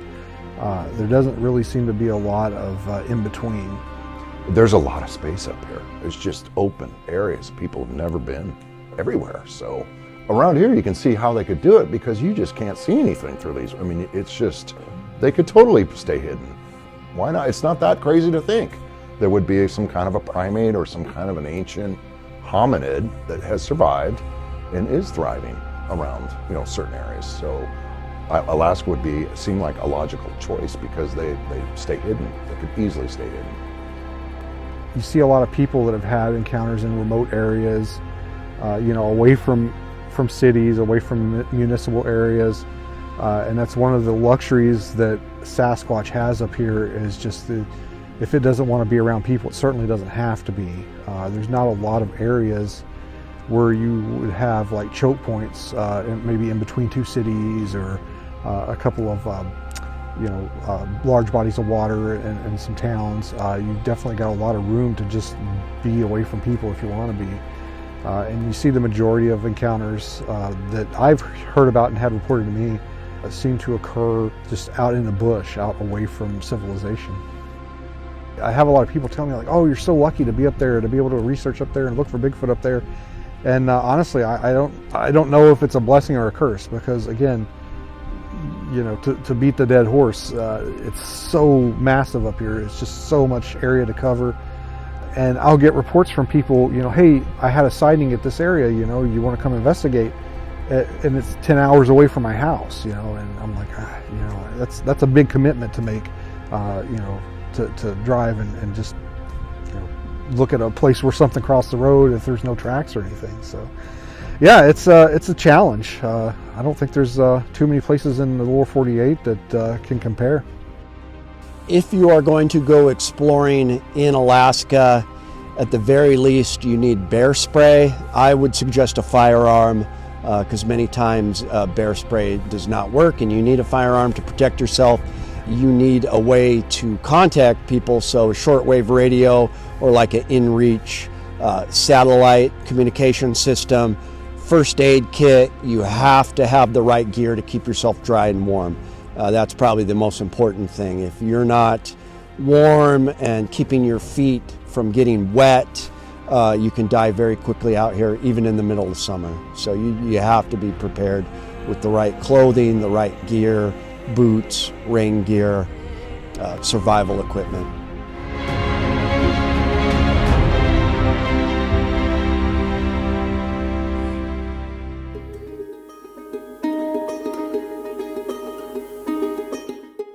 The last Bigfoot Beyond the Trail film, called the Alaska Bigfoot Highway, documented my journey driving up the world-famous Alaska Highway from the lower 48 United States all the way up to Alaska itself. The end destination of that journey was the city of Fairbanks, in order to attend the Boreal Bigfoot Expo, a 2-day event held about all things Sasquatch in the 49th state, while giving me a chance to reconnect with friends and colleagues like Larry Beans Baxter, Rob Roy Menzies, Dr. Jeff Meldrum, and others. It also gave me a chance to speak with quite a few Alaskans who have had Sasquatch sightings and experiences. This is probably my favorite part of any Bigfoot conference, regardless of location. Connecting with locals who can share their experiences and knowledge of these areas is very much the highlight of these kinds of events.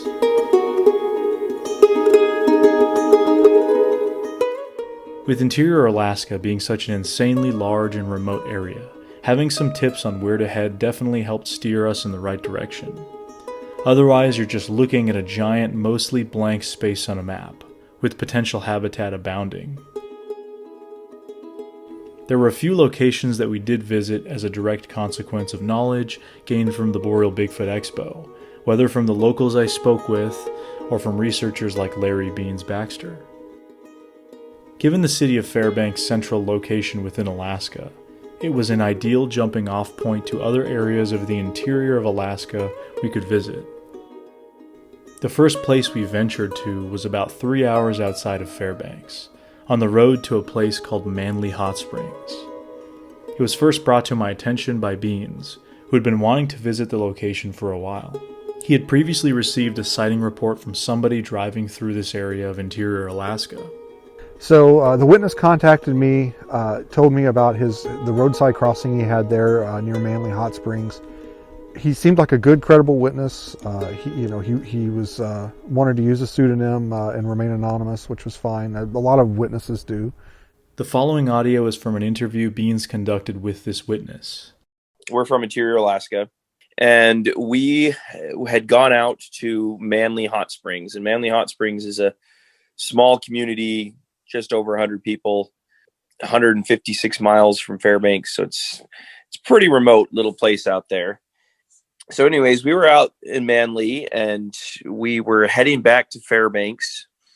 And this was, again, maybe third week in July or something. So, of course, tons of midnight sun. And it was a pretty hot day, probably 75 degrees or so.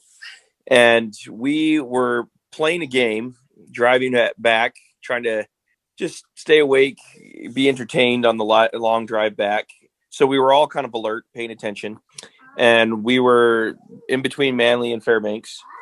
We come over this crest, come over this hill, and we see right in the middle of the road something. And this is pretty far out, probably at least 300 feet in front of us. And we see this, or I see this thing first, this huge thing that at first glance, I jokingly say to my wife and nephew, I said, "Wow, there goes Bigfoot." Well, at that point, I was fully thinking in my mind that it's got to be a hunter or something. I didn't even at all really think, but yet the way it was hunched and walking, that's why I jokingly at first said, "There goes Bigfoot," even though I was thinking it was a hunter. And so they look up right away and they see it with me. Now, when I saw it first, it was probably right in the middle of the road and it was walking at a pretty brisk pace. And by the time they'd looked up, it had already gotten to the edge of the road and was starting to walk down into the, on the side of the road into the woods. And so I probably saw it for a total of maybe 7 to 10 seconds. They probably both saw it for about 4 or 5 seconds. And this thing was probably at least 7 foot. And it looked pretty skinny and it was hunched a little bit forward, walking with its arms kind of swinging, and its arms looked pretty abnormally long. And when we saw this thing again, after I had jokingly said there was Bigfoot and then thinking, man, this has got to be a hunter or something. But at that point I sped up because it was, like I said, a couple hundred feet in front of us and I wanted to get a better look. but it didn't have any color disfiguration, like, whereas a human would have different colors on their gloves or hands or feet or anything. It was completely black, and black or very dark brown. We get up there and it had already gotten into the woods, and we were thinking, man, what the heck was that? It has to be, there has to be an explanation. It's got to be a hunter, a really tall hunter or something. But we look around, there's no driveways, no cars, no trails, nothing, no hint of people or anything. And again, we're miles and miles away from any kind of village or civilization. We just started freaking out at that point. We're like, what was that? His sighting, it's typical of your roadside crossing that walks across the road. You think maybe it's a man or a person, but then you start to realize, like, I'm in the middle of nowhere, there's nobody here. And then, like, well, why was it all one uniform color? Why wasn't there, different colored hands or feet or whatever, or head? I did have another indication there was activity in the area. Stephen Major had come up here for an expo a couple of years ago and was talking to the cab driver that was taking him to the airport, mentioned he was here for the expo.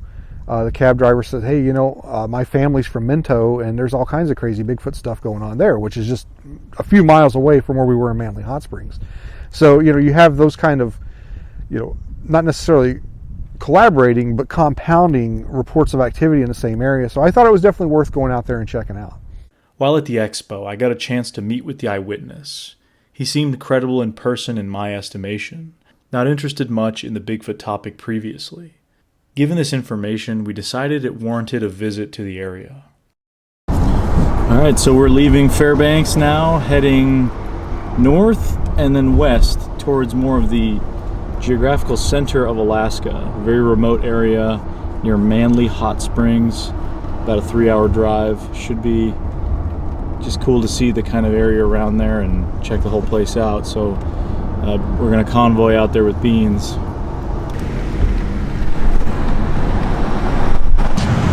Alright, we're gassed up and ready to go. You guys ready for this? I'm excited. Yeah, we've had some reports coming out of there, and really good roadside crossing, and some activity around the Minto area, and we're going to be camping right in that area. And I've never been up this far and stayed here. I've been through here, so I'm really excited to see what happens, if we're going to get any activity. We're going to be doing some real rustic camping, so we'll see what happens. Yeah, it should be awesome. Well, let's hit the road then. All right, let's do it. Let's do it. Ready, bro?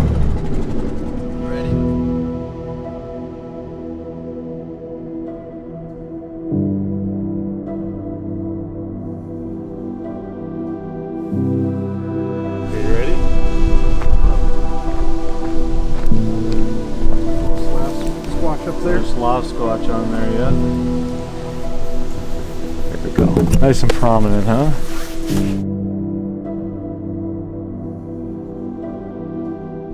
Alright, well, we're convoying out. We got Beans in front of us in his truck. Just doing another quick radio check. 10-4. I can hear you loud and clear. Alrighty. Okay, so now we've got about, I think, another hour until we're out to this place, but it's really starting to get pretty desolate out here. Not a lot. Mountains have become sort of rolling hills. It reminds me of driving through parts of northern Maine. Middle of nowhere, just these dirt roads, just rolling kind of hills, boreal looking forests. This could probably be anywhere in northern Maine, northern parts of Canada. This doesn't have any really dramatic mountains here like you would see in maybe other parts of Alaska further south from here.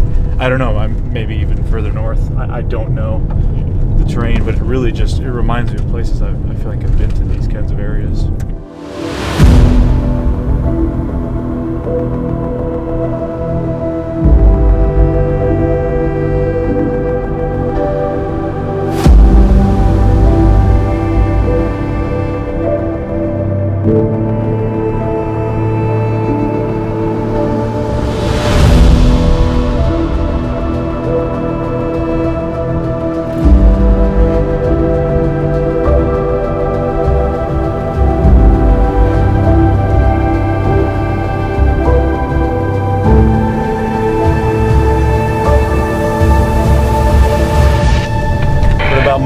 124, very close to the sighting location, and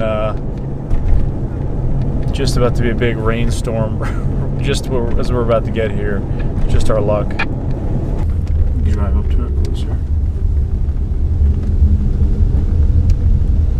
Oh, something hanging from the tree over here. Really?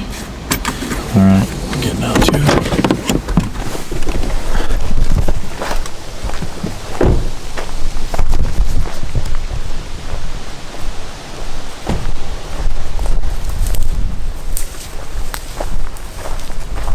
Oh yeah, what is that? Bucket or something. I think it's a bait bucket? Not really a lot here. No, it's just super thick though. I mean, and I was looking as we were coming down the road, and I thought maybe I could find a game trail or something. Yeah. And it's all pretty much just like this. There's not really any. A lot of taller trees here. Yeah. I mean, these are decently tall. You could see how something could hide in. And this side's more brushy compared to even just that side, but this is so. He basically said it happened between 125 and 126. Yeah. Right. So yeah, it was just a road crossing. He said it was kind of lanky. Kind of reminded him a little bit maybe of like Chewbacca from Star Wars.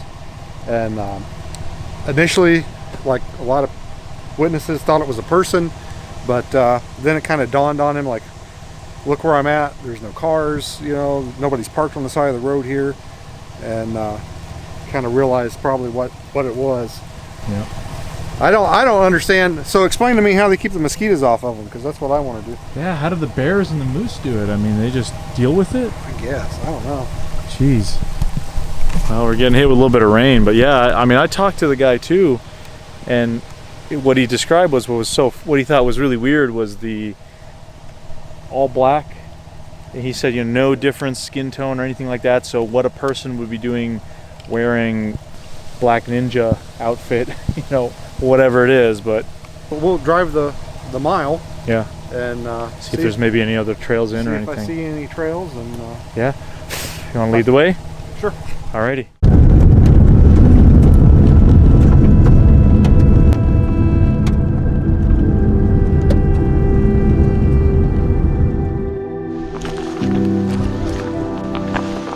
Alright, well,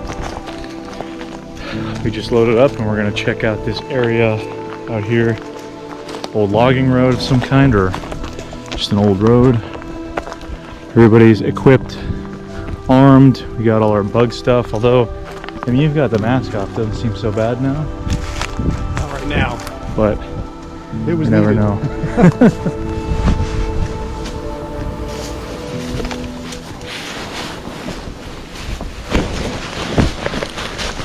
Okay.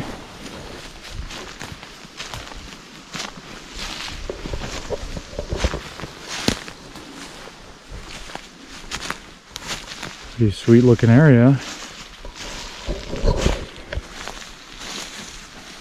Yeah, look at all this.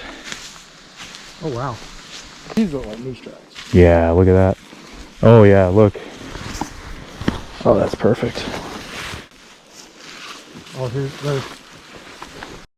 So we are now in the boreal forest, huh? This is it. This is basically the largest type of forest on Earth. I mean, between all the land in Canada, Alaska, Russia. Yep, we're in the boreal belt.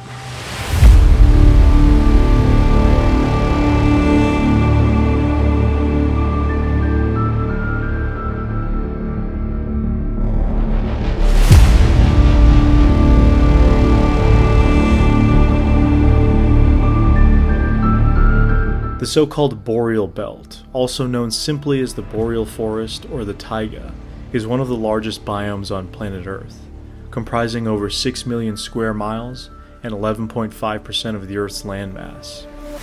It stretches across much of the far northern hemisphere of the world, from parts of northern Europe such as Scandinavia, crossing most of Russia and into parts of northern Asia, and into most of Alaska and across the entirety of Canada, even stretching into parts of the northeastern United States. The boreal forest habitat is comprised mostly of coniferous trees such as spruce, pine, and larch.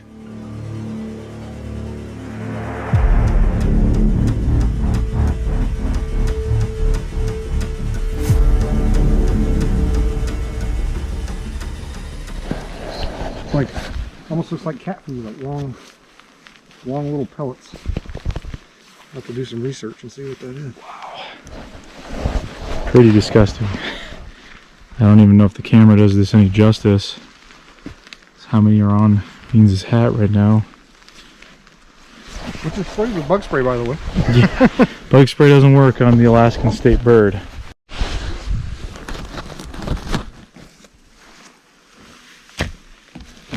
Just gonna stand here, and I don't know if the camera will pick any of this up. The amount of mosquitoes right now is just pretty obscene.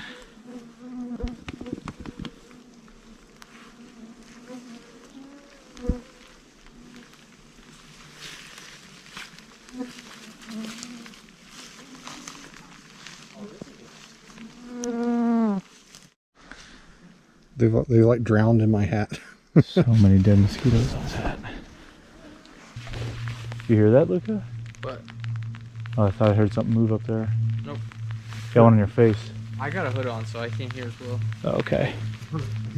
I thought I heard a snap back over there, though. Just keep your eyes peeled. You want to go this way?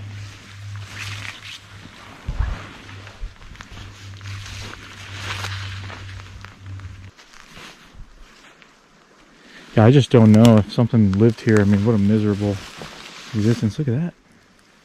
That's interesting looking impression.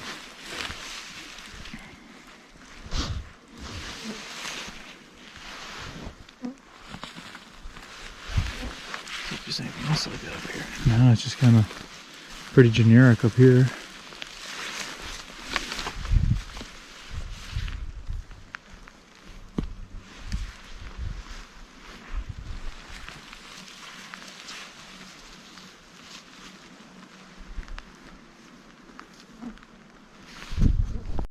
So we're not that far from the road, huh?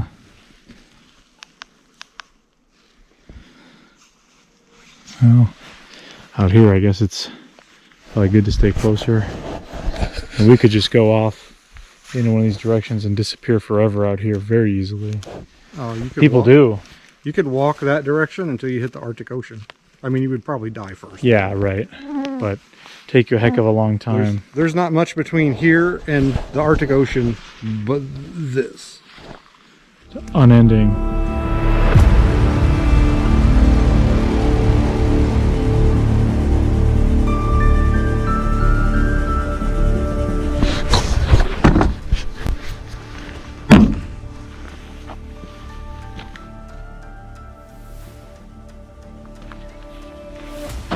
But yeah, I didn't really find a whole lot out there. Really difficult conditions. We're just kind of gonna hang out here.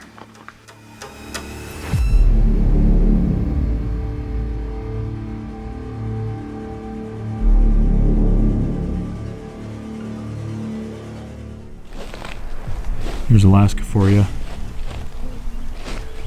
11:05 right now. Sun is still shining. Got sun on a little hill over there. 11 p.m. at night.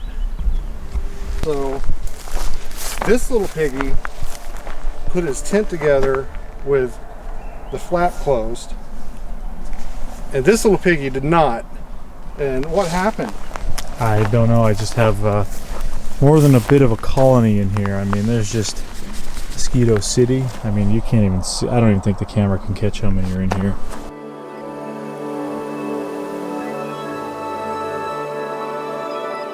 The following day, we tried our best to explore some of the area around camp and by the road.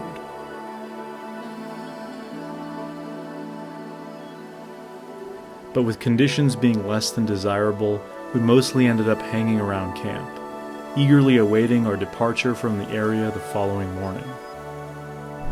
Well, wasn't very successful here. We're gonna call it and get out of here. Just way too many bugs. Not really one to complain, but they're very incessant. So we're wrapping up here. Beans, what do you think? Well, I think this area has a lot of potential. I just think we're probably here at the wrong time of year. Yeah. The roadside crossing that kind of brought this area to my attention happened in September. That's probably the time to be here. The bugs are just swarming. The mosquitoes are bad. Yeah. You can see we're all wearing mosquito nets. Poor Alex, he got bit all up. He's all scratching and itching. But yeah, I think this area does have potential. Unfortunately, I mean, it's so far away from me. It's not like I can just hop up here and stay for a weekend. Right. And this, I came up here for the expo. This was an opportunity for me to get up here, and I had to check it out. But yeah, it's a promising area. It's just that, and it's so large. Yeah. There's nothing in either direction of us, and we could be here at this area, and there could be a ton of Bigfoot like 2 valleys over, and we'd never know it. So Yeah. I think I'll keep concentrating on the Kenai Peninsula like I do, and keep an ear open for any reports coming out of this area. But it's not easily accessible for me. So Alaska's huge. Yeah, it's one of the biggest states. It is the biggest state. Biggest state, but it was still fun. It was still an adventure, and now onwards to other locations and stuff. So yeah, hopefully less buggy locations. Yeah. Yep. All right. Well, there you have it. While out there, we got a small taste of what the vastness of interior Alaska is like. This area was luckily connected to the very limited road system in Alaska, whereas most places aren't and can only be reached via airplane or boat through rivers and bodies of water. This leaves small communities, including many indigenous villages, in very remote areas that are not easily accessible. The vast expanses of interior Alaska have inspired many strange stories aside from those of a boreal Sasquatch-type creature. Stories of hairy giants far larger than your typical Bigfoot roaming the barren northern landscapes, as well as those of little people, a common folklore motif throughout human history. There are rumors of thought-to-be extinct animals like woolly mammoths still grazing the Alaskan tundra. Some of these stories are more far-fetched than others. I, for one, could see how creatures like woolly mammoths could have possibly survived in parts of Alaska for far longer than they were supposed to have. One type of story that seems to persist across Alaska, but especially in the interior, is that of UFOs and strange objects in the skies. With a large presence that the U.S. military has maintained in Alaska since before its statehood, that perhaps can explain some of these stories. It's no surprise that Alaska is still considered to be a hotspot for UFO sightings. Some of you will recall the news from February of this year of a mysterious object allegedly shot down by the Air Force over Alaska during the Chinese spy balloon incident. But UFO stories in Alaska seem to predate the modern UFO topic, as well as aircraft and balloons altogether. Chuk told me of one particularly interesting story I felt was worth sharing, even if not directly related to the Bigfoot topic. My grandmother is not alive anymore. She was a teenager when she translated the Kobuk River people for the University of Alaska Press. Now, this book was a series of oral legends, so this was legends that have been passed down generation to generation. I remember as a kid reading one of them in particular because somewhere I have a copy of this book, and there is a story called the Eyeshade People. Now, the Eyeshade People are called Eyeshade People because they were these curious beings that had rock, or they called it rock in the story because they hadn't come in contact with metal at that time, but they wore eye shades, similar to the Inupiaq people with their sunshades, but they were these rock eye shades. So the story of the Eyeshade People happens on the Kobuk River near the village of Shungak. Someday I want to travel to this place because the story describes it near the village of Shungak by a mountain that has a crack in it. There was a glowing rock that made the sound of cranes when it flew. It was round, and there's this hunter, and the rock abducts his wife. So he becomes very angry. He uses some traditional powers and consults with some wise women that live under a lake. They give him a feather that allows him to float up to this flying rock. There's a door in the rock. He is able to enter it. When he goes in, he flies into a rage because he sees these beds. There are small beings. They all have the rock eye shades. And then there's one big massive being, a giant, who also has an eye shade. They're all asleep, and he sees his wife naked on a table, and he goes into a rage. He has this sword made of slate rock, and he beheads all of these alien creatures. After he does that, he jumps out of the rock with his wife holding the feather, floats to the ground, and this is what fascinates me, because this is an oral tradition. It's hundreds of years old. Before the Europeans made contact, people didn't know about lasers. They described a laser weapon or a particle beam. As he was jumping down, the glowing rock made a strange sound, and something shot out from it and cut off part of his parka. Once he reached the ground, the old women told him that he would be safe once he reached the tracks of the village in the snow. So they ran and ran, but the rock came back to life, started spinning and whirling, making the sounds of a crane, followed them, shooting at them. But once he made to the tracks of the village, the rock stopped. They went into their hut, because people lived in kind of these dome huts that were dug out, and the rock started making more noises, spinning. It dove into the ground, burrowed underneath his house, and then came up, and it shapeshifted. The rock or metal became flat, and for the rest of their days they had a hut with a completely smooth, flat metal floor, and it was like the machine just shut off and became their floor. And so that's an ancient story, and it just boggles my mind, because the giant reminds me of the Bigfoot stories. The little people in the floating, metal sphere remind me of alien abduction stories. And he was able to, use his anger to defeat them and kill these creatures and save his wife. But just a wild, wild story, and it's not typically a story you would hear in oral tradition, because it describes technology. So, and you said your grandmother helped translate this? As a teenager, yes. So it was a very old story, and it was Kobuk River people, all pre-contact stories, all oral traditions. So really amazing.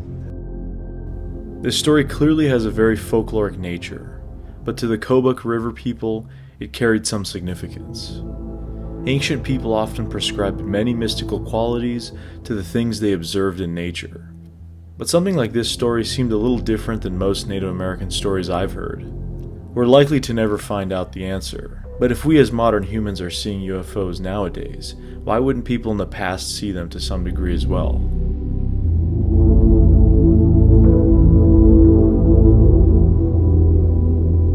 Moving back to the Bigfoot subject, something I've been wanting to do more with this series is following up on topics covered in previous expeditions and films over the years. With how much I've focused on Alaska over the last year, there are a few follow-ups in this episode to topics covered in previous works. With that being said, after those few days at Manly Hot Springs, while back in Fairbanks, from there we headed to an area of interior Alaska that we'd previously explored last year.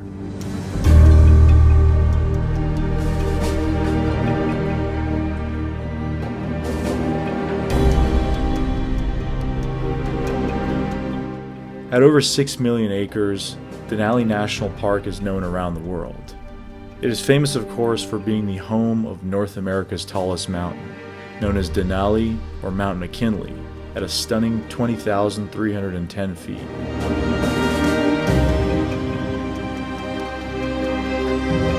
When we visited the area around the national park last year, we interviewed eyewitnesses and researchers alike for various Small Town Monsters films which have since come out, such as The Last Frontier, Land of the Missing, as well as my own Beyond the Trail Searching for the Alaskan Sasquatch film.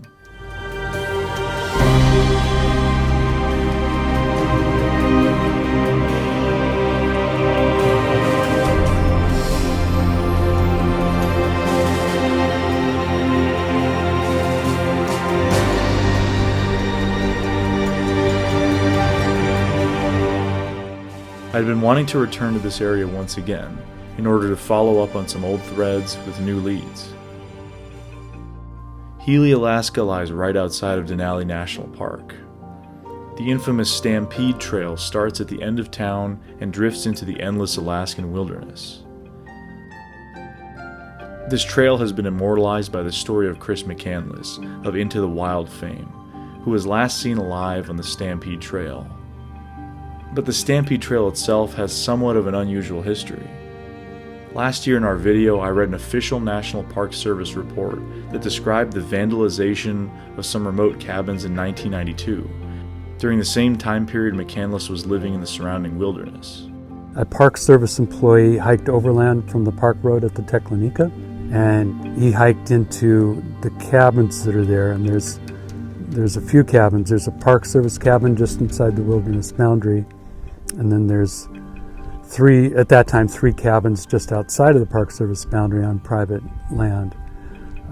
He found the Park Service cabin and one of the private cabins extensively damaged. Windows broken out. In the case of the Park Service cabin, the roof was dented, which is peculiar.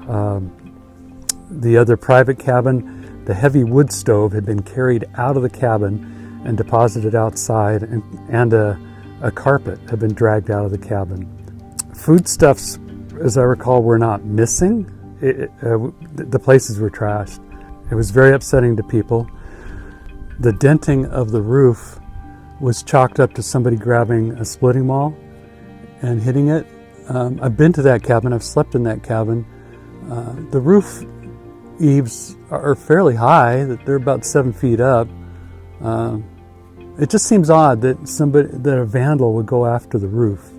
There were a whole lot of other things to vandalize in that cabin, so it seems odd. So McCandless was blamed for this. You know, he was kind of an Into the Wild guy, and they thought that, well, of course, he had wandered upstream and found these cabins, and for some reason vandalized them, even though he was living in a bus, rather than just moving into one of the cabins where he'd be more comfortable. Also, the cabins had food in them. If McCandless had vandalized the cabins earlier in the summer, it seems a little odd that he would have then gone back to his bus and starved to death. That doesn't make sense to me. But people who, at least one family that owns one of those cabins, they blamed McCandless for it. I don't really buy it. The vandalism too seemed random enough. McCandless, you know, he was weak. To carry a wood stove out of a cabin that probably weighed 250 pounds or so, it just doesn't click for me. And pulling the rug out? Why would he do that? It was pretty messed up when I got to the rug. It was covered with mold. So I've always just thought that didn't make sense. It seems to me more likely that it was vandalized by one of our friends. But I don't know. It's just a suspicion. Park Service also had, at the time, they would do a wildlife report of the latest sightings since the last report about once a month. And one time on the report, shortly after hunting season, they actually, in that report, mentioned that hunters had reported a sighting of, they said it was a Sasquatch, but described it as half pig, half bear, half Sasquatch or something like that. They did it very tongue-in-cheek, but I think they actually did get that report, and that would have been out the Stampede Trail. That's where they said it was. My guess is close to the Teclanica out there. There's good moose hunting grounds out there, and I think a group was harassed by a Sasquatch out there. That was much more recent, 2015 or so.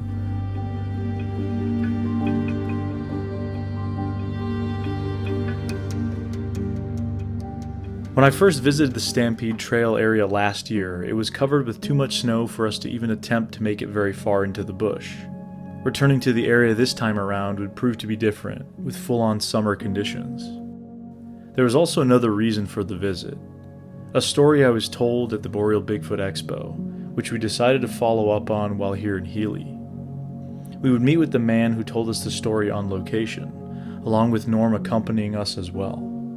Alright, this is basically the end of Stampede Road, right, Norm? Yep, the end of the maintained part. And so what is it, 17 miles down from this location is where the bus was? More like 20, 25. 25, oh wow. Somewhere in there. It's quite a ways. Right. So that is quite a distance. And we're obviously here, as I mentioned earlier, we met up with John. Should I call you John, or do you want to use like a code name? John. John, okay, sounds good. Codename John, yeah. Codename John. We're here. John had something interesting happen out here, and we'll let him tell his story kind of when we get to the spot, of course. But yeah, just for my own memory, just talking about being out here last year and how different it was. A little over a year ago, just so snowy. There's that funny sequence when Eli and I tried to go follow some moose tracks, and we're basically in almost waist deep snow. That wasn't too fun. Everyone kept yelling at us, "Get some snowshoes." We did not expect that. You know, Rob Roy did not have any snowshoes in his camper van, so I'm blaming Rob Roy for this one. just kidding. But yeah. So yeah, could you just run us through kind of what exactly happened out here? Just kind of the full story, you know, what you guys were doing, all that sort of stuff. So we came out here to see the alpenglow on the mountains out there, and we're just chilling, partying, listening to music, and then the dogs are just running around, and one of them comes back with a caribou foot in its mouth. We were standing just over there, and I'm like, I'm gonna go find this thing, because why not? And I walk over here to where, because the easiest way to get into the brush was from right here. So then I walk in here and I go out there, and that's where I found the footprint. When you found the footprints, what did you think right away when you sort of noticed that? I looked at the footprint and thought, that's a Bigfoot. That is a bigger print than my foot. Literally a Bigfoot. Literally a Bigfoot. And I was just standing there looking at it for like, I felt like minutes was going by. I'm just thinking this is huge. And I looked and noticed there was more of them. And then I look around and there's more than just the trail I was at. There was another trail to my left, another one to my right. There was just multiple trails going. And then I came back and I had taken the picture, and I came back and I grabbed my buddy. I'm like, hey, come check this out. So we both go out there, and he brought the dog that had the caribou foot, and we go out there, and I show him, and he's like, what the hell? And then the dog just kind of starts following the trail, so we follow the dog, and the dog leads us to a tree, and at the bottom of the tree was a bunch of hair and blood that belonged to a caribou. So it was caribou hair. And what did you notice anything about like the tracks? Was there any kind of stride or anything like that, or what formation, kind of how are they going, the tracks? Very human-like. Like if I was walking like this almost. Okay. Like long strides. I had to bend very low like this to like kind of keep up with stride with this thing. Interesting. And all the other trails were very similar in that stride and stuff. And it was all in what is this called? Moss and lichens. Moss and lichens. There wasn't any snow or anything else that you saw? No, it was all moss and lichen. Okay. Cold enough where like an indent it'll stay for a little bit. What do you think, Norm? I think we should check it out. I like that, yeah. Absolutely. Well, I mean, if you want to lead the way.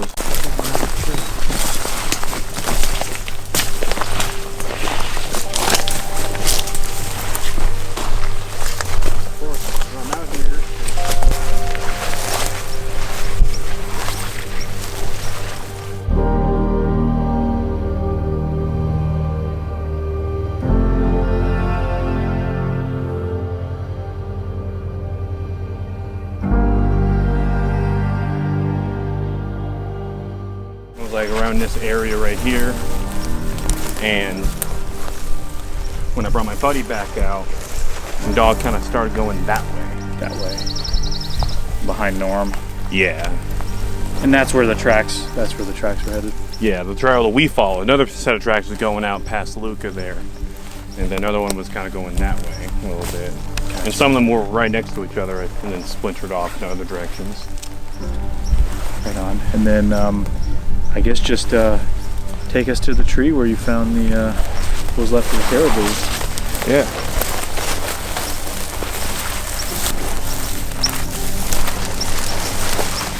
So was it just blood?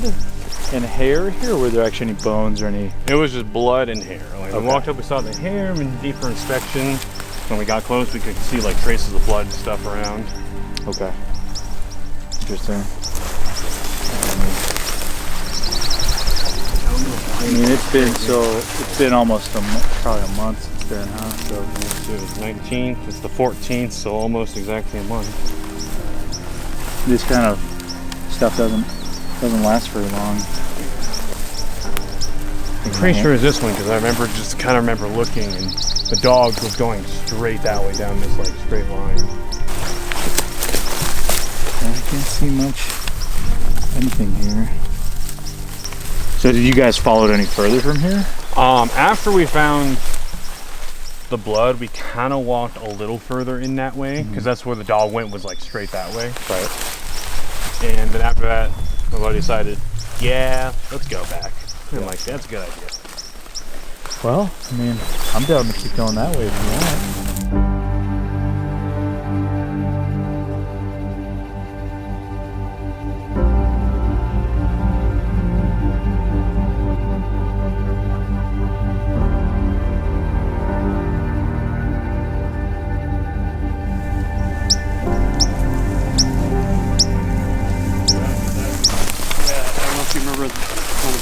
Boardwalk that we passed. Yeah, to those old towers. Yeah, Grizzly got a calf there just a couple weeks ago. Wow. Yeah, I remember that. No kidding. Yeah. So let's try to go. Moose calf or moose calf? Moose calf, yeah. And in the subdivision on the road you stayed at last, just about 3 days ago, a yearling showed up dead right next to the road with what was described as a bite taken out of it. Which would have been interesting to see that. Yeah. They hauled it to one of the gravel pits, which I've got stories about that spot too. The gravel pit, yeah. I'd be kind of interested in just circling for Yeah. a bit, see if we find anything. Sure. Yeah. But Let's do it. typically, with the road right there, I suspect if it wasn't nighttime, they probably just hauled it out of here. One place I could see as a potential end point is there is a hill off the end of the turnaround, maybe another quarter mile. I found stuff on top of hills before. It seems to be a place where they feel maybe a little safer to sit down and have their meal. That forest right there, I mean, who goes over there, right? Oh, yeah, those woods. You know any I've been hunters up who on go the hill. there? Pardon? Any hunters or anything that would go down there? Yeah, but that's very much late August, September sort of. Peak moose. And what other motivation would you have to really go down there, right? I want to be careful we don't confuse the moose track now, but it's kind of intriguing. It is interesting. Look at that size. Yeah. That's, what, 15 inches or so right there? I forgot the tape measure in the truck. Want to put my foot in? Sure. I got a big foot. Yeah, I think I'll do this. I can test out this 3D scan thing. Let's see. That's gonna start uploading, and we'll see how it looks. We'll see if it looks any good. I mean, Keep you posted.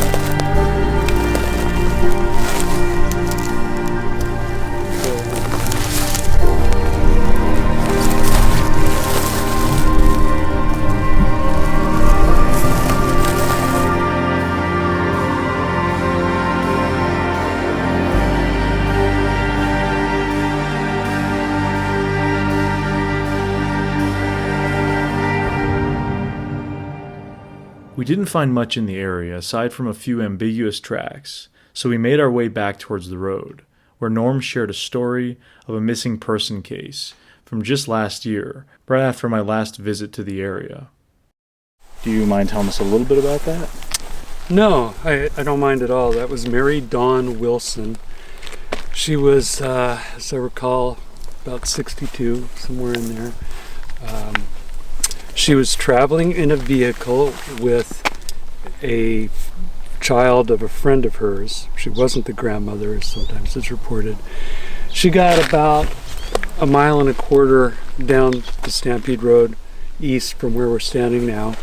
The story is that she got stuck in the mud and that she then left the vehicle apparently to try to get help. She unfortunately walked away from help. Apparently, she headed in this direction. She left the child locked in the car, and she walked to within about 1/4 mile of us that way, where they found clothing items unspecified in the roadway. And the Alaska State Troopers who investigated said there was no sign of foul play or animal attack. The Alaska State Troopers just kind of put their hands up in the air. They don't know what happened. There was a massive search. It involved helicopters, fixed-wing aircraft, four-wheelers, people on foot, drones. I volunteered myself, and I circled 8 Mile Lake, which is down there, thinking, well, maybe she saw that cabin down there and headed that way. But I think it had been well covered before I was looking. Just about a year ago today is when she disappeared. No sign whatsoever of what happened to her. She just vanished. And then John here finds interesting tracks right here, which I don't want to think Sasquatch had anything to do with it, but we're kind of out of ideas. It's weird. I mean, I didn't know she was in her 60s. I mean, this is physically challenging for us to get through, young guys, and I mean, imagine someone and what kind of mental state she had to have been in for that whole incident to take place. That's very strange. Yeah, if you can imagine just getting 1/2 mile through this stuff. Not easy. Somebody that age, it was hard to explain how she could have gotten far enough to not be found. It's also hard to explain why she left clothing items behind. And I've never been able to find out what those clothing items were. I suspect they might have included shoes, but I don't know. And that's the most recent sort of kind of high-profile missing case in this area? This area, yeah. I haven't heard of any others, actually, in this area lately. People get lost in the park fairly often. Sure, yeah. I mean, even getting to like a mountain just right over there, that's a haul. Yeah, that's 3-4 hours to get to the top of that for somebody in shape. Yeah. And I don't know why she'd head that way. It's weird. I mean, Alaska, a lot of people just kind of go missing, truly. I don't know. I don't know what to make of it. But, yeah, I don't know if it's just more in Alaska than other places, or it's just kind of a perfect storm of different things. There's perhaps more opportunity here because there's so much wilderness area. And there are some predators, but it's a little and of course, can't be understated how relatively close we are to where the whole Chris McCandless saga happened as well. So this area, does this road have kind of a notoriety because of that? I mean, people come to sort of, it's like a pilgrimage. It is. In fact, I used to call them the pilgrims. They don't do it so much now that the bus has been moved. Right. I think some people still want to get out to where the bus was. But yeah, you used to be able to, at the turnaround, you'd find hiking gear there. People would come back, they bought bear spray, trekking poles, etc. And they would just leave them there because they didn't need them anymore. That's all they came to Alaska to do, is try to get to the bus. Yeah, wow. And yeah, occasionally people would get into trouble and there'd have to be SARS events going out there. And the locals found that frustrating. Yeah. Well, I don't blame them. They were mostly very nice people, a lot of Europeans. Sure, that's what I heard. It was a couple of the people that have, well, at least one of them was maybe an Italian or something that had passed away out there. Yeah, no, a French woman. French woman. Definitely did. You can find at the Savage River a marker there. For one of the people that died, they actually died in the tech, but they got to the Savage and they decided, that's far enough. Yeah, right. Wow. The following morning, as we left the Healy area, Mountain Alley hid itself in the clouds, leaving us guessing as to where it could be. We were headed further south, towards the Talkeetna mountain range and the Matsu Valley, north of Anchorage.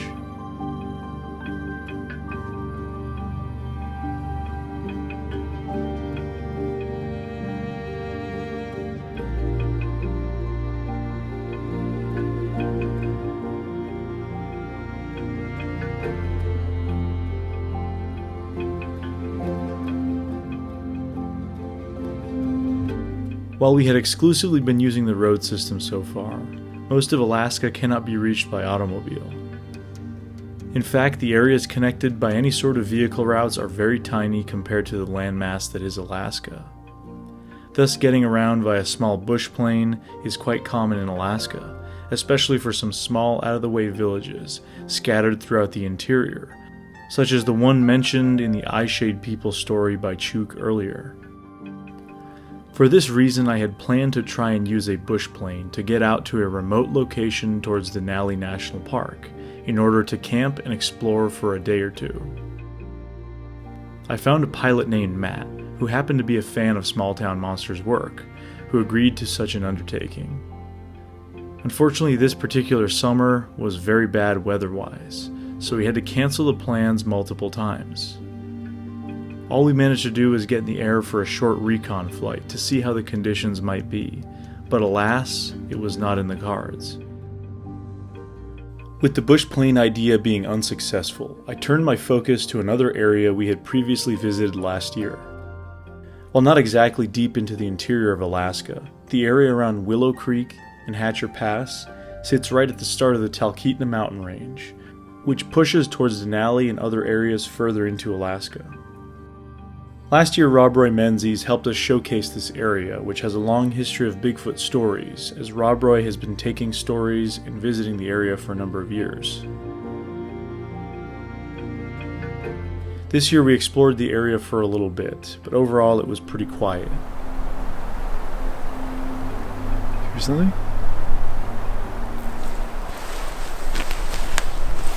What'd you hear? Nah. Probably nothing. Nothing major. What does it sound like? Nah, it's probably just me here in the creek. Oh, okay. I visited on a separate occasion along with Chuk, but the visibility was non-existent. As we begin to wrap up this video, there is a follow-up on something from last year I'd like to share. While we were here last time, we visited a local store in Willow, where we were shown an interesting alleged Sasquatch footprint from the area. At the time, we could not take pictures or video of the track, so we drew the footprint to the best of our ability. A few months after that original video came out in June of last year, I received an email from somebody who claimed to know the original owner of the footprint. They sent along a host of pictures they had taken from 2010, a year or two after the cast had been made. The email read as such, quote, "The story goes that after 2 weeks of rain, a property owner was checking out his perimeter and found this print like it was brand new in the mud." End quote. The emailer indicated they had a size 10 woman's shoe. I guess our memory-based drawings weren't too bad after all. I shared the photos with Dr. Jeff Meldrum, who raised some concerns about the anatomy of the alleged foot. Being one of the most foremost authorities on human and primate foot morphology, with arguably one of the largest collections of alleged Sasquatch footprints in North America, I take what Jeff has to say seriously about these sorts of things. He mentioned the toes looking peculiar, as if constructed by hand, as well as the foot having more of a human-like arch foot shape, not typical with supposed Sasquatch footprints. Overall, he felt the footprint was dubious at best, likely a creative hoax perhaps. Whatever the truth behind this footprint is, at least it's a little bit of closure from last year's trip.